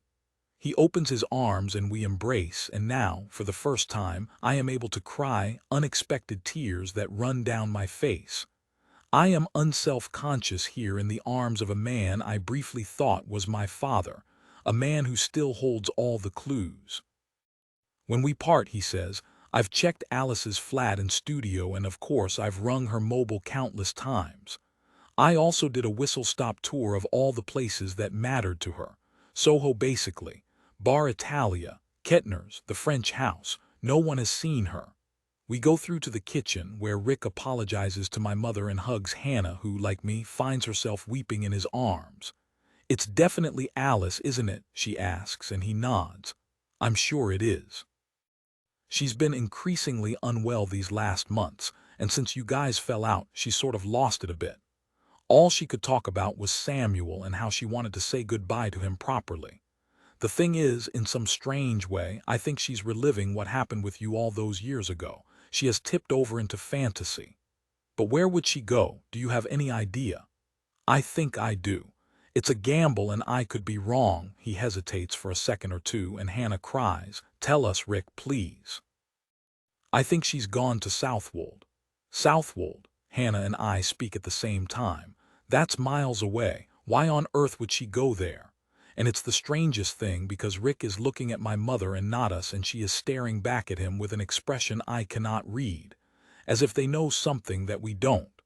"Cards on the table time, I think, don't you, Christina?" Rick says, and my mother nods. "You see, Alice did this once before, only that time the baby she stole was you." "Then, Alice, we do all the things we normally do. Charlie and I, we walk down to the pier, stopping off at the Hall of Mirrors for our daily cheap laughs. Extreme thinness, fatness, shortness, our shared, fail-safe joke. I take some scraps of bread to feed the seagulls, a new fetish. The birds swoop down right next to the pushchair, and Charlie whoops and catcalls his excitement. On the way home, we stop off at the phone box on the high street, and I park the pram outside it. I call directory inquiries and scribble down the number they give me and dial again before I can change my mind. When I give my name, it's obvious that the girl on the other end of the line knows exactly who I am. She sounds intrigued, excited. She begs me to wait while she fetches Mrs. Taylor Murphy. "Alice, hello." There's a pause now where I am unable to speak, and after a while she fills the gap. "You've been so brave," she says, "to try and manage by yourself. You must love your baby very much. The deal is struck. Tomorrow at 11 o'clock. No one else. No parents, just her and Charlie and me. We'll meet on the beach," I tell her, because we have been at our happiest there, me, Charlie, Jake. When we get back to the cottage, Rick is finishing a sketch of Charlie asleep in his cot with one fist curled beneath his cheek. "What do you think?" he asks. "I'm thinking love-struck new parents with dosh to spare. Reckon I could get some commissions." He sees my face. "What, Alice?" My voice is wooden as I reveal the facts. I can tell it no other way. "The woman from the adoption agency is coming to collect Charlie tomorrow, 11 o'clock. "No." He covers his face with his hands, unable to look at me at first. When he does, the grief in his face breaks my heart. His pain is exactly the same as my pain. "He's mine too, you always say so. No one will love him like we do. You gave me these months with him, Rick, and I'll always have that. One day he will come and find us. And when he does, he'll belong to you just as much as me." "Are you sure?" "I'm sure. You need to go back to the Slade and have the career you were meant to have. And Charlie needs stability, security, the things we can't give him. This house could be sold at any minute, and then where would we live? You're squat. I don't want that life for him. How will we bear it? We'll take it minute by minute, as we have done all along." I don't sleep much, curled around my baby for the last time, whispering to him in the darkness. "You will have a big garden to play in and a pony to ride and a brand new bicycle. You will be loved and happy, and I will wait for you." In the morning, I feel strangely calm, waking to the sound of the gulls outside our window. While Charlie sleeps on, he has turned into the world's best sleeper. I pack up his clothes and nappies and bottles, keeping back a few of my favorite things. The little orange shorts, a yellow and brown striped top, his dungarees. When it's time to go, I hand him to Rick and tell him I'll be waiting for him outside the cottage. I'm not going to stand around and witness his private farewell. I've already said mine throughout most of the night, holding Charlie's tiny fist in my hand. "Goodbye, my love. Goodbye." Walking down to the beach, baby in one arm, plastic carrier full of clothes in the other. I think I will make a funny face so that Charlie laughs one more time, but it's too difficult. My facial muscles will not obey. And perhaps it's true what Mrs. Taylor Murphy said, because this contented, happy child of mine is solemn and unsmiling, as if my sorrow has somehow transferred itself to him. She is there waiting for us, wearing a flowered dress with flat shoes. I did wonder about those heels on the beach, and she waves, though she seems rather somber too. I hand over the plastic bag of clothes. These are his things. And then I remember, his bear is still sitting on the kitchen table. I've forgotten his bear, he can't be without it. My voice is frantic, my eyes have blurred over with tears. Mrs. Taylor Murphy puts her hand on my shoulder. I promise I'll buy him one exactly the same. I think you're going to need it more than him. She looks at me. You'll want some time to say goodbye, she says, and I shake my head because I can't speak, I can't see, and if we delay by even 1 second, I won't be able to do it. I pass Charlie over and he tries to cling to me, grabbing at a strand of my hair. I know you'll see him again, Alice, Mrs. Taylor Murphy says as Charlie starts to cry. She places a hand over her heart. I can feel it. I watch them walking away, the flowered dress getting smaller and smaller, the plastic bag just a white dot in her hands. And above the shriek of gulls, I listen to my baby, programmed so acutely to hear him as he cries all the way along the beach. Now Luke, the guilt at giving up a child is ravaging and inescapable, and a birth mother will normally react in one of two ways. She will become deadened inside, closing off her grief in order to carry on, or she will become utterly tormented by it. Who am I? The Adoptee's Hidden Trauma by Joel Harris. The drive to Southwold takes less than 3 hours, powered by Rick's silver Alfa Romeo and maniacal driving. He tells me about his and Alice's flight from the hospital in an old Morris Minor with red leather seats. You and Alice slept in the back seat the whole way, and you woke up just as we arrived at the beach for sunrise.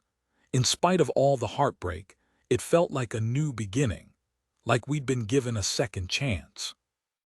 I learn on this journey how Rick was, to all intents, my father for a short while. Rick, Alice, and me, a team of 3. You and I spent a lot of time together in the first few weeks. I wanted Alice to have the space to grieve, and so I'd take you out wrapped up in a shawl and tied to my chest. We'd walk for hours along the beach and over the marshes, and when we got back, Alice's face would be red from crying, but she always made a point of smiling for you. She never cried in front of you. She said she wanted you to only know love and happiness. I'm not sure how she managed it. Poor Alice. She never got over it. A love like theirs is a rare thing. They weren't just lovers, they were connected on a much deeper level. For one thing, they'd both survived abusive childhoods and they held each other up. Together they were strong, but without Jake, Alice couldn't function.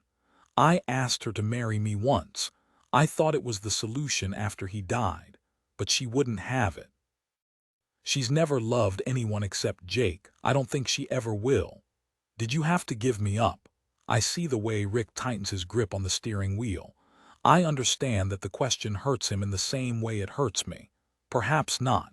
Perhaps we could have found a way through. It was a decision that wrecked her life. Even more than losing Jake, I think.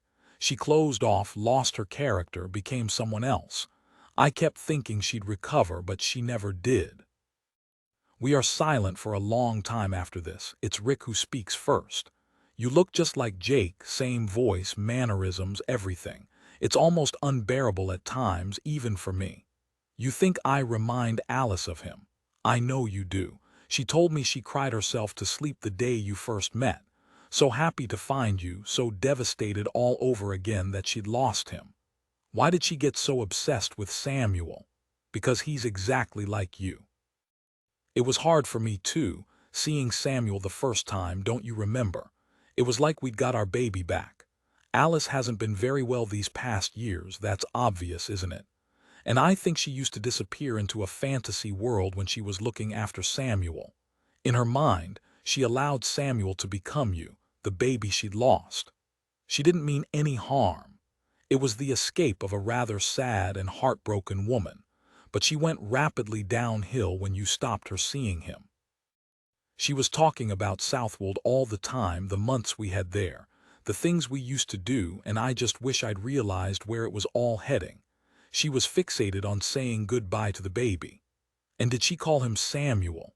Rick turns his head to look at me for a second. Nope. I could see it happening, but no one believed me. I started following Alice around the park most days, and I know how that sounds. But I knew something was wrong, something I couldn't put my finger on. Her mental health has been fragile for a long time. The reunion with you, something she'd longed for, tipped her over the edge. It was as if Jake was back in her life again and she's missed him so much. Only, of course, he wasn't. Obsessing over Samuel was easier than dealing with all that pain again. I wish we'd had this conversation before it was too late. It isn't too late, we're having it now. You don't think, I break off. Fear has vacuumed up the words that cannot be spoken. But Rick needs no explanation. She loves him. She wouldn't hurt a hair on his head. We have arrived in Southwold now in good time. There's still plenty of daylight left. There's still heat in the sun. I've never been here before, don't know what to expect. I'm slightly amazed by the chitchiness of it, although I don't know why. Architecture in color-coordinated pastels with pharaoh and bald doors. Delicatessens and second-hand bookshops and hip-looking cafes that probably specialize in chai and almond milk lattes. Notting Hill-on-Sea, I say. Not in our day. Back then it was deeply unfashionable and all the better for it. Fish and chips on the pier, candy floss, an arcade with slot machines. There was one machine you loved. It used to have a moving shelf of pennies, you know the kind. And when the pennies tipped over the edge, you laughed your head off. There's a wistfulness in his voice, and it makes me sad to think of Rick and Alice, those two young art students with their baby. Rick. He turns around from the steering wheel, tears in his eyes as I expected. Maybe everything can be all right between us. It can, Luke. I know it can. He is turning down a side street, and now the sea is ahead of us, a silver skin dissected by a cloudless sky. We pull into a little car park in the showstopper car, the beach in front of it lined with a row of candy-colored huts, pink, yellow, blue, and green. My heart is surging with hope and fear. This is our beach. The first time we came here, Alice and Jake and Tom and me, we drove through the night and arrived at sunrise. We made that same trip the night we ran away with you. This beach means so much to her. It's the last place she was with you before she gave you away. A thought strikes me. Can I go alone? Rick looks at me. Are you sure? Yes, I think it's important, just me and him and her. I want to get it right. At first, I think the beach is empty. It takes a few moments for my focus to land on the woman and child sheltering against the breakers. Even from here, I know it's them. I want to run, shout, yell, rage, but I force myself to stay calm as relief surges through me. I take out my phone to text Hannah. Got them. He's safe. What I see as I walk towards them is how tenderly Alice cares for the small boy on her lap. One arm curved around him as she picks out pebbles and shells for him to inspect. Alice and Samuel, or Alice and Charlie. It doesn't much matter which in this bizarre reshaping of our past. When I'm closer, just a few yards away, she looks up and sees me. Panic flits across her face. She grabs Samuel, holds him against her chest, both arms wrapped around him as if she will never let go. You can't take him, Alice says, not looking at me. I've changed my mind. Alice, I crouch in front of her. I need to be gentle as I coax her back into the present. Will you look at me, Alice? She shakes her head. Alice, still nothing. I'm Charlie, Alice. I'm your baby. I grew up. She does look at me then, and I watch the comprehension flooding her face, the fear that follows it. Forgive me, she says, head bowed. I hesitate, not wanting to break the spell. But then Alice turns Samuel around to face me, and he shouts in joyful recognition. She makes as if to pass him to me, but I shake my head, grab his tiny fist in my hand instead. From somewhere deep inside, I understand Alice cannot go through it again, the handing over of her child on a wind-blown Suffolk beach. I sit next to them on the damp sand, make clown faces for Samuel the way Alice taught us, rewarded with his instant chuckle. I feel the cool salt wind on my cheeks, listen for the rhythmic lull of waves breaking on the sand. A sound from now and then, a fragment of deep connection to my past if I can just hold onto it for a moment longer. Let's sit a while, Alice, I say. Contents praise for days you were mine, title page dedication epigraph now. Luke then, Alice now, Luke then, Alice now, Luke then, Alice now, Luke then, Alice now, Luke then, Alice now, Luke then, Alice now, Luke then, Alice now, Luke then, Alice now, Luke then, Alice now, Luke then, Alice now, Luke then, Alice now, Luke then, Alice now, Luke then, Alice now, Luke then, Alice now, Luke then, Alice now, Luke then, Alice now, Luke then, Alice now, Luke then, Alice now, Luke then, Alice now, Luke then. Alice now, Luke then, Alice now, Luke then, Alice now, Luke then, Alice now, Luke then, Alice now, Luke then, Alice now, Luke then, Alice now, Luke then, Alice now, Luke then, Alice now, Luke then, Alice now, Luke then, Alice now.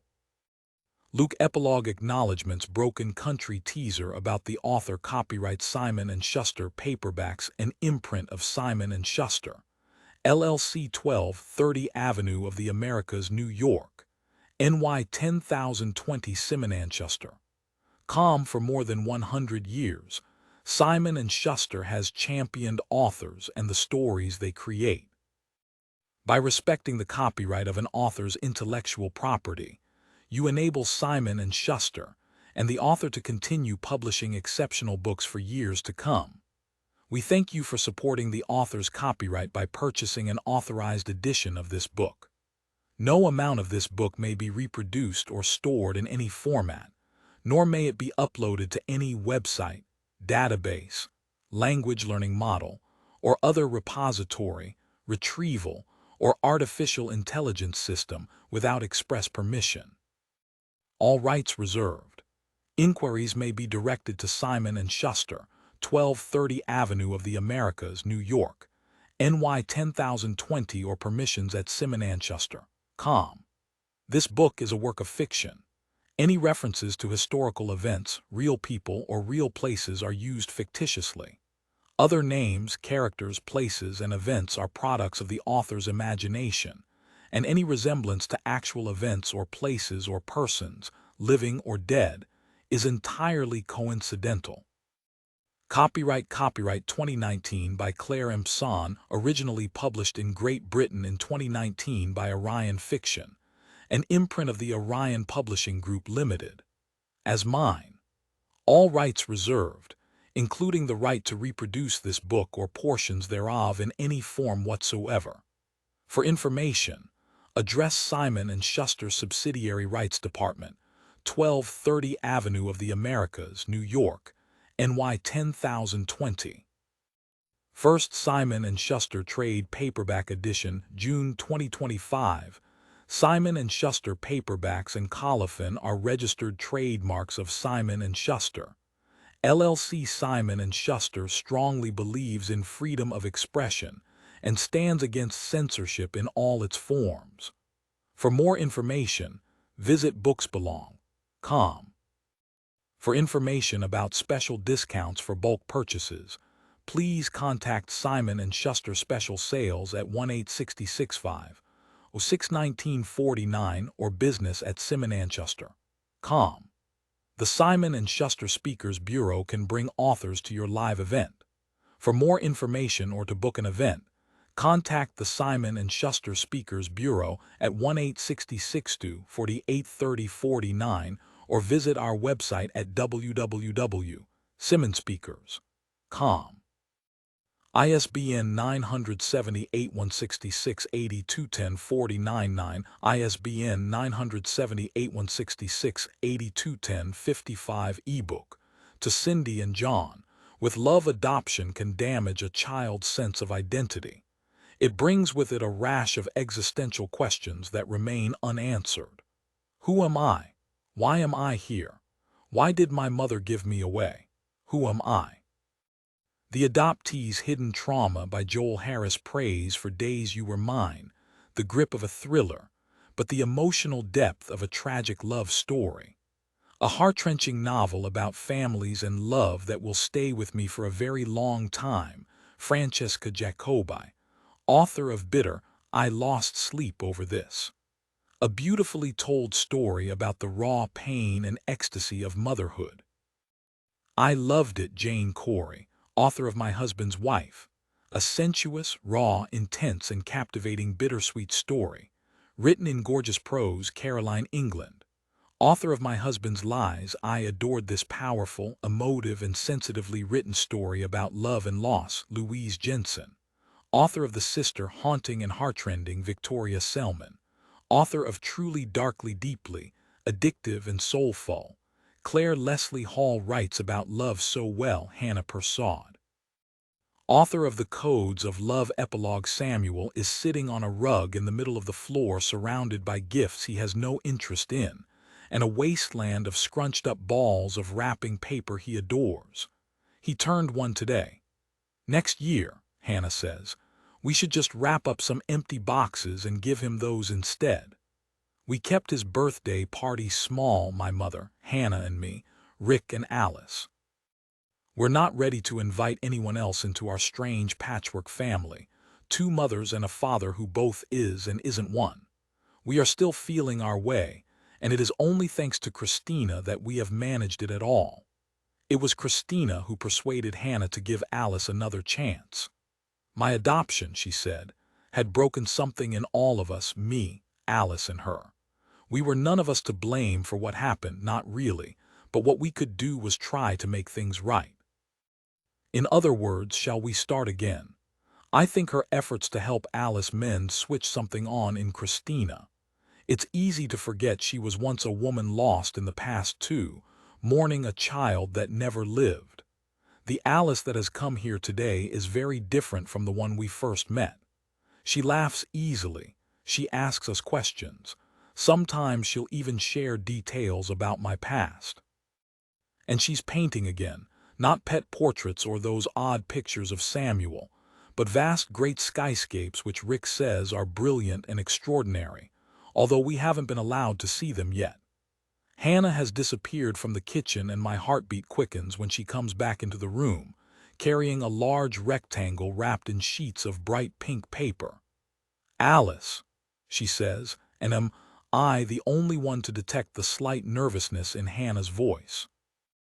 Alice has been standing over by the French doors chatting to my mother, and she turns around with an inquiring smile. I know we're celebrating Samuel today, but Luke and I have something for you too. You can probably guess from the shape that it's a painting. Intriguing, Alice says, still smiling, no idea of what lies within. I managed to track down the collector who bought it from Robin Armstrong, and when I told him our story, he said the painting had given him years of pleasure and he'd like you to have it. I'm trying not to look as Alice tears the pink paper and unveils the picture. A young woman cradling the head of her lover in her lap. Jake's asleep, or at least faking it, eyes closed, lips slightly parted, his long dark hair pooling on the grass beneath him. Alice is leaning against a terracotta wall and wearing a forest green dress with thin straps. One falls from her shoulder. Bold, jump-out colors, it's a glorious painting. But it's Alice you really notice. She's not smiling. Instead, she looks out in utter contentment, her smooth, almost babyish face lit up by an internal joy. "Oh," is all Alice says. No one else says anything, the room in utter silence as we watch Alice gaze at a painting she made long ago. She stoops down and reaches out to press her palm against Jake's painted cheek. "There you are," she says, so quietly I only just catch it. I glance at Hannah and she grimaces. Is it too much? Did we make a mistake? But when Alice turns around moments later, her face is serene. "Thank you," she says. "To see this again means so much to me, but it belongs to you now, Luke." "Alice, no," I say, but she interrupts. "It's your beginning, Luke, the question mark in your story." "But Jacob," I say, "would want you to have it. She walks over and hugs us, first me, then Hannah. "You are both so kind," she says, "and I will love seeing this painting whenever I visit, but I'm looking into the future now." And she doesn't need to say any more. Much later, I lie next to Hannah in bed, listening to the soft in and out of her breathing, my mind whirring with the day's events, the change in Alice, the change in all of us. Sometimes I wonder if I'll ever be able to process it. I slide from the bed as noiselessly as I can and go downstairs to the kitchen. The painting is the first thing I see, just as Alice left it, propped up against the wall. I kneel in front of it, looking and not looking, allowing the painting to wash over me, the vibrant colors, the Italian sunshine, the young lovers, the start of it all. There you are, I think. I feel a kind of peace. Contents 1, cover 2, title page 3. Dedication 4, epigraph 5. Now Luke 6, then Alice 7. Now Luke 8, then Alice 9. Now Luke 10, then Alice 11. Now Luke 12, then Alice 13. Now Luke 14, then Alice 15. Now Luke 16, then Alice 17. Now Luke 18. Then Alice 19. Now Luke 20. Then Alice 21. Now Luke 22. Then Alice 23. Now Luke 24. Then Alice 25. Now Luke 26. Then Alice 27. Now Luke 28. Then Alice 29. Now Luke 30. Then Alice 31. Now Luke 32. Then Alice 33. Now Luke 34. Then Alice 35. Now Luke 36. Then Alice 37. Now Luke 38. Then Alice 39. Now Luke 40. Then Alice 41. Now Luke 42. Then Alice 43. Now Luke 44. Then Alice 45. Now Luke 46. Then Alice 47. Now Luke 48. Then Alice 49. Now Luke 50. Then Alice 51. Now Luke 52. Then Alice 53. Now Luke 54. Then Alice 55. Now Luke 56. Then Alice 57. Now Luke 58. Then Alice 59. Now Luke 60. Then Alice 61. Now Luke 62. Then Alice 63. Now Luke 64. Then Alice 65. Now Luke 66. Epilogue 67. Acknowledgement 68. Broken Country Teaser 69. About the author 70. Copyright Guide 1. Cover 2. Simon & Schuster Front Sign-Up page 3. Title page 4. Book Recommendations 5. Simon & Schuster Back Sign-Up page 6. Content 7. Start of Content 1. I 2. Roman 2 3. Roman 3 4. Roman 4 5. Roman 6 6. Roman 7 7 1 8 2 9. 3 10. 4 11. 5 12. 6 13. 7 14. 8 15. 9 16. 10 17. 11 18. 12 19. 13 20. 14 21. 15 22. 16 23. 17 24. 18 25. 19 26. 20 27. 21 28. 22 29. 23 30. 24 31. 25 32. 26 33. 27 34. 28 35. 29 36. 30 37. 31 38. 32 39. 33 40. 34 41. 35 42. 36 43. 37 44. 38 45. 39 46. 40 47. 41 48. 42 49. 43 50. 44 51. 45 52. 46 53. 47 54. 48 55. 49 56. 50 57. 51 58. 52 59. 53 60. 54 61. 55 62. 56 63. 57 64. 58 65. 59 66. 60 67. 61 68. 62 69. 63 70. 64 71. 65 72. 66 73. 67 74. 68 75. 69 76. 70 77. 7178, 7279, 7380, 7481, 7582, 7683, 7784, 7885, 7986, 8087, 8188, 8289, 8390, 8491, 8592, 8693, 8794, 8895, 8996, 9097, 9198, 9299, 93 100, 94 101, 95 102, 96 103, 97 104, 98 105, 99 106, 100 107, 101 108,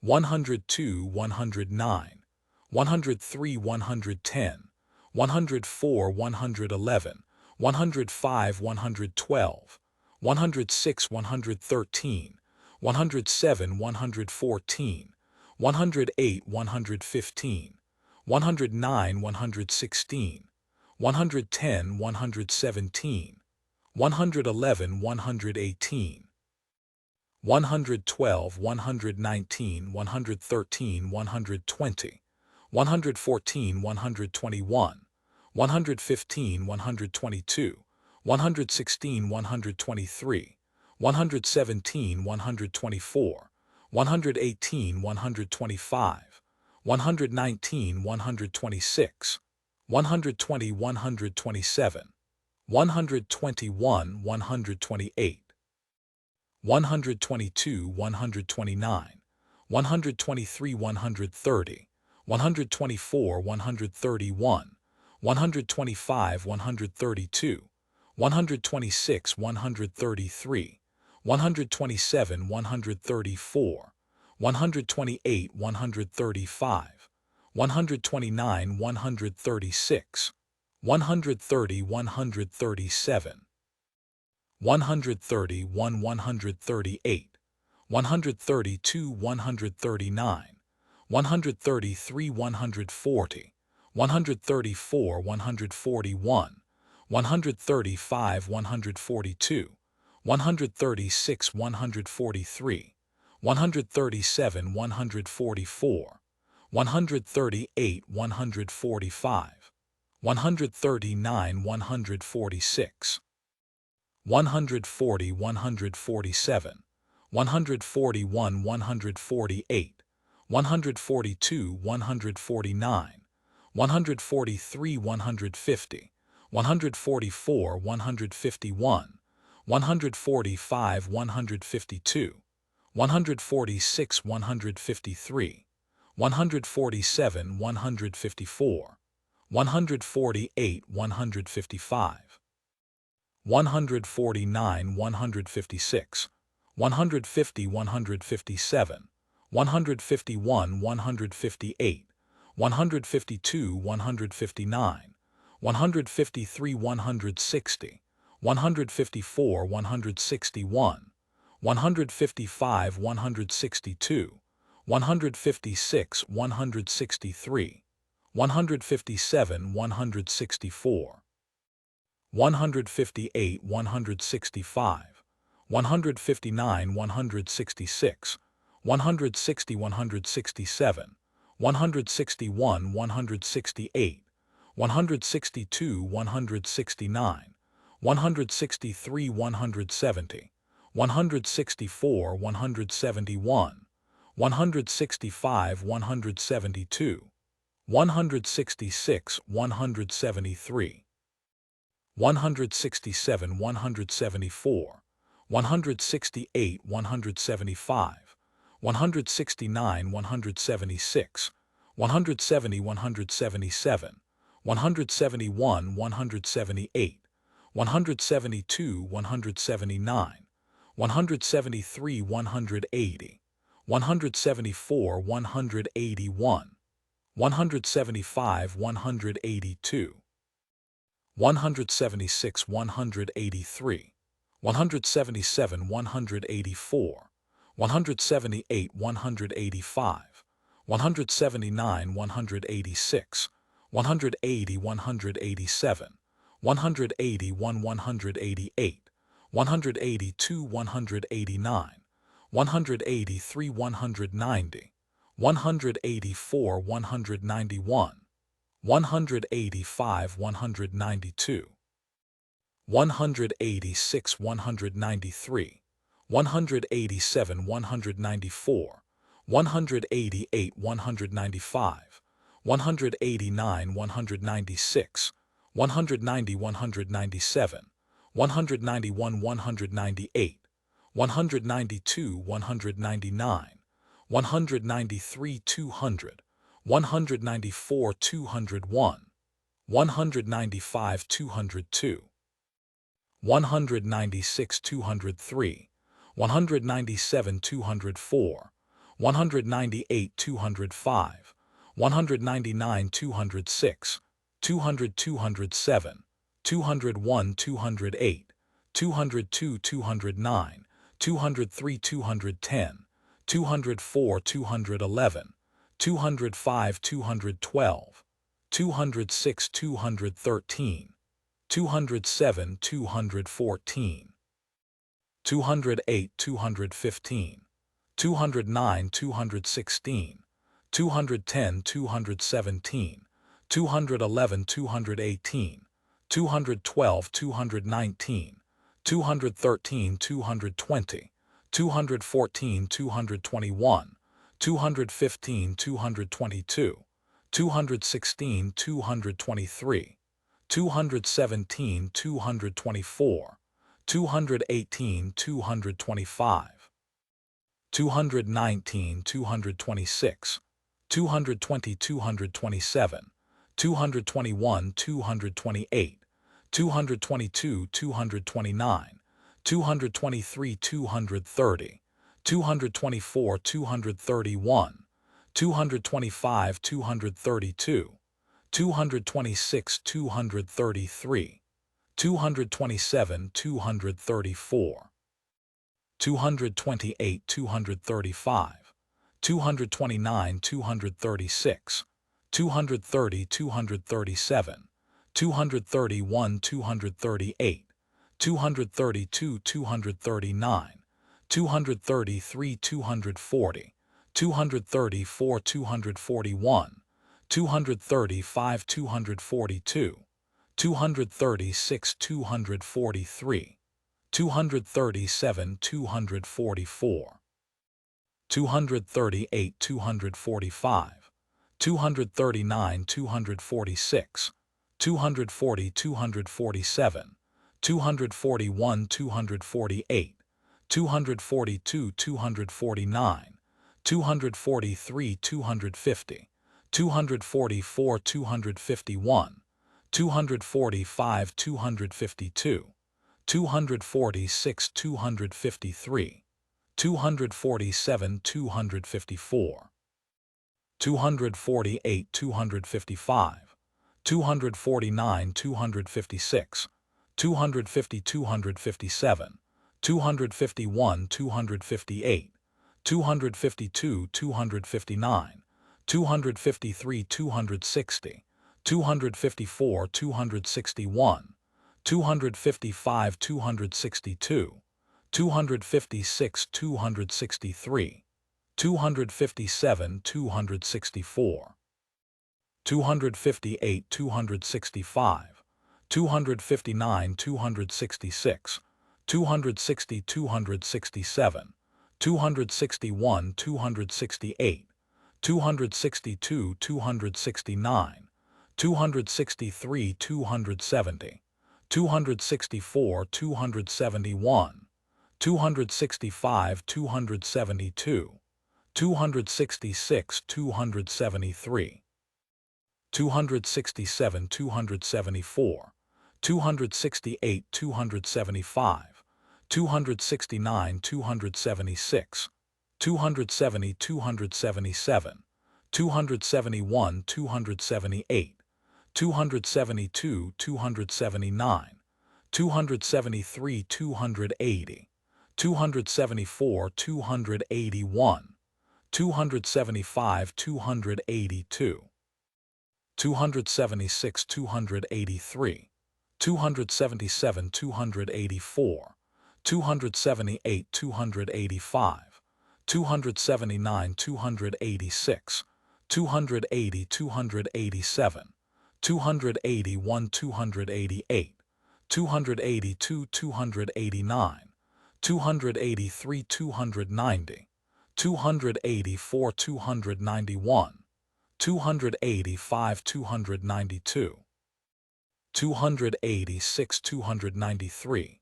287, 294. 288, 295. 289, 296. 290, 297. 291, 298. 292, 299.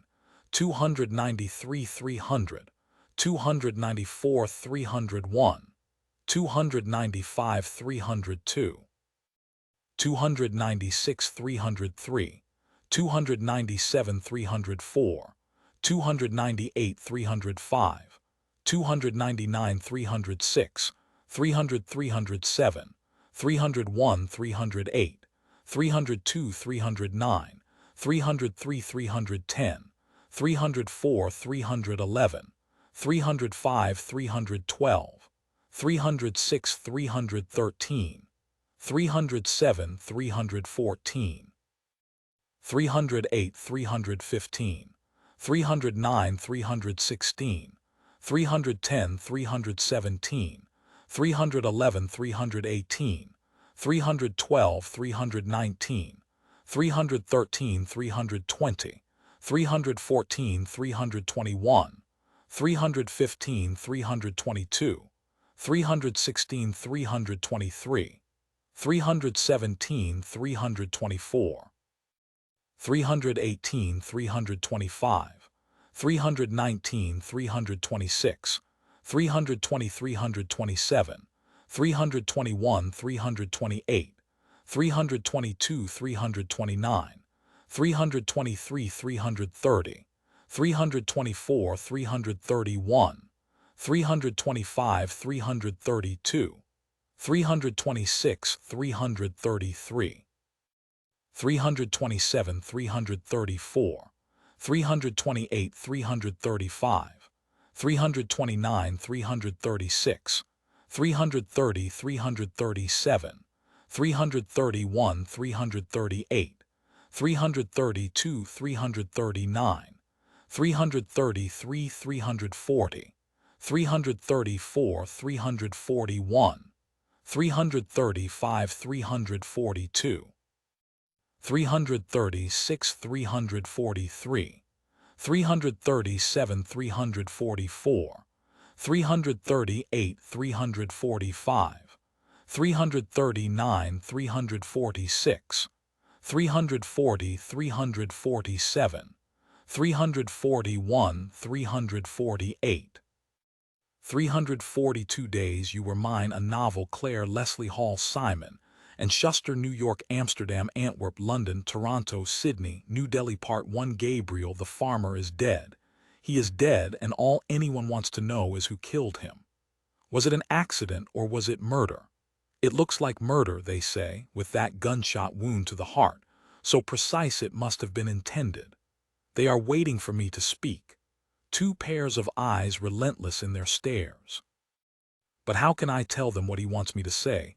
The words we have practiced over and over in the minutes before the police arrive. I shake my head. I need more time.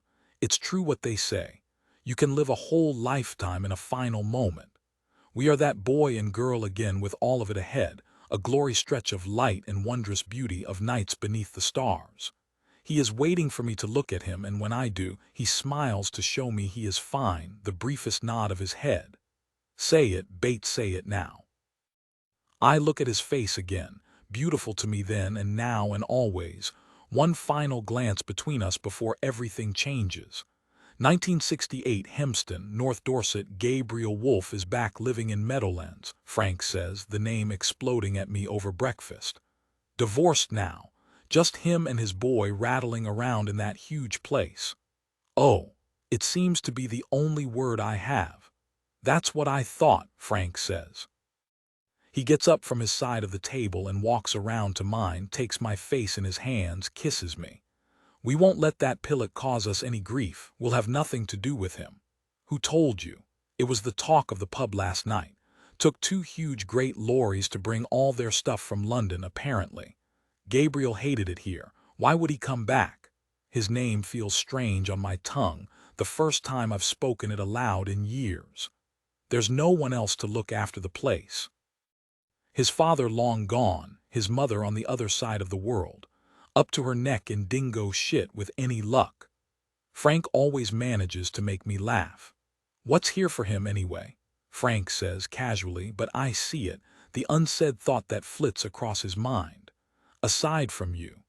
He's bound to sell up and move to Las Vegas or Monte Carlo or wherever it is he grapples for the word, looks pleased with himself when he finds it celebrities hang out. Frank spends all the daylight hours and a fair few at nighttime out on the farm, caring for our animals and tending the land. He works harder than anyone I know, but always takes time to notice the beauty of a spring sunset or the sudden, dizzying soar of a skylark, his attunement to weather and wildlife set deep in his bones. One of many things I love about him. Frank doesn't have time to read novels or go to the theater. He wouldn't know a dry martini if someone chucked one in his face.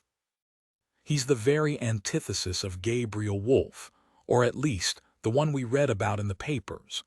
I watch my husband leaning against the door to pull on his boots. In 20 minutes' time his skin will be permeated 3 layers deep with the stench of cow dung. The door, wrapped hard from the other side, makes Frank start.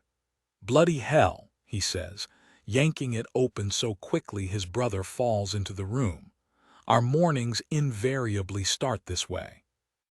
Jimmy, still ruddy from last night's beer, eyes screwed half shut, one strand of hair sticking straight up as if it's gelled, says, "Aspirin, Beth. Got a banger." I take down the medicine box from the dresser where it lives, primarily in use for Jimmy's hangovers. Once upon a time it was full of infant paracetamol and emergency plasters. There are 5 years between them, but Frank and Jimmy look so similar that, from a distance, even I struggle to tell them apart. They are well over 6 foot with dark, almost black hair and eyes so blue people often do a double take. Their mother's eyes, I'm told, though I never had the chance to meet her. They are both wearing shabby corduroys and thick shirts, soon to be covered in the navy overalls that are their daily uniform. In the village they are sometimes called the twins, but only in jest. Frank is very much the older brother. "What happened to just going to finish this pint and call it a night?" Frank says, grinning at Jimmy. "Beer is God's reward for an honest day's toil. That from the Bible. If it isn't, it should be. We'll be with the lambs at midday. See you then." Frank calls to me as the brothers go out of the door, still laughing as they cross the yard. With the men out milking and the kitchen cleared, there are plenty of jobs to get on with. Washing so much of it, both brothers' overalls rinsed and waiting for me on the scrubbing board. The breakfast washing up. A floor that always needs sweeping, no matter how often I take the broom to it. Instead, I make a fresh pot of coffee and put on an old wax jacket of Frank's and sit at the little wrought iron table looking out across our fields until my gaze meets its target. 3 red chimneys of differing heights peering above the fuzz of green oak on the horizon. Meadowlands. Before 1955, I don't know I am trespassing. I am lost in a dream world, my head full of romantic scenarios in which I triumph. I picture myself beside a fountain with an orchestra in full flow, receiving an impassioned declaration of love. I read a lot of Austen and Bronte at this time. I have a tendency to embellish. I must have been staring up at the sky, head in the clouds quite literally. The collision comes out of nowhere. What the hell? This boy I bump into, his shoulder bashing into mine, is no hero. Tall, slender, arrogant like a teenage Mr. Darcy. "Don't you look," he says. "This is private land." I find the whole private land thing slightly absurd, particularly when it's accompanied by a curt cut-glass accent like this one. This meadow we are in, green and curving, oaks with their cloud bloom flowering, is England in its full glory. It's Keats, it's Wordsworth. It should be for everyone to enjoy. Are you smiling? He looks so annoyed I almost laugh. We're in the middle of nowhere, there is no one else here, how could it possibly matter? The boy stares back at me for a moment before he takes in what I have said. You're right, God, what is wrong with me? He holds out his hand, a peace offering. Gabriel Wolfe. I know who you are. He looks at me expectantly, waiting for my name, but I don't feel like telling him yet. I've heard talk of Gabriel Wolfe, the famously handsome boy from the big house, but this is the first time I've seen him in the flesh. He has a good face, dark eyes framed by eyelashes my girlfriends would kill for, wavy brown hair that flops across his forehead, sharp cheekbones, elegant nose. A patrician kind of beauty, I suppose you might call it. But he is wearing tweed trousers tucked into woolly socks. Draped across his shoulders like a cape is a jacket of matching tweed, belt dangling. Old man's clothes. He's not my type at all. What were you doing here? Looking for a place to sit and read? I draw my book out of my coat pocket, a slim volume of Emily Dickinson. Oh, poetry. You sound a little disappointed. P.G. Wodehouse more your thing, he sighs. I know what you're thinking, but you're wrong. I'm smiling again, I can't help it. What are you, a mind reader? You think I'm a brainless, upper-class twit, a Bertie Wooster. I tilt my head and consider him. He'd love your getup, you have to admit. He'd say it was spiffing. When Gabriel laughs, it changes him completely. These are my father's old fishing trousers. I nicked them out of a box of stuff going to the jumble sale. I wouldn't have worn them if I'd known you'd take such offense. Is that what you're doing, fishing? Yes, just down there, I'll show you if you like. I thought it was out of bounds for plebs like me. You see, that's why you have to come. I've been rude and I'd like to make it up to you. I stand before him unsure. I don't want to get caught up in something that is hard to get out of. All I wanted was a pretty spot to sit and read. He smiles again, that face-changing smile, handsome even in his old man's garb. I've got biscuits, please come. What kind of biscuits? Gabriel hesitates. Custard creams. Fountain, orchestra, lake biscuits. It's not so much of a stretch. Well, in that case, I say, and this is how it begins. 1968, of all the seasons, early spring, when the air is sly with cold and the birds are starting up and the fields are filled with lambs, has always been my favorite. Bobby was mad for our lambs. He fed the waifs year after year with a bottle, that was his job. He wouldn't let anyone else touch it, even stayed off school to do it one time. A spirited boy, he wore shorts right the way through winter and no coat, even when the head mistress sent him home for one. A golden boy, he sang so much when he was little we called him Elvis. He was tall and skinny with brown hair that stuck up just like his uncle's. Jimmy has the transistor radio playing. I can hear it well before I reach the tin barn. It's the Beatles. Hello, goodbye at full volume. Not very pastoral, but it's clearly working for Jimmy's hangover. I watch him as I come in through the gate at the top of the field. He has one hand resting on a ewe's backside, hips swaying from side to side, left foot jiggling. Where's Frank? I say, and Jimmy points to the bottom of the field. Together we stand and watch as my husband vaults the fence. One strong arm placed on the top rail, his body swung out at a right angle before he clears it like an Olympian hurdler. I see him doing it most days, but it still gives me a small rush of pleasure, the simple joy of it in a man whose life is dominated by hard work. He walks up the field toward us, swinging his arms energetically. Even from here I know he is probably whistling. This is Frank, where he most loves to be. Most of our ewes have delivered. We have 46 lambs out to pasture with a handful still in the stalls. Only one bottle feeder and one stillborn. Frank and Jimmy look over the pregnant sheep, palms against their bellies to check for a breech, examining their rears for signs of birth. It's more instinct than anything. They could do it in their sleep. Jimmy is the soft touch. He chats to the ewes while he works, gives them rich tea biscuits when he's done. Frank is always in a rush, in his head an unending checklist of tasks, a brain that holds too much. "Think we could wrap up the mothers' meeting and crack on," Frank says, and Jimmy rolls his eyes. "Bossy so-and-so, isn't he?" he tells the ewes. The sheep have a long, sloping field to themselves, but they don't spread out much, always clustered up here next to the barn. In a week or so the lambs will become more independent, and that's when they start frisking off in one direction or another, spindly legs buckling. The stage Bobby loved the most. He was a farm boy, he understood how it worked, but every single year it broke his heart when it was time to ship his babies off to market. I don't know which of us hears the barking first. We spin around to a golden-haired lurcher tearing toward us. A stray dog, no owners with him, charging our lambs. "Get out of it!" Frank tries to block the lurcher. He is 6'2", broad and fierce, but the dog just darts around him, straight into the thick of our ewes. The sheep are moaning, tiny offspring bleating in fear. Only a few days old, but they sense the danger. A flick-switch change in the dog. Eyes black, teeth bared, body rigid with adrenaline. "Gun, Jimmy, now!" Frank yells, and Jimmy turns and runs to the shed. He's fast, Frank, racing at the dog with his primeval roar, but the dog is quicker. It picks off a lamb, nips it up by its neck, throat ripped open.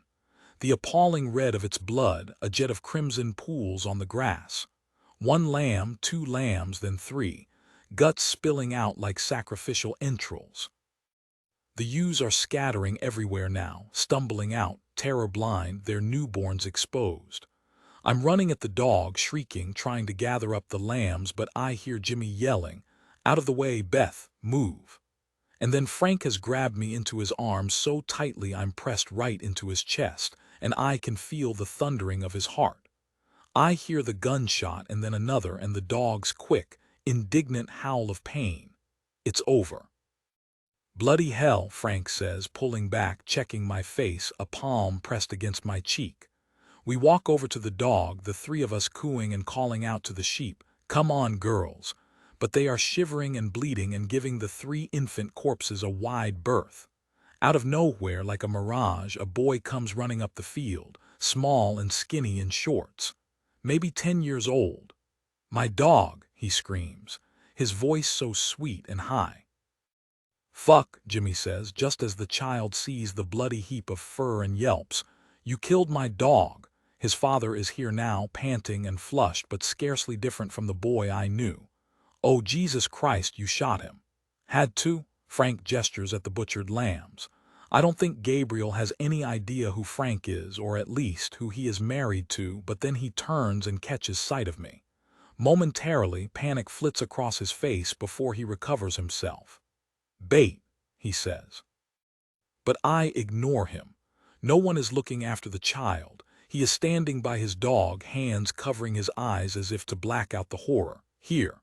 I'm beside him in seconds, my hands on his shoulders. And then I kneel in front of him and wrap my arms around him. He begins to weep. "Keep crying," I say. "Crying will help." He collapses against me, wailing now, a boy in shorts in my arms.